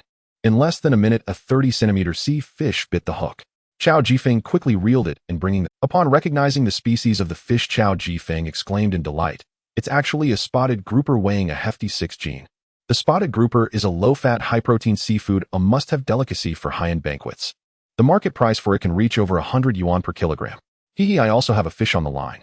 At this moment, Chao Ziyun was happily reeling in her line. She had caught a 5-gene salmon. Chao Zixin, who was fiddling with a drone to film, exclaimed in surprise, "This fish is so stupid it bit so easily." Chao Jifeng took the spotted grouper off the hook and placed it in a bucket, smiling as he explained, "We are over 200 kilometers away from the shore here, so the fish's alertness is somewhat lower, making it easier to catch. I want a fish too." Seeing her sister holding the beautiful salmon, Chao Zixin suddenly became interested in fishing. After retrieving the drone, she walked to a fishing rod, mimicking Chao Jifeng and baiting it, then cast her line. Chao Kuan tossed a triggerfish he had caught into the bucket, laughing as he said, "Let's have a fishing competition with a time limit of 1 hour to see who can catch the most. Sure, it'll definitely be the first." Chao Zixin boasted confidently. Chen Fong had no interest in fishing. She sat on a lounge chair soaking up the sun while watching her husband and children fish, a warm and satisfied smile on her face. There were so many fish swimming around the Iquan yacht that little fishing skill was needed. Just casting the line resulted in fish eagerly biting the bait. They were almost able to catch continuously. In less than 10 minutes, the bucket beside them was filled with various seafood. "We can't catch them all. It's impossible to catch them all." Seeing the schools of fish in the water showing no signs of diminishing, Chao Zixin was extremely happy, experiencing the joy of fishing. Chao Kuan, Chao Jifeng, and Chao Ziyun were also all smiles, their hands never stopping. After an hour, they reluctantly ceased fishing. Finally, the crew on board, knowledgeable about seafood prices, calculated who caught the most fish. First place, Chao Zixin, 12600 yuan. Second place, Chao Jifeng, 12500 yuan. Third place, Chao Ziyun, 11200 yuan. Fourth place, Chao Kuan, 11000 yuan. The types of fish caught by the group were nearly the same, so the price differences were not significant. Chao Zixin joyfully claimed first place, bouncing around like a little girl who had just eaten candy. Chao Jifeng remarked that even the busiest day at the small restaurant they ran couldn't earn more than 100 yuan. Yet today, in just 1 hour, the fish he caught was worth over 100 yuan. The speed of making money left him astounded. Immediately, Chao Kuan seized the opportunity to persuade his parents to move to the magical capital. Coincidentally, the Yuan villa he purchased 2 months ago was also vacant. The environment there was peaceful, with a large yard suitable for planting flowers and keeping small animals, perfect for his parents. After Chao Kuan returned to Chilu to cure his mother Zhang Fong, he brought the whole family on their first trip aboard the Iquan yacht, which left them all very shocked, prompting questions about this luxurious yacht. Chao Kuan explained to his family that the reclusive master he apprenticed under had 8 disciples besides him, each a well-known figure in the Great Xia. Among them, the 5th senior brother was in the magical capital. The Iquan yacht and the Yuan villa were gifts from him as a meeting present. Chao Zixin and Chao Ziyun also joined the persuasion team. In the end, Chao Jifeng and Chun Fong agreed to move to the magical capital. While the Chao family chatted, the various fresh fish they caught were quickly transformed into a rich and delicious feast by the chef on board. Seafood soup, grilled base, pan-fried salmon, steamed East-star grouper, stir-fried vegetables, fruit salad, complemented by top-notch sweet nectar red wine. The tender fish meat satisfied the family immensely. After lunch, they sat on the deck, enjoying the leisurely and beautiful moments. In October's golden autumn, the temperature on the Yellow Sea was quite pleasant. The bright sunlight, soaring seabirds, refreshing sea breeze, the vast blue sea, and the beautiful white yacht painted a picture of ultimate beauty. After a short stay in the Yellow Sea, Captain Susan navigated the yacht further south. 3 hours later, just as the Iquan yacht entered the East China Sea, Chao Kuan, who was resting on a deck chair, suddenly opened his eyes. As previously mentioned, any beings generated from the creation box within 100 kilometers could be sensed by. This time, what Chao Kuan sensed was the small sailfish he and Qin Feng had caught during their previous outing about 60 kilometers southeast of the Iquan. It had been 42 days since the last generation of the small sailfish, and he wondered how much the little guy had grown. Immediately, Chao Kuan focused his thoughts and sent a command to the sailfish. "Little sail, come to see me." From 60 kilometers away, the sailfish, currently hunting in the sea, instantly received Chao Kuan's message. Woo woo woo. The sailfish opened its sharp mouth, letting out a joyous sound. Then its elongated body transformed into a sword-like shape, cutting through the water and creating a long white wave as it swiftly swam towards Chao Kuan. In less than 20 minutes, a giant sailfish over 5 meters long, like a sword, sliced through the sea, darting from afar. The various fish ahead seemed to see their king, all swimming aside to make way for the giant sailfish. This scene instantly caught the attention of everyone on the Iquan.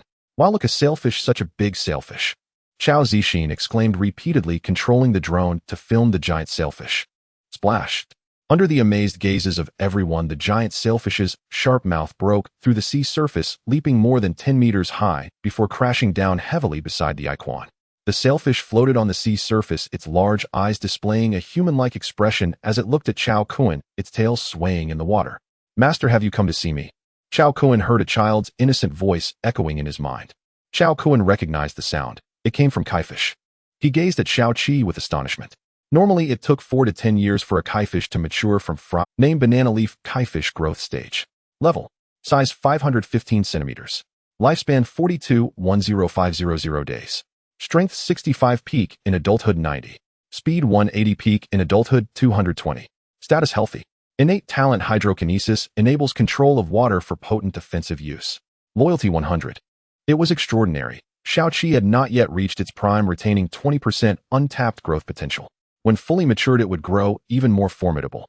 "Brother, that giant kaifish is staring right at you," Chao Zixin exclaimed, spotting the anomaly instantly while operating her drone. Upon hearing her, Chao Jifeng, Chun Fong, Chao Ziyun, and the crew members scrutinized the creature and were left utterly stunned.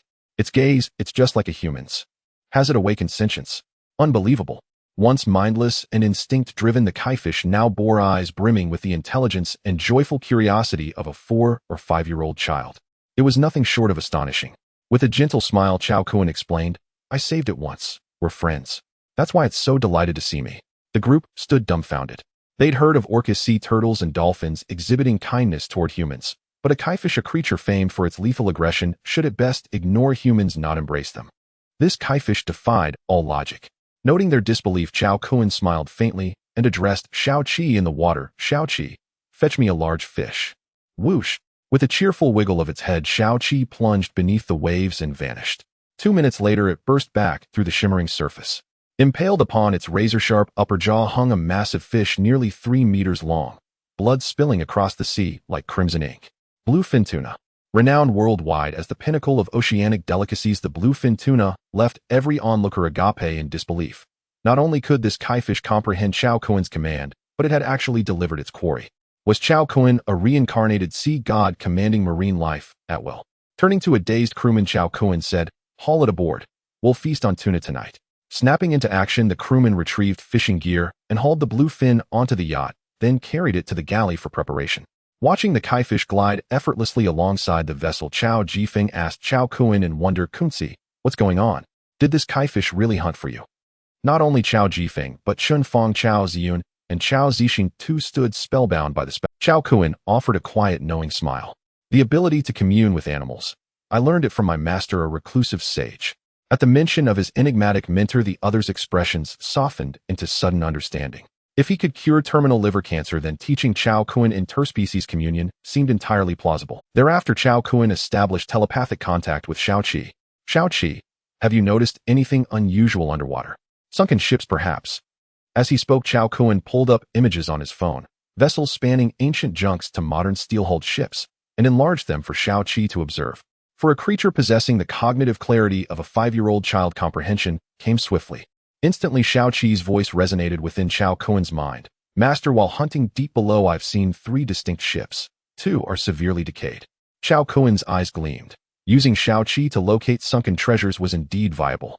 "Try transmitting the images you saw directly to me." If an army ant queen could relay visual data, then Xiao Qi surely possessed the same capacity. Tilting its head thoughtfully, Xiao Qi projected vivid mental images of the wrecks it had encountered. In an instant, high-resolution images of sunken vessels flooded Chao Kun's consciousness. 2 were ancient wooden hulls, so eroded by time that only skeletal outlines remained unidentifiable by dynasty or era. Upon closer inspection, Chao Kun discerned faint silhouettes amid seaweed-draped timbers, vessels resembling jars, bowls, and ewers, emitting a dim bluish-white luminescence. Clearly antique porcelain. Only such ceramics, hardened over centuries or even millennia, could withstand the relentless corrosion of seawater. Elsewhere, elongated objects emerged from the murk, worn smooth by ocean currents, half buried under algae shimmering with a soft golden hue. In the lightless abyss, such radiance could only belong to gold. A subtle smile curved Chao Kun's lips. Porcelain gold, this wreck held undeniable historical significance. Likely a merchant vessel from antiquity. The second ancient wreck lay in even worse condition. Chao Kun found no trace of value. Probably an ordinary, unremarkable ship. Finally, he turned his attention to the largest wreck, a modern steel-hulled vessel remarkably intact overall. After prolonged scrutiny, he could discern little of its interior. A dive would be necessary. If valuable artifacts awaited below, retrieval promised immense profit.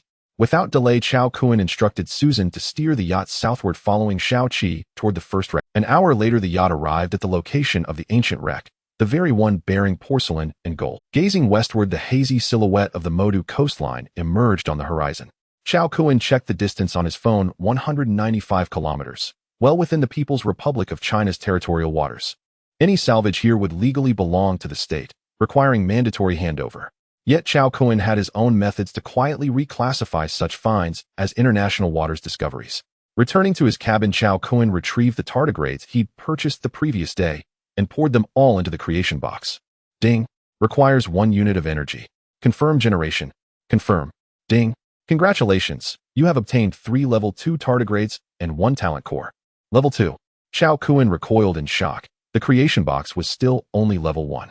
How had level 2 organisms manifested? A sudden hypothesis struck him. Was it due to the tardigrades' extraordinary biological resilience? As universally known, tardigrades were microscopic, no larger than 1 millimeters, far too small for the naked eye to resolve clearly. Yet these 3 now measured the size of soybeans, 4 to 5 times larger than normal, fluffy, almost endearing in appearance. After observing them briefly, Chao Kun sealed the trio inside a container. Enhanced by the creation box, they had become markedly more powerful. Released into the ocean, they would undoubtedly unleash unforeseen marvels, perhaps even evolve into colossal kaiju-like entities. Chao Kun watched them with eager anticipation. With a crisp snap, he crushed the talent core in his palm, its particles dissolving instantly into radiant motes that streamed into his body. With the innate ability sphere of the water bear integrated, Chao Kun could distinctly feel his skin, flesh, bones, meridians, and cells undergoing a qualitative change, as if they had been saturated with divine water. Gradually, Chao Kun's pores began to exude black impurities. In just a few breaths, his clothes were stained black, as if he had rolled in a stinking gutter covered in black sludge that was sticky and emitted a nauseating fishy odor. The pungent stench made Chao Kun very uncomfortable, his stomach churning, almost causing him to regurgitate the seafood feast he had for lunch. Chao Kun immediately entered the bathroom and scrubbed vigorously several times until the unpleasant odor completely vanished before he was satisfied and stepped out. Crack! Chao Kun clenched his fist, feeling his strength surge more than double. He threw a punch. It surprisingly produced a sonic boom, deafeningly loud. So strong. Chao Kun's spirit was invigorated. Now the power of his full-force punch could easily smash through a 50-centimeter concrete wall. In addition to the explosive increase in physical strength, the electrical cells within him had also undergone significant changes. Transform flash. Chao Kun shouted excitedly, and the electrical cells within him boiled. In an instant, surging currents enveloped Chao Kun's entire body, shimmering with purple arcs of electricity intertwining and flickering, resembling a mighty flash. Now the electrical voltage Chao Kun could unleash was 3 times that of before, reaching an astonishing 3,000 volts. Terrifying. Hee. Chao Kun's lips curled up. He could confidently say that he was now a human-shaped high-voltage device capable of knocking someone out with a single current. As the current retracted into his cells, Chao Kun focused his mind and his personal attribute panel up. Name Chao Kun. Lifespan 870-620-2280. Strength 195. Average human value is 10. Speed 67. 5. Constitution 216. Spirit 63. Special abilities: tenfold strength, sailfish speed, invisibility, transformation, regeneration, defense, venom, night vision, tenfold punch, force, lightning power, tenfold sensitivity, tenfold jump, enhanced survival, mastery of the game, honor of kings, proficient in African languages. Chao Kun's eyes widened in shock. Wow. His lifespan had directly multiplied by 10, reaching 202,280 days, which is equivalent to 550 years. Is this the innate ability sphere of the 2-star organism water bear? The effect is just too astonishing. Chao Kun's breath quickened with excitement, unable to believe it. The pursuit of immortality has been a legend since the first emperor of the Qin dynasty, Qin Shi Huang, 2,000 years ago. Throughout history, no one has not longed for or desired it. In this moment, Chao Kun possessed a lifespan of 550 years. As long as the earth does not explode with the essence of life, he is immune to diseases and can live to 550 years old. Moreover, as the creation box upgrades, Chao Kun has a feeling that leaving Earth and breaking free from the shackles of the solar system to explore the vast universe is not impossible. With the creation box, everything is possible. Besides the tenfold increase in lifespan, Chao Kun's strength, constitution, speed, and spirit have all tripled. With just his physical body, Chao Kun is now 20 times stronger than an average human. If all his trump cards were revealed and all special abilities activated, Chao Kun's combat power could increase tenfold. One could boldly say that as long as he is not hit by large conventional firearms, Chao Kun is an immortal being. The deadly dangers of water pressure, lack of oxygen, and cold in the sea. For Chao Kun, who has merged with the innate ability of the water bear and achieved extraordinary survival, these no longer pose any danger. He could boldly explore treasures at the bottom of the sea. Chao Kun stepped out of the bedroom, said a few words to his family, and then leaped off the deck, disappearing into the water. The little flag led the way with Chao Kun closely following. The pair, a man and a fish, descended rapidly, as if the terrifying water pressure did not exist, reaching a diving speed of 30 meters per second. After diving about 700 meters, Chao Kun touched the seabed, and upon looking around, he saw a vast expanse of underwater coral forest illuminated by the swimming luminescent fish, casting a kaleidoscope of colors on the corals. To the left of this vast coral forest, about 40 meters away, there was a slightly dim area like a large stain affecting the beauty of the entire coral forest. Chao Kun pushed back with both hands and soared through the water like a dragon. This large stain was the first ancient wooden shipwreck. Previously, Chao Kun had integrated the luminescent ability of a lanternfish. Thus, even in this dark seabed of over 700 meters, it did not affect his vision at all. Chao Kun utilized the night vision ability of the lanternfish, and instantly his eyes shone brightly like light bulbs, illuminating the space within 10 meters as if it were daytime. Now Chao Kun saw the true appearance of this ancient shipwreck. It had been corroded by seawater beyond recognition, with only a few thicker main beams barely standing. Chao Kun landed on the remnants below, and the decayed wood could not bear the weight, instantly turning into fragments. Chao Kun first walked up to a pile of porcelain, brushed aside the seaweed on top, picked up a jar, and rinsed it with water, revealing its true appearance. The style belonged to Tang Dynasty porcelain. Chao Kun picked up several pieces of porcelain, and upon careful observation, found that their styles were uniform. Clearly, this was a merchant ship from the Tang Dynasty. Subsequently, Chao Kun began to sort through the treasures of this Tang Dynasty ancient shipwreck. These porcelain pieces had likely been stored in boxes. After the boxes decayed, the porcelain inside was not significantly damaged, totaling over 100 pieces with craftsmanship, ranging from celadon to white porcelain, all exquisitely made. However, after thousands of years of immersion and corrosion in seawater, the overall beauty, texture, and luster of the glaze have greatly diminished. This batch of porcelain requires professional antique restorers for repair and maintenance.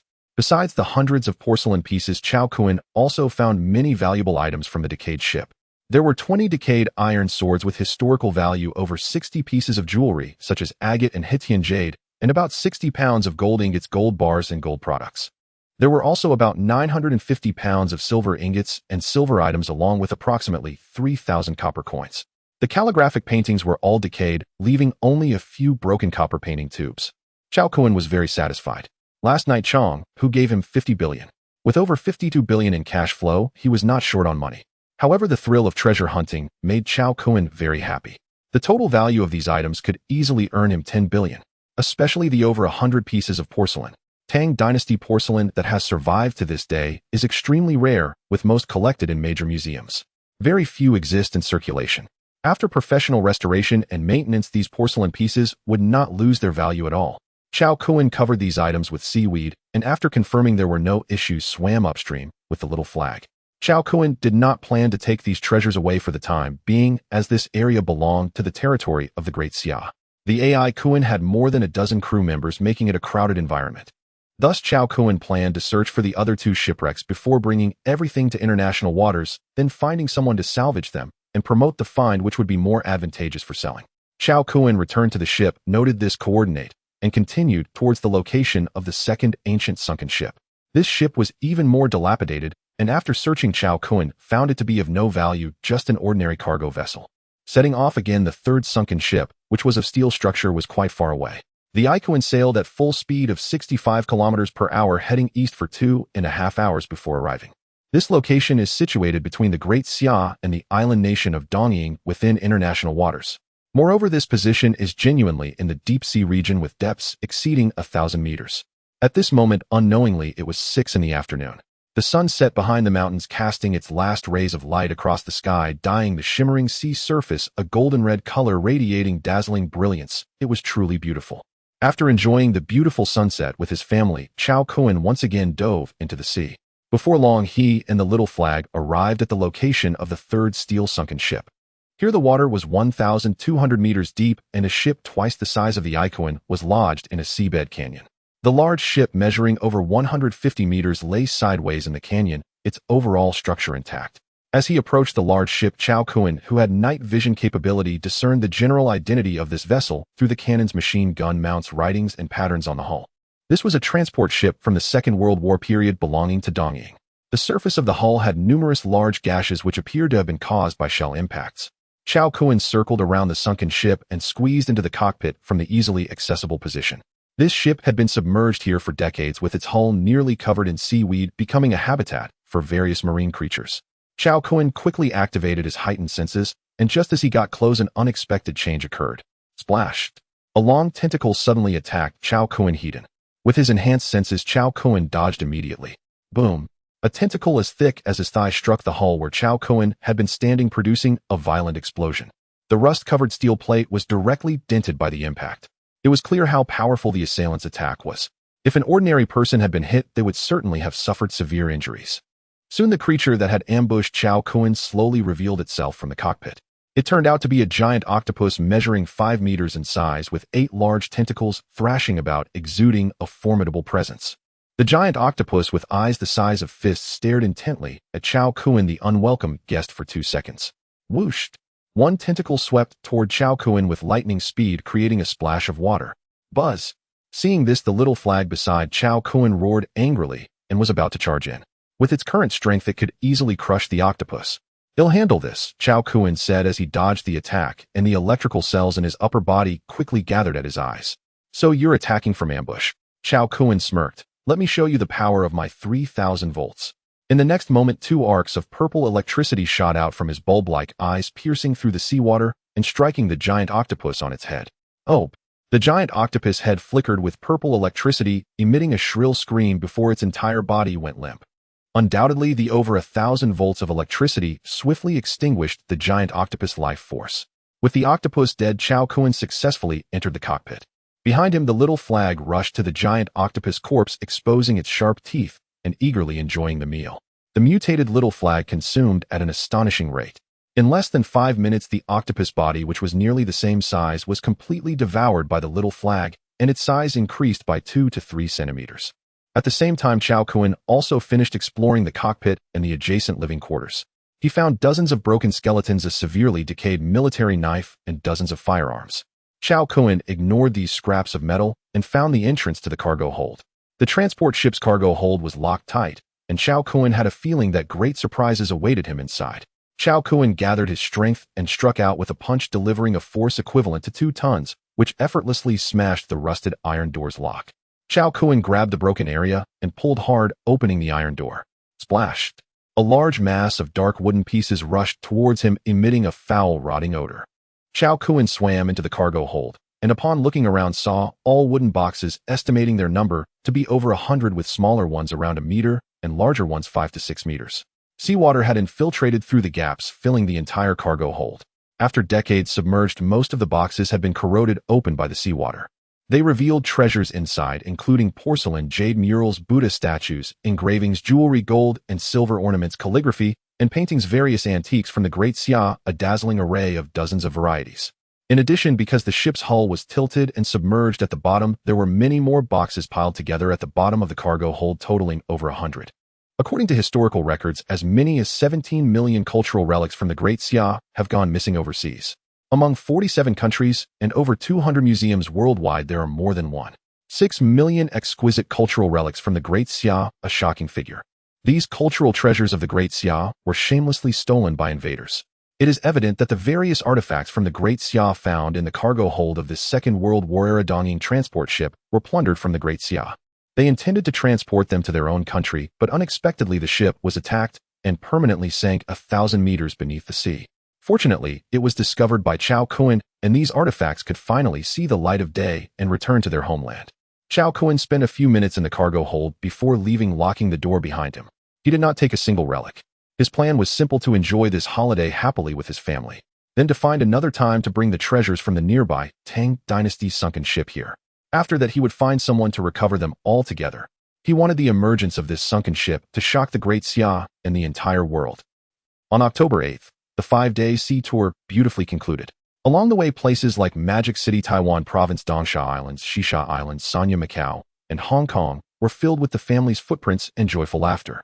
On October 9th, sisters Chao Ziyun and Chao Zixin returned to Kyoto University to continue their studies. Meanwhile, Chao Kun helped Chao Jifeng and Chun Feng move to a leisurely residence in Magic City. From now on, the couple Chao Jifeng and Chun Feng would live here. The spacious villa yard could be used for planting flowers and vegetables, as well as keeping small animals. When the two elders became bored, they could take one of the 5 top luxury cars in the villa's garage to tour Magic City. After finishing all of this on October 10th, the private plane that Guo Yilong had purchased for Chao Kun finally arrived in Magic City. The Airbus ACJ-139, priced at 100 million gold coins, can reach a maximum flight range of 1,500 kilometers, capable of flying uninterrupted for 15 hours. It can fly directly from Magic City to South Africa in one go without needing to land for refueling, perfectly meeting Chao Kun's requirements. Is anyone still watching? Robots. As one of the 4 great young masters of the Magic City, the influence of Guo Yilong, Qin Feng, Wang Shuo, and Jiang Minghui is extraordinary. On that day, the flight permissions were also processed. After a meal gathering with Guo Yilong and the others, Chao Kun took a flight to South Africa. After a lengthy 15-hour journey, the private jet landed at Pretoria International Airport. At the airport entrance, the Chinese manager of the Debiao gold mine, Dong Jinsai, arrived early in a luxury car worth millions to pick him up. After Chao Kun got into the car, Dong Jinkai drove towards the Debiao gold mine. On the way, Dong Jinkai reported to Chao Kun about the specific situation at Debiao gold mine over the past half-month. There are 30 fully armed bodyguards stationed, and everything in the mine is normal without any trouble. Upon returning to Debiao gold mine, Chao Kun immediately headed to the alchemy factory. Through the basement of the alchemy factory, he entered 2 air raid shelters. In the 300 square meter first air raid shelter, the gold particles collected by 9 million ants occupy more than half of the space. Calculating that 9 million ants collect an average of 8 tons of gold particles daily in the 13 days since Chao Kun left. A total of 104 tons have been collected. All of these were sourced from the neighboring Rand gold mine. For the Rand gold mine, which still has nearly 200 tons of gold resources to be mined, 104 tons can only be described as a drop in the bucket. Perhaps it will only be realized when the Rand gold mine discovers a significant decrease in gold yield. However, by then the gold collected by Chao Kun would be enough for him to carry out a magnificent and earth-shattering event. The next morning after breakfast, Chao Kun began to move the gold particles from the first air raid shelter to the alchemy factory above to start the refining process. The intelligent alchemy equipment can refine 3 tons at a time, taking 2 hours. Just refining these 104 tons of gold particles took Chao Kun 3 days. The gold quality in the Rand gold mine is rare in the world, as is well known. After refining, the 128 tons of gold particles collected by the ant army over these 3 days resulted in 118 tons. Chao Kun moved all this gold into the second air raid shelter, including the previous 6 tons of gold. The total in the second air raid shelter now amounts to 124 tons, valued at 62 billion. Gold has a high density. A 1 cubic meter can store 2 tons of gold. A 3-meter-high second air raid shelter, when filled to 200 square meters, can hold around 500 tons. With the gold mining speed of 9 million ants, it can be achieved in 3 months. Moreover, let's not forget that in half a month the 9 ant queens will lay another 5 million eggs. By then the mining speed will double. Mining 15 tons of gold a day is unprecedented. Therefore, Chao Kun currently has 2 options for the refined gold. The first is to transfer it out, and the second is to continue expanding the storage space for gold. Chao Kun decided on the first option. With the cooperation of Xiao, the Deputy Minister of Customs in South Africa, secretly transporting these 124 tons of gold out of South Africa is not a daunting task. However, the issue is where to send this gold. This problem doesn't stump Chao Kun. During the past few days of refining gold, he developed a plan. The first step is to purchase a private island as a secret base. As the number of ants increases, the amount of gold they collect will also rapidly surge. This gold must also have a safe and concealed storage point. A private island is the perfect choice. Once the gold accumulates to 100 tons, Chao Kun will implement his second grand plan. That is to open a bank. The currently established De Kuan Gold and Jewelry Store is not enough to consume the gold in his possession. Therefore, opening a bank account is the best option. With gold as hard currency, there will never be a lack of clients. In fact, Chao Kun is confident that his bank could stand alongside the largest global banks. A bank is capital. It is the strongest means of controlling the earth. As for security issues with Chao Kun's growing influence, he has ways to suppress any invading enemies. The creation box is Chao Kun's strongest capital, making him fearless of any nation or force. Filled with ambition, Chao Kun aims to grow larger and stronger, creating new glories. He set himself a small goal to become the king of the earth. Of course, this lofty goal needs to be achieved step by step. Before setting off to purchase the island, Chao Kun first procured a large batch of supplies for the ants in Pretoria. Mealworms, seafood, various meats, and fruits. These are all to reward the hard-working 9 million little miners. Additionally, Chao Kun enhanced several ginseng roots brought from Daxia to a century-old wild ginseng and generated some life essence to mix into the food. The life essence generated from ginseng and water not only treats diseases and prolongs life, but also has remarkable effects on strengthening the body. This has been proven. After Chen Fong consumed the life essence, not only was her latest-stage liver cancer cured, but her physical condition also improved to double its previous strength over the past month. Her physique is comparable to that of some special soldiers. Indeed, after consuming the life essence, the 9 million ants became significantly stronger and their gold mining speed increased considerably. The 9 million ants can collect 10 tons of gold a day, averaging 2 grams per ant. The miraculous effects of the life essence have greatly stimulated Chao Kun's creativity. He wonders if the great pills in the martial world like the Peiyuan pill and Shisui pill could be produced through the creation box. He plans to find opportunities to seek out the pill formulas and give it a try. After feeding the ants, Chao Kun began searching online for suitable islands to purchase. His first choice is the Indian Ocean, which is conveniently located near South Africa and Australia. Australia also has rich gold resources, and it must be tapped into. In 3 months, the number of ants will increase to 20 million. Chao Kun plans to take 10 million ants to Australia to mine gold. Buying an island in the Indian Ocean is beneficial for transporting and storing gold from South Africa and Australia. Of course, this will be the first island, though later Chao Kun will continue to purchase a second to third, until finally the earth belongs to him. The 6 islands chosen by Chao Kun are all located through 0 kilometers from the continental shelf and not far from Antarctica, situated in the treacherous roaring 40s, where fierce winds ravage the environment, making them desolate and uninhabited. This is perfectly suited for Chao Kun.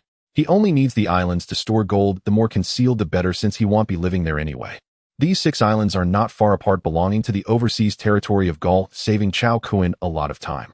After all, at a distance of more than 30 kilometers from the continent, the only way to reach them is by ship. Upon hearing that someone wanted to buy the desolate islands at the southern end of the Indian Ocean, the Gaul's overseas island sales representative was very pleased. They agreed on a time to inspect the islands the next day. Chao Kun used his shape-shifting ability to take on the appearance of a South African and had Shi-Ao arrange a new identification named Wan Jin. The next day, using the new identity of Wan Jin, Chao Kun sailed to the depths of the Indian Ocean with the Gaul representative responsible for the island sale to inspect the islands. After all, since he intends to store gold, being cautious is wise. 3 days later, Chao Kun returned from the sea to Pretoria, South Africa, purchasing a 900 square kilometer island for 2 million gold. It has a natural water harbor capable of accommodating any vessel under 5,000 tons. After securing the island, Chao Kun directly hired a construction team in Pretoria, all composed of Daxia people. The construction capabilities of the Daxia people are well known worldwide. The main purpose of hiring the construction team is to build a large air raid shelter beneath the island. As for the surface of the island, Chao Kun will not build any facilities, it will be left in its natural state. Under Chao Kun's high price of several million, the construction team worked vigorously. In less than half a month, a large air raid shelter of 200 square meters was completed. This large air raid shelter is located 100 meters below the island, constructed with the highest standards, resembling a refuge. It can withstand small-scale nuclear attacks. After the air raid shelter on the island was completed, it unknowingly turned to November 12th. Chao Kun had been in South Africa for a month. In this month, the ants collected a staggering 420 tons of gold. The reason for such a quantity is that half a month ago, 9 queen ants gave birth to another 5 million ants. Adding the previous 9 million, there are now 4 million ants gathered at the Dabiao gold mine. With 4 million ants, they can extract approximately 18 tons of gold or particles daily.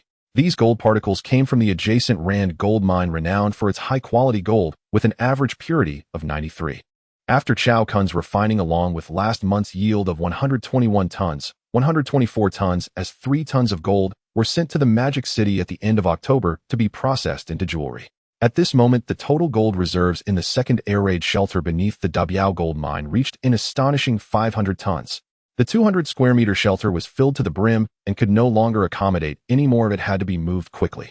Inside the second air raid shelter, looking at the room full of gold bars, Chow Koen was troubled. With so much gold, he could only rely on maritime transport to transfer it to the small island in the South Indian Ocean. The nearest coastal city to Bielefeld is Biputa, with a straight-line distance of 420 kilometers. Gold is extremely dense. The weight of 500 tons is no small matter, and it attracts too much attention. The best way to transport it is to divide it into smaller batches to be shipped to Biputa port. Due to the unique nature of gold, loading, transporting, unloading, and shipping must all be handled personally by Chow Koen. Using a 10-ton heavy mining truck, he could only make 2 trips a day covering 420 kilometers. Even with the help of West Ao, the Deputy Minister of Customs, it would be difficult to avoid drawing attention from those with ulterior motives, which could lead to discovering anomalies. At that time, the situation would become quite passive. Mining gold is easy, but moving it is difficult. If only there were a magical artifact for storage, he wouldn't have to worry so much and exert himself. However, there was no choice that needed to be moved. Chow Koen drove to Bielefeld, where he had the transport truck from the Debiao gold mine. Before transferring the 500 tons of gold, he needed to scout Biputa first and prepare the warehouse and ships in advance. To ensure the safe transfer of this 500 tons of gold to the island in the Indian Ocean, even with West Ao's help, there could be no guarantee of confidentiality. Therefore, Chow Koen had to use some special methods. As soon as Chow Koen arrived in Bielefeld, he was captivated by an iron cage on the street. To be precise, it was the little hamsters inside the cage. As is well known, hamsters have a habit of storing food. Their cheeks are highly elastic, capable of holding food amounting to half their body size. Chow Koen's eyes brightened slightly. He had previously tried bracelets, storage bags, and storage boxes, but none had revealed any artifacts or special abilities related to space. Since inanimate objects were ineffective, what about living animals? Kangaroos were too large, but small hamsters would pose no problem. Immediately, Chow Koen parked his car and bought 2 small hamsters. Back in the car, he quickly focused his thoughts, and the creation box appeared before him. His car windows were equipped with anti-peat film so outsiders could not see what was happening inside. The supercapacity batteries required for building the energy storage station had been gathered a week prior. Now Chow Koen rarely used all 10 generations from the creation box each day. Chow Koen placed the small hamsters into the creation box. Ding, a little energy value will be consumed. Do you confirm the generation? Confirm. Ding, congratulations on acquiring a space mouse along with a 1-star space ability orb. As the prompt from the creation box echoed in his mind, Chow Koen's eyes widened in surprise. Wow, it really produced a space artifact. Chow Koen was overjoyed and hurriedly took the space ability orb, eagerly crushing it. Crack! The space ability orb shattered into countless particles, merging into Chow Koen's body. In the next moment, his consciousness appeared in a quiet, dim space. Quickly, the information about this dim space appeared in his mind. A 1-star mustard space measuring 10 cubic meters. Truly, the creation box is remarkable. This mustard space promptly resolved Chow Koen's awkward situation. With high-density gold, 1 cubic meter could hold 32 tons. With a size of 10 cubic meters, it could hold 193 tons. Using the mustard space, Chow Koen only needed 3 trips to safely and conveniently transfer this 500 tons of gold to the small island in the South Indian Ocean. This eliminated the hassle of transportation and hiring ships. Most importantly, it significantly reduced the risk of gold leakage. Chow Koen focused his thoughts and exited the mustard space. Following this, his gaze fell upon the small hamster floating above the creation box. Compared to before its generation, the current little hamster was somewhat different. Its size remained unchanged, but its fur was exceptionally beautiful, and its small eyes sparkled like stars, possessing an indescribable charm. Gazing for too long could ensnare a person's soul. With a thought, Chow Koen summoned the attribute panel of the little hamster before his eyes. Name: Space Mouse, juvenile, level size 10 centimeters, lifespan 1 to 190 days, status healthy, strength 15, peak value at adulthood 85, speed 50, peak value at adulthood 300, talent space power, currently open 3 cubic meters, adult peak 10 cubic meters. Loyalty 100. After finishing the information on the Space Mouse, Chow Koen was somewhat surprised. The lifespan had increased by 60 years, which was a normal occurrence. What astonished him was that this seemingly fragile little creature had such impressive speed.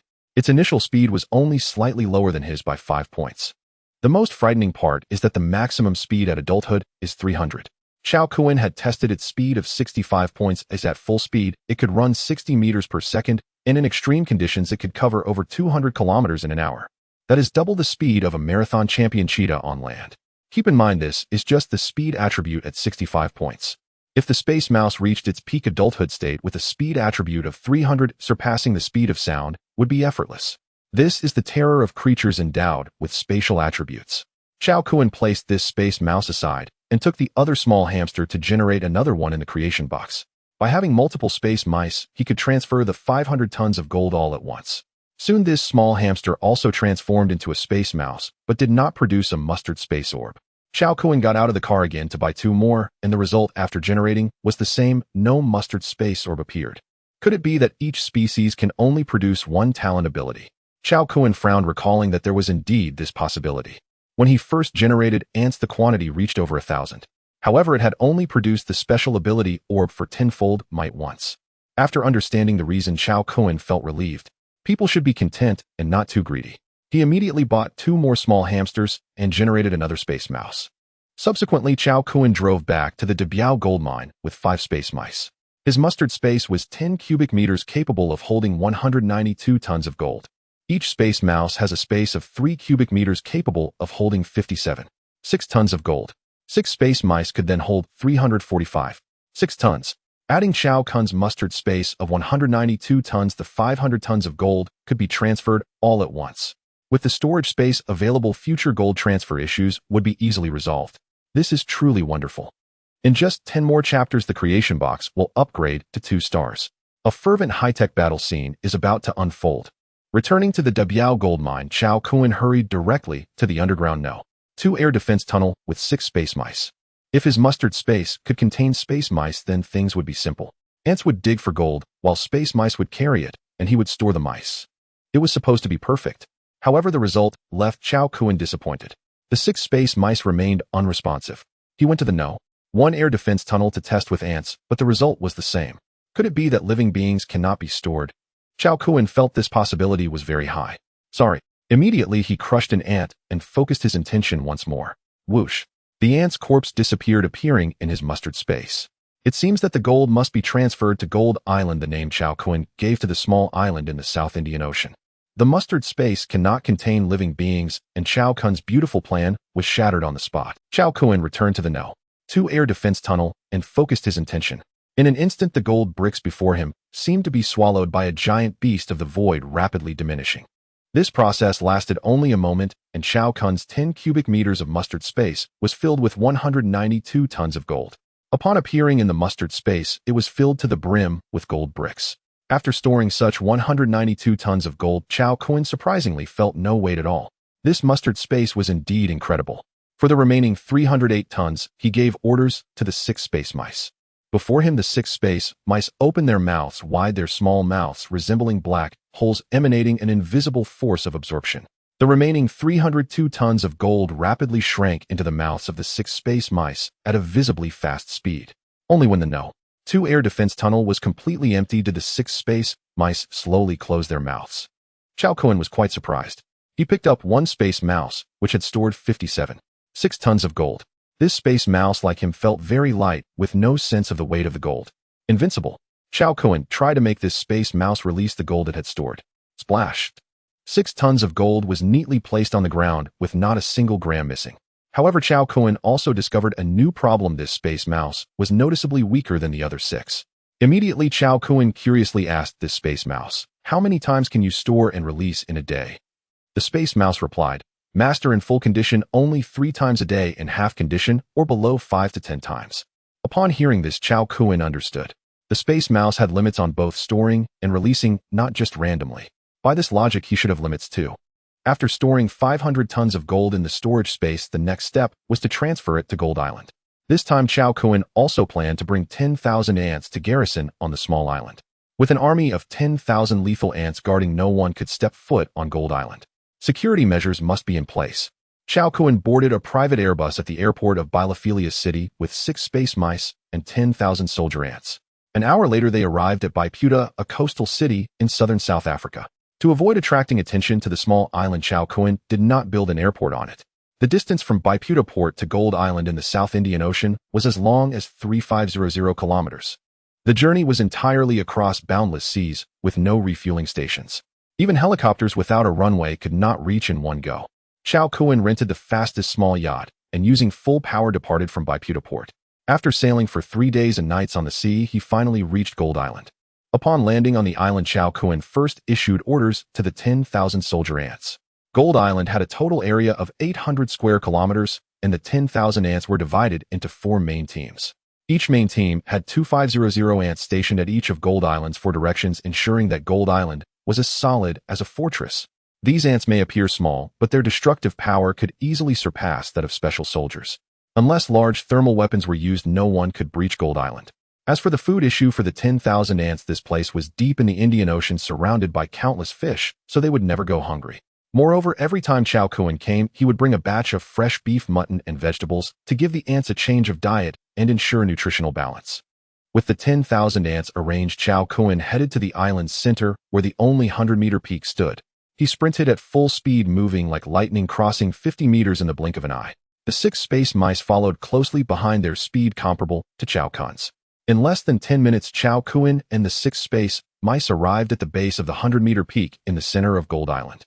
Chao Kun reached a concealed cliff at the foot of the mountain, pressed his palm on a spot, and applied force. As the sound of machinery turning echoed the stone wall before Chao Kun slowly opened to reveal a 3-person wide passage. After entering the passage with the 6 space mice, the stone wall slowly closed again. This passage led directly to the center of the mountain, where there was an elevator accessible only to Chao Kun. To use it, one must provide iris fingerprint and DNA information. After descending 50 meters, there was another titanium alloy steel door 1 meter thick, which also required fingerprint, iris, and DNA information to open before reaching the actual air defense tunnel. Whoosh! Chao Kun focused his intention, and the 192 tons of gold in the mustard space all appeared on the ground of the air defense tunnel. Immediately, the 6 space mice also opened their mouths wide, and 308 tons of gold were neatly placed alongside the 192 tons. In the air defense tunnel, measuring 40 meters wide, 50 meters long, and 5 meters high, there was a capacity of 10,000 cubic meters. The 500 tons of gold occupied only a small portion, leaving it feeling very spacious. Before long, this air defense tunnel of over 10,000 cubic meters would be filled with gold. After leaving the air defense tunnel, Chao Kun took the 6 space mice back to the yacht and returned to South Africa. 3 days later, Chao Kun returned to the Debiao gold mine. During the week, he transferred the gold. 9,300,000 ants gathered another 125 tons of gold or grains. Chao Kun spent 3 days refining and obtained another 115 tons of gold. The gold here was endless. The matters in South Africa were considered resolved. Chao Kun also prepared to return to his country. Now that the battery accumulation was sufficient, he could begin constructing the energy storage power station.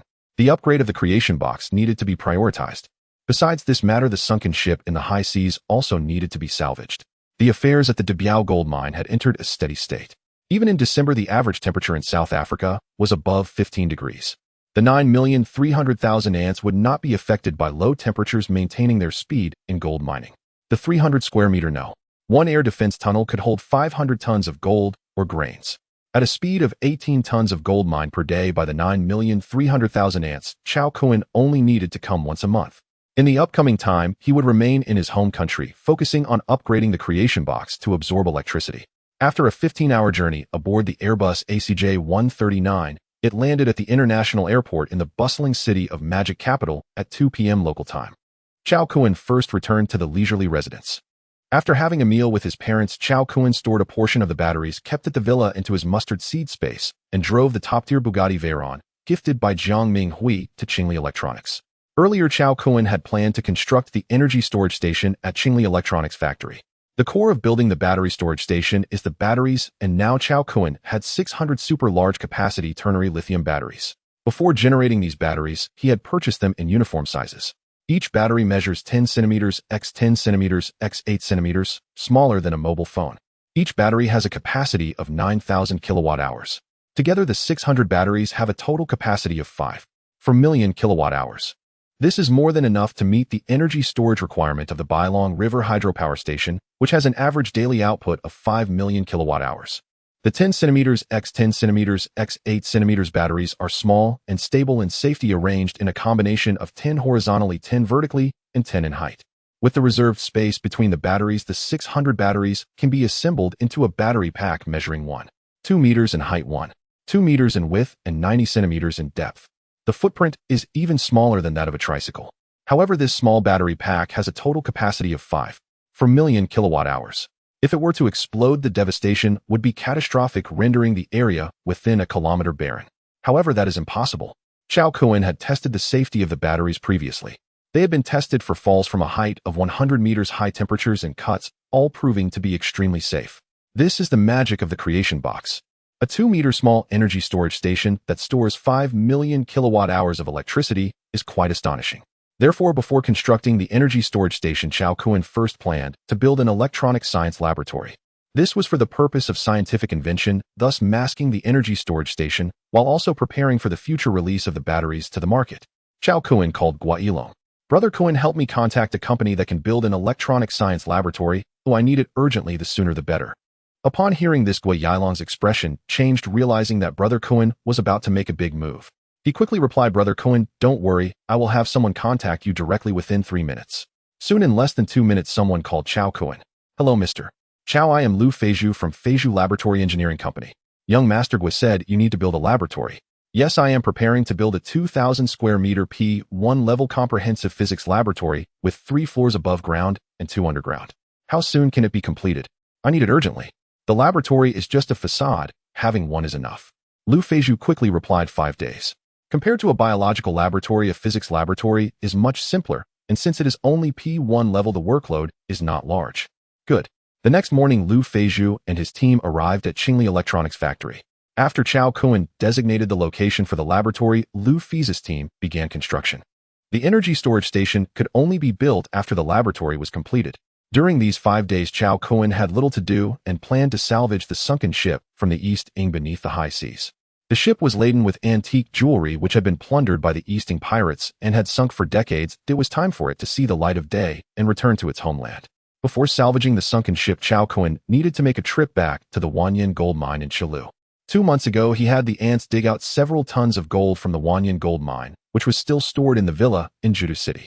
It was just right to take it to place in the sunken ship along with the antique jewelry and salvage them together, making it a profitable operation.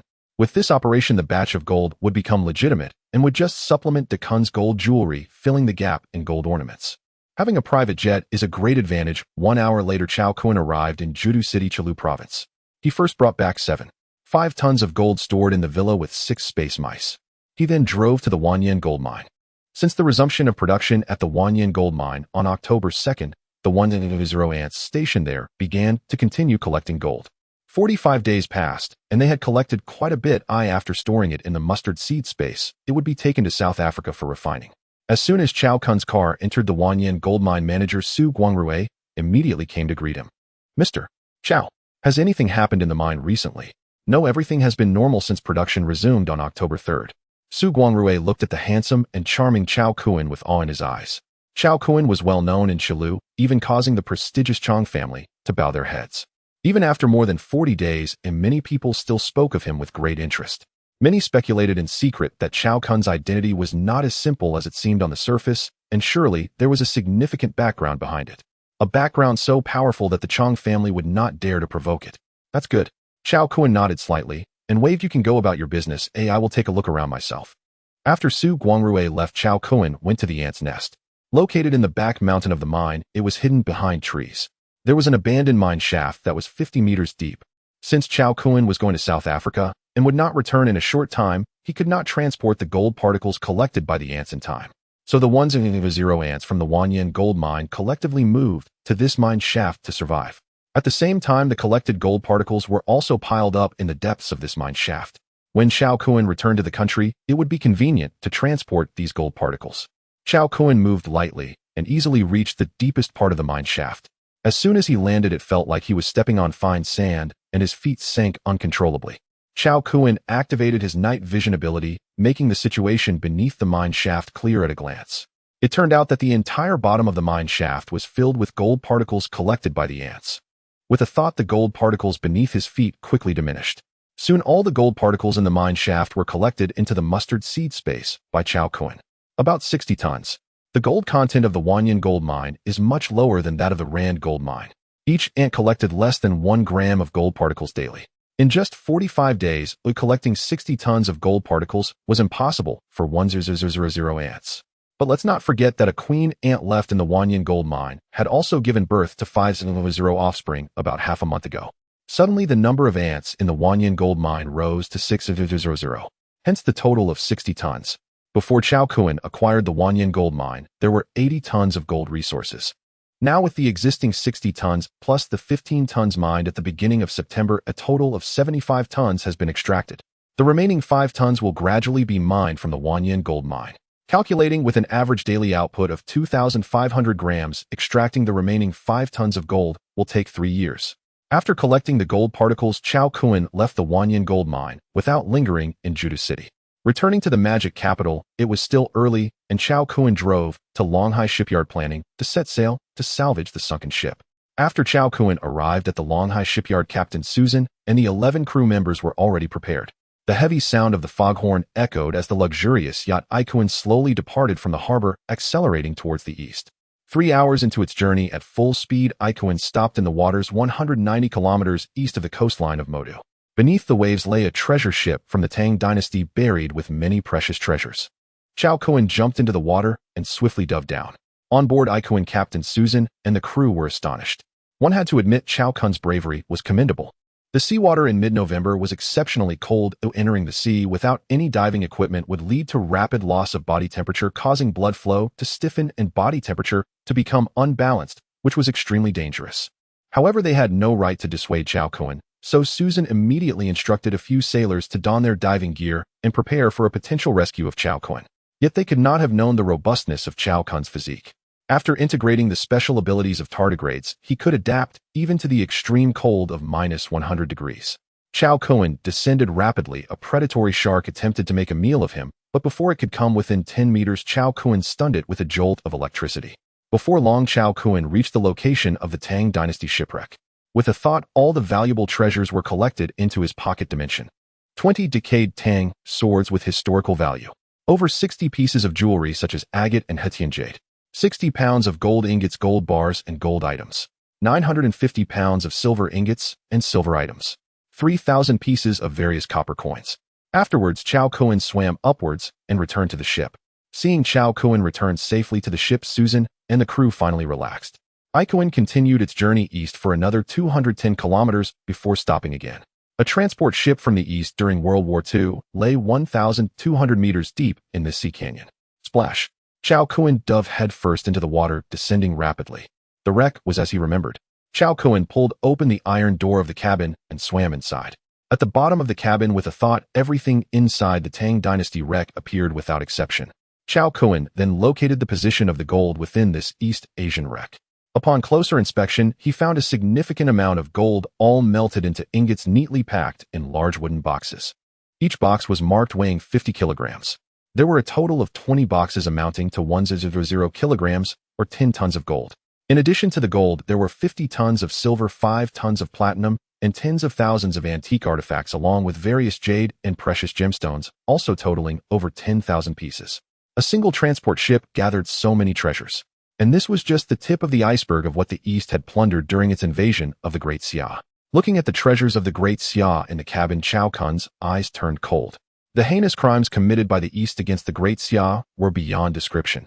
As a descendant of Yin and Huang, Chao Kun vowed to reclaim this national humiliation. The day he becomes invincible will be the day of the East's demise. After organizing the treasures, Chao Kun returned to Ikuan. It was already dusk. Chao Kun arranged for Ikuan to head back to Modu. Upon returning, he immediately contacted Gua Ilong Qin Feng Wang Shua and Jiang Minghui to prepare for tomorrow's salvage operation. Upon hearing that Chao Kun had discovered a wreck in international waters containing tens of thousands of artifacts, 10 tons of gold, 50 tons of silver, and 5 tons of platinum, Gua Ilong and the others were thrilled and found it exhilarating. They quickly began contacting the Modu Salvage Bureau. The wreck lay 1,200 meters deep in the ocean. The pressure from the ship and seawater weighed over 10,000 tons. Attempting to salvage the entire ship was unrealistic. The best approach was to use underwater robots. Early the next morning, Ikuan led the way, followed by 3 salvage ships from the Modu Salvage Bureau, each weighing 10,000 tons. After 10 hours, they arrived above the wreck. Subsequently, the Modu Salvage Bureau first deployed submarines for exploratory dives. Only after gathering detailed information about the wreck did they proceed with the salvage operation. As the submarine descended into the sea, it connected to the internet, starting a live broadcast on multiple platforms. The livestream title reads shocking. A 10th Sandan wreck appears in the East China Sea worth a fortune. The reason Chao Kun arranged this was that the more people who knew about the salvage, the higher the exposure would be. Firstly, to reveal the true identity of the wreck, and let more people know the shocking atrocities committed by the East against the Great Xia decades ago. To constantly remind the nation to never forget national humiliation. Secondly, sufficient exposure would facilitate the handling of the antiques and artifacts on the wreck. For this batch of artifacts, besides keeping a few treasured items for himself, Chao Kun could auction off the rest through Guilong and the others Forces Club. The explosive title combined with the massive traffic generated by Guilong and the others quickly attracted a crowd. In just 3 minutes, the total viewership across Douyin Beisho, Bilibili, and Banana Video exceeded 1 million. While the Motu Salvage Bureau is personally involved, it seems this is real. A sunken ship in the East China Sea. Worth a fortune.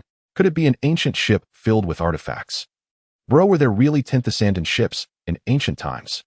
The earliest appearance of 10th Sandan ships was in the late 19th century. Given the salvage location in the center of the East China Sea between the Great Xia and the East, and considering that it's said to be worth a fortune, it can be confirmed that this wreck is likely an East Asian ship from World War II. A netizen named Analysis Emperor's comment instantly ignited the entire livestream. As is well known, the East's invasion of the Great Xia involved horrific pillaging, effectively digging 3 feet deep into the Great Xia's treasures. If this wreck truly is a ship from World War II, and it's a 10th Sandan vessel, one cannot imagine how many treasures of the Great Xia might be inside. To describe it as priceless is not an exaggeration.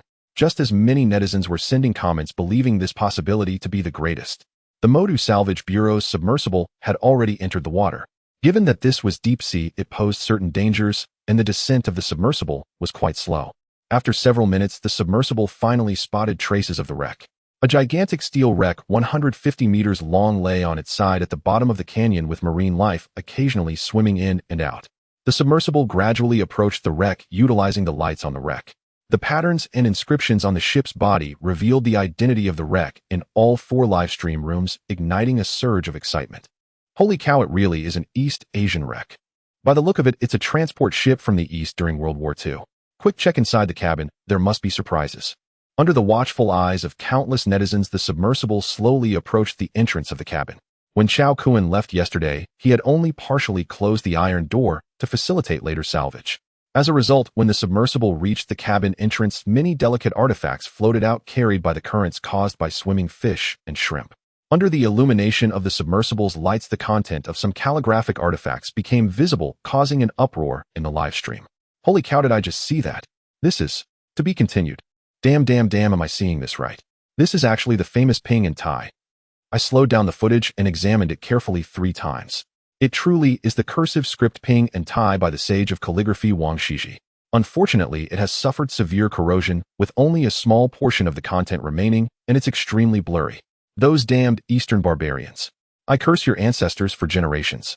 Such a treasure has been ruined like this, As they watched the precious calligraphy now decimated by seawater erosion, the viewers in the live stream pounded their chests in anguish, feeling a pain so deep it was hard to breathe. In the 1,200 meters of deep sea, the terrifying low temperatures and water pressure made it impossible for humans to withstand, even with diving equipment. The people in the submersible could only watch helplessly as the calligraphic works floated past them. Some were being washed away by the currents, while others were being nibbled at by fish and shrimp. Such scenes were heart-wrenching to witness. Quick, deploy the underwater robots to secure the entrance. The side door of the submersible opened and 4 underwater robots under the control of the salvage team slowly blocked the cabin's entrance. Subsequently, another underwater detection device was released, its lights illuminating as it slowly entered the cabin, commencing the detection and recording process. The footage captured along the way was broadcast live, and some knowledgeable viewers gasped in awe, their eyes wide. Damn, Northern Song Ru Kiln Sky Blue Glaze Sunflower Basin, Northern Song Ru Kiln Sky Blue Glaze Vase. Official porcelain black rimmed small bowl. Jade pot spring vase. There are too many, just these few items are worth billions. The boxes below are crammed full. This is completely a treasure ship. The footage captured by the underwater equipment in the cabin caused a sensation across the 4 live streams, inciting a complete frenzy. Everyone was dumbfounded by the precious artifacts. More importantly, these artifacts from the cabin solidified the undeniable evidence of the Eastern barbarians' plunder of the Great Xia. The Eastern barbarians have always denied their shameless crimes, let's see how they excuse themselves this time. It can be said that the true identity of this sunken ship far exceeds the value of these artifacts. Those despicable Eastern barbarians, they robbed us of so many treasures. If it weren't for the Sea High Club discovering these cultural treasures would have been buried here for who knows how long. This is just one ship. There are tens of thousands of precious artifacts. It's hard to believe how many treasures the Eastern barbarians plundered from our great Xia. It's truly heartbreaking. We strongly condemn the Eastern barbarians. Return what belongs to us. Brothers, follow me as we charge towards the Eastern barbarians' official website demanding they return our great Xia national treasures. Tens of thousands of internet users seized this opportunity to flood the Eastern barbarians' official website, condemning and pressuring them to return the treasures plundered from Great Xia. According to regulations, anything salvaged in international waters belongs to individuals. No country has the right to intervene. The Sea High Club is going to make a fortune. As netizens cursed the Eastern barbarians, they breathed heavily, wishing they could immediately hold those treasures in their arms. The artifacts filmed inside the cabin, even one of them, could ensure a person's lifetime of comfort. But at this moment, the entire cabin was filled with treasures worth their weight in gold. It's truly enviable beyond measure. The popularity in the live stream exploded, with viewership rapidly increasing, surpassing 50 million across the 4 streams. Moreover, this upward trend continued to rise, with dozens of thousands of people entering the live stream. Many collectors in the antique community showered over 1 million in gifts at once, leaving messages. Liuzhou Blue Memory Antiques is willing to offer 10 billion to buy all the artifacts on this ship. Haha, are you dreaming? You think a mere 100 billion can swallow this entire treasure ship? That's utterly ridiculous. I from the Wanbao Pavilion in Beijing's Panjiayuan offer 2 billion and will also take on all the restoration work for the artifacts. Just the few artifacts visible on the surface are valued at over 500 million. It's unimaginable how priceless all the treasures in this vast cabin are once salvaged. This is a guaranteed profitable venture. Wanbao Pavilions offer stunned the viewers in the live stream. My God, 2 billion. This is a figure I wouldn't even dare to dream of. I'm so envious I could explode, or just let it all, and I'm truly exhausted. Everyone who sees this ship's treasures should get a share. There are at least tens of thousands of items that the Eastern barbarians plundered from our great Xia. Today they can finally see the light of day. It's a joyous occasion. I suggest we take out 10,000 items to distribute among the vast number of netizens. My request isn't high. I want that Northern Song Ru Kiln Sky Blue Glaze brush washer. This proposal resonated with countless netizens who flooded the comments with everyone should get a share. Yes, exactly, I want that sheep fat jade bracelet. I want it too, I want it. Damn, why do you all have to be so... Do you know what the Northern Song Ru Kiln is? This is a renowned official kiln of the 5 major official kilns, and every piece of porcelain is a masterpiece. They are treasures in major museums, and their value cannot be measured in money. Moreover, this is a deep-sea area of over 1,000 meters. Do you know how much the Sea High Club had to invest to discover this sunken ship? This is what they rightfully deserve. Do you still expect to get a share? How shameless. In an instant, this WWE-era Eastern barbarian sunken ship swept through the entire internet like a storm through the live stream. It caused a huge stir in society, with major media outlets competing to report on it. A 10th sand and transport ship sunk a kilometer below the East China Sea. Its identity will make you weep. The first instance of a World War II Eastern barbarian treasure ship being discovered in Great Xia. Its significance is monumental. A 10th Santon artifact ship has appeared in the East China Sea. Priceless. The reports from major media outlets quickly dominated the trending news lists. This brought the sunken Eastern barbarian ship to a peak of attention, making waves worldwide. Upon seeing the news, the Eastern barbarians quickly pieced together information from the sunken ship and previous data. The higher-ups of the Eastern barbarians soon became aware of the detailed list of items within the sunken ship. In fact, the Eastern barbarians had been searching for and scouting this sunken ship for many years, but compared to the vast and boundless sea, it was akin to finding a needle in a haystack. However, now it has been found ahead of time by the people of Great Xia. The appearance of this sunken ship will inevitably awaken the memories of the Eastern barbarians' atrocities committed in Great Xia. It will subject the Eastern barbarians' shameless acts of robbery to condemnation and hatred from the people of Great Xia. The Eastern barbarians are completely indifferent to such condemnations and hatred. It doesn't cost them a thing. After a while, when the heat dies down with the 7-second memory of the Great Xia people, they will soon forget this matter. Therefore, what they care about are these artifacts. They must not be returned to Great Xia. Otherwise, it would be a significant loss for their little empire. Baka, this sunken ship belongs to our glorious empire. Send the order, immediately dispatch the navy to seize it. But this is international waters. Acting rashly will lead to a conflict with the Great Xia Navy, causing international disputes. Smack. A slap. Baka. Are you a pig? Can't you disguise yourself as pirates? Quickly arrange for it, before the Great Xia Navy has stationed guards. Seize as much as possible. Whatever is left should be destroyed. Upon receiving the order from the higher-ups, the Eastern Barbarian Navy immediately dispatched a maritime self-defense force disguising themselves as pirates and sped towards the East China Sea. The appearance of this sunken ship holds significant meaning, garnering the keen attention of the upper echelons of the Daxia Cultural Relics Bureau. A press release commends the Seahai Club highly. They have also dispatched a large team of experts from the Kyoto Museum who rushed to the East China Sea that afternoon to conduct immediate restoration and maintenance on the salvaged artifacts. However, the Daxiao authorities are not here to plunder. All items on this ship still belong to the Seahai Club. Had it been an ordinary person, the treasures aboard this sunken ship could have been seized by those with ulterior motive. But the discoverer of this sunken ship is the Seahai Club, backed by the 4 prominent families of Modu. Anyone harboring misgivings would find their efforts in vain. The ship is filled with a plethora of artifacts, and given its depth of 1,200 meters, the salvage operation relies solely on underwater robots, making the task extremely challenging. Moreover, these artifacts are highly valuable, requiring meticulous handling during the salvage process, which is very time-consuming. The preliminary estimate indicates that the salvage will take about a month. As the sun sets in the west, dusk begins to envelop the land. 2 large yachts are rapidly approaching the sea surface 50 kilometers west of the sunken ship. These 2 large yachts are actually from the Eastern Sea Navy, disguised as a pirate gang with 30 members. The yachts have been modified into armed vessels equipped with guns and torpedo launchers. Using the cover of night, the 2 armed yachts slowly come to a halt 20 kilometers from the sunken ship. The leader of this robbery mission, Chuan Dao Iku, stands on the deck with a pair of binoculars, gazing at the brightly lit large salvage vessels of the Modu Salvage Bureau in the distance.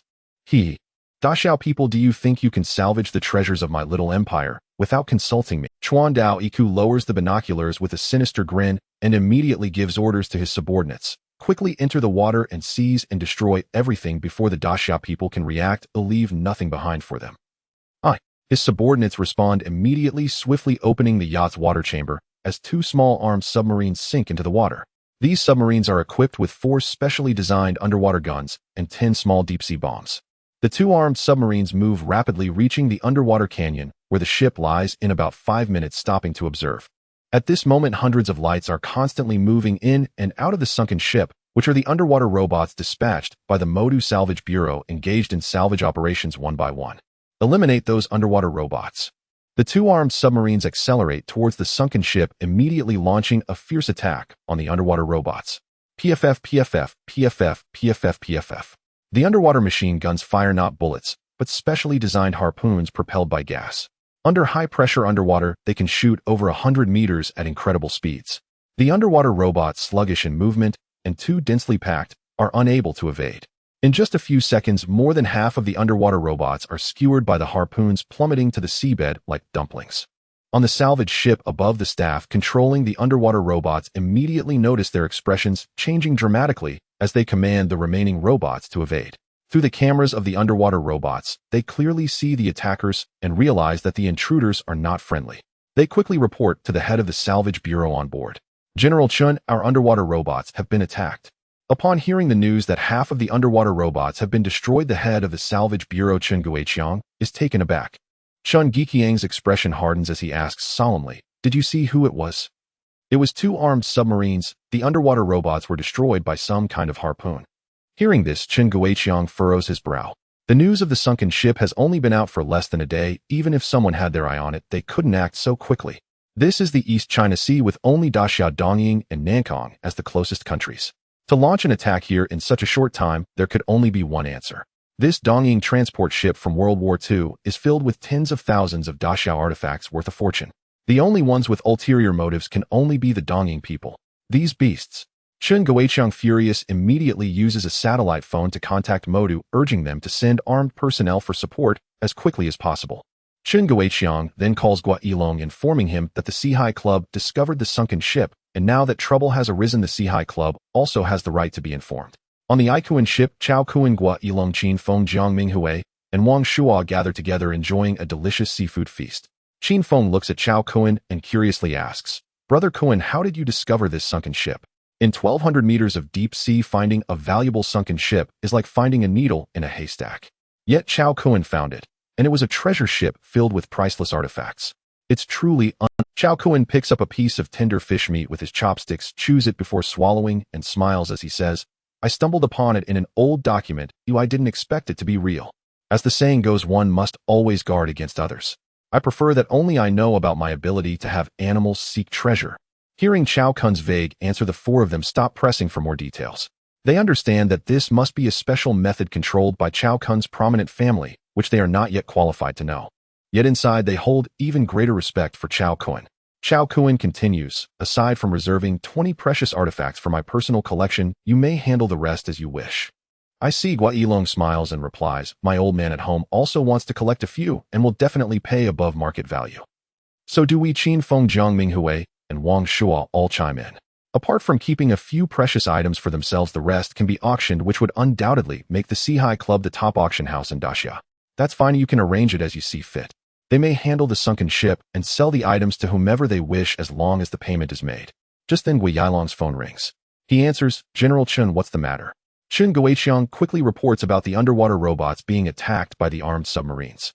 Gua Yilong is shocked and stands up. What? Attacking underwater robots? Who has such audacity? It's most likely the Dongying people behind this. Damn Dongying bastards, you're courting death. I've already contacted the Moda Navy, and they're rushing over at top. What concerns me now is that besides the underwater guns, I'm not sure if the armed submarines are equipped with other weapons. If the Dongying people go insane and use deep-sea bombs to blow up the cabin, the consequences would be unimaginable. Gua Yilong is on speakerphone, and his conversation with Chun Guiqiang is clearly heard by Chao Kuan, Wang Shua, and Jiang Minghui.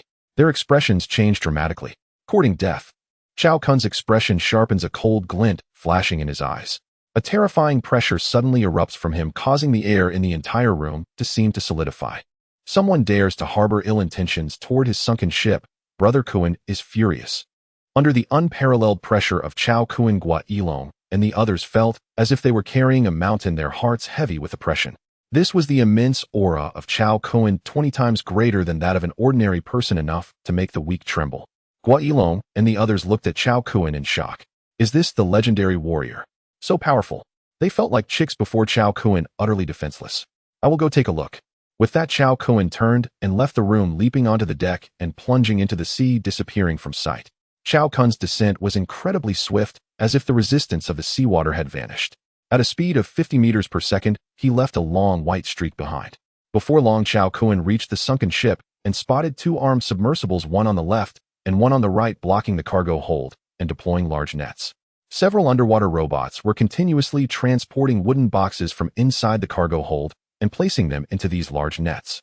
The two armed submersibles of the Eastern Japan were very powerful, capable of carrying 3 tons of weight with the help of the nets. Their objective was clear: to transport these ancient relics using the nets. Whether the relics could withstand the jolts during the process was beyond their consideration. Seeing the other party's thieving actions, Chao Kuan's expression turned cold as he rushed forward, white arcs of electricity flashing in his hands. In the 1,200-meter deep sea, only darkness enveloped them with the limited light from the armed submersibles. Before they could react, one of the armed submersibles was struck by a current emitting arcs of electricity and billowing white smoke. The 3,500 volts of high-voltage electricity clashed violently with the circuitry of the submersible, which could not bear the burden. Boom! The armed submersible exploded in a cacophony of cracking sounds, the terrifying voltage piercing through the thick metal shell, and several Eastern Japanese inside were electrocuted on the spot, suffering immensely. The Eastern Japanese in the other armed submersible widened their eyes in horror. What a robot! Quick, fire the harpoons. Whoosh, whoosh, whoosh. In an instant, several half-meter-long harpoons were shot from the armed submersible towards Chao Kuan. A mere trick. Chao Kuan scoffed, easily catching and crushing the harpoons with his bare hands. Seeing the harpoons being caught and crushed by Chao Kuan barehanded, the Eastern Japanese inside the armed submersible were horrified. These were specially made harpoons capable of easily piercing steel, yet were so easily shattered. At this moment, Chao Kuan charged forward. Run! The harpoons were ineffective against Chao Kuan, but if the depth charges were fired at such close range, they would all be doomed. This sent the Eastern Japanese into a panic, and the armed submersible revved to full power, fleeing into the distance. The first armed submersible had already been wrecked and sunk to the seabed. They did not want to die. In their frantic escape, the large net dragged behind them was not secured. Some wooden boxes containing ancient relics were thrown out, with a few still wrapped in the net. However, after decades of corrosion from seawater, these wooden boxes could not withstand the violent collisions, shattering one after another. The relics inside spilled out with porcelain clashing and breaking, drifting through the water. Some of these porcelain pieces were valued in the tens of millions, or even billions, now ruined. Heartbroken, Chao Kun was filled with rage as he charged after them. The speed of the armed submersible seemed no different from that of a snail in Chao Kun's eyes. As he saw the figure rapidly approaching from behind, the Eastern Japanese inside were terrified, their bodies going weak, their eyes filled with fear. What kind of monster is this? Fire, hurry, and fire the depth charges. Several depth charges were quickly launched from the cannon, blocking Chao Kun's path. Seeing the depth charges coming towards him, Chao Kun furrowed his brow. With the speed of a sailfish, he could eat, but the problem was that behind him lay the sunken ship. If these depth charges exploded, all the relics inside the cargo hold would be lost. Explode for me. Chao Kun's eyes quickly gathered electricity, and in the next moment 2 arcs shot out, colliding with the depth charges. Boom, boom, boom. The depth charges exploded, unleashing terrifying shockwaves that spread for hundreds of meters, the seawater violently shaking, causing many fish to burst into a mist of blood. After releasing the arcs, Chao Kun distanced himself from the explosion just before the depth charges detonated, continuing his pursuit of the armed submersibles. Seeing Chao Kun, who was unscathed and appeared like a monster, the Eastern Japanese were filled with icy dread, their fear reaching its peak. They wanted to fire depth charges again, but it was already too late. Chao Kun, like a phantom, instantaneously appeared behind the armed submersible and struck out with a powerful punch. Boom. A punch with a force of 5 tons directly left a large dent in the armed submersible, sending it flying dozens of meters away. Alt. Pressure seal. Seeing the water flooding in, the Eastern Japanese inside the armed submersible shouted in despair. After smashing open the armed submersible, Chao Kun floated nearby, quietly watching as the Eastern Japanese were crushed under the terrifying pressure of 6,000 pounds, their organs rupturing and blood flowing from their orifices. Then boom. They exploded. Afterwards, Chao Kun dragged the wreckage of the armed submersible back to the location of the sunken ship. Inside the first armed submersible were the corpses of several Eastern Japanese, easily identifiable once checked. This was all evidence. Coupled with the attack video recorded by the underwater robots, the Eastern Japanese could not deny it. Chao Kun collected the relatively intact relics left near the sunken ship back into the cargo hold and began to ascend. Gua Yilong, Wang Shua, Jiang Minghui, and Qin Feng had been guarding the deck, anxiously watching the abyss-like sea. This was a terrifying 1,200-meter deep sea with lethal low temperatures, anoxia, and immense pressure. Even if Chao Kun possessed extraordinary skills, it seemed impossible for him to survive. At that moment, a figure suddenly emerged from the calm waters. Splash! The figure broke through the water's surface, leaping several meters high before landing on the deck. Upon seeing the figure's face, Gua Yilong and the others hurried forward and asked, "Brother Kun, how did it go?" "It's already taken care of," Chao Kun replied nonchalantly. "Don't tell anyone that I did it." After this instruction, Chao Kun leapt back into the water, rapidly heading east. The armed submersibles had a very short endurance time and could not have directly sailed from eastern Japan. There must be support. Chao Kun could not let them off lightly. He had to make them pay a heavy price. Watching Chao Kun rush in and out, Gua Yilong and the others were stunned for half a minute before regaining their senses, exchanging glances filled with shock. What the hell? In the 1,200-meter deep sea, with 2 armed submersibles, Chao Kun resolved it in less than 3 minutes. Gua Yilong and the others felt it was surreal and immediately went to the salvage bureau's ship, asking Chen Guiqiang to rearrange the underwater robots for investigation. Several underwater detection robots passed through without obstruction, arriving at the sunken ship without encountering any attacks. Soon they discovered 2 wrecked armed submersibles next to the sunken ship, confirming that they were indeed the culprits behind the earlier attack on the salvage bureau's underwater robots. Everyone was extremely shocked. This was too unbelievable. Who did this? Just 10 minutes after attacking them, how did the 2 armed submersibles turn into scrap metal? After Gua Yilong and the others received confirmation, they were utterly astounded, shocked to the core, feeling as if 1,000 shocks had hit them. Gulp! They swallowed hard, speechless in their astonishment. This. Is he even human? Even if he possesses extraordinary skills, it shouldn't be this ridiculous. In that moment, Gua Yilong and the others deeply realized Chao Kun's strength far exceeded their imaginations. They had severely underestimated Chao Kun's capabilities. Such power was almost comparable to that of a superhero. So terrifying. Just as everyone was shocked and amazed, Chao Kun also found his target. Last month was a bit hectic. I fell ill and went to the hospital, then learned to drive, so updates were a bit lacking. Returning to normal in February with daily updates of 4,000 words. For those still following, please lend a helping hand and send me 3 free gifts to support me. 2 armed yachts disguised as pirates from the east boldly took advantage of the cover of night, positioned only 30 kilometers away from the sunken ship. Tycoon found them in just 10 minutes. At this moment, these 2 armed yachts were unexpectedly fleeing at full speed towards the east. It turned out that while Chao Kun was dealing with the 2 armed submarines, the inspectors on the armed yachts suddenly realized they had lost contact with them. After waiting for 3 minutes without any contact, Chuan Dao Iku knew that the 2 armed submarines were in grave danger. Sensing the impending doom, he hurriedly ordered the crew to escape at full speed. Destroying 2 armed submarines 1,000 meters deep in the ocean must have been the work of the Great Xia Navy. Chuan Dao Iku, with a sullen face, quickly reported this incident to his superior. Colonel, our submarine has been attacked, and we have lost contact. We are returning and requesting instructions. Bagayara, wasn't it said that there were no Great Xia Navy near the sunken ship? It was precisely because it was known that there were no combat forces near the sunken ship except for a few salvage vessels from the magic capital that the East dared to harbor ill intentions towards it. Chuan Dao Iku gritted his teeth and said, Colonel, it must be that the despicable Great Xia people have hidden their naval power underwater, and we walked right into their ambush. Damn Great Xia people, die. At that moment, Chao Kun had already silently arrived beneath the armed yacht that Chuan Dao Iku was on. Want to escape? Leave me some fish to feed. Chao Kun sneered coldly and unleashed the tenfold power of the mantis shrimp. Ever since merging with the extraordinary survival ability of the tardigrade, Chao Kun's physical prowess had doubled. Now he could barely exert the tenfold power of the mantis punch. Boom! A mighty punch unleashed, generating a terrifying sonic boom. This unparalleled punch, like the true energy in martial arts, emitted a powerful force capable of destroying everything. It directly evaporated the seawater in a 3-meter radius centered on Chao Kun, creating an incredible vacuum. Boom! The force of Chao Kun's punch was a staggering 50 tons. The punch struck the bottom of the armed yacht's cabin, instantly penetrating it. This position was also the core area of the yacht, and the diesel engine of the power system could not bear the load. Boom! The terrifying force directly blew the yacht in half, instantly killing many Easting soldiers. The 2 halves of the yacht ignited in fierce flames, with thick smoke billowing, quickly flooded by a large amount of seawater. Help me! Quickly save me! Chuan Dao Iku was pinned under the steel plates, limited in movement, helplessly watching the yacht sink. In the next moment, he saw a figure in the water like a swimming fish appearing beneath another armed yacht, delivering a terrifying punch. Boom! Under Chuan Dao Iku's incredulous gaze, this armed yacht exploded with a violent roar. See God! Looking at the invincible figure, Chuan Dao Iku widened his eyes, and without uttering a second word sank to the seabed.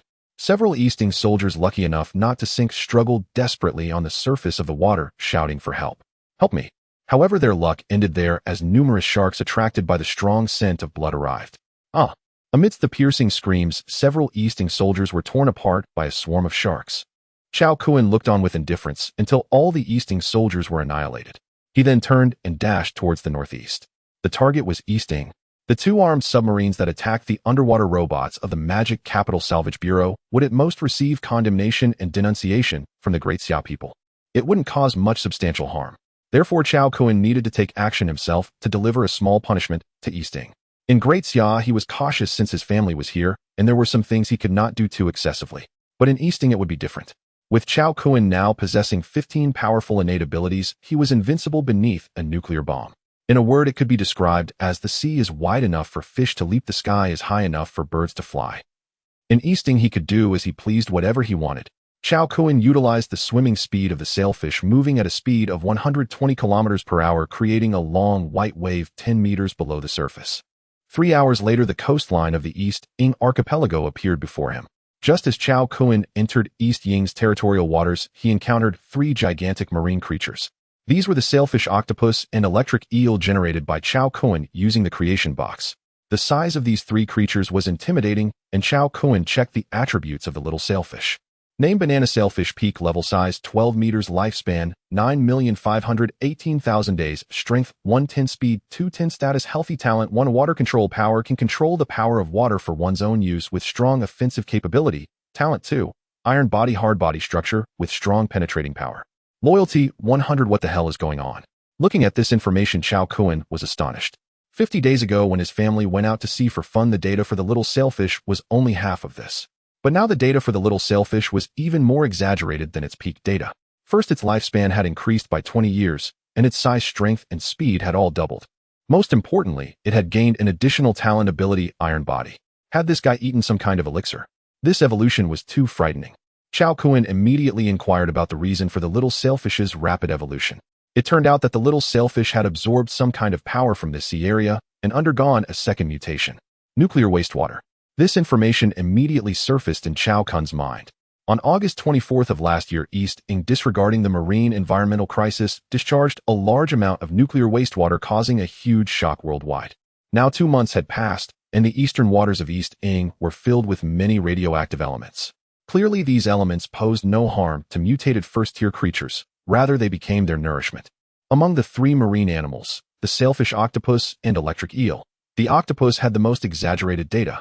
Its size was enormous, giving off a sense of a marine giant. Its tentacles alone reached 15 meters in length, delivering a colossal force of 50 tons with a single strike, terrifying to behold. The electric eel was slightly smaller, but if you underestimated it, you would pay dearly. With a high voltage of 6,000 volts, it could continuously release electricity for 3 minutes, which was double that of Chao Kuan now. Looking at these 3 giants before him, Chao Kuan's eyes narrowed slightly, and the corners of his mouth curled up, revealing a hint of madness. Since we are going to play, let's make it a big one. Chao Kuan directly issued orders to the 3 giants to follow him to the central waters of East Ing and engage in a grand operation together. East Ing discharging nuclear wastewater, causing mutations in marine life and retaliating against East Ing. This is quite reasonable, isn't it? 10 hours later, the first rays of sunlight rose. Chao Kuan, along with a sailfish, an octopus, and an electric eel, stopped deep in the sea 50 kilometers off the coast of Tokyo. Moving forward would inevitably attract detection from Japan. Chao Kuan instructed the 3 marine creatures to remain on standby while he continued swimming towards Tokyo. Chao Kuan had many plans for his trip to Japan. The first step was the nuclear power plant. The upgrade of the creation box required a significant amount of electricity, and Japan's nuclear power plants were a very good choice. Half an hour later, Chao Kuan activated his invisibility ability and came ashore, then began to change his appearance. 3 seconds later, he transformed into a tall, blonde, blue-eyed Westerner. After landing, Chao Kuan followed the map and took a taxi directly to the Fukushima nuclear power plant. As Japan's second-largest nuclear power plant, Fukushima supplied electricity to Tokyo and surrounding cities for tens of millions of people. Soon, Chao Kuan arrived at the substation of the Fukushima nuclear power plant. Here, all the electricity generated by the power plant converged. Chao Kuan activated his invisibility and swaggered inside, ready to kill anyone he encountered. With a whoosh, the malicious thoughts within Chao Kuan seemed to be unleashed as he continuously released electrical currents, mercilessly harvesting the lives of the Japanese personnel in the substation like a grim reaper. The heinous acts committed by you Japanese in the past during the Great Xia deserve some interest now, Chao Kuan said, expressionlessly relishing the extreme pleasure of killing these Japanese. In less than a minute, dozens of people were gruesomely electrocuted, turning into lifeless bodies. Afterwards, Chao Kuan entered the control room of the substation, found the main power transmission route, and with a thought, the creation box appeared.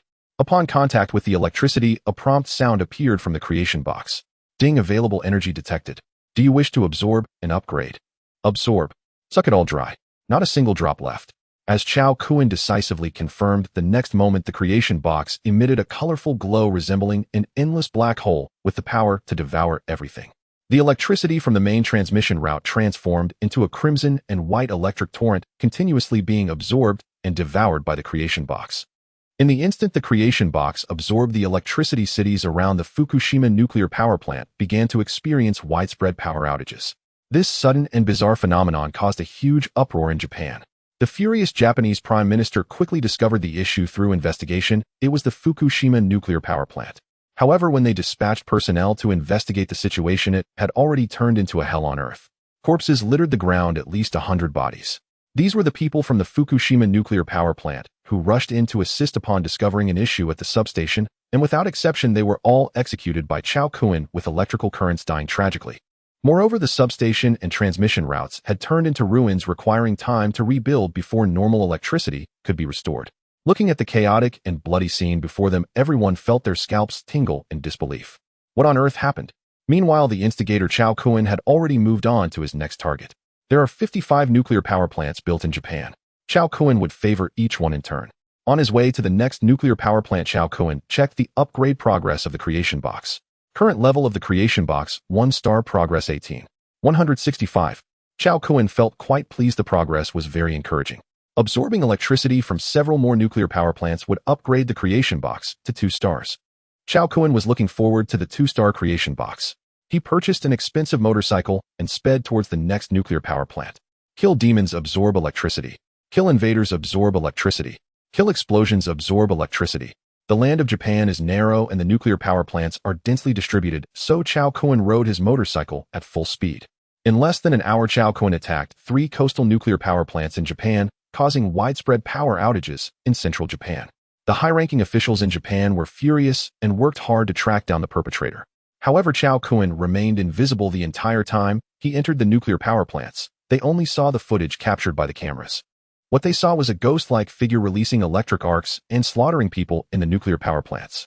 Then the electricity from the power plants mysteriously vanished. What kind of monster is this? This left the high-ranking officials in Japan feeling as if they had seen a ghost, unable to believe it. The furious Japanese emperor shouted angrily, "Bakayuru. No matter what kind of monster it is, it must be found. I want it to be ground to dust." With a command from the Japanese emperor, all the military forces immediately mobilized to guard the remaining nuclear power plants, vowing to capture the perpetrator. It was nearly impossible for the high-ranking officials in Japan to suppress the news of 4 consecutive incidents at the nuclear power plants. Now, with all military forces mobilized, it was clear that a war was on the horizon. What on earth happened? This caused extreme panic in Japanese society. Some even recorded videos and uploaded them to international networks. In an instant, the news of 4 nuclear power plants in Japan being attacked by an unknown force with hundreds dead and a military mobilization spread rapidly around the world and made headlines in various countries. Countries around the world were in uproar, unable to comprehend the situation. Is someone at war with Japan? The citizens of the Great Xia, after seeing this news, were delighted and became bystanders. This was done by that heroic figure so awesome. In 1 hour, attacking 4 nuclear power plants in succession is clearly not the work of one person. It must be a well-organized and planned large team. Well-deserved. The Japanese have done countless evil deeds. Isn't it normal for them to face retribution? I believe this is highly likely a retaliation from marine creatures due to Japan's reckless discharge of nuclear waste, ignoring the ocean crisis. No matter who did it, today is a good day for me. I want to go out and set off firecrackers. See you. Me too. Let's get together and celebrate with a drink. At this moment, at the Shaojing nuclear power plant in Japan, thousands of troops were gathered, hiding inside the nuclear power plant. In addition, there were 2 destroyers in the nearby waters, as well as several Apache and Black Hawk armed helicopters purchased at a high price from the United States, lying in ambush around the Shaojing nuclear power plant. It was clear that Japan was truly enraged. A black motorcycle 1,000 meters away was being watched by Chao Kun as he observed the tension surrounding the Shaojing nuclear power plant, smirking. "Let me show you some strength." After integrating the special abilities of the tardigrade, all of Chao Kun's attributes surged to double. Chao Kun's sensing distance with the animals generated by the creation box became 200 kilometers.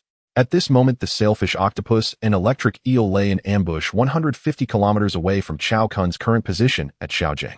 Chao Kun sent instructions telepathically to attack the passing Japanese ships. Woohoo! Oh-ho!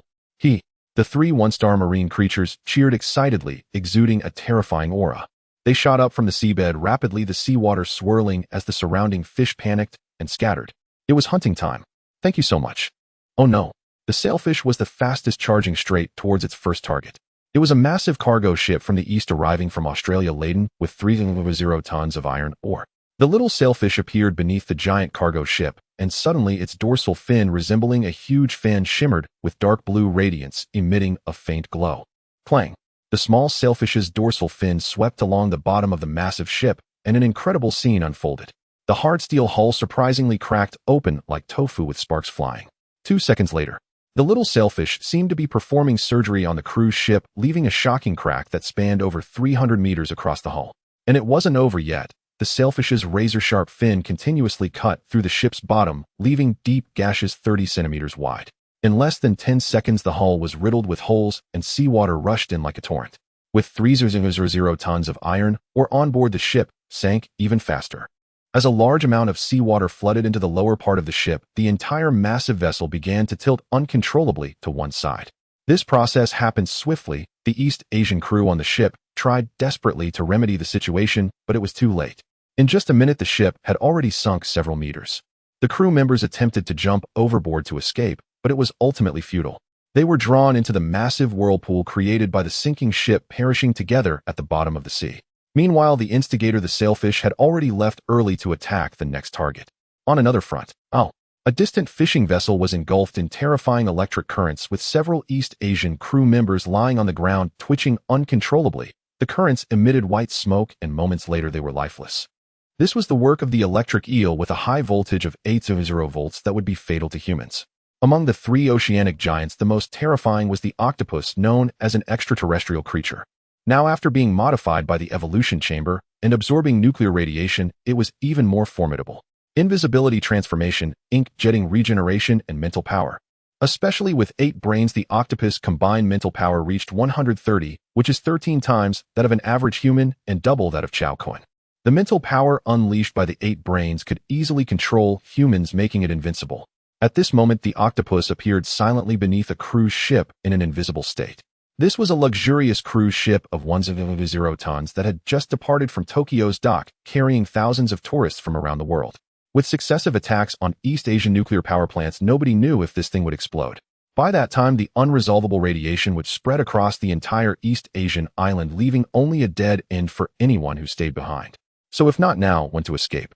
Not just this ship, but many cruise ships filled with people were frantically fleeing from various ports in East Asia. However, what they didn't know was that today was destined to be their demise at sea. There was no choice. Chao Coin had ordered attacks on East Asian vessels at sea, and the octopus could not differentiate. Therefore, all ships on the nearby sea were subjected to indiscriminate attacks. At this moment, many people on the cruise ship witnessing ships nearby inexplicably sink were utterly shocked.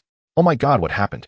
I saw a massive shadow over 10 meters long shooting out a bolt of lightning that killed several people. My God, is that an electric eel? Someone exclaimed in horror, their eyes wide as if they had discovered an unbelievable secret. First the nuclear power plant, now the ships, the radiation. This is the disaster caused by East Asia releasing nuclear wastewater. It must be the ocean creatures retaliating. They are getting revenge on us humans. Upon hearing this, everyone gasped in shock. The next moment, a gigantic tentacle appeared on the cruise ship, followed by a second, a third. Up to the 8th tentacle. Finally, a colossal figure materialized before the crowd. Faced with this bizarrely appearing giant creature, everyone was horrified, petrified into silence, unable to utter a single sound. The arrival was none other than the octopus making its grand entrance. In the next moment, one of the octopus' large tentacles struck out, sweeping across the crowd. The fierce wind howled, and as they faced the approaching giant tentacle, the crowd was paralyzed with fear, their hearts seemingly stopping, and when they tried to move to escape, they found their legs felt like lead, unable to budge an inch. Boom. The 15-meter-long tentacle descended with a weight of 50 tons, a terrifying force. 7 or 8 people didn't even have time to scream as the ship shattered into pieces, blood spilling everywhere.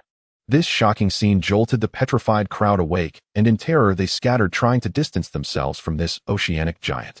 However, it would ultimately be in vain. The octopus flung several tentacles around. "Oh, I don't want to die." Boom. "Jump ship quickly, or we will all die. This is the fault of the East Asians. Why must we bear the blame? Why?" Boom. Cries of despair and screams echoed chaotically. At this moment, the people on the ship were like lambs waiting to be slaughtered, weak and defenseless. In less than a minute, over 1,000 lives were lost. The entire cruise ship was riddled with holes, its height dropping by over 10 meters, stained with blood, resembling a hell on earth. Boom. Ultimately, the giant cruise ship could not withstand the octopus' destructive force and completely disintegrated, some sinking to the seabed, while others floated on the surface. Looking at the few survivors floating on the surface, the octopus pondered for a moment, chose not to attack, and turned to sink into the sea, heading for the next target. As the massive octopus departed, the people floating on the surface were still unable to shake off the terror in their eyes. East Asia, Tokyo. Watching the video footage on the screen, all East Asian leaders were left speechless, petrified on the spot. What exactly has happened? The situation at the nuclear power plant is unresolved, and now there's an ocean monster attacking ships. The East Asian Prime Minister's face turned ashen, like he had lost his parents, gritting his teeth as he said, "What on earth is going on?" The East Asian Navy commander also looked extremely grim as he reported, "Prime Minister, through the video we have confirmed that the creature attacking the ships is an octopus immensely powerful and capable of invisibility. The electric eel can release 800 volts of current. The sailfish can easily cut through our steel vessel. We now estimate that 15 fishing boats, 1 cruise ship, and 3 cargo ships have been attacked, and this number is rapidly increasing." Bang! The East Asian Prime Minister slammed the table in fury, coldly questioning, "Is the Marine Detection Department incompetent? Why was there no early warning?" The East Asian Navy commander frowned and said, "Currently there are rumors that this is a retaliation for our East Asian disposal of nuclear wastewater into the ocean, causing mutations in marine life. It is clear that the incident at the nuclear power plant and the attacks by these three oceanic giants are connected. They are retaliating. Upon hearing this, others furrowed their brows, their expressions grave. If it is indeed the nuclear wastewater causing mutations in marine life, the consequences would be unimaginable. Having only released nuclear wastewater for 2 months, 4 oceanic giants have already launched attacks against East Asia. Over time, there will surely be a continuous invasion of marine life. What can East Asia use to resist then? For a moment, many regretted that nuclear wastewater should never have been released, but it was too late now. Indeed, they were reaping what they had sown. The Prime Minister of Japan spat blood in fury. Why had marine life mutated only in Japanese waters while other nations dumping nuclear wastewater into the ocean saw no such anomalies? Why then had these mutations occurred exclusively in Japanese seas? The situation had already escalated to a critical emergency. Unless the 3 colossal sea beasts were eliminated immediately, no Japanese vessel would ever sail safely from its shores again. Damn it all. Deploy the fleet and submarines at once. Provide aerial support. Annihilate those 3 sea monsters without delay, or face infinite peril. With that command, Japan first scrambled 10 F-35 fighter jets, then dispatched a naval task force, 2 Konga-class destroyers, and 3 Sorya-class submarines. News spread instantly across the globe. 3 gargantuan sea beasts, a giant octopus, an electric eel, and a sailfish, had emerged in Japanese waters and begun attacking passing vessels. The story dominated headlines worldwide. What on earth? Is this an invasion of monstrous entities? Not only are these creatures abnormally massive, their innate abilities have also intensified dramatically. This is unmistakably the result of Japan's nuclear wastewater discharge. It's been less than 2 months. This pace is utterly staggering. Japan has brought this upon itself. It deserves exactly what it's getting. Damn it, I'm furious. That wretched nation dumped radioactive waste into the ocean and expects the entire world to pay the price. In just 2 months, mutated sea life is multiplying rapidly, and once Japan collapses, will be next. These 3 mutated sea beasts are merely the opening signal. Before long, countless others will surge forth, invading the human world. Excellent. I hereby declare Earth has entered its final countdown. All shall perish. No one shall be. Then what the hell are we waiting for? Stockpile food now. He who acts wisely has already begun. These online reactions were no mere alarmist rhetoric. They reflected genuine mounting dread. 3 mutated sea beasts now prowled Japan's coastal waters, each possessing overwhelming combat prowess. Steel-hulled ships weighing hundreds of thousands of tons were torn apart in mere minutes, an event so shocking it sent tremors through the global psyche. Their emergence may well herald the beginning of a mass marine mutation event.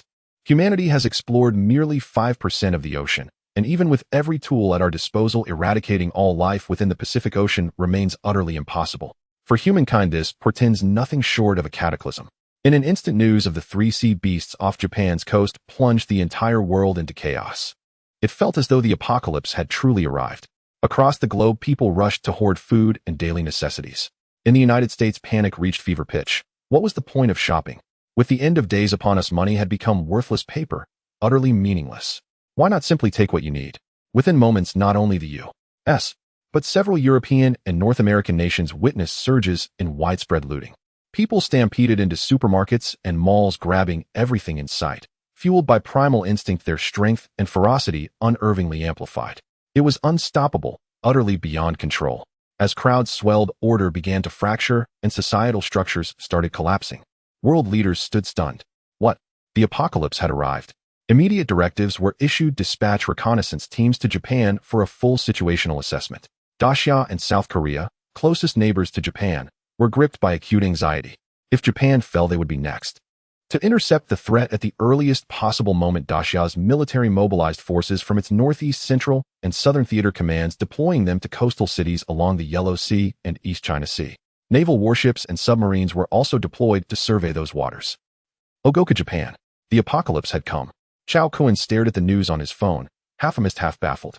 He never imagined that a minor errand to Japan would trigger the end of the world. Just then his phone rang. The caller ID read, "Dad. Kunsi, where are you? Do you know the world is ending?" His father's voice crackled over the line. "Hurry, stock up on supplies.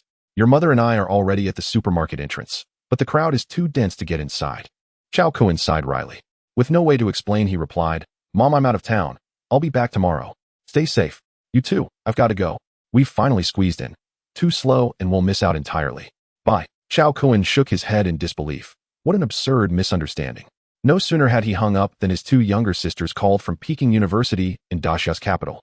Their situation was comparatively stable. The university administration had maintained calm, preventing panic-driven hoarding. Yet deep down both girls were trembling with fear and uncertainty. Chao Kun reassured them stay put on campus. The apocalypse wouldn't arrive and normalcy would soon return. Hardly had he ended that call when Gua Yilong dialed in.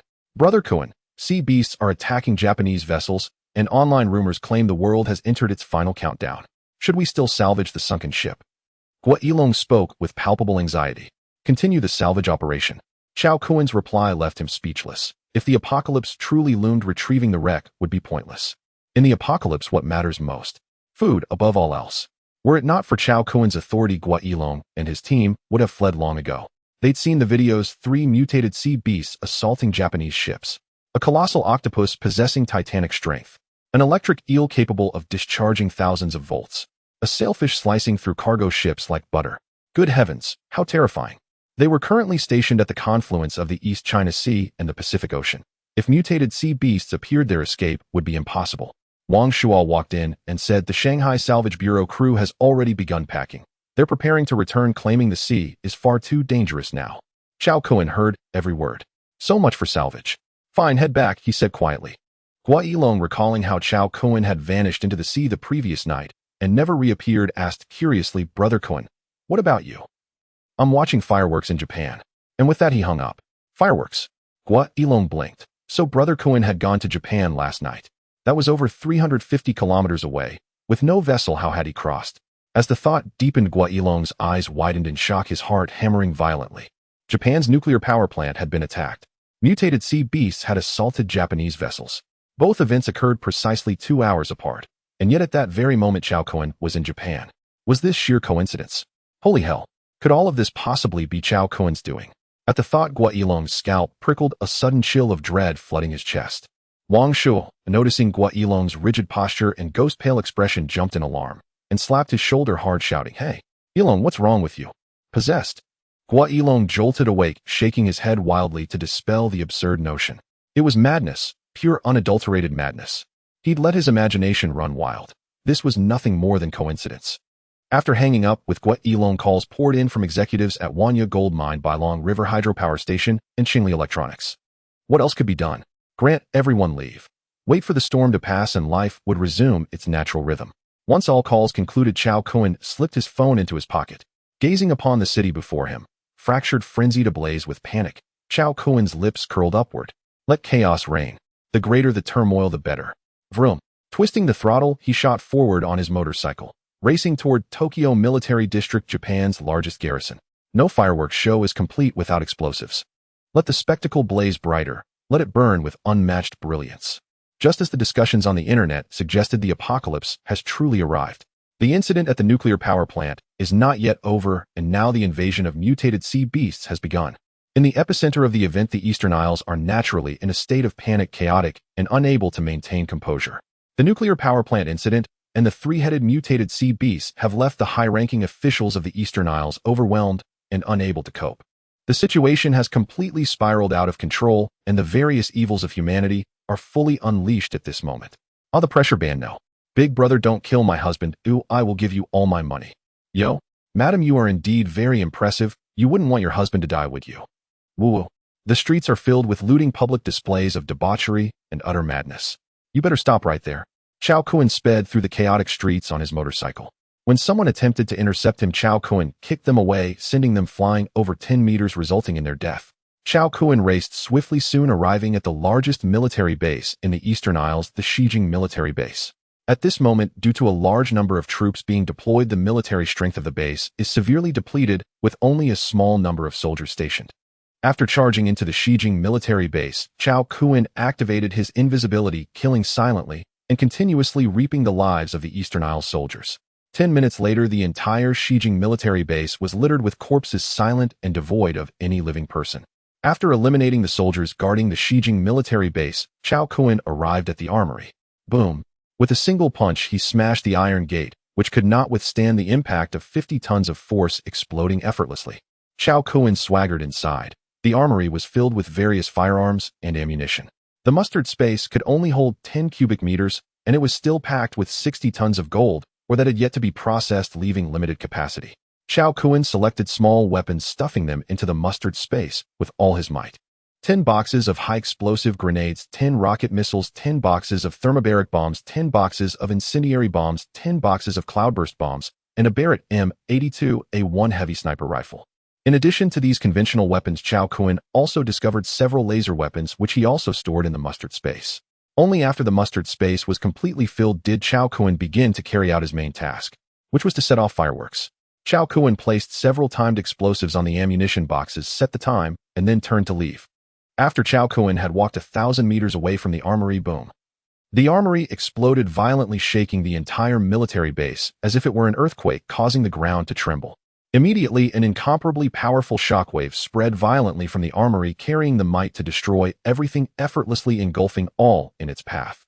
The entire armory, capable of equipping 100 troops, was completely torn apart at that moment, turning into scrap metal. All surrounding buildings were also mercilessly brought down, collapsing one after another. Cracks like spider webs quickly spread across the ground for several thousand meters. It really is spectacular. Watching this grand display of fireworks, Chao Kuan said with a smile. The area of destruction spanned over 10,000 meters with destructive power comparable to a small nuclear bomb, and the entire Xijing military base's armory was reduced to rubble. The explosion that occurred here could only be described as earth-shattering. It was truly astonishing. The immense sound of the explosion traveled dozens of kilometers away, echoing through the sky. Almost half of Xijing City heard it, and everyone stood in stunned silence looking towards the Xijing military base, their eyes filled with shock and fear. A massive mushroom cloud rose, their dense smoke billowing. Even in broad daylight, it was strikingly eye-catching. What happened? Was it a nuclear attack? All the people of the Eastern Isles were terrified, trembling uncontrollably. Suddenly, the image of a little boy from years ago celebrating a grand fireworks display on Eastern Isles resurfaced in the minds of countless people like a harbinger of doom that sent shivers down their spines. In an instant, the entire Xijing city became even more anxious and terrified. The Eastern Isles had experienced successive disasters, each more earth-shattering than the last. Everyone realized that disaster was truly impending. The Eastern Isles were doomed. This place could no longer be stayed in. They had to leave. They must leave. With 3 heads of mutated sea beasts in the east, escape was impossible. Then they must head west. Instantly, countless people fled in droves towards the west, intending to seek refuge in the land of the Koreans. The explosion of the armory did not completely destroy the entire Xijing military base. At the adjacent military airport, there were still many fighter jets. Chao Kuan naturally would not let this opportunity slip by. He took out rocket missiles from the mustard space and crazily fired at the airport. The rockets soared through the sky, becoming a rain of missiles that struck the cluster of planes. Boom! With the series of explosive sounds, dozens of aircraft parked at the airport were completely destroyed, turning into fireballs. Boom, boom. At that moment, several fighter jets roared in from afar. From high above, the pilots of the Eastern Isles, seeing the Xijing military base reduced to ruins, were dumbfounded. They spotted Chao Kuan. Suddenly, their eyes widened in anger, wishing they could tear him to shreds. In the next moment, the dozen fighter jets unleashed their flamethrowers. Boom, boom. A torrential rain of bullets poured down towards Chao Kuan's position. If it were an ordinary person facing such a dense barrage of bombs, they would have been obliterated long ago. Yet he is Chao Kuan. This man surpasses even the superhuman. Chao Kuan immediately activated his invisibility and super sensing, stepping out to instantly leap over 60 meters to evade the bomb attack. However, the firepower coverage of the dozen fighter jets was too great, and the dense bombs left Chao Kuan with no escape. Shrapnel pierced his waist, blood oozing out. But for Chao Kuan, this was merely a superficial wound and could not cause him fatal harm. With regenerative abilities and the extraordinary survival skills of tardigrades, his severely injured waist healed rapidly. 5 seconds later, he began to stop the bleeding and form scabs. To fully recover, he would need 5 minutes. While Chao Kuan healed, his gaze was fixed on the dozen fighter jets above, filled with intense battle intent. Since his power had surged, Chao Kuan had never truly unleashed his peak combat strength. Now he wanted to give it a try. Indeed, Chao Kuan planned to shoot down these fighter jets. If stones can bring down planes in dramas, so can he. His electric attack range is only 50 meters. He was too far from the fighter jets to reach. But let's not forget, Chao Kuan had previously fused with the Flea's super leaping ability, which allows him to easily jump from a height of over 100 meters. Now these fighter jets are flying at low altitudes, just around 100 meters high. Report: the target attacking the military base has been eliminated. There are no bones left. At this moment, Chao Kuan was invisible. The target suddenly vanished, and all the fighter jets thought he had been blown to pieces as they reported the situation to their superiors. But in the next moment, a bolt of electricity struck one of the fighter jets, exploding with a loud bang. This was Chao Kun's strike. In his invisible state, he resembled a bouncing tiger leaping several dozen meters high, releasing electric currents that landed on the fighter jets. It felt reminiscent of the Six Veins divine sword. In this moment, Chao Kun was the embodiment of a ghost, the nemesis of these fighter jets. Boom, boom. With each of his strikes, a fighter jet exploded into a fireball, plummeting to the ground. Chao Kun's speed of attack was astonishing, with 5 jets crashing before they could even react. There's a demon, quick run. This horrifying scene sent shivers through the remaining fighter jets, causing them to Watching the fleeing fighter jets, Chao Kun felt a deep sense of regret. Looking at the wreckage of the Shijing military base, Chao Kun was filled with pride. He felt like a god of war. In the land of the rising sun, the Prime Minister's residence. Everyone present was stunned, staring at the video footage on the large screen. This video was transmitted from the fighter jets dispatched to reinforce the Shijing military base. The video showed a burly man with blonde hair and blue eyes shouldering a rocket launcher, crazily attacking and devastating the aircraft at the Shijing military base. What? A human? Everyone found it hard to believe that the attack on the Shijing military base was carried out by a human. The Prime Minister of the land of the rising sun was so enraged that he nearly spat blood, his eyes bloodshot, as he shouted, "Bakayuru, so it was the United States behind all this. What are they planning?" Others felt that this was indeed a possibility. It is well known that biological gene modification is explicitly prohibited internationally. However, the reality is that many countries are secretly conducting such research. The land of the rising sun is no exception, but their actual research results are not mature and progress is extremely slow. It is said that the mysterious Area 51 in the United States has alien technology, thus significantly advancing their progress in biological gene modification. A special organization composed of genetically modified individuals has emerged. America's grand ambition to dominate the world and unify the globe is no longer a secret. For decades, they have been laying out plans globally aiming for comprehensive control. This special organization, composed of genetically modified individuals, is naturally distributed discreetly around the world. When the time is ripe, they will execute decapitation strikes on the major military bases of various countries. Now everyone understands that this is not a retaliatory attack by mutated sea creatures against the land of the rising sun, but rather a scheme by the Americans. Because only the United States possesses such power worldwide. Coupled with the fact that the attackers at the Shijing military base are blonde-haired, blue-eyed Europeans, this is solid evidence. It has been fully confirmed that the culprits behind the destruction in the land of the rising sun are indeed the Americans. The Prime Minister immediately ordered the video to be sent to the U.S. President's office. Then he directly called the U.S. President, angrily questioning why they would do such a thing. The land of the rising sun is your ally, serving you diligently while you do not act against the great Xia. Yet you are the first to sanction the land of the rising sun. This is utterly unacceptable. The Prime Minister of the land of the rising sun shouted hoarsely, unleashing a torrent of angry words that left the U.S. President Chuan Deng bewildered. What?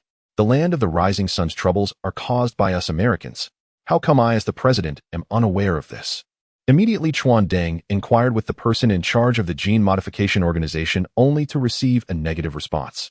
The Prime Minister of the land of the rising sun could not accept this and continued to angrily question. If it wasn't you, then how do you explain the European and American individuals who ambushed our Shijing military base? Could they be avatars of mutated sea creatures? That would be even more ridiculous. The U.S. President Chuan Deng sternly rebutted, "Impossible, absolutely impossible. You, the land of the rising sun, are our ally, but we have no reason to attack you. It simply does not make sense. Someone must be framing us." The Prime Minister of the land of the rising sun, exhausted, rubbed his temples and said, "Then who the hell did this, eh?" The situation in the land of the rising sun had become increasingly chaotic and was spiraling out of control. He, as the Prime Minister, was truly anxious and worn out. It must be the Great Xia. The Great Xia has always had a deep-seated grudge against you, the land of the rising sun. Surely they are behind all this. The Prime Minister of the land of the rising sun was furious. While it is true that there is animosity between the land of the rising sun and the Great Xia, accusing them without evidence is of no use. Seeing the Prime Minister silent, U.S. President Chuan Deng immediately comforted him, saying, "I will notify General MacArthur stationed in the land of the rising sun to dispatch a fleet to help quell this unrest." After hanging up, U.S. President Chuan Deng could not help but frown slightly, his expression grave. The fact that a human was behind the attack on the military base in the land of the rising sun was astonishing.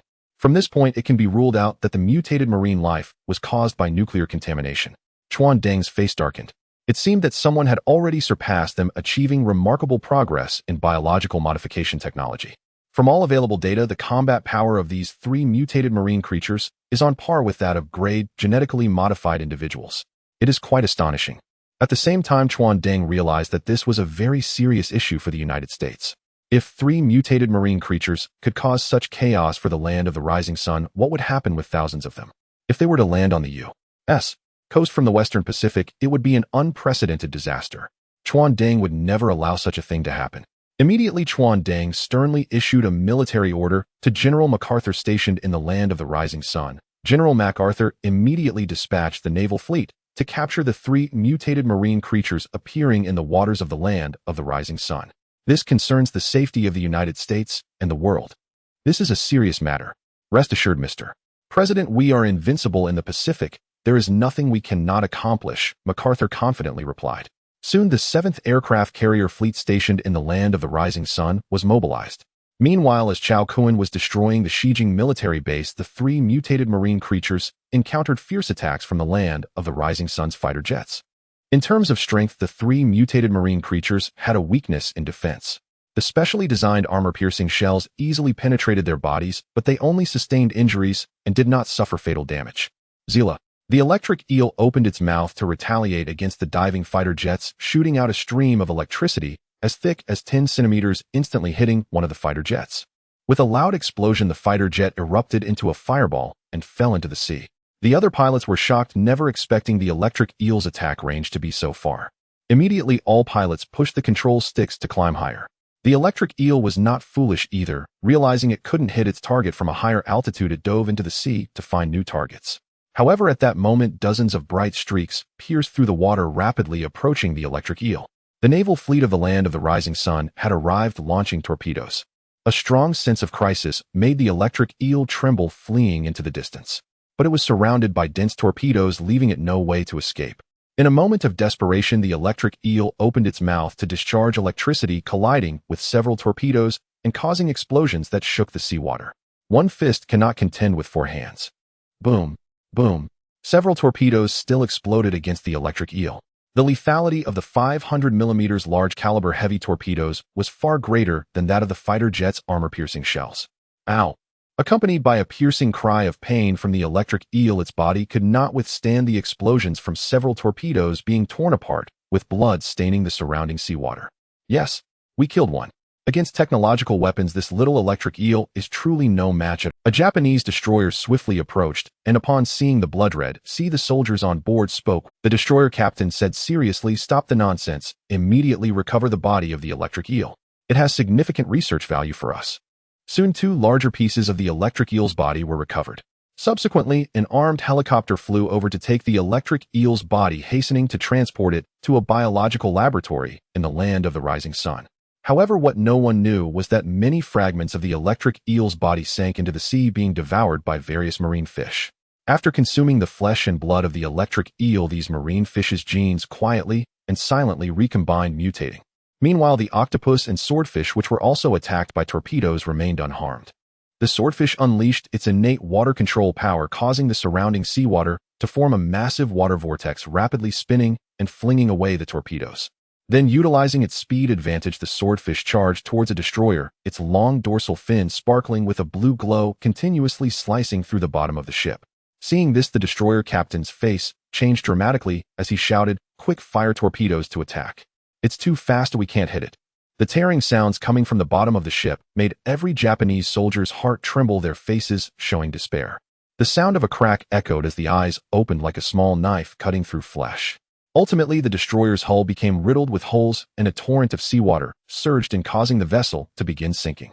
Upon seeing this, the soldiers aboard the destroyer from the land of the rising sun turned pale with fear, jumping into the water like dumplings in a pot, desperate to escape. But jumping into the water only meant a quicker demise.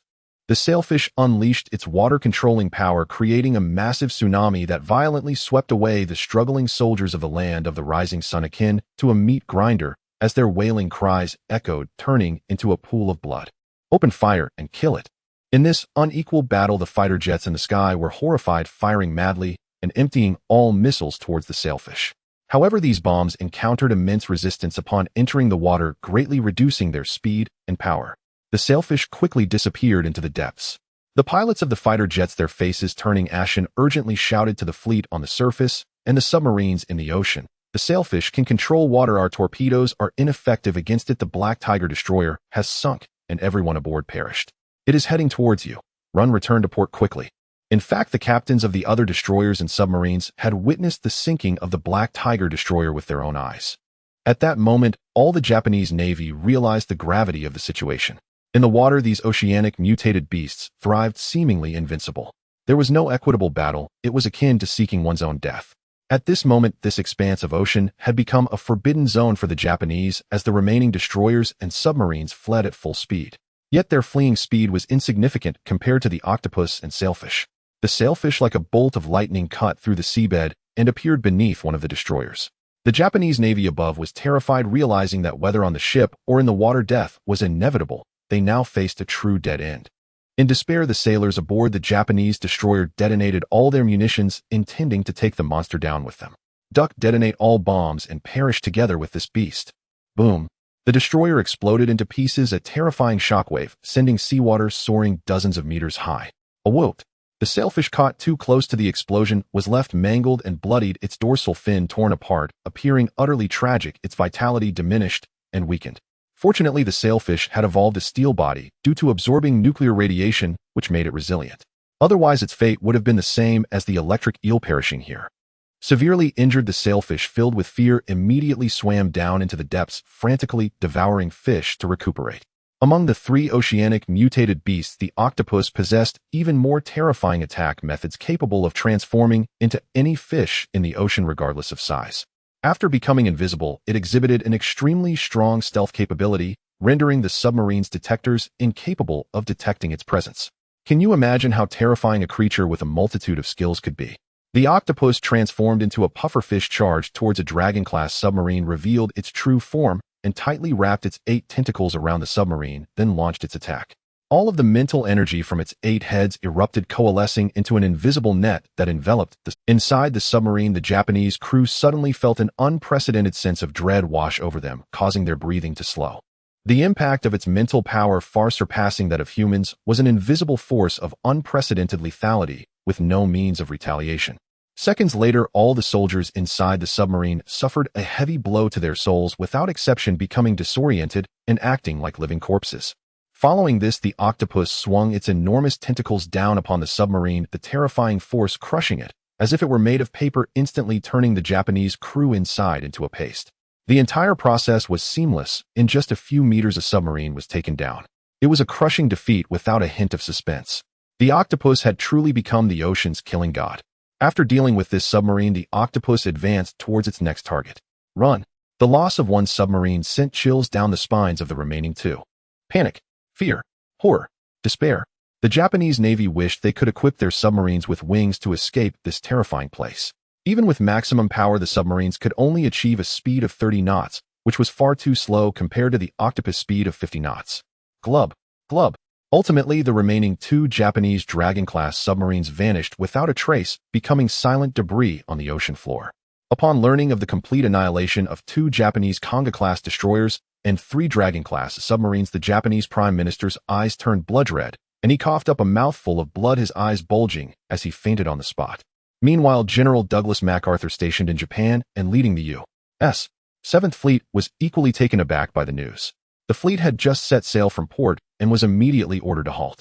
Oh God, 3 submarines vanished without a sound. This is far too dangerous. There must be even more terrifying entities lurking in the ocean.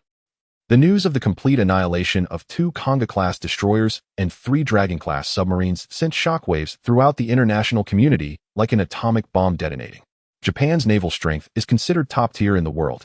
They have had victories, having destroyed the electric eel and sailfish among the 3 oceanic mutated beasts. But the price was too high. This clearly illustrates the deadly danger posed by human fleets to oceanic mutated beasts. However, the issue is that there are only 3 oceanic mutated beasts for now. The number of marine creatures in the ocean is in the billions. To describe it as endless would not be an exaggeration. If thousands of oceanic mutated beasts were to launch a massive invasion of human cities, human order and beautiful homes would collapse. Some say we still have the ultimate weapon, nuclear weapons that haven't been used. The intense heat of nuclear weapons would annihilate everything in existence. Even the strongest oceanic mutated beasts couldn't survive in temperatures of tens of millions of degrees. But the problem is that even if you deploy nuclear weapons, you cannot eliminate all oceanic mutated beasts. On the contrary, the massive nuclear radiation following an explosion would only accelerate the evolution of oceanic mutated beasts and may even induce mutations in terrestrial animals, leading to a net loss. At this moment, all the high-ranking officials of various nations realize the seriousness of the problem. This is no longer just an issue for Japan, or it has escalated to a level concerning the survival of humanity. As the winds of change swept through various countries, dispatched teams to Japan urgently researching the corpses of the electric eel, seeking every possible method to counter the oceanic mutated beasts. At this moment, the wind is treacherous and the clouds are eerie. The air is filled with a suffocating and unsettling scent. The countdown to the apocalypse has truly begun. All countries have entered a state of emergency, preparing their forces to face the impending disaster. Small coastal nations with their weak military power are utterly unable to resist. The entire nation is relocating towards the center of the continent, and many have sought refuge with more powerful countries. The world has completely descended into chaos. Meanwhile, the one responsible for this catastrophic farce, Chao Kun, is engaged in an exhilarating battle at a nuclear power plant in the land of the rising sun. The self-defense forces hidden in the nuclear power plant have naturally made ample preparations. So you can become invisible, huh? Then I shall bring out a thermal imaging thermometer, ensuring you have nowhere to hide. However, they are unaware of the kind of existence they are up against. He is a man of unparalleled might. After merging the abilities of the sea serpent and the water bear, Chao Kun can control his own temperature. Thermal imaging is ineffective against him. After becoming invisible, Chao Kun transformed into a stealthy figure, continuously pulling high-explosive grenades from the space of mustard seeds and tossing them into the crowd. In an instant, screams filled the air, flesh and blood flying everywhere. Boom! Ah, the pressure band. There's a demon run. The self-defense forces went insane. You tell me, how are we supposed to play this? Watching the terrified soldiers flee, a cold smile crept across Chao Kun's lips as he manifested a submachine gun in each hand and pulled the triggers. Rat-a-tat-a-tat. The two gun muzzles spat fire, mercilessly gunning down the fleeing soldiers of the land of the rising sun. He then swaggered into the nuclear power plant's transformer, allowing the transformation box to absorb the electricity within. Thus, Chao Kun rode his motorcycle, visiting 6 nuclear power plants in just 3 short hours. On average, he drained the energy of 1 power plant in half an hour, acting swiftly and exhibiting unmatched combat power. The self-defense forces of the land of the rising sun collapsed, leaving the nuclear power plant to avoid unnecessary deaths. At this moment, all nuclear power plants in the land of the rising sun became his alone. For an entire day, Chao Kun traversed all the nuclear power plants in the land of the rising sun, achieving remarkable results. After much hardship, the transformation box finally upgraded to a 2-star level. The 2-star transformation box underwent significant changes, with its spatial dimensions multiplying tenfold. From the previous 10 cubic centimeters, it has now become 1 cubic meter. This size grants Chao Kun considerable operational space. Moreover, the tier of generated items now has selectivity divided into 1-star and 2-star. The energy grid has not changed, still comprising 10 grids. Overall, the changes in the 2-star transformation box are not substantial, and the specifics of its miraculous qualities can only be discovered through experimentation. Chao Kun took out an energy ball gleaming with a white luster from the space of mustard seeds. This is a special ability ball of a swordfish. Chao Kun had previously merged with the ability ball of a sailfish, and this swordfish ability ball had yet to be used. Today is just the right time to test whether it can be upgraded to 2-star. Ding, it requires 2 energy points to generate. Do you confirm? Indeed, as Chao Kun expected, the energy value required to generate a 2-star item has doubled. This means he only has 5 opportunities to generate 2-star items each day. Chao Kun is quite satisfied with this. The number of attempts has decreased, but the space has increased, and it is a 2-star level, representing a qualitative change. Confirm. Ding, congratulations on obtaining a 2-star water attribute ability ball. As the prompt from the transformation box echoed in Chao Kun's mind, a crystal ball the size of an apricot floated above the transformation box. Within it, a faint blue fluorescence flows, gently emanating a refreshing aura, resembling a naturally formed treasure, stunningly beautiful. A water attribute ability ball.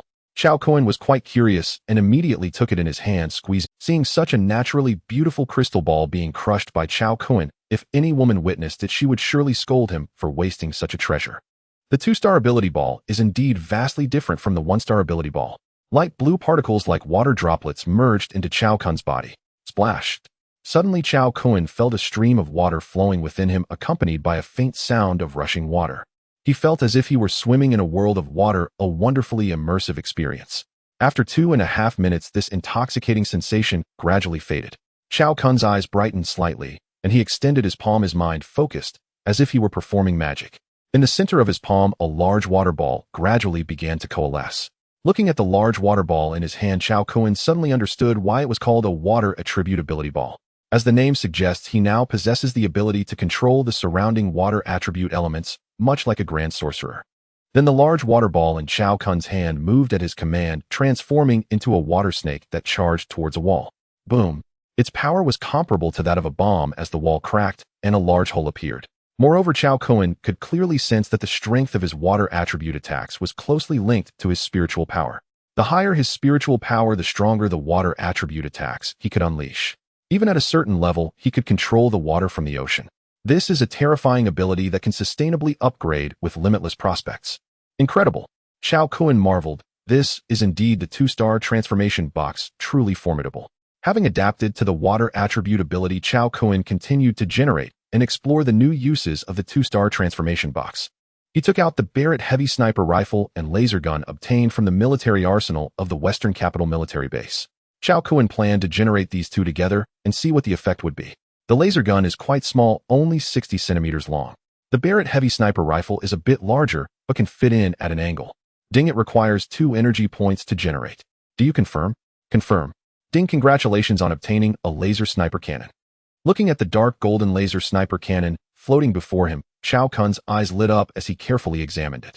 It measures 1.2 meters in length, weighs 18 pounds, has a caliber of 30 millimeters, and its streamlined barrel glistens with a cold metallic sheen, feeling solid to the touch. What surprised Chao Kun the most was that the power source of this laser sniper cannon is actually a metal hydrogen battery.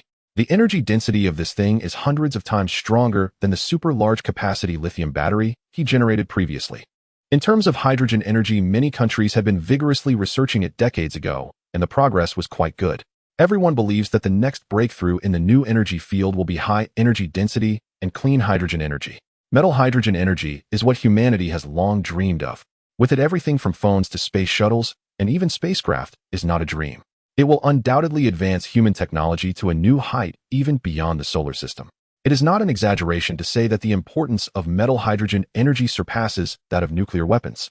Chao Kun is very envious of this metal hydrogen battery. If the transformation box could produce the technology for making metal hydrogen batteries, then he could become the king of global energy in one fell swoop. No doubt about it. I have heard that the land of the rising sun has made considerable achievements in hydrogen energy. Perhaps he could engage in some hydrogen energy exploration. In addition, the materials and launching devices of this laser sniper cannon are also invaluable. Its value is immeasurable. Is this the real worth of the 2-star transformation box? It is indeed terrifying. Chao Kun looked at the laser sniper cannon in his hands with great affection, feeling an itch in his palms. Let's see how powerful it is. Chao Kun lifted the laser sniper cannon, aimed it at a skyscraper a kilometer away, and pressed the trigger. As the launch system activated, the metal hydrogen battery at the back of the laser sniper cannon released a tremendous amount of energy. Whoosh! In the next moment, a dazzling white sphere sending chills down the spine shot out from the cannon's muzzle. The sound was minimal, about 50 decibels, and the recoil was almost negligible. The white sphere traveled as fast as lightning, striking the center of the skyscraper a kilometer away, the entire process taking less than a second, showing how exaggerated its speed was. Boom! With a fierce explosion, the middle of the 100-meter-high skyscraper was directly penetrated, leaving a conspicuously large hole of about 10 meters. Even Chao Kun a kilometer away could see it clearly. So strong. Chao Kun was astonished. The destructive power of a 10-meter diameter truly shocked him. He even believed that even with the extraordinary survival abilities of the water bear facing this shot, he would meet his end in the northwest. The destructive power of this thing is simply terrifying. Its speed is frighteningly fast, making it impossible to evade. Chao Kun's blood boiled. He was addicted and once again lifted the laser sniper cannon. Aiming it at the tallest building in the land of the rising sun, the Shijing Sky Tower, 10,000 meters away. I wonder if this distance can hit. To the readers who chased the story, please give a 5-star rating. A free gift to Power Love, and a few more would be appreciated. With a whoosh, a blazing, dazzling white sphere shot out from the barrel of the laser cannon, tearing through the sky. In the span of 10,000 meters, it arrived in the blink of an eye. In the midst of the towering architecture of the Eastern Isle, the steel frame at the center of the Shijing Sky Tower was vaporized by the terrifying white beam of light abruptly, giving rise to a small sun radiating dazzling brilliance. Against the dim backdrop of dusk, the visual effect was utterly explosive. Without any supports, the upper half of the Shijing Sky Tower came crashing down, reduced to a heap of scrap metal. Incredible. Truly incredible. This thing represented a dimensional strike against the current technological weaponry of Earth. Even the American aircraft carriers would be unable to withstand a second shot before going down. Chao Kun's gaze burned with intensity as he looked up at the void above, yearning to fire another shot and play with the satellite. After a moment's thought, he abandoned the idea, unable to calibrate a target. After glancing at the energy display, he noticed that after firing 2 shots, the energy level was still full. Truly, the metallic hydrogen battery was terrifyingly powerful. Chao Kun reluctantly stored the laser sniper cannon in the mustard seed space, refraining from generating any more. He took out his phone to search for hydrogen energy companies in the Eastern Isle. Chao Kun had a strong desire for metallic hydrogen batteries. With such a device, he could create his own battle mecha. This was the kind of grand toy a man should play with. Previously, Chao Kun had declared his intention to become the king of Earth, and this second-tier cargo box was the perfect opportunity. If used well, even nuclear weapons would be mere juniors before him, and the entire world would bow to him alone. After pinpointing his target on the map, Chao Kun revved his motorcycle and sped off. The series of events made the Eastern Isle's inhabitants realize that disaster was imminent, and those who remained here would eventually become fodder for the ocean's mutated beasts. Fear-stricken, about 70% of the people from the Eastern Isle gradually fled to the Korean peninsula for refuge. The impact of over 100 million people was something Korea simply could not stop, nor had the capability to. Some even attempted to seek refuge in the Great Xia Kingdom, only to be ruthlessly turned away. Not to mention that the Great Xia was originally a populous nation, but given the historical grievances between the two countries, it was impossible for the Great Xia to accept these people from the Eastern Isle. This is a matter of principle. Among the remaining 30% of the Eastern Isle's inhabitants, aside from a few soldiers and scientists continuing to guard the island, most were immobile elderly people who either lacked the ability to escape or simply did not wish to. At this moment, the Eastern Isle was quite desolate, with storefronts along the roads vandalized and in ruins. In some alleys, human corpses occasionally appeared, torn apart and consumed by wild dogs, sending chills down the spine. Who would have thought that a once thriving metropolitan civilization could turn into a lifeless, empty city in just a day? Chao Kun arrived at the largest triangular hydrogen energy company in Shijing. As the largest pillar industry of the Eastern Isle, even amidst the turbulent situation faced with the impending invasion of oceanic mutated beasts, the Triangular Hydrogen Energy Company had a 100-man army stationed. Against these weaklings, Chao Kun resolved the battle in less than a minute. He entered the production workshop of the Triangular Hydrogen Energy Company and found the hydrogen energy battery warehouse, taking a portion and storing it in the mustard seed space. Then Chao Kun headed straight for the Triangular Hydrogen Energy Company's laboratory. All the top-notch protective measures were as fragile as paper before his overwhelming power, which he shattered with a few punches. After a thorough search, Chao Kun found some paper documents. Having previously integrated himself with the Eastern Isle's language, the contents of these documents posed no challenge to him. These were technical documents regarding hydrogen energy, but unfortunately, they were incomplete and dated versions. Chao Kun continued to search, but found no usable documents. Clearly, the relevant hydrogen energy materials here had either been packed away by the employees of the Triangular Hydrogen Energy Company or were hidden elsewhere. Chao Kun frowned as a mobile phone in the corner of the laboratory caught his attention. A phone. An idea sparked in his mind as he thought of a brilliant plan. Previously, he had tried placing a discarded Dahua phone in the creation box to generate, and the resulting phone chip was one version ahead of the then-current Dahua phone chip. Now, by putting a complete phone inside to generate, he wondered if it could produce even more powerful black technology, such as enhancing the built-in artificial intelligence of the phone. Chao Kun decided to take action, taking out his phone and placing it in the creation box, confirming the generation. Ding! Congratulations on obtaining a strong artificial intelligence wristband. As the prompt from the creation box sounded, a glossy black wristband appeared above it. Chao Kun glanced at the shiny black wristband, and then at the creation box, his expression one of astonishment. Was this what they called wish fulfillment? He had a feeling that the creation box could seemingly hear his innermost thoughts. Suddenly, Chao Kun shook his head with a smile. Though all the changes he had undergone were inseparable from the creation box, so why ponder so much? No matter what the creation box was, or why it appeared in his world, none of that mattered. In any case, one day, he would figure it all out. Chao Kun collected his thoughts and put on the strong artificial intelligence wristband on his left wrist. The wristband screen automatically lit up, projecting a virtual screen in front of Chao Kun, with an interface layout identical to that of the Dahua PhoneMate 60. The only difference was that in the center of the screen interface, there was a small figure resembling Chao Kun with a Master, hello. I am the intelligent wristbands AI system, pleased to serve you, Master, the cartoonish little Chao Kun said respectfully. Feeling somewhat uneasy at the sight of a miniature version of himself, Chao Kun asked, can you change your appearance? Of course, what would Master like me to change into? Anything is fine, Chao Kun replied casually, as long as it wasn't himself. The cartoonish little Chao Kun tilted its small head in a very human-like manner. Then it transformed into a cute and adorable little girl wearing a white dress. With mesmerizing large eyes that sparkled like bright gemstones, the little girl looked at Chao Kun and said, Master, is this okay? The little girl's voice was melodious, akin to a lark singing, sweet and pleasing to the ear. Chao Kun nodded in satisfaction. Good, from now on you shall be called Xiaohua. The wristband's intelligent robot was named Xiaohua, a concise and memorable name. Xiaohua happily nodded her little head, joyfully saying, Thank you for the name, Master. Chao Kun carefully examined Xiaohua from all angles, discovering that she was actually three-dimensional. When he tried to touch Xiaohua's body, his hand passed right through her. It turned out to be holographic technology. Compared to the images seen through AR glasses, this was far more realistic. The items generated by the two-star creation box were each a groundbreaking black technology, leaving Chao Kun feeling numb. After regaining his senses, Chao Kun remembered that this was a highly intelligent wristband. Currently, the known artificial intelligence on Earth was divided into 3 levels. Weak artificial intelligence, such as the AI smart systems commonly used in daily life, capable of performing a few specified tasks like voice recognition, image recognition, and translation. It does not possess true cognitive abilities, merely following predefined functional logic and relying on fixed code programs to complete tasks, making it very rigid. Strong artificial intelligence, this type of AI, is akin to humans, capable of learning and understanding, becoming more versatile. Its efficiency is even more exaggerated than that of humans, able to comprehend complex concepts, learn new skills, adapt to environments, and communicate with people, achieving feats that surpass human capabilities. And the cartoonish little girl Xiaohua is of this category. As for the strongest superhuman, this represents the highest level of intelligence that humanity aspires to achieve. Such AI can learn at a rate thousands of times greater than that of humans, potentially developing technologies that many humans cannot comprehend, leading humanity into an era of explosive technological advancement, enabling us to venture beyond the solar system and become an interstellar civilization. Of course, with benefits come drawbacks.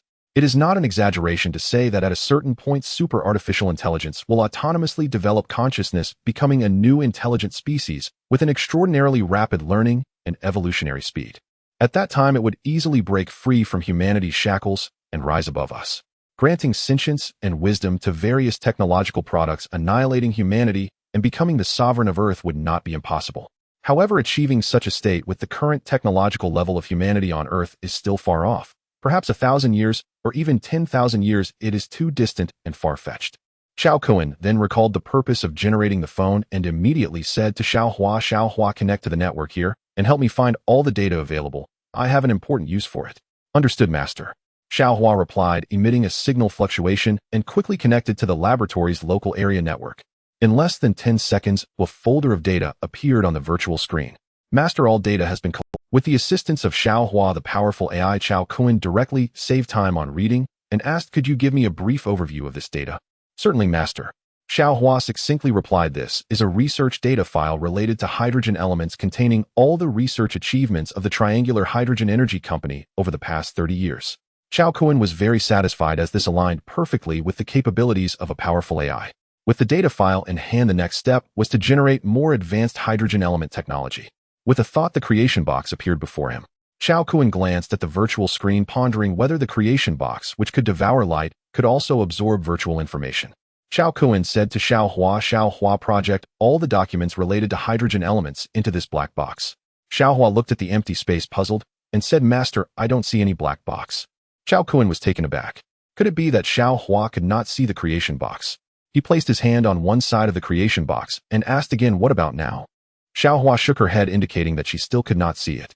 Chao Kun realized that the existence of the creation box was something only he could perceive. Chao Kun placed his hand inside the creation box and asked Xiaohua, can you see my hand? Yes. All right, then project all the data on hydrogen elements into my palm. Xiaohua immediately complied. The next moment, a notification sound from the creation box rang out. Ding, 2 energy points will be consumed. Are you sure you want to generate this? Chao Kun sighed, truly amazed at its capabilities.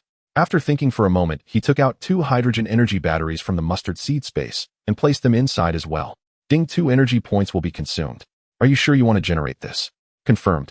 Ding, congratulations on acquiring a complete set of metal hydrogen production technology. As the notification sound from the creation box rang out, a cyan sphere appeared before Chao Kun. Staring at the cyan sphere, which resembled a power orb, Chao Kun was astonished. Should I crush it with my hand? Chao Kun grabbed and crushed it, but the energy form of the cyan sphere quickly restored itself. Oh, evidently this item was not something he could absorb. Xiaohua, why don't you give it a try? Chao Kun looked at Xiaohua. She extended her delicate hand, and as if performing a technique, the cyan sphere transformed into a streak of light and appeared in her hand, only to mysteriously vanish afterward. Chao Kun asked in surprise, Xiaohua, what just happened? Xiaohua smiled and replied, Master, the cyan sphere is a type of information storage device. Once I absorb it, it will automatically dissipate. I see. With the metal hydrogen technology in hand, it was time to leave. Chao Kun exited the Triangular Hydrogen Energy Company and looked around. The entire East Japan was shrouded in darkness, with only a few scattered lights flickering. Chao Kun rode his motorcycle towards the distance. On the way, he instructed Xiaohua to connect to East Japan's network, while gathering information on various cutting-edge technologies, a task that was effortless for the advanced AI. At the same time, Xiaohua provided Chao Kun with updates on significant events occurring internationally today. Throughout the day, Chao Kun was busy absorbing power for the creation box from various nuclear power stations in East Japan and had no time to check the news, remaining unaware of the current international situation. On November 10, 2023, at 10 a.m., the fleet sent by East Japan to exterminate the 3-headed mutated sea beasts was completely annihilated, causing an uproar worldwide and triggering a countdown to the apocalypse as countries entered a state of emergency. Teams of scientists specializing in biology and radiation were dispatched to East Japan to conduct special research on the remains of the mutated sea beast, looking for ways to counter its attacks. On November 10, 2023, at 11 a.m., the International Federation convened an emergency meeting online with representatives from 260 countries to vote on deploying high-yield nuclear weapons in the Pacific Ocean. However, due to the outweighing drawbacks, the proposal was suspended. On November 10, 2023, at 12 p.m., coastal cities across the globe initiated a large-scale relocation plan to avoid the invasion of the mutated sea beasts, estimating the relocation of 3 billion people, with 500 million successfully relocated so far. On November 10, 2023, at 3 p.m., a total of 165 scientists from various countries arrived in East Japan and convened at the largest West Capital Biological Laboratory to conduct emergency research on the remains of the mutated sea beasts. On November 10, 2023, at 5 p.m., the West Capital Biological Laboratory in East Japan issued a statement about the progress of their research on the remains of the mutated sea beasts, claiming significant achievements. Upon hearing these news reports, Chao Kun's expression turned serious. The electric eel was actually dead. Within a 200-kilometer radius, he could sense several animals, but he could not ascertain their life status. He had assumed that after the octopus, sailfish, and electric eels attacked the ships in East Japan, they would retreat to the depths of the ocean. He never expected that the electric eel was killed and its remains were brought back for research. Chao Kun understood the miraculous nature of the creation box better than anyone. After being generated by the creation box, the electric eel's characteristics and transformations belonged to an entirely new species. If it were to be sliced for research, there might indeed be a possibility of discovering something different. For instance, the power of lightning that Chao Kun had fused with from the electric eel. The likelihood of that was high. Chao Kun was very interested and planned to check it out. Xiaohua, look up the location of the West Capital Biological Laboratory. Master, I've found it. Xiaohua projected a virtual route map in front of Chao Kun. He took a quick glance and memorized it before the virtual route map disappeared. Boom, boom, boom. Chao Kun revved the engine and the motorcycle transformed into a shadow, rapidly disappearing at the end of the dark road. Please leave a good review and send free gifts powered by love. Another update will follow today.